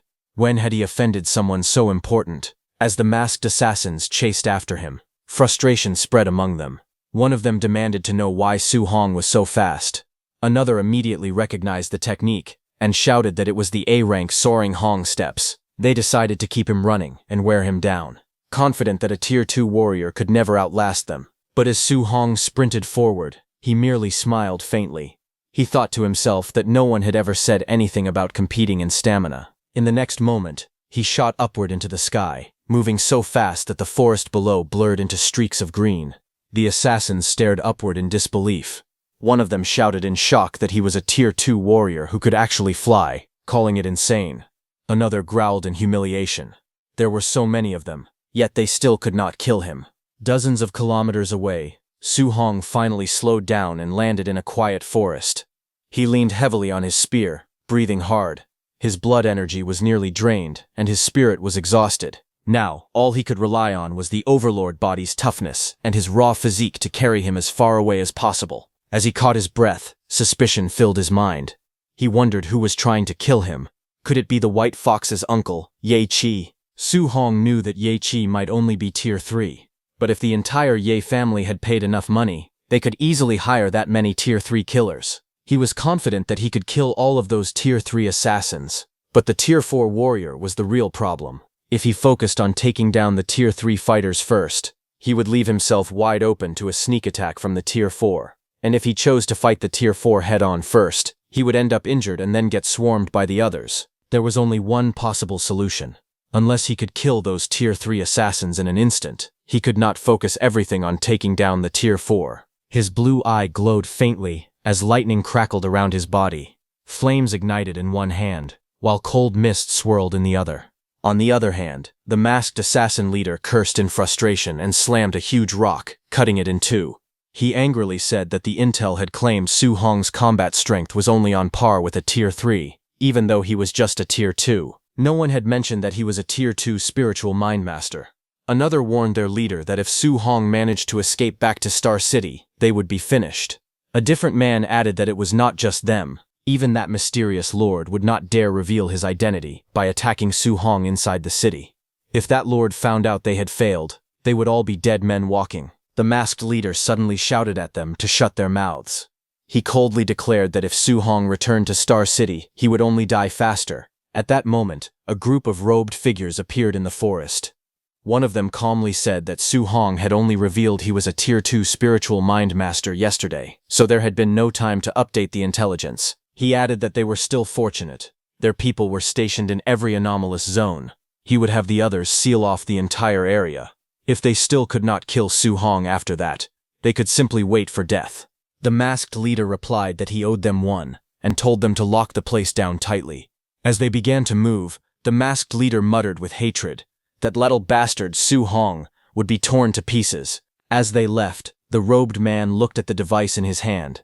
He examined the area carefully and concluded that there was nothing there either. He calmly said they should move to the next area. The next day, at night, while Su Hong was killing a beast, an assassin suddenly shouted that they had found the brat. Another yelled not to let him get away. Days passed. Then, on the fourth day, those assassins found Su Hong again. The masked assassin leader roared for him to die as he attacked with a violent slash, but Su Hong leapt into the air and dodged the attack. Time continued to move forward. Then, on the seventh day, while Su Hong was answering nature's call, one of the assassins found him and suddenly shouted that Su Hong was there. He urgently called for everyone to gather in that direction as he rushed towards Su Hong once again. In a burst of anger, Su Hong kicked the masked man hard and shouted that the man had been peeping while he was relieving himself. The impact sent the masked fighter crashing to the ground with a painful cry. After 7 days of running for his life, while still hunting beasts, Su Hong felt completely exhausted. Even with the Overlord body supporting him, he knew he was reaching his limit. Eventually, he arrived at the Star City official supply outpost. He thought to himself that it was risky, but he had no choice. He needed to rest at an official supply point for one night. He believed they would not dare attack him directly on government grounds. But as he walked inside carrying his spear, several men quietly watched him from a distance. This was just as he had expected. His movements were being monitored. Seeing all this, Su Hong became certain that the one trying to kill him was Ye Chi from the Martial base. Su Hong entered the temporary supply stronghold hotel to rest first. He checked his status window. His vitality was at 705.5, spiritual power at 500, physique overlord body spirit rank at 1.1%, and he currently had 540 martial value. Sitting cross-legged on the bed, he calmly reviewed his condition.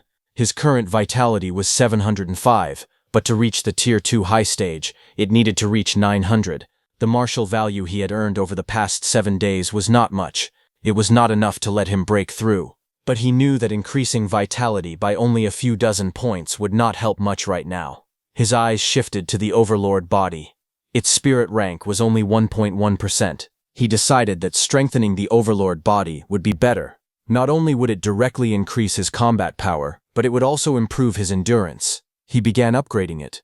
Red notifications appeared one after another, saying that his Overlord body had increased by 0.01%. Again and again, the value rose as power surged through his body. A fierce crimson aura erupted around him, filling the room with overwhelming pressure. He could not help but feel shocked. The increase in strength was terrifying. Finally, the system displayed a new notification. His Overlord body spirit rank had reached 6.5%. Although it had only increased from 1.1% to 6.5%, his overall strength had risen by at least 20%. Su Hong decided that next he would cultivate his guidance techniques while resting his eyes. Red energy continued to flow around his body as he calmly focused on training. He thought that if enemies came, he would simply jump out of the window and escape. A few hours later, night fell. The moon hung quietly in the sky outside the open window. Su Hong went downstairs to the dining hall. Someone laughed loudly and told the others to hurry and record the scene to post online. Su Hong, sitting alone with food in his hands, suddenly lost his appetite after seeing that scene. It had been a long time, yet those killers still had not found him.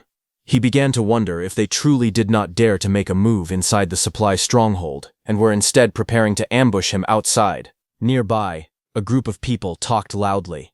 One of them complained that he had found a 3-star patterned dark purple bamboo that day, but it had been robbed by a few Tier 4 martial artists. Another man exclaimed that a 3-star pattern was a treasure comparable to an A-rank treasure.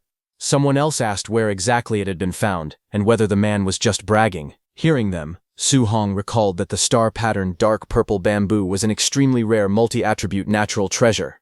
A 1-star patterned dark purple bamboo could contain 2 attributes of spiritual qi. With each additional star pattern, it could hold 1 more attribute. A 3-star patterned dark purple bamboo could contain 4 attributes of spiritual qi. Su Hong thought that even if he mastered 4-attribute fusion in the future, he would still be able to use it. Su Hong joined their conversation, telling them that it was said that in the birthplace of natural treasures, there were strange magnetic field rules.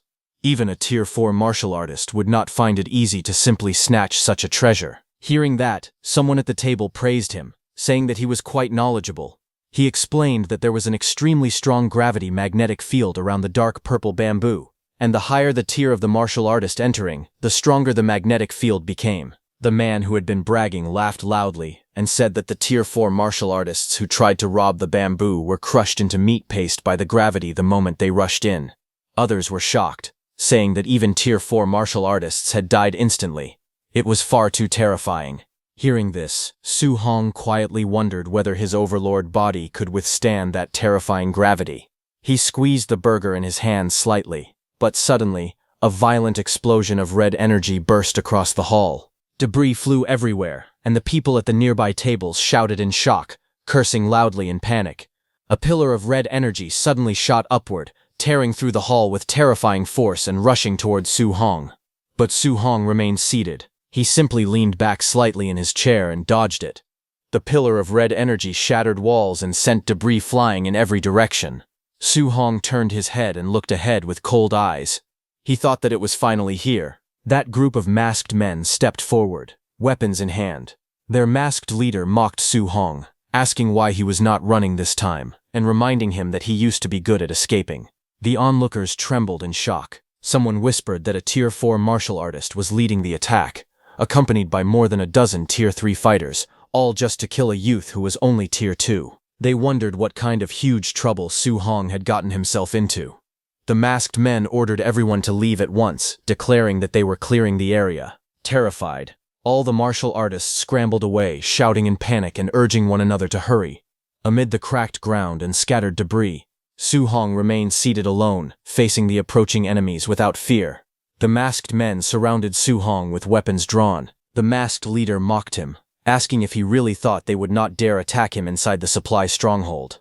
With a faint smirk, Su Hong asked them whether they would believe him if he said that he had been waiting for them. The masked leader laughed loudly and questioned whether Su Hong truly thought he could wipe them all out by himself.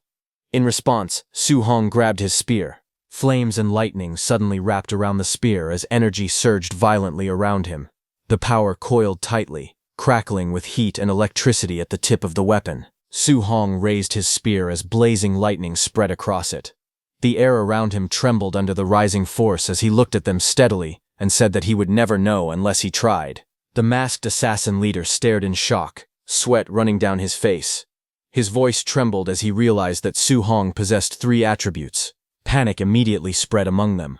He jumped back and shouted for everyone to scatter, but it was already too late. Su Hong leapt forward and drove his weapon into the ground. Lightning burst out from the point of impact, spreading in every direction. The floor lit up as blazing energy surged outward, surrounding the masked men. With a cold, glowing eye, Su Hong commanded the power to explode for him. The masked assassin leader cursed under his breath as waves of blazing light streaked across the area. Outside, People saw the supply stronghold suddenly erupt with dazzling golden light. Flames and lightning shot out from within the building. Staring at the overwhelming glow, someone muttered in confusion, wondering what that light was. But the next second, a massive explosion erupted from the stronghold. Fire and debris blasted outward, sending shockwaves across the courtyard. The crowd below stared in horror as flames swallowed the building. One of the onlookers shouted in disbelief, questioning whether it was truly necessary to use such overwhelming power just to kill a Tier 2 martial artist. The shockwaves swept across the ground as several Tier 3 martial artists were thrown violently into the air before crashing down. Bodies hit the earth one after another. Someone trembled and wondered why these were the ones who had died. He could not believe that such terrifying power had truly been released by that Tier 2 youth. Moments later, the building collapsed completely. Dust and smoke filled the air as the ruins settled into silence. At the center of a deep crater, with debris scattered all around, one figure slowly stirred, coughing repeatedly. He struggled to rise amid the fallen bodies surrounding him. It was the Tier 4 masked assassin leader. He stood among the ruins, his body trembling slightly as embers drifted through the night sky. He stared at the destruction in disbelief and admitted that the power was truly terrifying. He realized it was even a 3-attribute martial art. Frustration rose inside him as he cursed the intelligence network for failing to mention this detail. Looking at the crater and the scattered bodies around him, he assessed the situation calmly. Even at the center of the explosion, as a Tier 4 martial artist, he himself had suffered heavy injuries. Since Su Hong was only Tier 2, he concluded that he must be dead. After a moment of silence, he decided to let it go. Although the casualties were severe, the mission could still be considered complete. He let out a tired sigh, thinking it was far better than all of them being executed by Lord Nabu. But suddenly a violent surge of energy erupted behind him. The masked assassin leader's eyes widened in shock. From within the blazing light, Su Hong launched forward with a spear blazing with power. He used the third stance of the 9 heaven-breaking spears, the heaven-breaking technique, to attack. The masked assassin leader turned sharply, stunned to see Su Hong still alive. He swung his sword at Su Hong as Su Hong's blazing attack crashed toward him. The masked assassin leader swung his attack through the blazing red energy, but when the light faded, Su Hong was nowhere to be seen. Shock spread across his face as he wondered where Su Hong had gone. But a sudden thought struck him, and he wondered if it could be what he feared. He turned and saw Su Hong running toward the remaining Tier 3 masked assassins. Anger quickly replaced his doubt. He shouted furiously, accusing Su Hong of tricking him. He ordered his subordinates to wake up and pin Su Hong down immediately.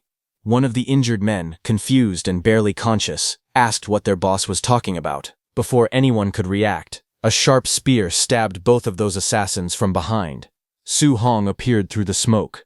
He stood with a spear in his hand, carrying the 2 killed masked assassins over his shoulder. Coldly, he declared that if he could not kill a Tier 4 martial artist, then killing the Tier 3 martial artists under him would be enough.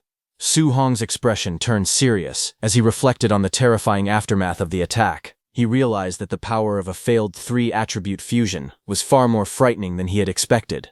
He knew that if he had not condensed the thick earth armor and upgraded his overlord body in time, he would have been crippled even if he had survived. Without hesitation, he flung the 2 dead Tier 3 martial artists into the air and coldly bid the Tier 4 masked assassin farewell. He immediately turned and ran away from there. In his heart, he calculated the situation clearly. The enemy's Tier 3 martial artists were almost completely wiped out. As long as he could successfully fuse the 3 attributes, he believed he still had a chance to kill the Tier 4 martial artist. Across from him, the masked assassin leader erupted in rage. His eyes glowed blood red with killing intent. Surrounded by blazing red energy, he roared that he would tear Su Hong's corpse into 10,000 pieces. The scene shifted to the Star City martial artist base. Inside the base, several martial artists gathered near the entrance, discussing recent events. Among them was the group of Wang Tiantuo, Lin Xinghe, and Zhao Yan, who were at the training camp with Su Hong. Lin Xinghe sighed and said that he had originally wanted to invite Su Hong to go to Stargazing Lake together. However, he had not expected Su Hong to leave 7 days earlier. Wang Tiantuo added that Su Hong had only rested for 1 day before heading to Stargazing Lake to train, while the rest of them had taken 7 full days to recover. Lin Xinghe told him not to compare themselves to a monster. Determined, Xiao Yan suggested that they set off quickly. Perhaps they could even run into Su Hong near Stargazing Lake. Elsewhere, a furious voice cursed those masked assassins as nothing but trash. It was Ye Qi. Sitting in a chair, he angrily smashed a teacup onto the ground. He couldn't believe that those masked assassins had not only impersonated the martial artists of his base, but had also locked down the area around Stargazing Lake. On top of that, they had dared to attack Su Hong directly at the supply stronghold. Ye Qi was very scared, because he knew that if Su Hong were to die, even a fool would suspect him. He also knew that the City Lord valued Su Hong greatly, and if anything happened to him, the City Lord would not hesitate to wipe out their entire clan. The scene then shifted to the dark purple bamboo forest. There, a terrifying purple gravity field spread across the forest. The bamboo bent under the overwhelming force. Only a single bamboo was still standing beneath that powerful aura descending from above. This was the mysterious gravity field. Several martial artists struggled within the field. One man clenched his teeth and cursed. He said the gravity was too terrifying. The treasure was right in front of his eyes, yet he simply could not reach it. Another martial artist revealed that he had only taken the 14th step, and the gravity was already more than 30 times stronger than normal. Outside the gravity field, someone calmly calculated that, assuming a body weight of 80 kilograms, 30 times the gravity would equal a little over 2 tons. He questioned how a Tier 3 martial artist could not even withstand this. Another person explained that this was not like carrying a heavy object. Instead, every single cell in the body had to endure 30 times the gravity. Even if the bones and muscles could withstand it, the internal organs and brain might not survive such pressure. While they were talking, the group that had helped those masked assassins hunt down Su Hong appeared behind them. Those martial artists were surprised to see them. The group's leader, a black-haired man holding a tablet, stepped forward. Looking at the gravity field, he said that the higher a martial artist's cultivation, the greater the gravity applied by the gravity field. He added that if a Tier 4 martial artist like himself entered, the gravity he would endure would probably be several times greater than what a Tier 3 martial artist experienced. Looking at the bamboo standing in the middle, the black-haired leader thought that although the 3-star patterned dark purple bamboo was certainly precious, it would be meaningless if it could not be obtained. The black-haired leader then turned around to leave, thinking that he should continue searching for the divine object instead. But as he walked, the compass-like tablet in his hand suddenly reacted. He froze and shouted for everyone to stop. Staring at the device, he realized with surprise that he had finally found it. He looked toward the direction indicated by the tablet, and saw that it was pointing at the 3-star patterned dark purple bamboo in the gravity field ahead. His expression darkened upon seeing that. He thought that of all places for the divine object to be hidden, it had to be inside the dark purple bamboo. Frustrated, he wondered how he was supposed to retrieve it.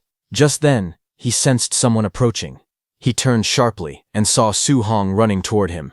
He was confused about why Su Hong was there. He couldn't believe that a Tier 4 leading a group of Tier 3 martial artists had actually failed to kill a mere Tier 2 brat. With killing intent rising in his eyes, he gripped his weapon tightly and cursed his subordinates as useless trash. In the end, he would have to handle this himself. The black-haired leader immediately charged at Su Hong, thinking that there was no reason to refuse merits delivered right to his door. If he killed Su Hong, that lord would definitely reward him. At that moment, Su Hong sensed the attack and felt the overwhelming pressure approaching. He could not help but admit that it was a strong aura. The black-haired leader lunged forward with full force, his weapon slashing down fiercely toward Su Hong.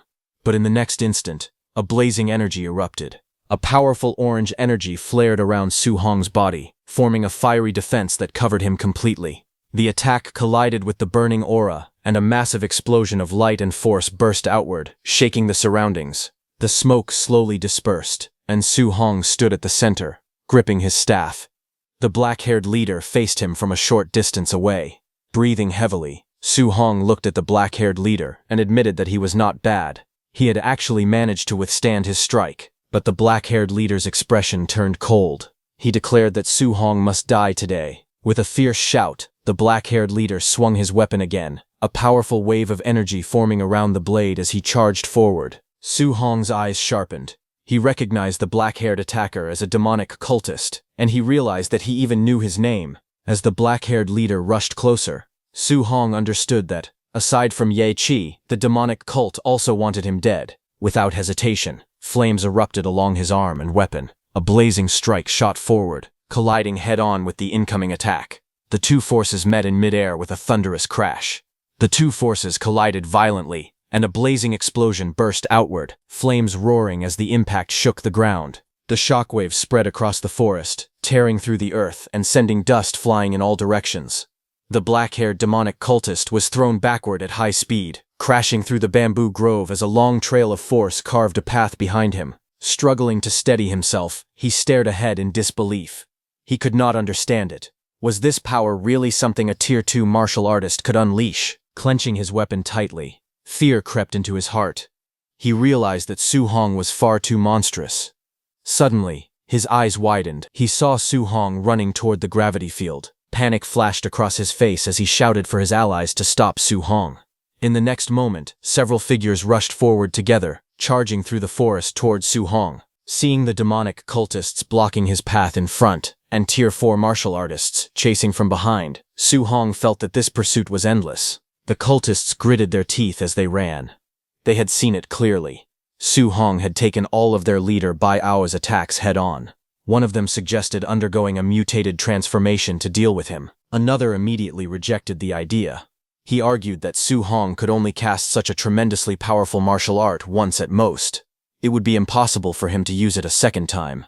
Another man said that as long as they held Su Hong back, their leader Bai Ao would catch up and finish him. A bald man covered in blue energy shouted for everyone to attack with all their strength and stop Su Hong. But before the command could even be completed, a blazing slash cut across his neck. In a single instant, Su Hong tore through them like light.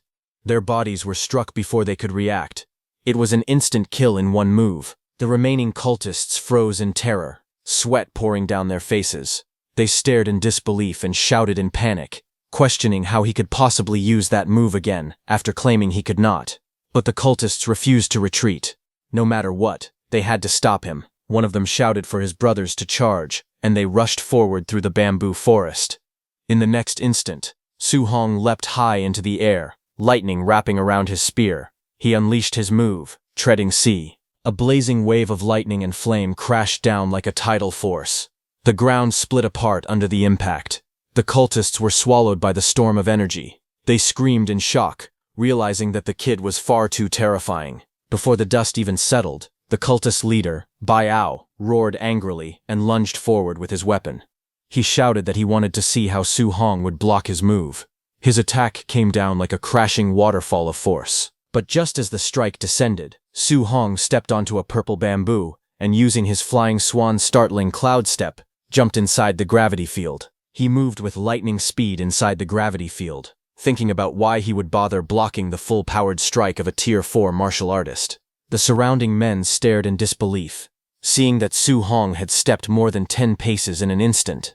They wondered how powerful Su Hong's physical body must be. It was as if gravity had no effect on him at all. Seeing this, the cultist leader Bai Ao roared angrily, telling Su Hong not to think that just because he had escaped into the gravity field, there was nothing he could do. But as Bai Ao took his first step inside, the gravity intensified rapidly. With only one step, the pressure had already increased 30-fold.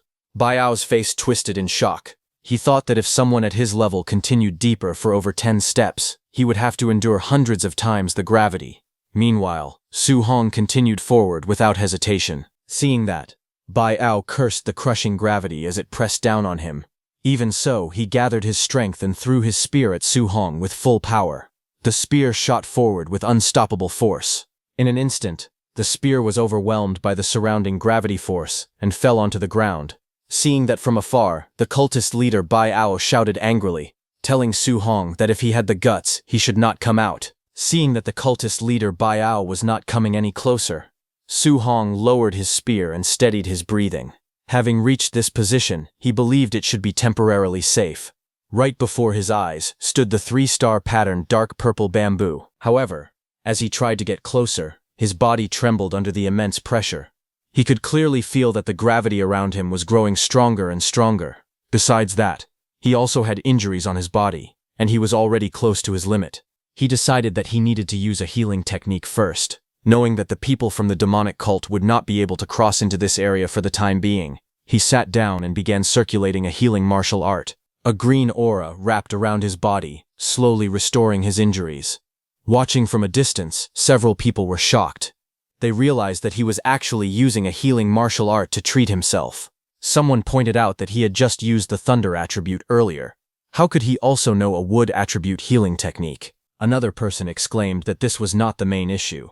The real problem was that he was already only a little over 10 steps away from the dark purple bamboo. The cultists' leader Bai Ao immediately ordered his men to notify Lin Chen and the rest to come quickly, saying they needed to join forces to kill Su Hong.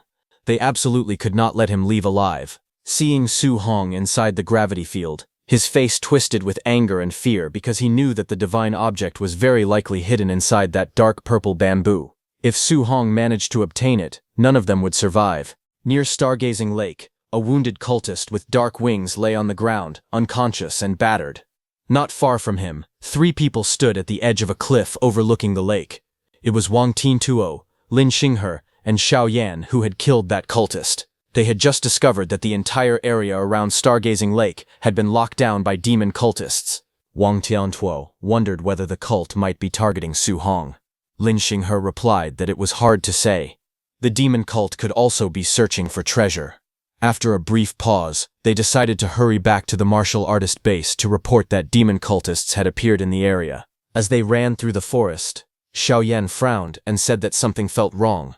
If Stargazing Lake had truly been locked down, it was impossible for the martial artist base to have no reaction at all. Lin Xinghe immediately understood the implication and asked if she was suggesting that the martial artist base might be colluding with the demon cult. Determined to confirm the situation, Wang Tiantuo decided to directly notify his father and have him send people to seize control of both the martial artist base and Stargazing Lake at the same time. At the City Lord's mansion, City Lord Wang was shocked to hear that the Stargazing Lake area had been sealed off by demon cultists and that the martial artist base might be working together with them. Wang Tintuo also told him that Su Hong was likely near Stargazing Lake and could be the demon cult's true target. Hearing this, the City Lord was furious. Without hesitation, he declared that he would personally bring men over immediately. On the other hand, at the purple bamboo gravity field, Su Hong was still inside. Not far away, several demon cultists stood in the forest. Just then, the masked assassin whom cultist leader Bai Ao had called for arrived. However, cultist leader Bai Ao was shocked and demanded to know why he was alone and where the others were. The masked assassin leader, who was injured and breathing heavily, explained that Su Hong, whom they were after, had fought dirty and caused heavy casualties among their brothers. Cultist leader Bai Ao was stunned upon hearing that over a dozen Tier 3 martial artists had been completely wiped out. He said that even if they had faced a dozen Tier 3 wild boars, they would not have been eliminated so easily. Yet they had fallen to Su Hong, who was supposedly only a Tier 2 martial artist. The masked assassin leader gripped his sword in anger and revealed that Su Hong knew a powerful 3-attribute fusion martial art. He blamed their intelligence network for failing to mention such critical information, and warned that anyone else who had gone unprepared would have died as well. Cultist leader Bai Ao scoffed at the claim, saying that a 3-attribute fusion martial art should not even exist in this world, and that the excuse sounded ridiculous. However, as he recalled the battle, doubt crept into his mind. He remembered seeing that Su Hong truly possessed 3 attributes. He began to wonder if there really could be a martial art capable of fusing 3 attributes together. In the end, they looked toward Su Hong and agreed on one thing. No matter what the truth was, if they failed to eliminate Su Hong, the higher authority behind them would kill them instead. 2 hours later, Su Hong slowly opened his eyes while seated within the gravity field. He saw that thanks to an A-rank healing technique, both his physical body and spiritual energy had fully recovered to their peak states. However, he could still see that the group of demon cultists had not left. It was clear to him that they would not stop until they killed him. He fixed his gaze on the 3-star patterned ink purple bamboo standing ahead.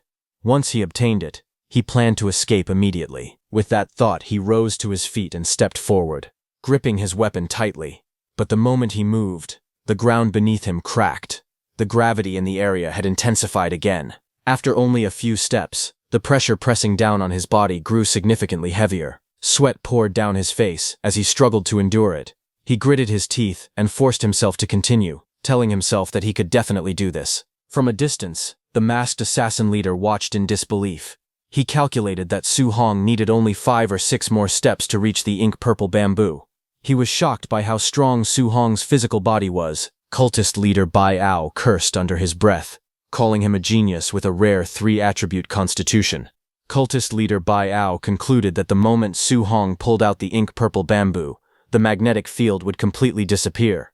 As soon as that happened, they planned to immediately rush in, surround him, and kill him without hesitation. The masked assassin leader swore that he would personally tear Su Hong into pieces. Inside the terrifying field, Su Hong struggled forward, step by step under the crushing gravity.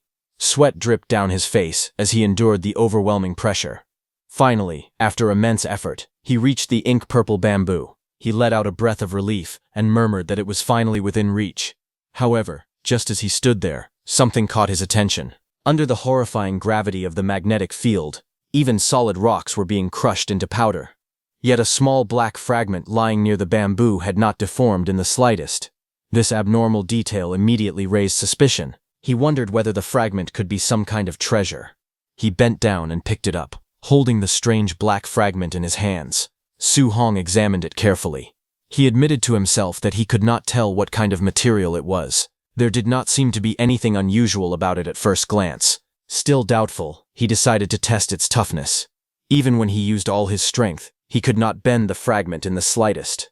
It was far too tough, far beyond ordinary materials. As he continued gripping it, the sharp edge suddenly sliced his palm, and a drop of blood flowed onto the fragment. Before he could fully process what was happening, he felt the fragment moving. To his shock, it began merging into his body through the wound on his palm. In that instant, a violent reaction occurred. All 7 types of spiritual energy around him began skyrocketing at once. Multicolored lightning-like streams of power wrapped around his body, surging wildly through his meridians. A system notification suddenly appeared before him, informing him that he had obtained a fragment of the 7 gods' cauldron. Startled but quick to react, he realized that this fragment must be a treasure capable of raising his cultivation. Gritting his teeth, he immediately sat down and seized the opportunity, absorbing the surging energy as his aura flared upward in blazing red waves. Outside the magnetic field, the masked assassin leader watched in confusion. He could not understand why Su Hong had suddenly sat down and started cultivating. Cultist leader Bai Ao cursed, and realized that Su Hong had bent down earlier. He must have picked something up. Inside the field, Su Hong felt the change clearly. The spiritual energy of all 7 attributes had skyrocketed by more than 10-fold. Previously, using the same attribute A-rank martial arts several times in a row would completely drain his spiritual energy. Now, however, he felt that he could unleash it dozens of times consecutively without exhausting himself. Even more astonishing was the fact that the 3-attribute fusion he had struggled to achieve for so long had now been completed directly and effortlessly. Radiant energy swirled in his palms as a glowing sphere of fused power formed before him. A system panel appeared, displaying his updated status. His blood chi and mental power had increased significantly. His overlord body spirit rank had risen, and the 7 gods cauldron fragment was listed as 1 out of 100. Realizing this meant there were 99 more fragments scattered somewhere. Su Hong's heart stirred with ambition. Just a single fragment had caused his strength to soar. The 7 gods cauldron was clearly a treasure far beyond S rank. If he could gather all 99 remaining fragments, he could hardly imagine how powerful he would become. With 3 attributes fused and an immense amount of spiritual energy surging within him, Su Hong slowly rose to his feet. A confident smile appeared on his face. There was no longer any need for him to run. Su Hong's eyes turned sharp as he declared that it was time to end this. With a firm grip, he seized the ink-purple bamboo. Spiritual energy spiraled around him in glowing rings as he pulled upward with overwhelming force. Outside the magnetic field, cultist leader Bai Ao realized that Su Hong was about to pull out the ink-purple bamboo and shouted for everyone to prepare to strike. The masked assassin leader snarled that he did not need any reminders. He wanted to kill him even more than the others did. Su Hong grabbed the bamboo with both hands, and with a powerful roar, he yanked the bamboo free. The moment it left the ground, a violent surge of energy burst outward in expanding rings. The oppressive gravity field that had crushed everything within its range instantly disappeared. Freed from the pressure, the cultists charged forward at full speed, surrounding him from all directions. They shouted for him to prepare to die and launched their attack without hesitation. Standing at the center of the clearing, Su Hong took out his spearhead and attached it to the 3-attribute ink-purple bamboo. He then turned and let out a cold snort. His eyes filled with confidence and disdain. He decided that since they were so eager to attack, he would let them help him test the true power of the move he was about to unleash with all his strength. Gripping the ink-purple bamboo tightly, he swung it upward. Lightning and flames surged along the weapon, twisting together in violent streams of energy. The ground beneath him trembled as a blazing sphere of power gathered at the tip of the bamboo. Cultist leader Bai Ao and the masked assassin leader, who had rushed forward together, were shocked to see that. But it was already too late. In the next instant, a blinding light erupted, as Su Hong shouted for the power to explode. A massive pillar of fiery lightning shot upward, expanding in a roaring wave. The explosion tore through the air, swallowing everything in its path as shockwaves rippled across the clearing. The cultists screamed as the blazing beam tore through them. One man let out a hoarse cry as the scorching energy engulfed his body, flames and lightning streaking across his chest. Another shrieked in agony as he was hurled backward by the overwhelming force. The explosion carved a massive crater into the earth. Trees at the edge of the clearing trembled, and smoke spiraled into the sky. The ground cracked open, glowing with molten streaks as dust and embers drifted through the air. When the smoke began to settle, broken bodies lay scattered across the scorched battlefield. Some were burned beyond recognition, while others struggled weakly amid the rubble. The masked assassin leader coughed violently, black blood spilling from his mouth as disbelief filled his eyes. He could not understand how such terrifying power was possible. To him, it seemed absurd. Cultist leader Bai Ao, barely able to stand, concluded that Su Hong must have obtained the fragment of that divine object. Otherwise, there was no way he could have suddenly become so strong. Through the haze of smoke, Su Hong stepped forward calmly, lightning still crackling along the ink-purple bamboo. With a faint smile, he asked whether hunting him had been enjoyable, because now it was his turn to kill them. Su Hong stood holding the ink-purple bamboo in his hand. Looking at the surviving cultist leader, Bai Ao, and the masked assassin leader, he told them that survival was not impossible. If they wanted to live, all they had to do was reveal the location of the demonic cult's stronghold in Star City. He pointed out that for them to have worked together with Ye Qi from the martial artist base and gathered so many people in such a short time, it was obvious that numerous members of the demonic cult had already been hiding in Star City for a long time. The masked assassin leader's face twisted with rage. Refusing to submit, he leaped forward to attack Su Hong, shouting that Su Hong should not be so arrogant. Even if he died, he swore he would drag Su Hong down to hell with him. At the same time, the injured cultist leader, Bai Ao, threw something towards Su Hong and urgently yelled for the masked assassin leader to stop and retreat immediately. A blinding flash erupted from the hidden device Bai Ao had thrown. Su Hong covered his eyes to block the light. As the smoke and dust disappeared, Su Hong saw that Bai Ao and the masked assassin leader had vanished. Seeing that, Su Hong's legs gave out, and he fell to the ground. He let out a sigh of relief, saying that they had finally run away. He sat on the scorched battlefield, leaning on the ink-purple bamboo as sweat rolled down his face. That devastating attack he had just unleashed had nearly drained all of his thunder, fire, and metal-attributed spiritual qi. Su Hong knew that if those two Tier 4 martial artists had truly been willing to fight to the death instead of retreating, he might not have been able to defeat them. Knowing he was in a dangerous state, Su Hong decided he needed to recover as quickly as possible. Once his spiritual qi returned, he intended to settle the score with Ye Qi. Without wasting any time, he activated a healing technique. Green spiritual energy flowed around his body as his injuries slowly began to recover. Meanwhile, far away in the forest, the cultist leader Bai Ao and the masked assassin leader continued running at full speed. The masked assassin leader suddenly looked back and realized that Su Hong had never pursued them. Thinking it over, he concluded that the terrifying martial arts Su Hong had used must have completely exhausted his spiritual qi. In his view, Su Hong had merely been bluffing to scare them away.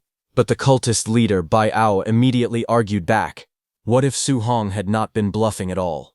After all, geniuses often possessed abilities that defied logic. Still unwilling to admit fear, the masked assassin leader pointed out that Su Hong was only a Tier 2 martial artist, while the two of them were Tier 4.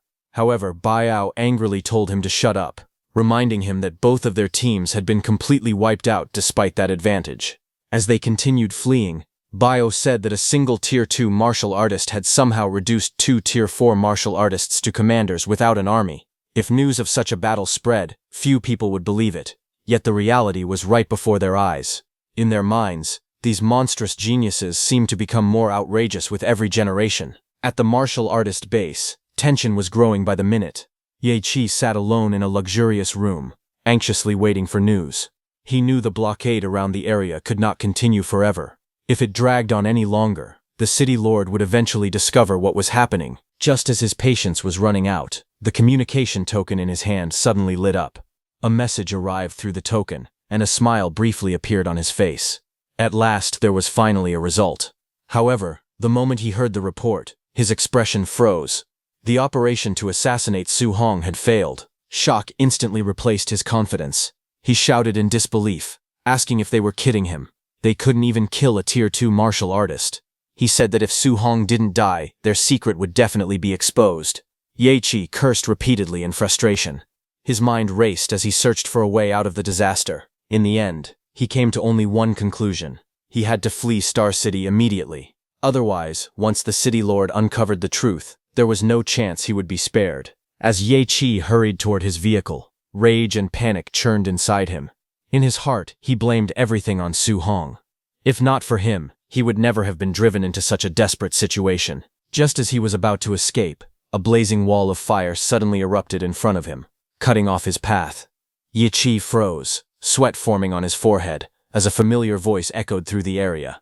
Su Hong had arrived. Stepping out from the shadows, Su Hong looked at him and asked where he thought he was running. The sight of Su Hong instantly filled Ye Qi with shock and fury. With his eyes glowing red from anger, Ye Qi roared Su Hong's name. He unleashed his power and charged forward. In his mind, Su Hong was nothing more than a Tier 2 martial artist, while he himself stood at the peak of Tier 3. There was no way a mere Tier 2 could threaten his life. Flames surged around him as he launched a fierce attack, but Su Hong remained calm and moved slightly to the side, easily dodging the attack while gripping his spear as lightning crackled around it. Su Hong looked at Ye Qi and replied that it was hard to say who would win. The next moment, with a powerful swing of his staff, Su Hong unleashed a terrifying strike. Before Ye Qi could react, the lightning-charged blow reached him and pierced his chest. Blood sprayed from Ye Qi's mouth as he stared at Su Hong in disbelief. At that moment, only one thought remained in his mind. Su Hong was a monster. Su Hong's attack carried overwhelming force as it sent Ye Qi flying into a car behind him. The next second, a deafening explosion followed, and Ye Qi's vehicle was engulfed in flames. Amid the burning wreckage, Su Hong turned around with his staff resting on his shoulder, his expression unchanged as sparks drifted through the air around him. The surrounding spectators were completely stunned. Someone recognized the victim as Ye Qi, the person in charge of the martial artist base. What shocked them even more was that Su Hong had killed a peak Tier 3 martial artist in a single move. The crowd stared at the burning scene in disbelief. In broad daylight, right in the middle of Star City, someone had actually dared to kill a city official. The next second, sirens echoed through the area as several vehicles rapidly surrounded the scene. From one of them came City Lord Wang. The crowd recognized him and shouted that the City Lord had arrived. The atmosphere immediately grew tense. Many spectators believed Su Hong was in serious trouble. After all, he had killed Ye Qi in public. In their eyes, there was no way the City Lord would simply let him go. However, some people quickly began discussing how they could help Su Hong. They suggested testifying that Ye Qi had attempted to ambush him first and had merely been killed in self-defense. Others readily agreed, saying that Ye Qi had deserved his fate and that they should support the young martial artist. But to everyone's surprise, the City Lord did not show the slightest anger. Instead, he hurried over to Su Hong and anxiously asked whether he had encountered any danger, repeatedly checking to see if he had been injured anywhere. The crowd instantly fell silent. No one knew how to react to the scene unfolding before them. Su Hong awkwardly scratched the back of his head and could only smile helplessly. The City Lord then noticed the dark purple bamboo staff in Su Hong's hand.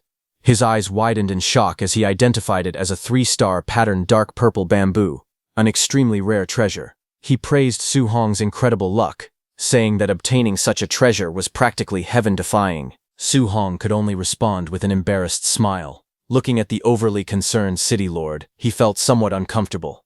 Then the City Lord looked at the burning car behind him with Ye Qi lying on top of it. Staring at Ye Qi burning in the flames, he asked Su Hong to tell him everything that had happened. More than 10 minutes later, after leaving the scene, Su Hong sat inside a vehicle and calmly recounted the entire story.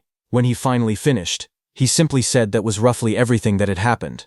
Hearing all that, City Lord Wang's jaw dropped in shock.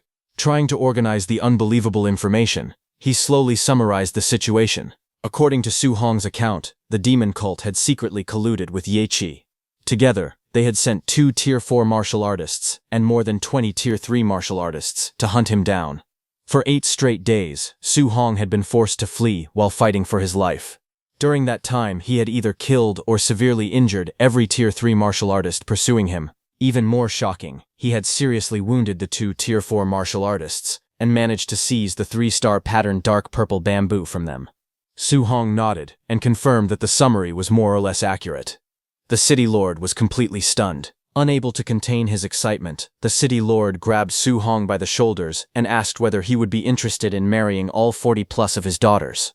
He said that maybe they could mass-produce monster geniuses like Su Hong and then save the human race. Su Hong was left speechless by the absurd proposal. He quickly waved his hands and awkwardly asked the city lord to stop joking around. He pointed out that the mastermind behind the demon cult might still be hiding somewhere within Starpole City. The city lord immediately agreed. He said that although the enemy's previous attempt had failed, the next assassins sent after Su Hong could be far stronger, perhaps Tier 6 experts or even Tier 7 grandmasters. And given Starpole City's current strength, they simply did not have the ability to guarantee his safety against opponents of that level.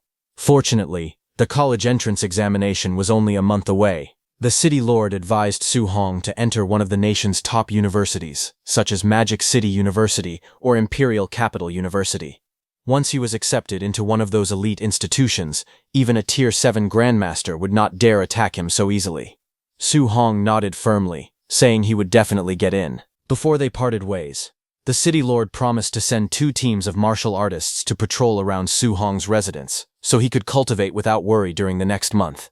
Su Hong sincerely thanked him for the arrangement. When Su Hong finally returned home, his family was immediately alarmed by his appearance. Seeing him covered in blood and carrying his weapon, they rushed over in panic. They anxiously asked if he was injured and urged him to go to the hospital at once. Su Hong quickly reassured them, saying the blood covering his body belonged to ferocious beasts he had fought along the way. He himself was not seriously hurt, so there was no need to worry. After returning to his room, Su Hong sat on his bed and reviewed the results of his recent battle in the bamboo forest. The fight had rewarded him with roughly 3,100 additional points of martial value. Opening his status panel, he carefully examined his current attributes. His vitality had reached 707.5 points, while his spiritual power stood at 501. He also saw the progress of his overlord body physique, the 7 Gods Palace fragment, and the various cultivation techniques and martial arts he had mastered. As he studied the numbers, Su Hong fell into deep thought. If he invested all of his martial value into vitality, his vitality would immediately surpass the 1,000-point threshold, allowing him to advance into the realm of a Tier 3 martial artist. However, doing so would leave his spiritual power lagging behind. His spiritual power had only recently broken through to Tier 2, and neglecting it now could hinder his future growth. The situation left him conflicted. Because of the recent assassination attempts, he could not leave Starpole City for the time being. Without the opportunity to hunt powerful enemies or gather large amounts of martial value, improving his spiritual power might become extremely difficult for quite some time. Su Hong finally made a decision. He would simply strengthen both his vitality and spiritual power at the same time. With that thought in mind, he immediately began allocating his martial value. Both attributes started to rise. After distributing his martial value between vitality and spiritual power, Su Hong sat cross-legged on his bed and began cultivating. As his power surged, his spiritual energy affected the environment around him. Water rose from a nearby glass and floated through the air in shimmering streams, circling the room under the influence of his growing spiritual force. Then the next day, at Star City No. 1 High School, Chen Shan and Li Tu were telling the story of the battle at the training camp. They told the students that more than 100 enemies had surrounded Su Hong, yet he had merely swung his spear once and instantly wiped them all out. Many students praised him as an unparalleled genius. Some even joked that they could not compare to a single strand of his hair. Just then, a student from another class arrived looking for Chen Shan and Li Tu to give speeches about Su Hong's achievements at the training camp. He pointed out that it was supposed to be Class 7's turn to hear the stories, so why had they come to Class 8 instead? He said that their class had been waiting for them for a week. Chen Shan and Li Tu turned around and asked if they hadn't already spoken in Class 7 yesterday. But the student reminded them that they had spoken in Year 2 Class 7 the previous day, while they were Year 3 Class 7. At that moment, a student looked out the window and excitedly shouted that Su Hong had come to school. The announcement immediately attracted everyone's attention. Outside, as Su Hong walked through the school gates, he suddenly felt the ground tremble beneath him. The next second, countless students came rushing toward him from every direction like a tidal wave. They shouted his name excitedly, calling for him not to run away. Many of them cheered, saying they had finally waited for the day he returned to school. The sight left Su Hong completely stunned. Looking at the enormous crowd charging toward him, he broke out in a cold sweat. He could not understand why nearly every student in the school wanted to get to him. He started to wonder if he had somehow offended everyone without realizing it. Su Hong soon found himself surrounded by an overwhelming crowd of students, their excitement quickly turning into a storm of voices directed at him. Everyone urged him to hurry up and share the details of his recent deeds, eager to hear the story firsthand. The crowd buzzed with admiration. One student laughed loudly, calling him Old Su and praising him for being unbelievably amazing. He said that when Old Lee heard the news, his eyes had nearly popped out in shock. While he was saying this, Teacher Lee was standing right behind him. Su Hong coughed, trying to warn the student, but the student went on describing how the entire class had been left completely dumbfounded, laughing endlessly at the situation. Su Hong coughed awkwardly again. The student noticed and asked if he had caught a cold, wondering why he kept coughing. Just then, Teacher Lee stepped forward and grabbed the student's head. The student was stunned and stammered as he respectfully addressed Teacher Lee, asking why he was there. However, Teacher Lee responded with a faint smile, teasingly pointing out that he had just been calling him Old Lee moments ago. Teacher Lee dragged the student away, but before leaving, he turned to Su Hong and informed him that the principal was waiting for him. Su Hong calmly agreed, saying he would head over immediately. The student desperately cried out for help, shouting that he should be saved first. Meanwhile, Su Hong quietly made his way toward the principal's office and knocked on the door. He barely had time to announce himself before the door swung open. The principal greeted him with an enthusiastic smile, calling him Star City's great treasure, and jokingly asking if he had finally found time to come to school. The principal quickly ushered him inside. After the two sat down in the office, Su Hong asked the principal why he needed him. The principal told Su Hong that he had prepared several Tier 2 initial stage and middle stage pills and wanted to give them to him privately. He insisted that Su Hong must not decline. However, Su Hong smiled awkwardly and told the principal that he probably wouldn't need those pills. After all, he was already at the Tier 2 high stage. He explained that a Tier 2 middle stage pill would not be of much use to him at his current level. He told the principal that it would be better to give them to someone who truly needed them. Hearing this, the principal was stunned.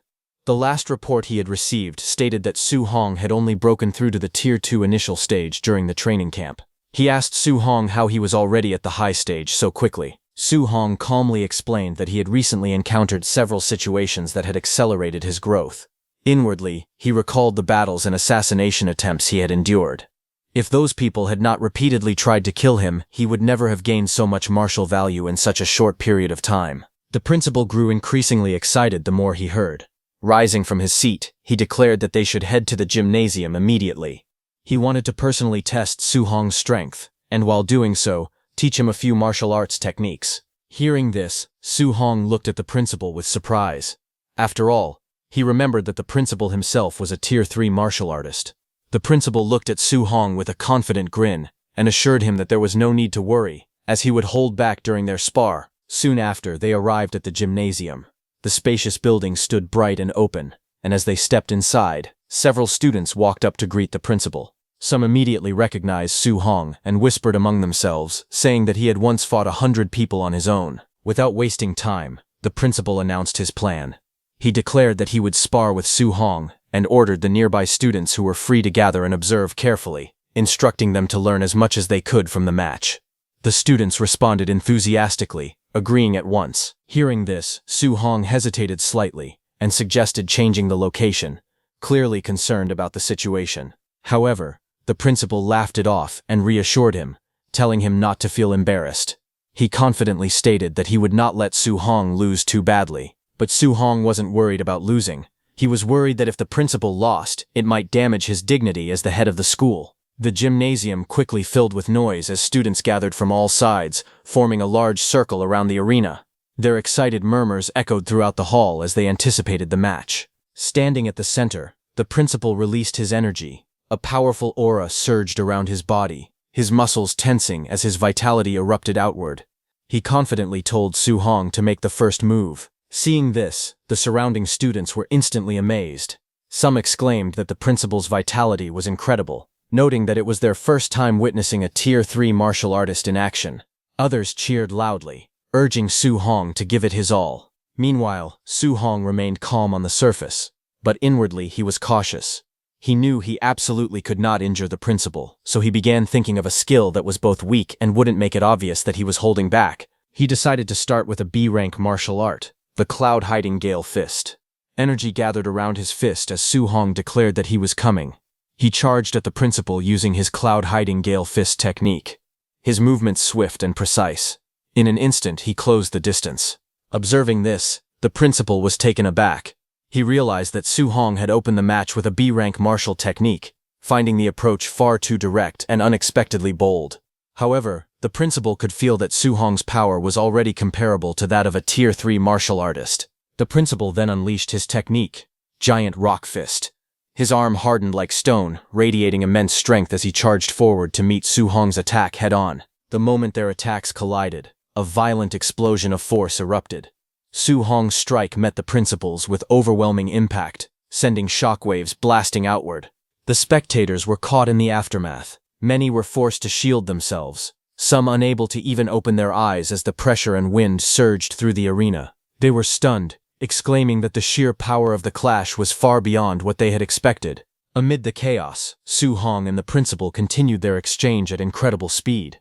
Their movements blurred as they traded blows, fists colliding repeatedly with explosive force. Each strike carried enough power to shake the ground, leaving afterimages in its wake. Just then, one of Su Hong's punches landed, and the principal was pushed back. Seeing this, the principal was stunned and wondered whether such overwhelming combat power could truly belong to someone at the high stage of Tier 2. What shocked him even more was that Su Hong did not appear to be using his full strength yet. In his eyes, Su Hong's abilities were simply ridiculous. Amid the astonishment, some students exclaimed that Su Hong had actually gained the upper hand and had even forced the principal backward. Some students said that Su Hong's combat power was too exaggerated because the principal was a Tier 3 high-stage martial artist. Others argued that the principal must not have used his full strength because otherwise it would have been impossible for him to be pushed back. At that moment, the principal himself felt the pressure. Although he had not gone all out, he knew he had already used nearly 80% of his strength. He thought that if he really lost to Su Hong, he would be humiliated in front of so many students. He would be done for. But before the match could continue, Su Hong suddenly staggered and dropped to one knee, letting out a pained groan. He grabbed his stomach, faking pain, and quickly declared that the principal was truly amazing and admitted defeat. At the same time, he inwardly asked the principal to understand his intentions. The surrounding students immediately reacted, praising the principal and declaring that such an outcome was expected. Some even encouraged Su Hong, saying that there was honor even in defeat. Meanwhile, the principal stood there, momentarily confused. He could not understand the situation at all, questioning whether he had actually injured Su Hong. The principal then finally understood Su Hong's intentions, and a wave of emotion washed over him. Deeply moved, the principal thought that he would love Su Hong till death. Composing himself, the principal loudly praised Su Hong in front of everyone. He declared that Su Hong was undoubtedly the most outstanding genius student of their #1 high school, possessing combat power comparable to a Tier 3 high-stage martial artist despite only being at Tier 2. He admitted that even he had to go all out, otherwise if he was not careful for even a moment, he would be defeated. Hearing that, the crowd erupted in excitement. Many students exclaimed that Su Hong's strength was simply heaven-defying, amazed that someone from their star city might finally have a chance to be admitted into a prestigious magic martial university. The principal helped Su Hong up while smiling and admitted that he had nearly embarrassed himself.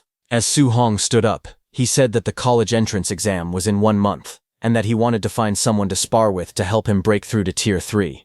Su Hong wondered aloud whether the principal might be able to help him. Hearing that, principal looked at him with a complicated expression, realizing that he had fallen into Su Hong's trap. From that day on, Su Hong began sparring and training with the principal during the day, using the opportunity to refine his skills and push himself closer to a breakthrough. At night, he devoted himself to cultivating guidance techniques at home, steadily refining his strength. As time passed, the principal went a step further and invited an old comrade to serve as Su Hong's sparring partner. Standing there while shaking in exhaustion, the principal asked Su Hong to let Coach Chen accompany him and let his old bones rest for a day. Coach Chen greeted him, calling him Genius Boy. Su Hong respectfully apologized to Coach Chen for the trouble. Not long after, the principal and Coach Chen helped Su Hong get in touch with President Wu of the Martial Dao Association. Exhausted, both of them stood there as the principal told President Wu that he was entrusting Su Hong's training to her. However, upon seeing the exhausted state of the two of them, President Wu could not help but question why they looked completely drained.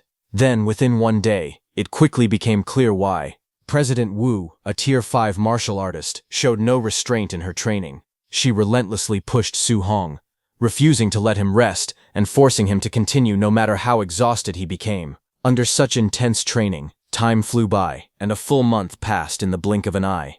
As the college entrance exam approached with only 5 days remaining, Su Hong stood battered and bruised and told President Wu that he thought he was going to break through. President Wu grabbed Su Hong by the head and sternly questioned whether he was trying to slack off and avoid training. Despite his exhausted state, Su Hong firmly denied it. With determination in his eyes, he explained that he truly felt a premonition of an imminent breakthrough. His conviction made her pause, and she asked if he was serious. Su Hong calmly confirmed that he was. Hearing this, she was surprised and asked if his vitality had really increased from 900 to 1,000 in less than a month. Su Hong answered with confidence that it had. Without hesitation, she immediately made a call, urgently requesting 2 bottles of Tier 3 advancement pills to be delivered to the training room. After ending the call, she told Su Hong to break through right there and to give it his all. Su Hong expressed his gratitude before sitting down to begin. As he entered a meditative state, a powerful aura surged around him, crimson energy flaring intensely as his body began to transform. His wounds gradually healed under the rising energy, and his strength climbed higher. At that moment, Su Hong was very excited that he was finally going to become a Tier 3 martial artist. At the Martial Dao Association's first floor, the atmosphere was somewhat confusing as people moved about the hall, watching someone. It was President Wu, who walked forward gracefully, humming to herself with a bright and cheerful expression, completely unlike her usual cold demeanor. She reflected that Star City had never produced a Tier 3 early-stage examinee before. If Su Hong managed to break through to Tier 3, it would attract a huge influx of cultivation resources from the province into Star City. With those resources, the Star City Martial Dao Association would rise rapidly and reach new heights. As she continued walking with a radiant smile, the surrounding staff could not help but notice the unusual change. They whispered among themselves in disbelief, wondering how the usually expressionless President Wu could suddenly look so happy and even radiant. Some of them jokingly speculated that she might have fallen in love, while others assumed she had become completely lovesick over that boy. While those people were talking, someone suddenly called from behind, asking if they had seen President Wu. It was Su Hong's principal, along with Coach Chen. They too were in a very good mood. Su Hong's principal said that they had gone to President Wu's office, but her assistant had told them that she had come down to the first floor. Confused, those people told Su Hong's principal that President Wu had headed toward the back courtyard. As the two of them hurried toward the back courtyard, calling out for President Wu and saying they were here, the surrounding staff watched from a distance in stunned silence. Some of them whispered in disbelief, wondering if President Wu was actually meeting someone and whether her type was 2 old men. Meanwhile, in the courtyard, Su Hong sat cross-legged on the ground with 2 bottles of pills placed in front of him. A powerful red aura surged around his body as he focused intensely, attempting to break through. The energy around him flared violently, spreading outward in waves as his body trembled under the pressure. Sweat poured down his face, and his teeth clenched tightly as he endured the strain. Then, with full force, he tried to break through. The crimson energy roared around him violently like a storm. But despite his efforts, the attempt failed. Exhausted, he slumped slightly, breathing heavily, and realized with frustration that his first breakthrough attempt had not succeeded. But Su Hong gritted his teeth and refused to give up. Even after failing once, he steadied himself and resolved to try again.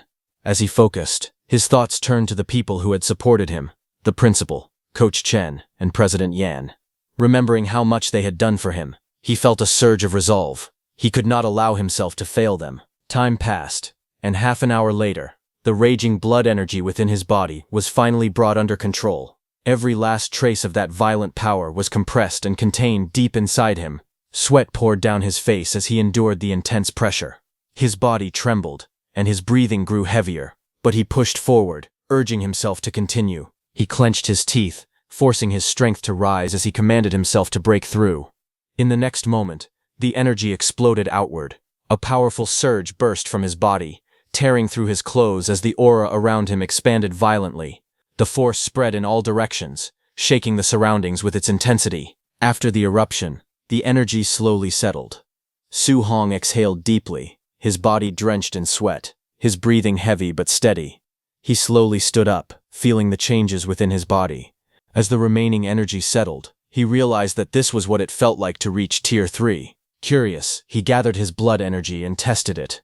With a single motion, he projected the energy outward, forming a visible force from his fist.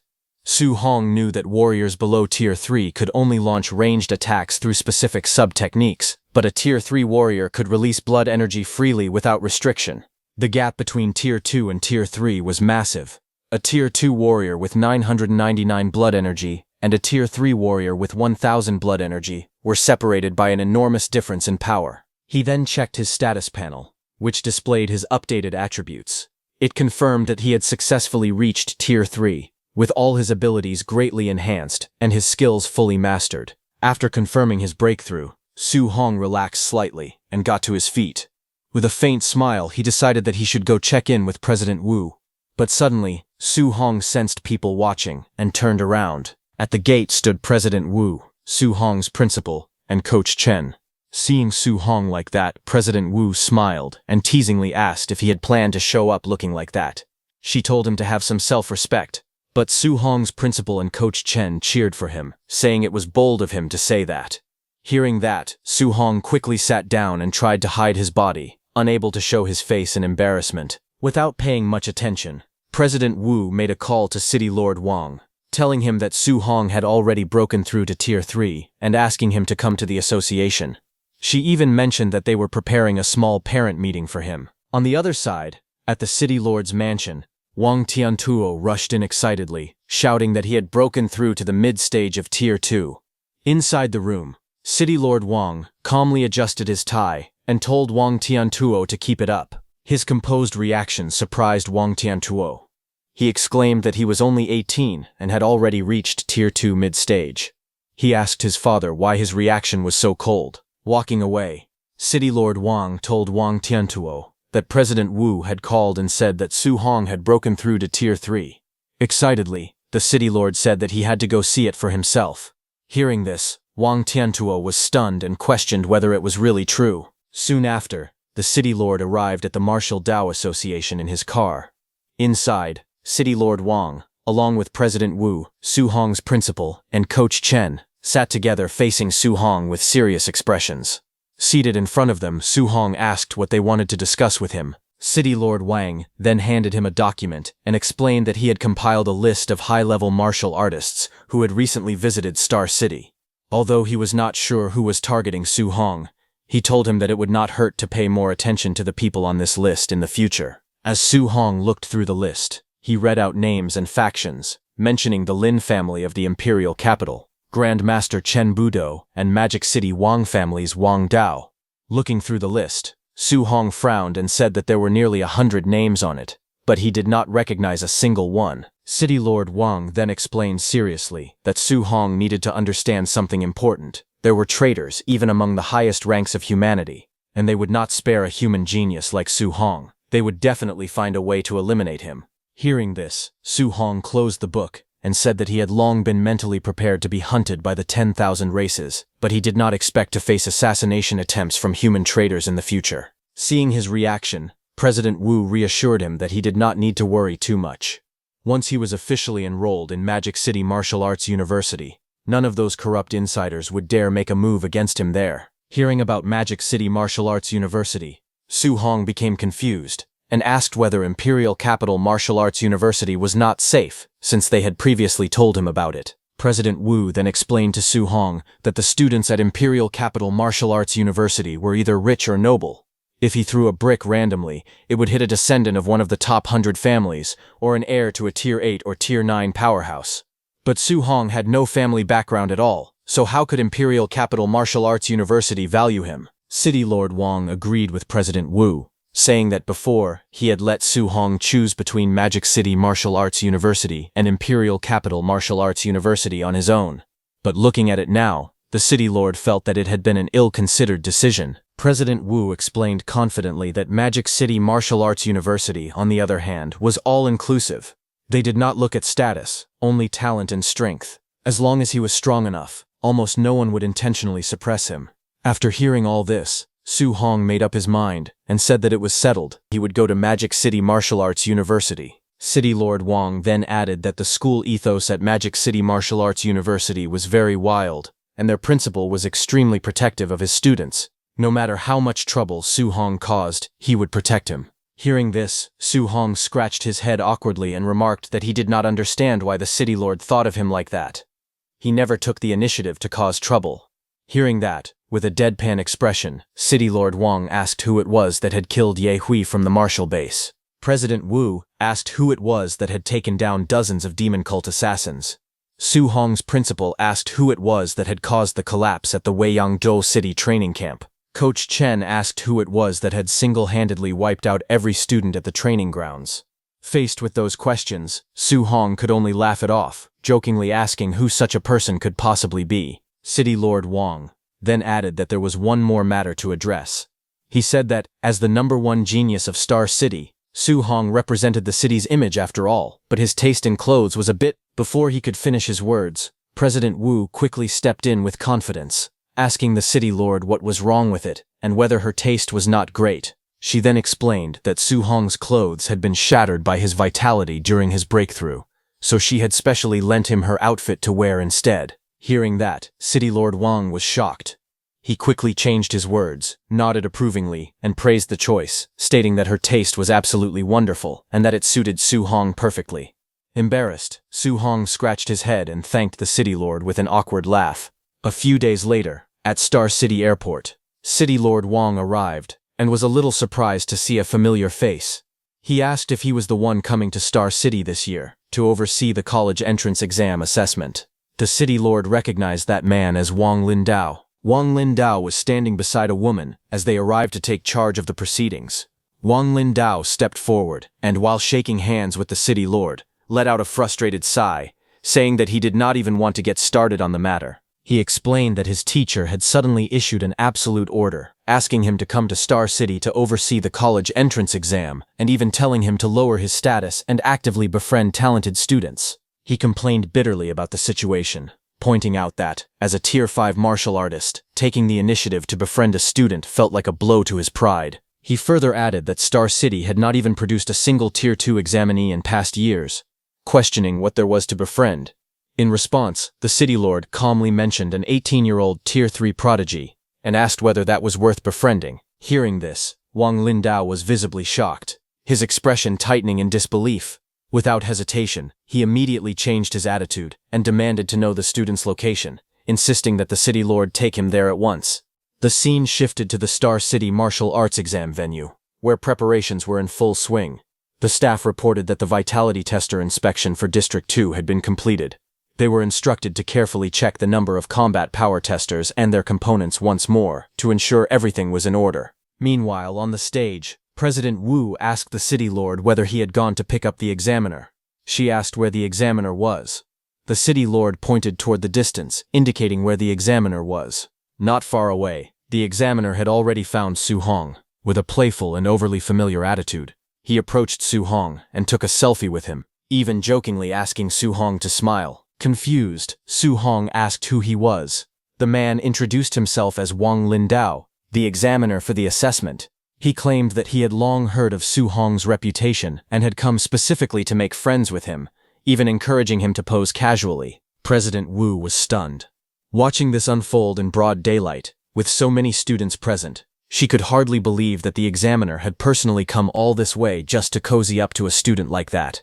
The city lord could only sigh, saying that Wang Lindao was truly shameless and thick-skinned. A few minutes later, examiner Wang Lindao, along with President Wu and the city lord, went onto the stage. Wang Lindao cleared his throat and announced that this year's assessment process would follow the same format as previous years, with priority given to the vitality test. He further explained that students who had reached Tier 2 and above would be required to take a special train to the provincial capital for centralized testing, while those below Tier 2 would continue with combat power and other subject evaluations locally. With that, the official declaration was made that the martial Dao assessment had begun. Hearing this, Su Hong realized for the first time that Tier 2 students had to go to the provincial capital for further assessment. He found it surprising that no one had informed him earlier. He could imagine President Wu, the city lord, and his principal casually laughing it off, admitting that they had simply forgotten to mention it. Nearby, Wang Tiantuo, Lin Xinghe, and Xiao Wan arrived. Lin Xinghe congratulated Wang Tiantuo on advancing to the middle stage of Tier 2. Xiao Wan curiously wondered whether he had already surpassed Su Hong. However, Wang Tiantuo responded calmly, telling them they would find out soon. As the testing area grew crowded, a large number of people gathered around where Su Hong was being tested, creating a sea of people. Lin Xinghe was shocked to see so many people, and asked if they were all curious about Su Hong's tier. Among the crowd, discussions spread quickly. Some believed that Su Hong, being the strongest martial arts examinee of their batch, might have already reached the middle stage of Tier 2, while others speculated that, as a genius, he could even be at the high stage. At that moment, attention shifted towards Su Hong as he prepared to begin his test, drawing the focus of everyone present. As Su Hong sat inside the vitality testing chamber, a powerful blood aura erupted from his body. The crimson energy surged upward like flames, filling the entire testing area with overwhelming pressure. Lin Xinghe and Xiao Yan, who witnessed it, were left stunned, unable to believe what they were seeing. A moment later, the testing machine displayed a vitality value of 105. Seeing the result, Lin Xinghe and Xiao Yan immediately realized that Su Hong had already become a Tier 3 martial artist. Xiao Yan looked at Wang Tiantuo in shock and asked how Su Hong was already Tier 3. She asked if he had known this beforehand. Watching Su Hong's result, Wang Tiantuo said that, in this lifetime, surpassing Su Hong seemed impossible. The gap between them had become far too great. The crowd quickly erupted into an uproar. Many people exclaimed that a vitality value of over 1,000 meant Su Hong had officially reached Tier 3. They said they had never heard of a Tier 3 martial artist appearing in Star City's martial arts entrance examination before. Some even compared his strength to that of their school's principal, saying he was already on the same level as the city's top experts. Amid the excitement, one of Su Hong's friends proudly declared that Su Hong was his good brother, and even added that he was Su Hong's professional sparring partner. Hearing that, the people around him could only look at him with envy, wishing they also had a genius like Su Hong as a close friend. In the private viewing room, Lin Xinghe's and Xiao Yan's parents could not hide their excitement.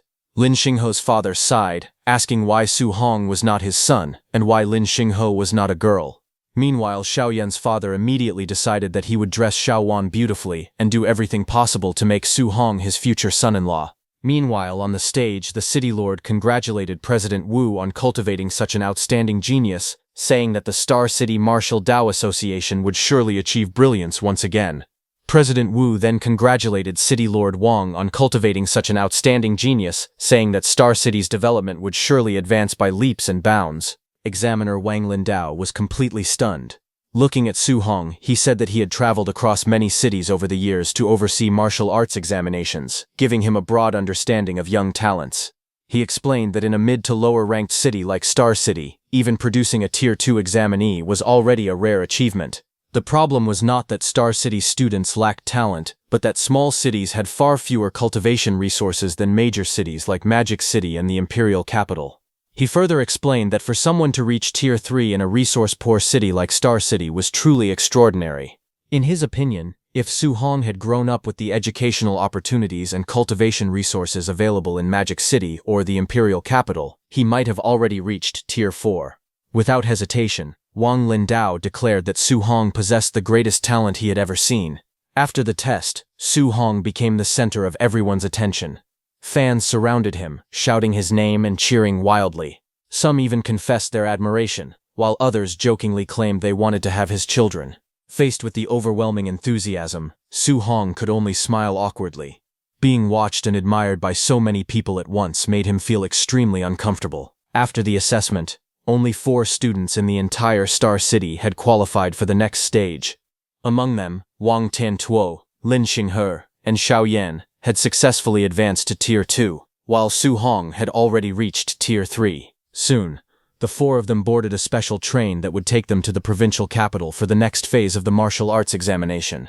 As they entered the train, Su Hong calmly walked ahead while the other 3 followed behind him. Inside the train, the atmosphere was quiet but tense. Many talented examinees from different cities had already taken their seats. The moment Su Hong's group entered, several students released their powerful auras. The powerful pressure spread through the train as nearly every examinee released their aura. The entire carriage was instantly filled with overwhelming martial energy as everyone tried to intimidate Su Hong's group. Seeing that, Lin Xinghe said it was childish of them to show their strength right off the bat. Wang Tiantuo and Xiao Yan stepped forward and got ready to release their auras. Xiao Yan declared that she would use her spiritual telekinesis to push back. Wang Tiantuo agreed, saying Star City could not afford to lose face. But at that moment, Su Hong finally made his move. Without saying a word, he unleashed his aura. A brilliant blue energy burst from his body, instantly sweeping through the entire train. The terrifying power took the shape of a gigantic azure dragon that roared above him. Su Hong's terrifying blue dragon aura swept through the train like a storm. The overwhelming pressure instantly crushed every other aura in the carriage. One after another, the examinees could no longer withstand the force and collapsed back into their seats, their faces filled with shock. They all stared at Su Hong in disbelief. They finally realized that he was a genuine Tier 3 martial artist. None of them could believe that a small and ordinary place like Star City had produced such a terrifying genius. A few seconds later, after showing them their place, Su Hong finally stopped and dispelled his energy. Seeing that, Wang Tiantuo was stunned. He could feel that the pressure coming from Su Hong was no weaker than that of a middle-stage Tier 3 martial artist. But only he noticed that. Lin Xinghe and Xiao Yan looked at Su Hong with admiration and quietly admitted that Su Hong was truly incredible. Meanwhile, all the examinees were shaking in fear. While walking through the middle of them, Su Hong warned them that coming to provoke him without even a greeting would lead to this result. The overwhelming pressure that Su Hong released left a deep impression on everyone in the train. Many of the examinees silently made up their minds that if they ever encountered him during the assessment, they would run away immediately without the slightest hesitation. As the special train continued speeding toward the provincial capital, the atmosphere gradually returned to normal. After some time, Lin Xinghe asked Su Hong whether he planned to apply to Magic City Martial University or Imperial Capital Martial University. Su Hong smiled and asked about their own plans instead. The 3 of them answered without hesitation that their goal was Magic City Martial University.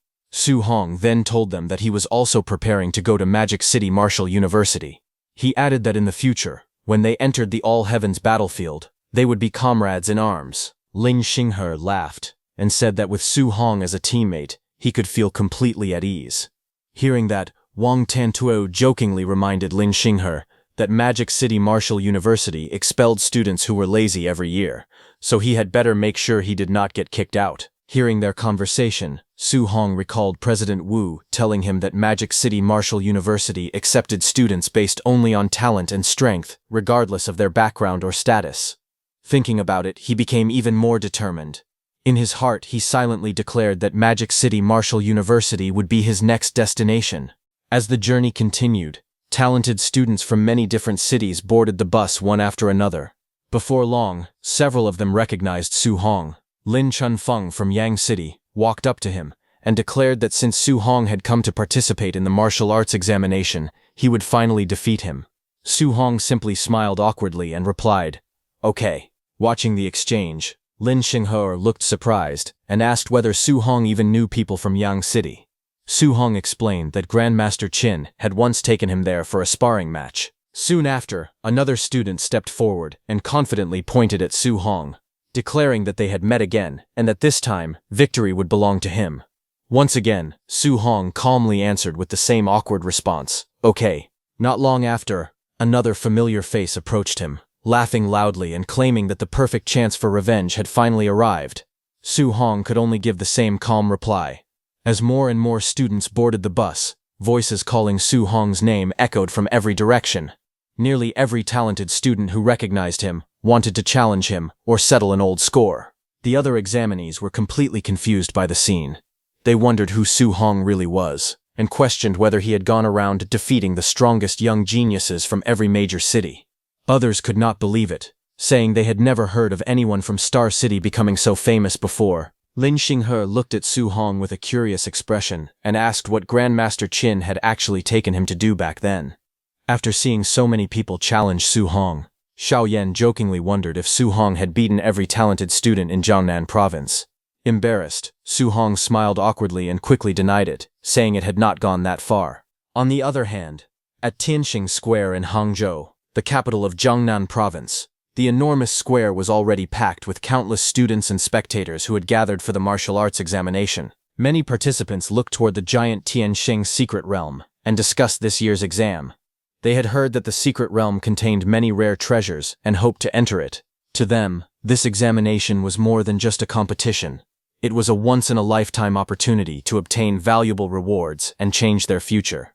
Nearby, a group of local Hangzhou students complained that they had to wait for participants from other cities before the exam could begin. However, the other 3 students whom Su Hong had previously rescued from the demon cult told them to stop complaining. They suggested they should simply treat it as welcoming Su Hong. At that moment, another group arrived under heavy security. People recognized that the person leading them was Chen Tianyan, the #1 genius of Wen City. Rumors claimed that his talent far surpassed everyone else. He had even boldly declared that he would crush every student from Hangzhou during the martial arts examination. As Chen Tianyan and his group walked into Tianxing Square, they drew everyone's attention. Looking around confidently, Chen Tianyan released his aura and loudly asked where Hangzhou's 3 strongest young martial artists, Su Hong, Kong Lei, and Lu Dao were. He boldly called for them to come out and introduce themselves. The moment his aura erupted, the crowd was shocked. Students immediately recognized that Chen Tianyan had already reached Tier 3. They quickly stepped back, amazed by his strength. Among the crowd, one of the boys saved by Su Hong also released his aura and mocked Chen Tianyan for acting as if he were the only Tier 3 martial artist there. Curious, one of his teammates asked if he knew Chen Tianyan. A girl from their team replied that Chen Tianyan was nobody important to him and not someone worth knowing. Hearing this, Chen Tianyan smiled confidently. After noticing that the other 3 had also reached Tier 3, he declared that everything was perfect. Once they entered the Tianxing secret realm, he planned to defeat all 3 of them at the same time. Hearing that, all 3 of them became furious and asked if he thought he was Su Hong, believing he could fight all of them alone. That girl advised Chen Tianyan to keep a low profile and avoid provoking Su Hong. Laughing, they reminded him that Su Hong was the monster who had defeated 3 Tier 3 demon cultists with a single punch each. Chen Tianyan sneered as he recalled hearing about Su Hong, Star City's #1 this year. Smirking, he mocked Su Hong as nothing more than Tier 2 trash. Hearing that, those 3 students laughed and repeated, "Yeah, Tier 2 trash."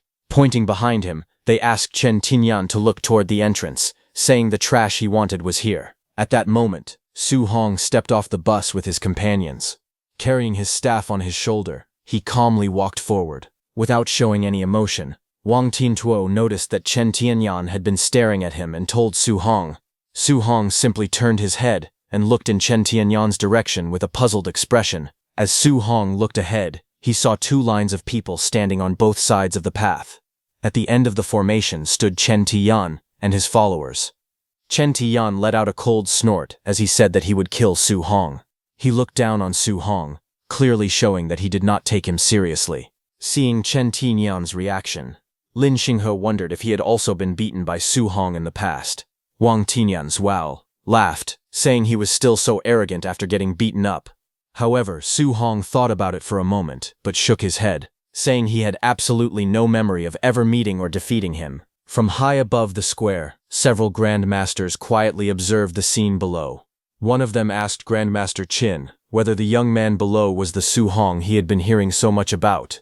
That man was Lin Beixing, a Tier 7 Grandmaster.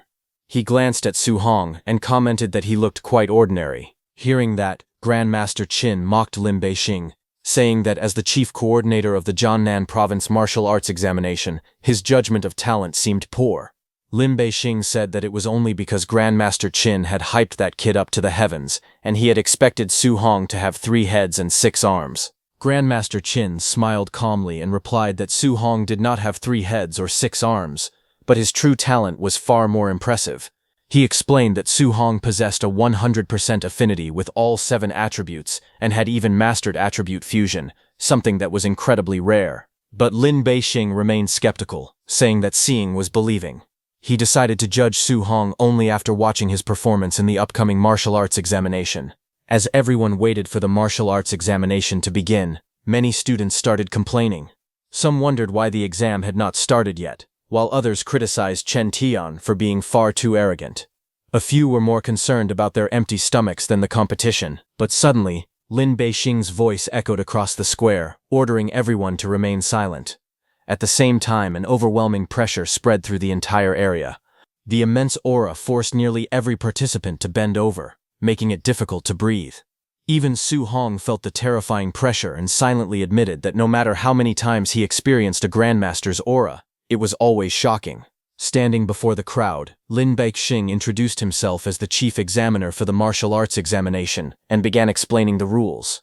First, he announced that the assessment would take place inside the Tianxing secret realm and would last for 7 days.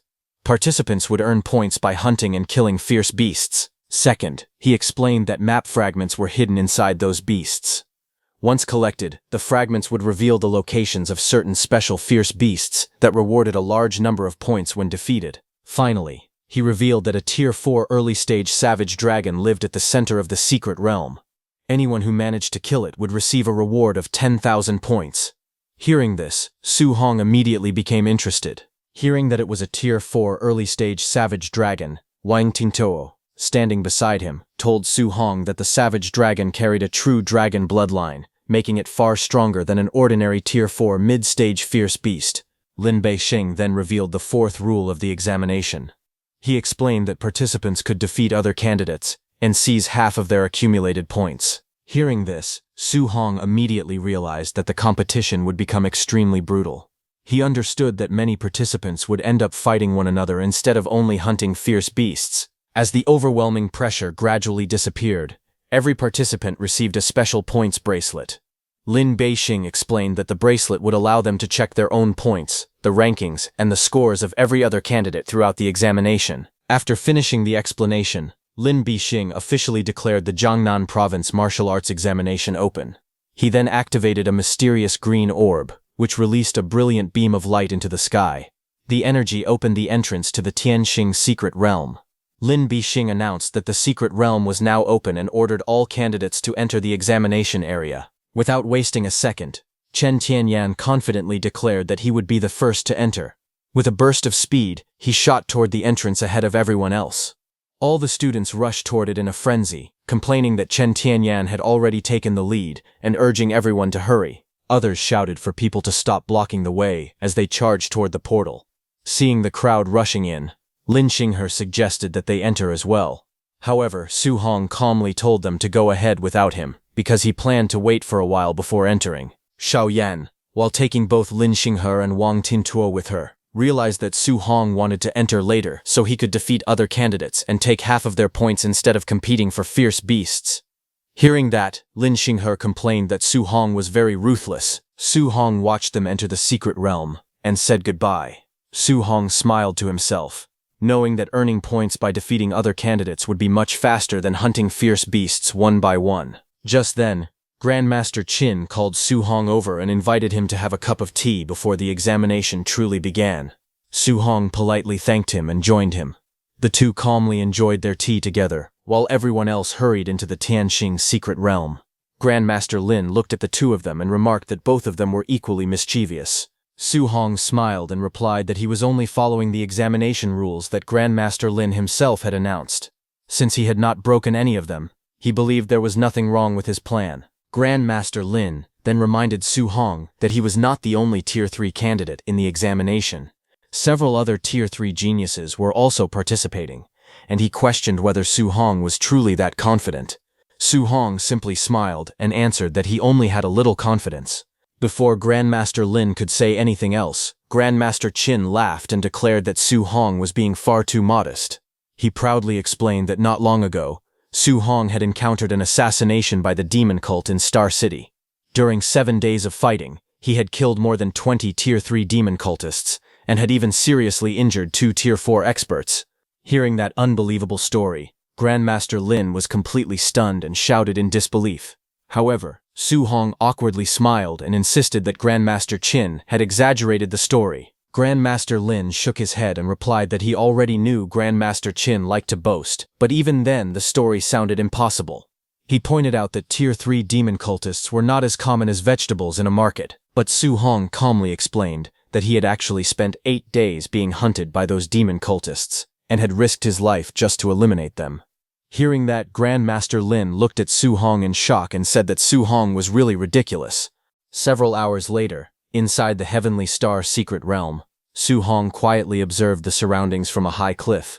Below him, a huge black bear and a white tiger were locked in a fierce battle. The 2 ferocious beasts roared at each other and fought with all their strength. Seeing the scene, Su Hong smiled and thought that he had just entered the secret realm and had already found 2 Tier 3 ferocious beasts. He considered himself quite lucky. The black bear suddenly let out a furious roar and charged at the white tiger with incredible speed. Swinging its massive paw, it slammed the tiger with tremendous force, sending it flying across the battlefield and into the cliff where Su Hong was sitting. The impact shook the ground, but Su Hong remained calmly seated on the cliff. The white tiger let out a weak cry as it struggled to get back on its feet after being heavily injured. Seeing that its opponent could no longer fight back, the black bear roared triumphantly and charged forward, determined to finish the battle with one final attack. At that very moment, Su Hong finally made his move. A faint smile appeared on his face as golden lightning flashed around his body. In an instant, he disappeared from the cliff and rushed toward the battlefield at incredible speed. Before the black bear could react, Su Hong appeared behind it with his spear in hand. Moving like a bolt of lightning, he unleashed a single devastating strike. The spear pierced straight through the black bear's body, creating a massive wound.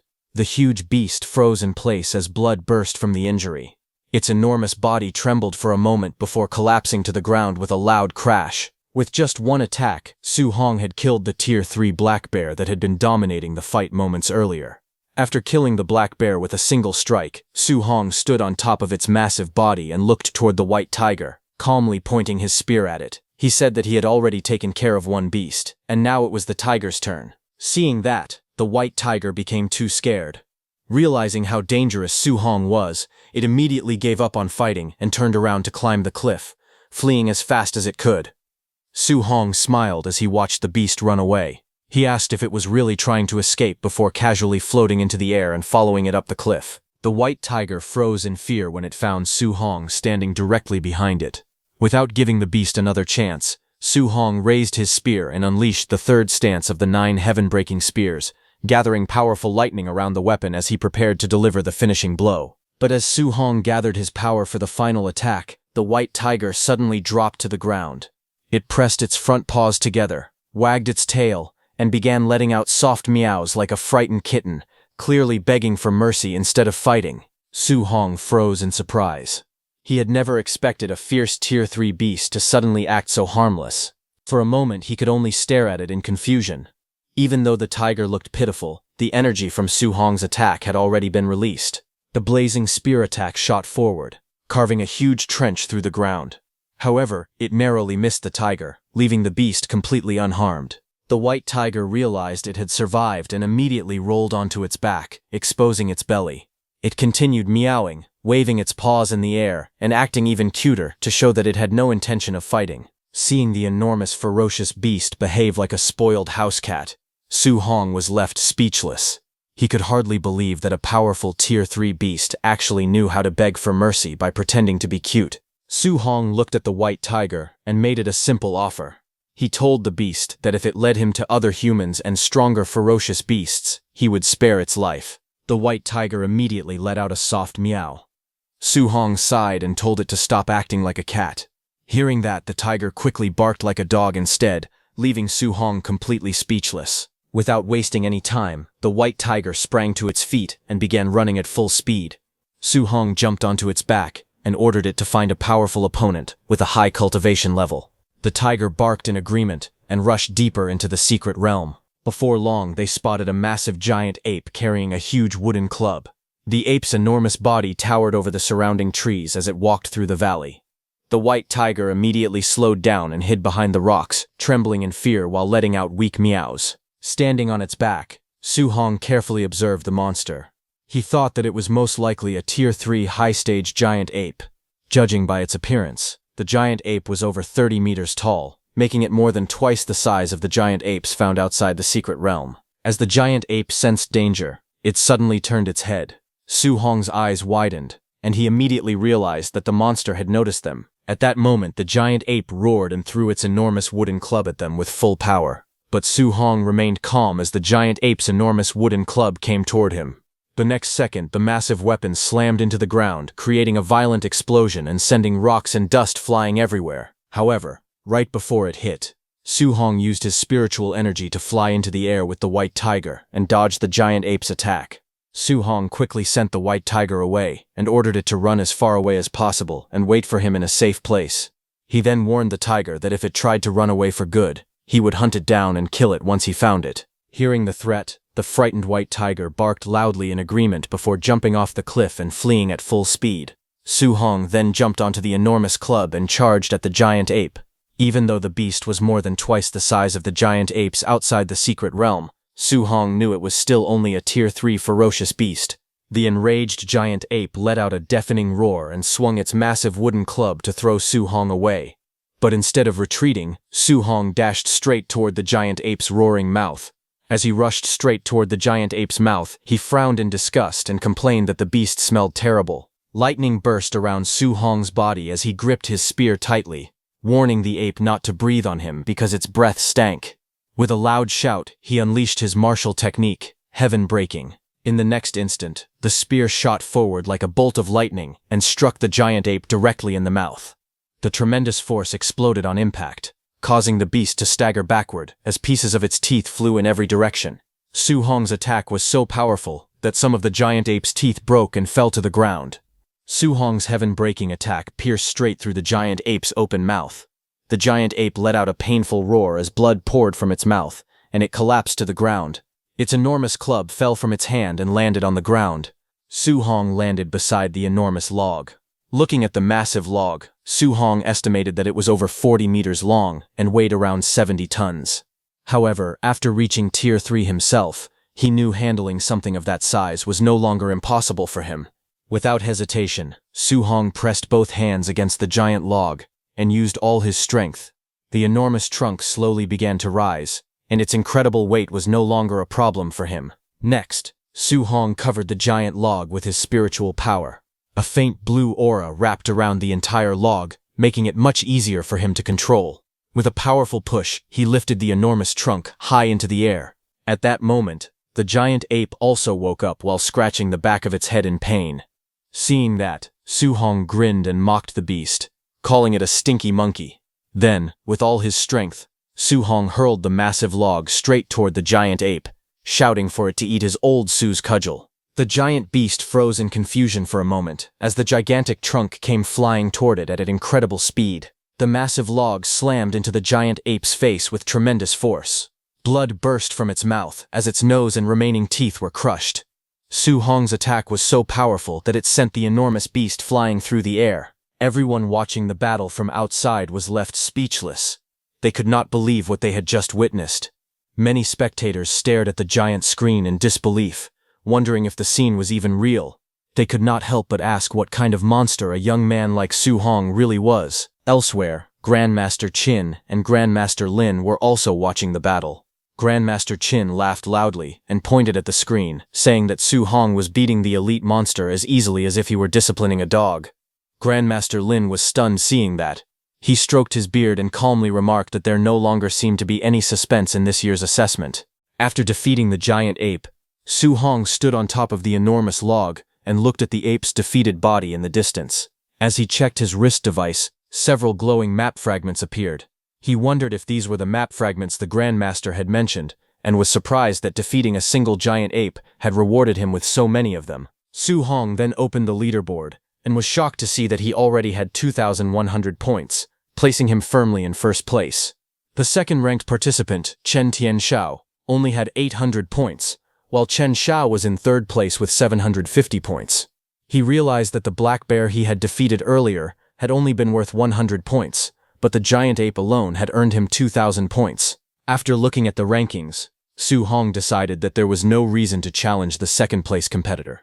Even if he defeated him, he would only gain 400 points, which was far less than hunting powerful beasts. He decided it would be more worthwhile to let the tiger continue leading him to other ferocious beasts so he could earn even more points. Meanwhile, other participants noticed the updated leaderboard. They were shocked to see Su Hong so far ahead and began asking each other who he was and how he had managed to collect such an unbelievable number of points. The sudden jump in Su Hong's score shocked all the other participants. Those 3 students whom Su Hong had saved earlier noticed that he had gone from only 100 points to 2,100 points in an instant. Everyone concluded that he must have defeated a high-value special ferocious beast by himself. They were amazed, believing that someone capable of such a feat had to be incredibly powerful. However, Chen Tianxiao dismissed the achievement. He thought that if Su Hong, who was only at Tier 2, could defeat a special ferocious beast alone, then those so-called special beasts could not be that strong. Confident in his own abilities, he decided that he would hunt one himself. Following the red mark on his map, he headed straight toward the target. When he finally arrived, a gigantic purple glowing serpent emerged from the rocks. Chen Tianxiao was stunned after sensing its aura and realized it was actually a Tier 3 high-stage ferocious beast. He then thought that Su Hong was only at Tier 2, so if even he could kill a special ferocious beast, its level should not be too high.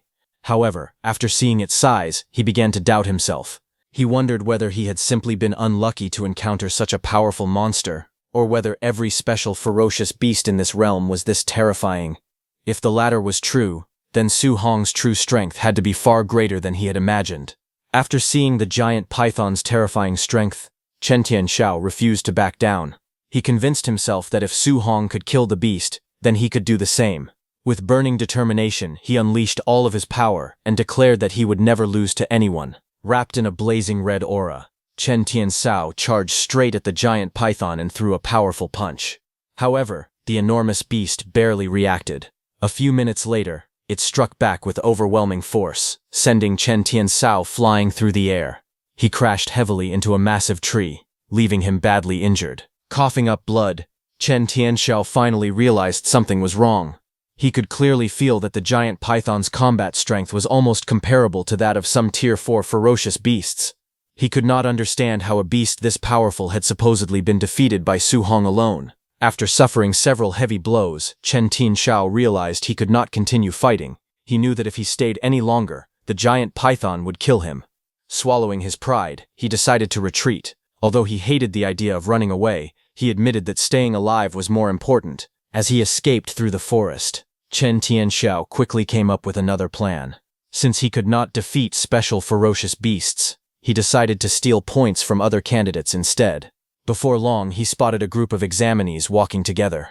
A cruel smile appeared on his face as he declared that they were unlucky because all of their points now belonged to him. Just as Chen Tianxiao was about to attack the unsuspecting candidates, someone suddenly rushed in from behind at incredible speed. It was Su Hong. He rushed in from behind with a large wooden log raised over his shoulder. With a cunning smile, Su Hong asked if he was the one called Chen Tianxiao. Hearing the voice behind him, Chen Tianyan was startled and quickly turned around to see who had attacked him. Before he could react, Su Hong swung the huge wooden log with tremendous force. The heavy strike crashed into Chen Tianyan, knocking him backward. Su Hong did not give him a chance to recover and launched another powerful attack on Chen Tianyan's face, sending him flying with a powerful impact toward the students ahead. A student noticed Chen Tianyan and shouted for everyone to dodge quickly. They all dodged as Chen Tianyan came flying from the powerful blow and crashed into the ground, leaving a deep trench behind him. The nearby candidates stared at him in shock. They could not believe that someone had knocked out a Tier 3 expert like Chen Tian with a single surprise attack. Everyone wondered who could possess such terrifying strength. Meanwhile, Su Hong looked at his wrist device and smiled. He had originally been searching for a special ferocious beast, but instead, he had unexpectedly earned 400 points by defeating Chen Tianyan. He considered it a very profitable outcome. Su Hong then turned his attention to the 5 nearby candidates. Standing calmly with the giant tiger behind him, he asked them how many points they had. The 5 students immediately panicked. They begged Su Hong to spare them and explained that the 5 of them together had not even earned 100 points. They insisted that such a small amount was not worth attacking them over and pleaded for mercy. After hearing their answer, Su Hong looked at them in disbelief and commented that earning fewer than 100 points between all 5 of them was truly pathetic. Su Hong smiled and suggested that the 5 candidates beat up the unconscious Chen Tinyan as well. He jokingly said that they might even receive half of Chen Tinyan's points if they did. The 5 students looked at one another in confusion. Curious, they decided to give it a try. 2 minutes later, Chen Tianyan's face was covered in bruises after being beaten repeatedly, and the wooden log Su Hong gave them was completely broken. However, no matter how many times they hit him, they did not receive a single point. They finally realized that only the person who defeated him first could claim the reward. Seeing that nothing else could be gained, Su Hong smiled and told them to keep trying before saying goodbye. He then climbed onto his giant white tiger and rode away. The 5 students watched him leave in admiration. They were amazed that he had tamed a Tier 3 ferocious beast as his mount.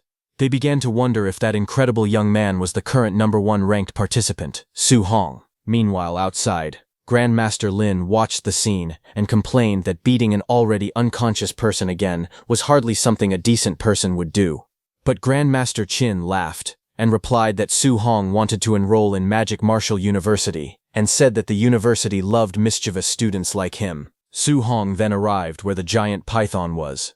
It hissed at Su Hong as a dark red aura surrounded its body. Instead of backing away, Su Hong grinned and jumped at the giant python, challenging it to fight him. The giant python let out a furious roar and lunged straight toward him with its mouth wide open. Su Hong faced the attack without showing any fear. He gathered his strength and unleashed his powerful martial skill, 9 heaven-breaking spears. His spear blazed with energy as he thrust it forward at incredible speed. The powerful strike pierced through the giant python's attack and slammed directly into its head, killing it instantly. Then, 1 hour later, when Chen Tianyan woke up and went to hunt the giant python, he saw its massive body collapsed on the ground. After seeing the giant python lying there, Chen Tianyan could not believe what he was looking at. He quickly checked the rankings and was shocked to discover that Su Hong had earned 4,500 points. The leaderboard showed Su Hong firmly in first place, far ahead of Chen Sha, who had only 1,450 points, while Lu Xuan remained in third place with 1,300 points. Chen Tianyan immediately realized that the Tier 3 high-stage giant python had also been killed by Su Hong. The discovery left Chen Tianyan completely stunned. He could not understand how Su Hong, who was supposed to be only a Tier 2 martial artist, could possess such terrifying strength. He began to suspect that Su Hong had been hiding his true cultivation all along and was actually a Tier 4 martial artist. Otherwise, he could not explain how Su Hong had defeated a giant python that even Chen Tianyan himself had no confidence in defeating. On the other hand, the 3 students who had been saved by Su Hong had also defeated a special ferocious beast. They looked at the enormous corpse of the special ferocious beast in disbelief. They admitted that the 3 of them had almost been wiped out by that monster. Yet Su Hong had managed to kill it all by himself. In their eyes, Su Hong was the real monster, and they could not imagine how a single person had accomplished such an impossible feat. Then, one of them checked the updated leaderboard. She was shocked to learn that Su Hong had killed yet another elite monster. His score had already reached 4,500 points, leaving everyone speechless. They admitted that Su Hong was no longer someone they could compare themselves to. In their eyes, he was a monster among monsters. Instead of trying to catch up with him, they decided it would be enough if they could simply surpass Chen Tian. Meanwhile, the 2 grandmasters continued watching the examination. Grandmaster Qin praised Su Hong's extraordinary talent, saying that he could control both the powers of thunder and fire with incredible ease. Hearing that, Grandmaster Lin said that since he also possessed dual attributes, he wanted to meet Su Hong personally and asked Grandmaster Qin to introduce him.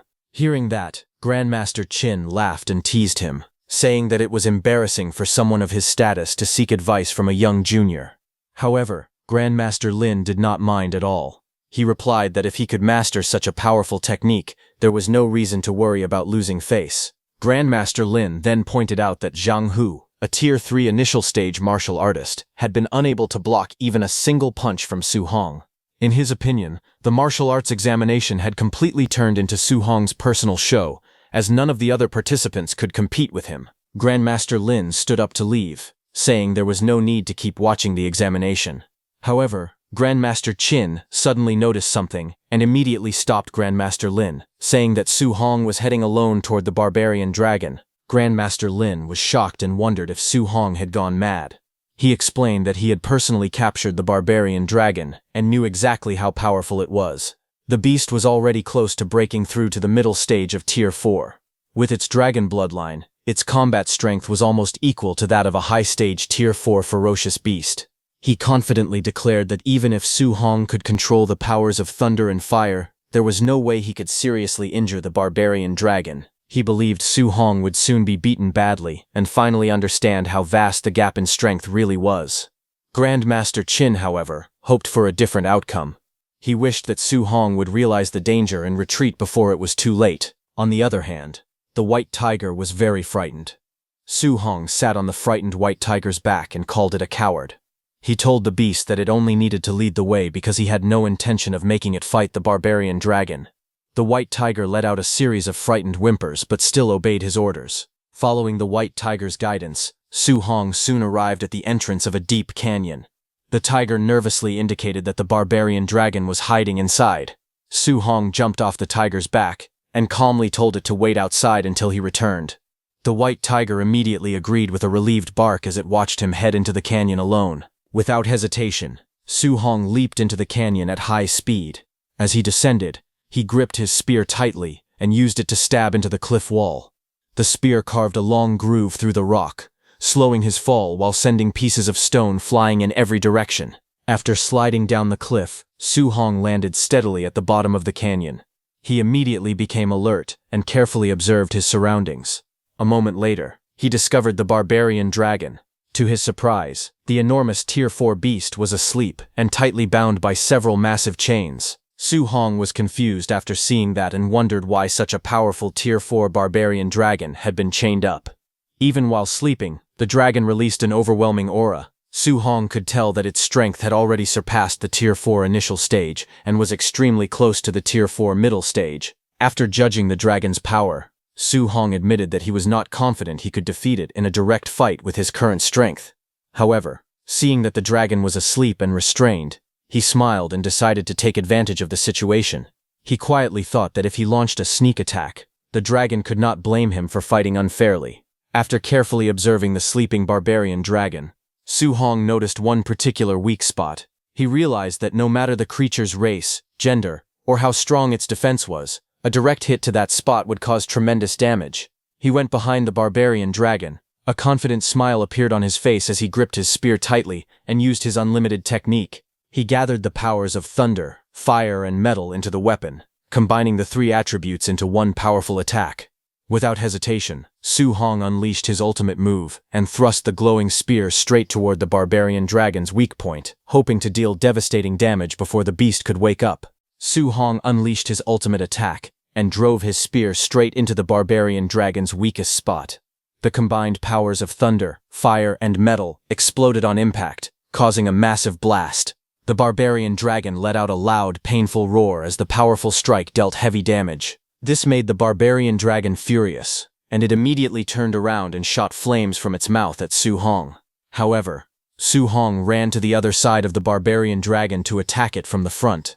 Seeing the dragon restrained by the heavy chains, Su Hong smiled confidently. He believed that as long as the chains continued to limit its movements, defeating the barbarian dragon would not be as difficult as he had expected. However, the barbarian dragon noticed Su Hong running ahead and opened its mouth wide. A massive stream of blazing fire burst towards Su Hong. Surprising him, the barbarian dragon turned the entire area into a sea of flames. Powerful flames spread in every direction, burning everything around them. Su Hong was completely burned and turned into charcoal, but suddenly, the charcoal statue of Su Hong shattered, revealing that it was just clay. Su Hong had used the same technique as those demonic practitioners. The barbarian dragon was stunned to see that it was not a real person but a clay statue. Just then, Su Hong appeared behind the barbarian dragon, where he drove his spear deep into the wound he had already created. Blood poured out as he smiled and declared that he would strike the same spot one more time. His spear flashed with thunder, fire, and metal energy before crashing into the dragon with tremendous force. The dragon let out a painful roar that echoed across the battlefield. Everyone watching the live broadcast was stunned. They could not believe how brutally Su Hong was fighting. Grandmaster Lin admitted that he had expected the chained barbarian dragon to be too strong for Su Hong to injure, but Su Hong had surprised everyone. However, he also could not help wondering what kind of person would think of attacking a dragon's weakest spot in such a shameless way. Grandmaster Lin suggested that they should quickly remove the chains. Otherwise, the barbarian dragon would end up being toyed with and defeated by Su Hong. Controlling his laughter, Grandmaster Qin replied that although Su Hong's methods were shameless, releasing the barbarian dragon completely would be far too dangerous. But Grandmaster Lin said that it did not matter whether the barbarian dragon was released or not. He believed it was a good chance to see the true limit of Su Hong's combat strength. At that moment, loud explosions echoed through the cave as several giant chains were blasted apart. Su Hong looked up in surprise and realized that the chains binding the barbarian dragon had been destroyed. He wondered if the Grandmasters had decided to release the dragon. The barbarian dragon immediately let out a furious roar as more chains snapped one after another. The last restraints broke apart, and the massive dragon was finally set free. Those falling chains were so huge and heavy that Su Hong had to dodge them. As the barbarian dragon was released, its body erupted with terrifying power. It shot a dragon breath into the sky. A pillar of blazing fire shot straight into the sky, shaking the entire area and filling the battlefield with overwhelming pressure. Su Hong looked at the fully awakened dragon and realized he was finally facing the true strength of a Tier 4 barbarian dragon with a dragon bloodline. He admitted that such a powerful opponent was far from ordinary. Instead of feeling afraid, Su Hong smiled. He ran toward the dragon's back, thinking that it was actually a good thing that the barbarian dragon had been released. Now he could finally test the true limit of his combat power by fighting with everything he had. The barbarian dragon noticed him and opened its mouth, gathering blazing flames before unleashing a massive stream of fire towards Su Hong. Seeing the attack rushing at him, Su Hong quickly leaped away, narrowly dodging the dragon's fiery breath as it exploded across the battlefield. Su Hong quickly switched techniques and gathered the power of water around his spear. With a powerful swing, he unleashed the water dragon skill. A massive blue water dragon rushed forward to meet the barbarian dragon's blazing flames. The two attacks collided head-on. Fire and water exploded against each other, creating a violent blast that filled the battlefield with steam and thick smoke. The barbarian dragon roared furiously from inside the cloud. Su Hong used this opportunity to jump onto the rocky wall, and without wasting a moment, he pushed off the cliff and leaped high into the air. Golden lightning gathered around his spear as he activated the 9 heaven-breaking spears technique. Holding the glowing spear tightly, Su Hong was about to dive straight toward the barbarian dragon, preparing to strike it with his strongest attack. The barbarian dragon suddenly noticed Su Hong's attack and quickly reacted.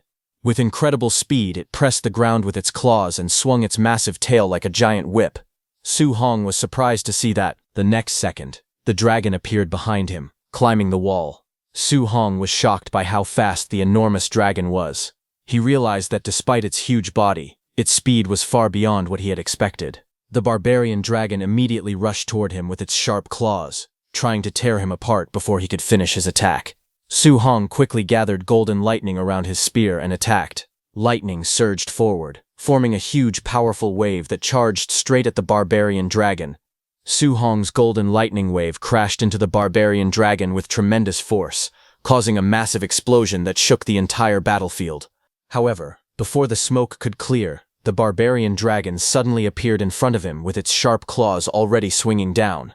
Su Hong quickly raised his spear to block the attack, but the dragon's attack was very powerful, and his spear fell from his hand. His spear was sent flying and hit the ground. Su Hong also fell to the ground and quickly backed away toward his spear. Su Hong was bleeding a little after getting hit by the barbarian dragon's attack. He realized that he had underestimated the barbarian dragon. Although it looked large and heavy, its speed was far greater than he had expected. However, he remained calm. He believed that if they were only comparing raw physical strength, his overlord body was still superior. The barbarian dragon let out a furious roar and charged straight at him with unstoppable force. Instead of dodging, Su Hong clenched his fist and rushed forward to meet it head-on.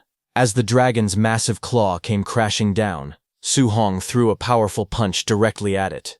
Their attacks collided with a thunderous impact, creating a violent shockwave that echoed throughout the battlefield. The barbarian dragon roared in pain as the force of Su Hong's punch exploded, spreading in every direction. The barbarian dragon roared loudly as Su Hong's powerful punch landed on it. The force of his punch was so great that the whole ground started shaking, and energy filled the battlefield. The barbarian dragon general was pushed back and hit the wall behind it with a solid impact. However, Su Hong didn't stop there. He said it was not over yet, and unleashed more energy from his body. Then Su Hong rushed toward the barbarian dragon at full speed. He clenched his fist and jumped at the barbarian dragon, telling it to take another punch from him. He launched another powerful punch aimed at the barbarian dragon's head. Seeing that, the barbarian dragon was shocked, but it was already too late. His fist smashed into the dragon with tremendous force. His punch was so powerful that the barbarian dragon's 2 teeth broke and fell to the ground. But Su Hong did not stop there. He shouted that it was not over. He charged at the barbarian dragon once more and landed another heavy blow. The impact shook the dragon's huge body. The barbarian dragon roared and tried to endure the attacks, but Su Hong's punches kept coming one after another. His speed and strength shocked everyone watching the battle. The people outside watched the fight on the screen in disbelief. They could not understand what was happening. A Tier 3 human was actually suppressing and beating a Tier 4 barbarian dragon. Some of them wondered who the real barbarian dragon was in this fight. Others thought it was too ridiculous, and suspected that Su Hong might also have the bloodline of a dragon race. Grandmaster Lin was shocked after seeing Su Hong's strength. He said that the power from fusing 3 attributes was truly extraordinary, but Su Hong's physical strength was also far too great. He asked Grandmaster Qin if he hadn't said earlier that Su Hong had some kind of overlord body, but he didn't say it was this strong. Grandmaster Qin himself was stunned. He admitted that he already knew the overlord body was very strong, but he had only thought it could reach the top 30 in the physique rankings. Now it seemed that Su Hong's overlord body was comparable to the war god body, which ranked first in strength. Grandmaster Lin became even more shocked as he thought about Su Hong's abilities. Su Hong had the overlord body, was also a spirit master, could fuse 3 attributes, and had perfect compatibility with 7 attributes. To him, Su Hong was simply too much of a monster. He believed that in this year's martial arts exam, Su Hong's results would surely break historical records. Meanwhile, Su Hong continued attacking the barbarian dragon with terrifying speed and power, making it throw up blood. Then, finally, he attacked with full power and smashed the barbarian dragon's head, sending it flying and crashing onto the ground with a solid impact. Its fall filled the whole battlefield with smoke and dust. That huge barbarian dragon finally died, and the system announced that Su Hong had killed the barbarian dragon and gained 10,000 martial value. Su Hong sat on the ground, exhausted. He admitted that the barbarian dragon could really take a beating, and his spiritual chi was almost depleted. He knew that without relying on his overlord body and 3-attribute fusion, normal moves might not have even hurt it. He thought that if other students had been the ones fighting the barbarian dragon, defeating it would have been impossible. Su Hong also felt that the Grandmaster was too wicked for arranging such a terrifying beast for their trial. However, Su Hong smiled when he looked at the ranking list. His points had finally reached 14,500, placing him in first place. Chen Su was in second place with 1,450 points, and Lu Dao was in third place with 1,300 points. Chen Tianyan, who saw the ranking, was shocked. He could not believe Su Hong had gained 14,500 points and wondered if Su Hong had really killed the barbarian dragon. He remembered that the barbarian dragon was said to be a Tier 4 ferocious beast with a dragon bloodline, so he could not understand how Su Hong had defeated such a monster. The people in the canyon were shocked when they saw Su Hong's score. One person could not believe that Su Hong was even human. Another person shouted that Su Hong had 14,500 points while he only had a little over 300 points. They were stunned that Su Hong had killed the barbarian dragon all by himself. Meanwhile, the second place and third place students collapsed on the ground in despair. One of them cried and apologized to his parents. He admitted that he had been too arrogant before. He no longer believed he was a genius, and called himself useless. Their confidence had been completely crushed after seeing Su Hong's strength. Watching this scene through the screen, Grandmaster Qin said that the minds of those little geniuses seemed to have broken a little. Grandmaster Lin admitted that if he had met a monster like Su Hong back then, his own mentality would have collapsed too. At that moment, the people watching the screen suddenly became excited again. They saw Su Hong cutting and roasting the barbarian dragon, and were amazed by his boldness. They called him too powerful and too wild. When Su Hong started roasting the barbarian dragon, the white tiger immediately appeared there and stared at the food while drooling. Seeing that, Su Hong complained that the tiger was never around during fights, but it always appeared when there was good food to eat. The tiger only made a pitiful sound in response. Su Hong then pointed at the remaining body of the barbarian dragon and told the white tiger that the rest belonged to it. The white tiger became excited and raised its paws happily before rushing toward the dragon's body to eat. Half an hour later, Su Hong and the white tiger lay on the ground after eating the barbarian dragon meat. Su Hong felt satisfied and said that the barbarian dragon tasted delicious. He wanted to take some back for his uncle and aunt to taste too. The white tiger also looked full and made a happy sound. But suddenly, something strange happened to the white tiger. Red energy burst out from its body, and it started roaring in pain. Su Hong looked at it in surprise and asked what was wrong. He wondered if the tiger had eaten too much and become too full. At the same time, Su Hong felt a sudden change inside his own body. His vitality began to rise quickly. He was shocked when he realized that his life force had suddenly surged. Red energy surrounded his body, and the system kept showing increases. His vitality rose again and again, and his overlord body also improved little by little. After the energy calmed down, Su Hong let out a breath. He checked his status and saw that his vitality had increased by more than 20 points. His overlord body had also risen from 6.5% to 9%. His status now showed that his vitality was 1025, his spiritual power was 642, his physique was the spirit rank overlord body at 9%, and his martial value had reached 2120. Su Hong was shocked because every 1% increase in the overlord body consumed 1000 martial value. But after eating only a few pieces of barbarian dragon meat, he gained power equal to thousands of martial value. He was amazed and understood that the barbarian dragon was a treasure from head to toe. On the third day of the assessment, other students arrived in the valley and saw the remains of the barbarian dragon. They were shocked and could not believe what had happened. Su Hong had not only killed the barbarian dragon, but had also eaten it. Another person said that the dragon was so huge that it would be impossible to finish it even in a year and asked if Su Hong was a pig. On the other hand, Su Hong stood on top of the white tiger and shouted at it. He asked if it was a pig and how it could eat so much. He told the white tiger to quickly take him to find other high-tier ferocious beasts, or else he would eat it instead. The white tiger cried out in fear and immediately obeyed him. Over the next few days, Su Hong went around the assessment area and took away almost all the high-tier ferocious beasts. On the fourth day, Su Hong killed a special ferocious beast called the 9-life white ape. He attacked it with his spear and lightning power, finishing it quickly. On the fifth day, he killed another special ferocious beast called the death worm. The huge worm tried to attack him, but Su Hong struck it down with powerful lightning.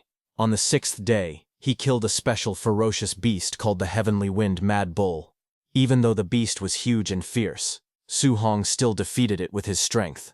On the seventh day, Su Hong suddenly attacked Chen Tenyan again and knocked him down with one powerful strike. Chen Tenyan cursed in pain, saying that Su Hong had ambushed him again. After that, Su Hong checked the leaderboard and saw that he still had only 26,500 points.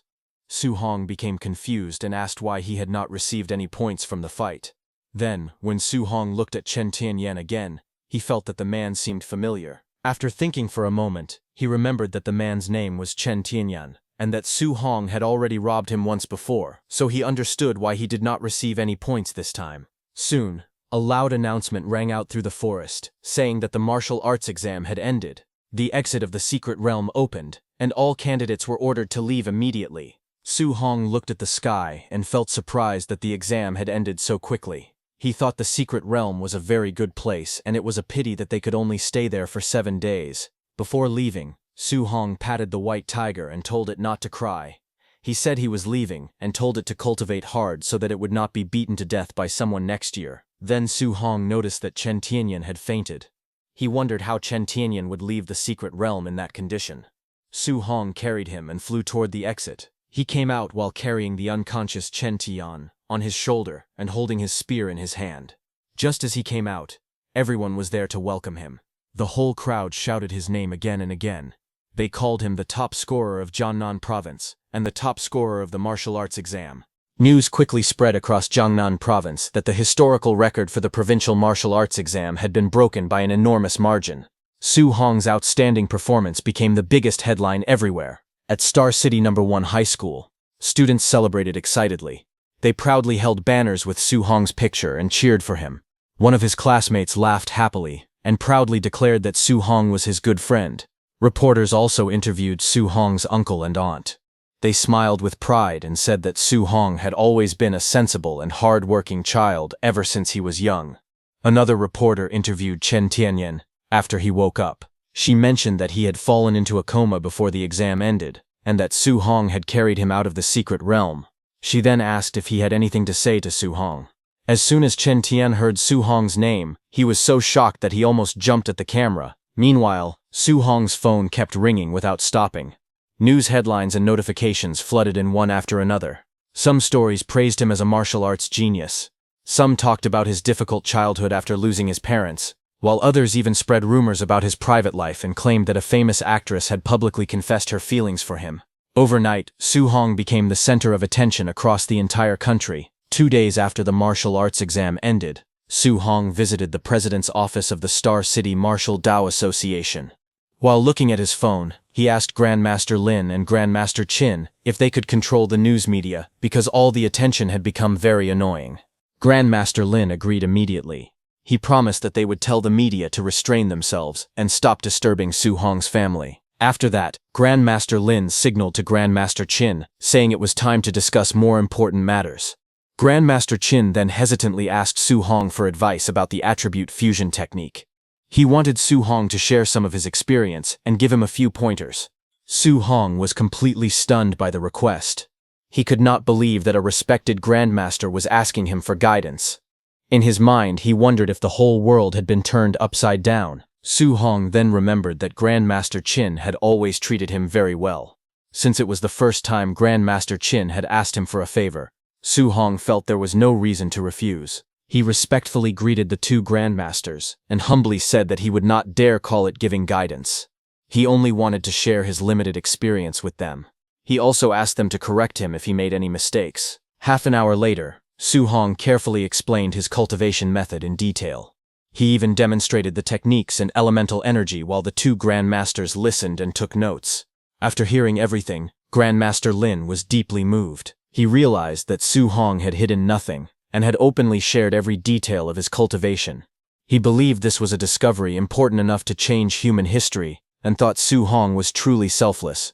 From outside the room, President Wu watched in disbelief. She found it unbelievable that two Tier 7 grandmasters were asking a Tier 3 martial artist for advice on martial arts. As she watched, she also discovered that she possessed a small amount of wind attribute adaptability. She gathered a faint wind energy in her hand and began thinking about how Su Hong's teachings might help her. Then, at 3 a.m., one room in the president's office of the Star City Martial Dao Association building suddenly lit up. Grandmaster Qin was still cultivating. After following Su Hong's guidance, he successfully combined two attributes into a powerful flame. Filled with excitement, he shouted that he had finally succeeded. He believed that with this new power, he could even defeat a Tier 8 martial artist. Grandmaster Lin praised Grandmaster Qin's talent and said he had done an excellent job. Su Hong was surprised and asked if Grandmaster Qin also possessed dual attributes. Grandmaster Qin explained that he had obtained a special fragment some time ago, which gave him an additional attribute. Hearing that, Su Hong immediately wondered if it was a Seven Gods Cauldron fragment. The moment those words left Su Hong's mouth, both grandmasters were shocked. They instantly demanded to know where he had learned the name Seven Gods Cauldron. They explained that it was a top-secret name, known only to the highest-ranking members of the human race. Su Hong told them it was during the time he had been chased by demonic cultists near Stargazing Lake. They had also been searching for the Seven Gods Cauldron fragments. Because of that, he decided to keep it a secret that he also possessed one of the fragments. He did not want the human higher-ups to ask him to hand it over. Grandmaster Qin told Su Hong that, with his talent, he would learn these secrets sooner or later, so there was no harm in telling him now. He explained that the Seven Gods Cauldron was originally a divine artifact. For an unknown reason, it exploded, and its fragments were scattered across the world. Grandmaster Qin continued by saying that the 10,000 races had sent many people to search for the Seven Gods Cauldron fragments. As far as they knew, Several fragments had already fallen into their hands. He warned Su Hong to be very careful. Su Hong was confused and asked what this had to do with him. He already knew that the 10,000 races liked to assassinate talented humans, but he did not understand what that had to do with the Seven Gods Cauldron. Grandmaster Lin then explained that the Seven Gods Cauldron fragments could give a person multiple attributes. Since Su Hong possessed 7 different attributes, everyone would assume he had obtained more than one Seven Gods Cauldron fragment. The 10,000 races would certainly try to seize them from him. Su Hong replied that his 7 attributes had nothing to do with the Seven Gods Cauldron. However, the Grand Masters explained that the people of the 10,000 races would never believe in such an unbelievable talent. They would naturally assume his abilities came from the Seven Gods Cauldron fragments and would target him because of it. The 2 Grand Masters decided to create the same explanation as Su Hong to prevent others from suspecting that he still possessed the Seven Gods Cauldron fragments. Grandmaster Qin told him to say that his multiple attributes came from a few fragments he had found by accident, and that he had already handed those fragments over to them. Grandmaster Lin also warned Su Hong to be extremely careful. They explained that there were many traitors hidden among the human race, and if those people targeted him, he would be in great danger. Su Hong understood their concerns and agreed to follow the arrangements made by the 2 Grandmasters. Grandmaster Lin then reassured him that once he entered Magic City Martial University, he would be safe for the time being. He said Su Hong would not have to worry about assassins from the 10,000 races, because anyone who dared to hunt him down would face Principal Li's wrath. Su Hong became curious and asked if Principal Li was really that powerful. He wondered whether Principal Li was a Tier 9 powerhouse. Grandmaster Lin smiled and explained that even the principal of the Imperial Capital Martial School, who was a Tier 9 powerhouse, had once had his leg broken by Principal Li of Magic Martial University. Hearing that, Su Hong was stunned. He realized just how terrifying Principal Li truly was. With such a powerful person protecting him, he felt he no longer needed to fear being hunted by the demonic cult. Su Hong asked Grandmaster Lin if Principal Li had any preferences. He wanted to leave a good impression on Principal Li, so that the principal might take care of him in the future. Grandmaster Lin immediately asked if Su Hong was planning to give Principal Li a gift. He warned him that Principal Li hated people who tried to gain favor through flattery, and said that such behavior might even earn him a beating. Grandmaster Qin then joked that there was another way to get Principal Li's attention. He said Su Hong could beat up the son of the Magic City Lord, but only if the other side deserved it, and Su Hong did not cause trouble for no reason. Hearing that, Su Hong looked confused and asked if Grandmaster Qin really thought he was the kind of person who caused trouble everywhere.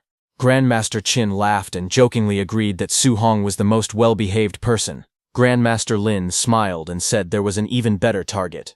He explained that if Su Hong met a relative of the principal of Imperial Capital Martial School during the National Martial Dao Tournament and defeated them soundly, Principal Li would definitely notice him. With a smile, both of the Grandmasters told Su Hong that the great-grandson of the principal of the Imperial Capital Martial School would be enrolling that year. If Su Hong gave him a severe but fair beating, Principal Li might value him as much as his own great-grandson. The 2 Grandmasters even joked that after winning, Su Hong should loudly declare that Imperial Martial was inferior to Magic Martial. Hearing all that, Su Hong thought to himself that the 2 Grandmasters looked dignified on the outside, but they were actually quite cunning. He decided that he absolutely must not learn those habits from them. Smiling, Su Hong then asked the 2 Grandmasters if they had a picture of the great-grandson of the principal of the Imperial Capital Martial School, because he wanted to get to know him. He quickly added that they should not misunderstand him. He insisted that he only wanted to meet the young man, and definitely was not planning to beat him up. The 2 Grandmasters smiled warmly and said they understood. They praised Su Hong for being such a kind-hearted and considerate young man. Meanwhile, at the admissions office of Magic City Martial Arts University, the staff were busy reviewing the entrance exam results. Admissions Office Director Wang Yang sighed and remarked that this year's examinations were unbelievable. Talented geniuses had appeared from almost every province. As he prepared to review Jiangnan Province's results, he recalled that the province usually produced several outstanding students every year. However, the moment he saw the latest score, he was completely stunned. Su Hong had earned 35,500 points, leaving Wang Yang staring at the screen in shock. He ordered the staff to quickly search for the combat footage of Su Hong, the student from Jiangnan Province. Several minutes later, they finished reviewing the recordings and were completely shocked. They saw that Su Hong had fought a Tier 4 barbarian dragon by himself. They could hardly believe that a young martial artist possessed such terrifying strength. When Director Wong witnessed him perform a 3-attribute fusion, they were even more stunned and wondered if he was even human. One staff member checked Su Hong's file and discovered that after coming into contact with a fragment of the 7 Gods' Cauldron, Su Hong had awakened 7-attribute spiritual qi. His compatibility with all 7 attributes had reached a perfect 100%. Hearing this, Director Wong was left speechless. He could not believe that Su Hong not only had perfect compatibility with all 7 attributes, but had also successfully completed a 3-attribute fusion. They felt he was no ordinary genius, but a true monster. Unable to stay calm any longer, Director Wong rushed out and urgently asked the principal to lend him the university's private jet because he wanted to fly to Jiangnan province immediately. However, another powerful figure, the principal of Magic City Martial Arts University, Cheng Daoli, calmly stopped him. He said there was no need to rush because he also wanted to meet Su Hong in person. Principal Cheng Daoli smiled and said that a truly remarkable young genius had appeared in Jiangnan province this year. Surprised, Director Wong asked if he already knew about Su Hong. Principal Li laughed and replied that it was impossible not to know. He handed over a stack of recommendation letters and told Director Wong to look for himself. As Director Wong read through the documents, he was stunned. He saw the names of famous grandmasters such as Lin Beixing, Wang Qingshan, Qin Tianli, Zhang Lin, and many others. To his shock, more than a dozen grandmasters had all recommended Su Hong to their school at the same time. Principal Li then suddenly said that before going to Star City, he wanted Director Wong to accompany him to kill some people. Hearing that, Director Wong was frightened. He quickly begged the principal not to act personally. He said that if someone had offended him, they could handle it for him and asked him not to cause trouble everywhere. Principal Li assured him that the people he planned to kill were members of the demonic cult. According to their intelligence, a demonic cult stronghold near Magic City was preparing to hunt down human geniuses, and Su Hong had been listed as their highest priority target. Therefore, he intended to eliminate the cult members before they could make a move. Hearing that, Director Wong immediately became excited. Since Principal Li was going after the demonic cult, he had no objections at all. He eagerly agreed to join the principal. Before he could react, Principal Li grabbed him by the shoulder and shot into the sky at incredible speed. Director Wong was so startled that he shouted, complaining that the principal could have at least warned him before taking off because he had almost been scared to death. Soon they arrived at Tianfeng Forest, 50 kilometers east of Magic City. Hidden deep inside the forest was a secret cave that served as a concealed base. Inside the cave, several members of the demonic cult gathered around a large stone table for a meeting. One of them reported that news from Jiangnan province suggested Su Hong was very likely to enroll at Magic City Martial Art University. Because of that, they planned to intercept him on the way and kill him before he could safely reach the university. The leader of the demonic cult announced that the heavenly god race had made a promise. He declared that anyone who killed Su Hong would receive divine blood and be transformed into a true member of the heavenly god race. The other cult members immediately became excited after hearing the reward. The leader reminded everyone that if several Tier 7 experts like them could not even kill a young martial artist like Su Hong, they would have no right to return to the heavenly god race. They might as well just slit their throats and return to heaven. Everyone nodded firmly and shouted that they had to kill Su Hong no matter what. Meanwhile, Principal Li and Director Wong arrived above Tianfeng Forest. Director Wong looked across the countless mountain peaks and asked if Principal Li knew where the demonic cult members were hiding. Principal Li looked around and admitted that he had no idea where their secret base was located. Director Wong quickly volunteered to go down into the forest and search for the demonic cult's hiding place himself. However, Principal Li stopped him and said there was no need to go through so much trouble. Instead, he simply told Director Wong to record everything on his phone because the battle would make the perfect promotional video for Magic City Martial Art University this year. Director Wong immediately understood the plan and agreed. He took out his phone and started recording. At that moment, Principal Li slowly raised one hand toward the sky. A terrifying red aura erupted from his body as his energy surged wildly. In an instant, a gigantic red energy hand formed high above the forest. The enormous hand descended with overwhelming force, covering the entire mountain range. He intended to crush everything beneath it in a single strike. As the gigantic energy hand descended, the hidden demonic cult members were thrown into panic. The entire cave shook violently as rocks and debris rained down from the ceiling. Everyone looked around in confusion, wondering what was happening. Just then, a massive boulder crashed into the cave. followed by countless more. In only a few moments, the hidden base was completely buried under tons of rock. From high above, the enormous palm-shaped crater left on the mountain showed just how terrifying the principal's attack had been. Director Wang stared at the scene in complete shock while still holding his phone. He thought that every time he watched the principal fight, he felt as powerless as an ordinary martial artist standing before a god. The principal's strength was simply overwhelming. Meanwhile, back at Su Hong's house, expensive gifts had piled up everywhere. The living room was filled with boxes, leaving almost no empty space. Su Hong's uncle smiled and joked that it was already the third group of visitors to bring gifts. He laughed and said the house had almost run out of room because so many people had come to congratulate Su Hong. Su Hong's aunt even brought out photos of several young women from powerful families and asked if there was anyone he liked. She happily offered to arrange a blind date for him. Su Hong quickly waved his hands and politely refused. He explained that he was still young and wanted to focus entirely on his cultivation. For the time being, he had no interest in finding a partner. His uncle immediately supported him, saying there was no need for Su Hong to rush into marriage. Smiling mischievously, he joked that once Su Hong reached Magic City, he could simply marry a talented young woman from one of the great families there. He laughed and said that would be much better than choosing someone from Star City. Embarrassed by the teasing, Su Hong smiled awkwardly and said he was going back to his room to cultivate. He asked them to call him when dinner was ready, before quickly leaving. As Su Hong walked away, his uncle laughed and joked that Su Hong was getting shy. His aunt scolded her husband for embarrassing Su Hong. Back in his room, Su Hong sat cross-legged on his bed and opened his system panel.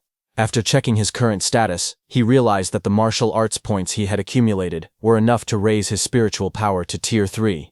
Su Hong selected the option to increase his spiritual power. As soon as he tapped the plus button, his spiritual power began rising 1 point at a time. The system repeatedly displayed notifications showing spiritual power +1 as a powerful aura surrounded his body. As his spiritual power continued to grow, Su Hong's eyes suddenly shone with a bright white light. He could clearly feel the tremendous increase in his mental strength. After reaching the required level, Su Hong calmly activated a technique called Weapon Condensation Art. A large glowing shield appeared in front of him, radiating powerful energy. Without hesitation, Su Hong threw a powerful punch at the glowing shield. The impact shook the room, as the shield trembled under the force of his attack. Su Hong's powerful punch broke through the glowing weapon shield. Cracks spread across its surface before it completely shattered into countless glowing fragments that scattered through the air. Looking at the result, Su Hong smiled with satisfaction. He realized that the shield had been strong enough to block nearly 30% of his punch's power. He estimated that the same punch could now easily kill a mid-stage Tier 3 ferocious beast. Su Hong then imagined fighting several Tier 3 martial artists at the same time. With his newly condensed weapon and increased strength, he felt confident that he could handle such opponents without much difficulty. Satisfied with his progress, Su Hong looked at his remaining martial value. He decided to spend all of it on improving his overlord body instead of saving it. As soon as he selected the upgrade, the system repeatedly displayed Overlord Body +0.1 notifications. A blazing red aura burst out from his body as immense power flowed through him. Su Hong roared while enduring the strengthening process, feeling every part of his body become tougher and far more powerful than before. After the upgrade was complete, Su Hong's Overlord body reached 36%. The violent energy inside him gradually settled down, and his body quickly returned to normal. Feeling the changes, Su Hong smiled in satisfaction.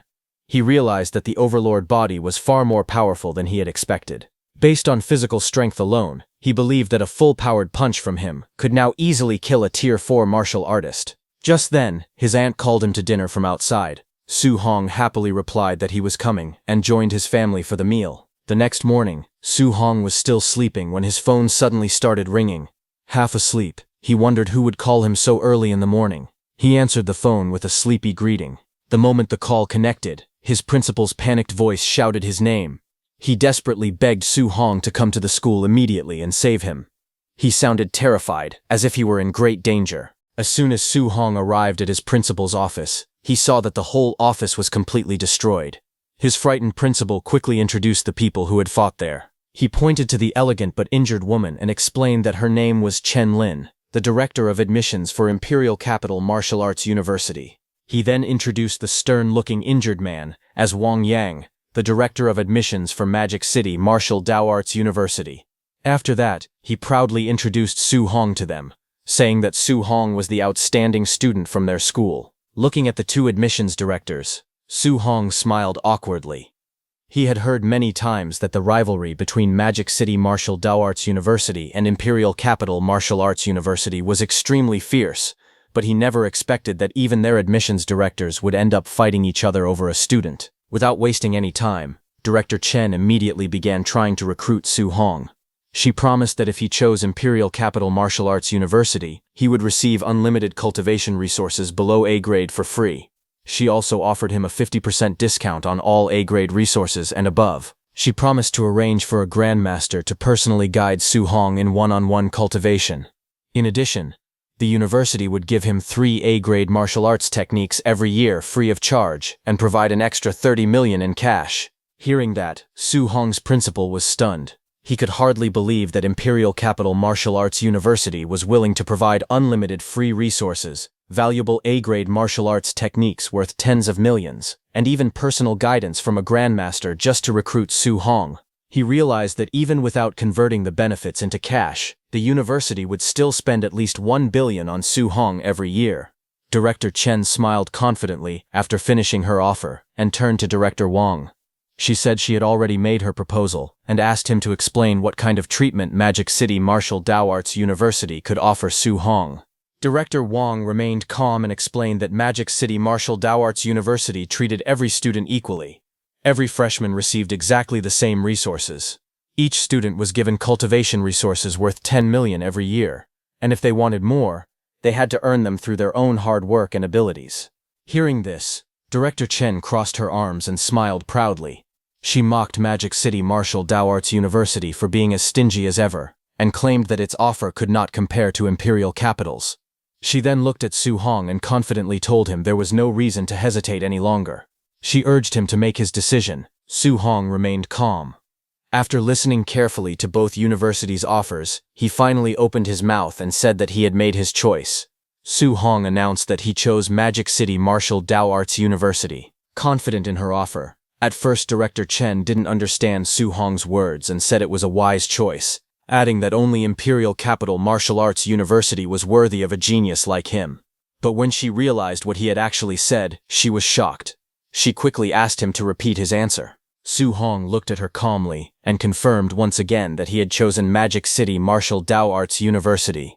He explained that although Imperial Capital offered incredible benefits and resources, it also had too many rules.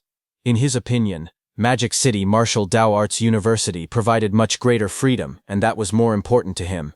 The moment Director Wang heard Su Hong's answer, he burst into laughter with excitement. He happily praised Su Hong for making a wise choice, and declared that only Magic City Martial Dao Arts University was worthy of a genius like him. Director Chen, however, refused to give up. She asked Su Hong if he was absolutely sure and reminded him that the difference in treatment and cultivation resources between the two universities was enormous. Su Hong smiled and replied that a smooth sea never made a skilled sailor. Because of that, he firmly stated once again that he chose Magic City Martial Dao Arts University. Hearing his final decision, Director Chen could only remain silent. She clenched her teeth in frustration. Director Wang laughed loudly and praised Su Hong's decision. He said Su Hong was full of ambition and had great vision.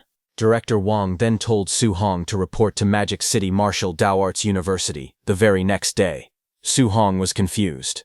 He thought it was still summer vacation and asked why he had to report so early when the new school year did not begin until September. Director Wang smiled and explained that students at Magic City Martial Dao Arts University never chose to waste their time resting. Instead, they spent every day becoming stronger. He then listed the many activities waiting for Su Hong, including the annual freshman tournament, Martial Dao Club selections, experiential training missions, the on-campus rankings, virtual ladder matches, and the National Martial Arts University League. Director Wang explained that everyone at Magic City was constantly competing and cultivating. No one wanted to fall behind, and every student focused on training harder than everyone else. After hearing everything, Su Hong smiled, finally understanding the atmosphere at Magic City Martial Dao Arts University. Director Chen looked at Su Hong one last time with disappointment. She told him that since he had already made his decision, she hoped he would not regret choosing Magic City Martial Arts University in the future. After saying that, she left the room with an unhappy expression. As she walked through the hallway, Director Chen took out her phone and thought carefully. She remembered that Star City still had 3 other talented students. Since she had failed to recruit Su Hong, she decided that she had to recruit those 3 students no matter what. Soon afterward, the scene shifted to the Star City Lord's mansion, where Director Chen met with the remaining 3 top students, Wang Tiantuo, Lin Xinghe, and Zhao Yan, but without hesitation, all 3 of them announced that they had also chosen Magic City Martial Arts University. Hearing their answer, Director Chen was left speechless. After leaving Star City, Director Chen tried to comfort herself. She thought that the 3 students from Star City were only average talents, so it did not matter if they chose Magic City Martial Arts University instead of Imperial. However, she immediately reminded herself that she absolutely had to recruit the 3 top students from Hang City. Not long afterward, Director Chen arrived in Hang City to recruit those talented students. To her complete disbelief, all 3 of them also declared that they had chosen Magic City Martial Arts University. Director Chen was so shocked that she almost lost her temper. She could not understand what was happening with the students from Jiangnan Province that year. Frustrated, she wondered why everyone preferred Magic City Martial Arts University over Imperial Martial Arts University. Even so, she refused to give up. She made up her mind that no matter what happened, she would personally recruit Chen Tianyan, the 2nd-ranked student in Jiangnan Province. Soon, Director Chen arrived at Chen Tianyan's home in Wen City. However, before she could say much, Chen Tianyan calmly interrupted her and declared that he had already decided to join Magic City Martial Arts University. Surprised, Director Chen reminded him that both his older brother and older sister were already studying at Imperial Martial Arts University. She asked why he still wanted to choose Magic City Martial Arts University instead. Chen Tianyan confidently explained that he wanted to defeat Su Hong first and prove that he was the true #1 genius of Jiangnan Province. After that, he planned to challenge his older brother and older sister in the National Martial Arts University League and prove that he was the greatest genius of the Chen family. Director Chen could only stand there speechless as she listened to his ambitious declaration. After leaving Chen Tianyan's home, Director Chen was completely confused. In disbelief, she wondered if all the students in Jiangnan Province had gone crazy that year. Some time later, Su Hong arrived at Magic City Railway Station. As the train came to a stop, an announcement asked all passengers to get off in an orderly manner. Carrying his luggage, Su Hong stepped onto the platform and looked around. It was his first time visiting Magic City, one of the world's greatest cities. Although he was excited, he also felt a little nervous. As he walked through the station, Su Hong noticed several people holding signs. He guessed that they were senior students from Magic City Martial Arts University who had come to welcome the new freshmen. However, when he looked closely at the welcome signs, he could not help but smile. The handwriting on them was so messy and ugly. The senior students holding those signs were complaining among themselves. They grumbled that if Senior Bai ever led another freshman welcome event, they would refuse to join. They were embarrassed by the welcome signs, and hoped no one would think they had written such terrible handwriting. One of them even joked that Senior Bai's handwriting was unbelievably ugly. Hearing their conversation, Senior Bai asked them if his handwriting really was that bad. Senior Bai confidently defended himself. He insisted that the members of the calligraphy club had praised his handwriting before. The other senior students admitted that they did not know much about calligraphy, but since the calligraphy club had praised it, they assumed it must be good. Feeling encouraged, Senior Bai smiled proudly and declared that true art had a very high standard, and that ordinary people simply could not appreciate it. The other senior students looked at one another with helpless expressions. They quietly thought that since no one at the university could defeat Senior Bai in a fight, nobody dared to criticize his handwriting, even if they believed it looked terrible. Su Hong walked over to those seniors and politely introduced himself. He said that his name was Su Hong, and that he was a new student at Magic City Martial Arts University. Senior Bai immediately recognized Su Hong, saying, "The top scholar of Jiangnan Province is here." He introduced himself as Bai Changshen, the senior student responsible for welcoming the new freshman. The two shook hands, and Su Hong respectfully greeted him as Senior Bai. As they talked, the other senior students quietly looked at Su Hong. They recognized him as the genius who had single-handedly killed a Tier 4 savage dragon during the provincial exam. They were amazed that he had earned 35,000 points by clearing the entire exam realm on his own. However, they were also surprised because he looked like a completely ordinary young man. With a cheerful smile, Senior Bai told Su Hong to follow him. He said he would take him to the university, help him complete the enrollment procedures, and show him around the campus. Su Hong thanked Senior Bai, and the two soon arrived at the main gate of Magic City Martial Dao Arts University. As Su Hong stood before the entrance, he looked at the enormous gate of Magic City Martial Dao Arts University with admiration. He thought that, as expected of one of the world's top martial arts universities, even its front gate looked grand and magnificent. Seeing Su Hong staring at the Golden School plaque, Senior Bai jokingly warned him not to get any ideas about stealing it just because it was made from A-grade alloy. Su Hong was stunned to learn that even the plaque was made of such an expensive material and thought the university was unbelievably extravagant. Senior Bai laughed and explained that every year some students actually tried to steal the plaque. However, they were caught every single time and had their legs broken by the security guard grandpa. Hearing this, Su Hong did not know whether to admire the student's courage or be more shocked by the terrifying strength of the security guard grandpa. The two then walked to the freshman registration area. After completing the registration, a staff member handed Su Hong a freshman handbook along with a scoring bracelet and reminded him to keep them safe. Su Hong politely thanked the staff member. Just then, several students noticed Senior Bai and excitedly called out his name. Many admired his handsome appearance and enthusiastically thanked him for all the hard work he had done. Su Hong then put on the scoring bracelet and listened carefully as Senior Bai explained how it worked. He told Su Hong to keep the bracelet safe, because inside Magic City Martial Dao Arts University, everything required points. Whether it was exchanging for cultivation resources, learning martial arts, eating meals, or even taking a shower, every expense had to be paid with points. Senior Bai then explained that every freshman received 100 starting points when they enrolled. After using those, students had to earn more points on their own. He also said that the bracelet could connect to the university's virtual network, where students could participate in ladder matches. Winning those matches rewarded them with additional points. Su Hong checked the bracelet and saw that it displayed his name, his current 100 points, and several functions, including ladder matches, course search, school announcements, trial missions, and point exchange. Senior Bai added that the ladder matches took place in a virtual world, so he did not have to worry about getting injured. The battles only consumed spirit power, allowing him to fight as much as he wanted. Hearing this, Su Hong wondered if defeating opponents in the virtual ladder matches would also allow him to earn martial Dao value. Because if that were possible, he would no longer need to search for places to increase his martial Dao value. As they continued walking, Senior Bai explained that dormitories were assigned randomly to freshmen after enrollment. But he told Su Hong that he had great luck because he had been assigned the best detached villa in Dormitory Area 1. However, Senior Bai quickly added that dorm assignments could be challenged. Whether a student could continue living there depended entirely on their own strength. Hearing that, Su Hong was shocked, saying that the university was shamelessly rigging the system. Meanwhile, several nearby freshmen overheard that Su Hong had received the detached villa. They became jealous and mocked his incredible luck. Soon they began discussing the idea of teaming up to defeat him and take the villa for themselves. All those freshmen ganged up and attacked Su Hong, but Su Hong quickly defeated all of them with ease.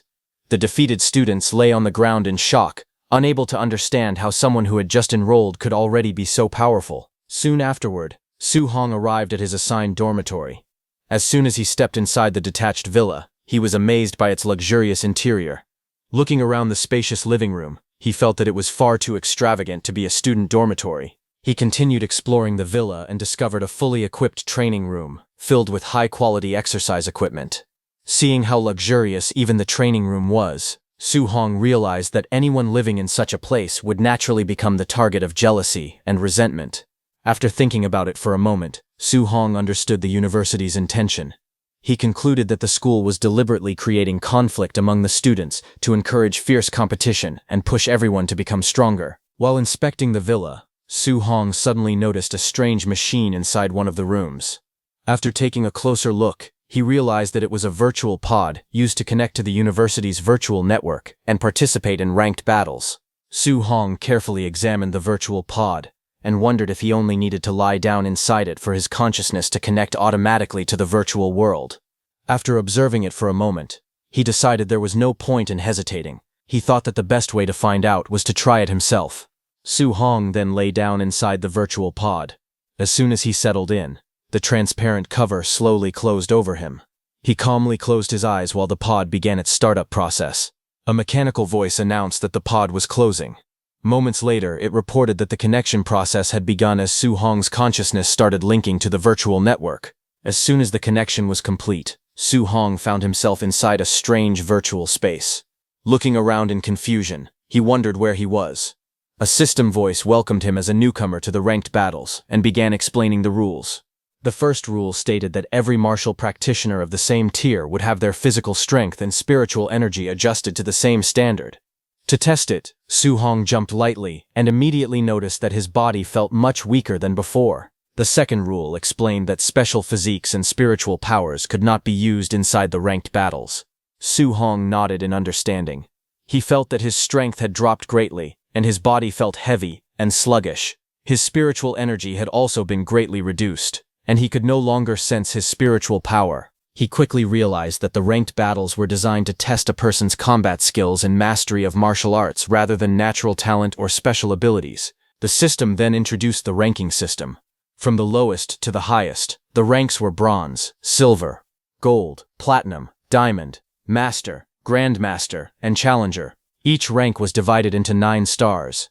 Once a fighter reached 9 stars in a rank, they would enter a promotion match to advance to the next rank. Finally, the system explained that all Tier 3 martial practitioners would use the same C-rank alloy weapons during ranked battles, ensuring that every competitor fought under equal conditions. The system then asked Su Hong to choose a weapon for the ranked battles. Without any hesitation, he selected a spear, since it was the weapon he was most skilled with. As soon as he made his choice, a spear instantly materialized in front of him. Su Hong picked it up and was pleasantly surprised.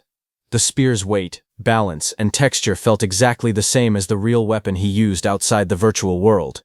Impressed by the technology, Su Hong smiled and praised how advanced the virtual system was. A new prompt then appeared, asking him to create a username. At the same time, the system reminded him not to use his real name, because protecting personal privacy was everyone's responsibility. The interface also showed that his current rank was Bronze Awud, while his combat skill rating was still listed as none, since he had not fought any ranked battles yet. Su Hong thought for a moment about what username to use. He tried entering several different names, but every one of them was already taken. The system repeatedly displayed messages, telling him that the username already existed, and asking him to choose another one. Surprised, Su Hong complained that even such strange usernames had already been claimed by other people. After failing so many times, he gave up trying to think of a proper name. He decided to simply press random keys on the keyboard and use whatever came out. This time, the system informed him that the username was available and asked if he wanted to confirm it. Without paying much attention, Su Hong immediately selected yes. A moment later, the system announced that his username had been successfully set as I love long legs in black tights. When Su Hong finally saw the name he had accidentally chosen, he froze in shock. Staring at the ridiculous username, Su Hong could not believe what he had done. He immediately tried to change his embarrassing username, hoping to fix his mistake. However, the system informed him that once a username had been confirmed, it could never be changed. Hearing that, Su Hong sighed helplessly and thought that he was doomed because the name was far too embarrassing. The system then instructed him to customize his appearance. It explained that his avatar could not look more than 50% similar to his real face in order to protect his privacy. Feeling slightly annoyed, Su Hong complained that he even had to customize his face. Even so, he quickly adjusted his appearance without paying much attention to the details. A few moments later, the setup was completed, and the system began searching for an opponent. When Su Hong looked at his new avatar, he was shocked to discover that he had accidentally made himself look like a middle-aged uncle. Soon, the system found him a match. It announced that the player I love long legs in black tights had been paired against an opponent named Likes Busty Girls. When Su Hong saw both usernames displayed together, he was completely speechless. He wondered what kind of ridiculous names those were. Before he could think any further, the system announced that the ranked battle was about to begin. As soon as the battle arena loaded, Su Hong looked at his opponent and immediately fell silent. Su Hong could not help thinking that he had believed disguising himself as a middle-aged uncle was already strange, but his opponent had gone even further. His opponent, the red man, grinned confidently and asked why Su Hong was not saying anything. He jokingly asked if Su Hong had been stunned by his handsomeness. Just then, the system interrupted them and announced that both players should prepare for battle. A countdown immediately appeared. As the numbers counted down from 5 to 1, both players tightened their grips on their weapons and carefully watched each other's movements, waiting for the perfect moment to attack. The instant the countdown reached 0, the system announced that the battle had officially begun.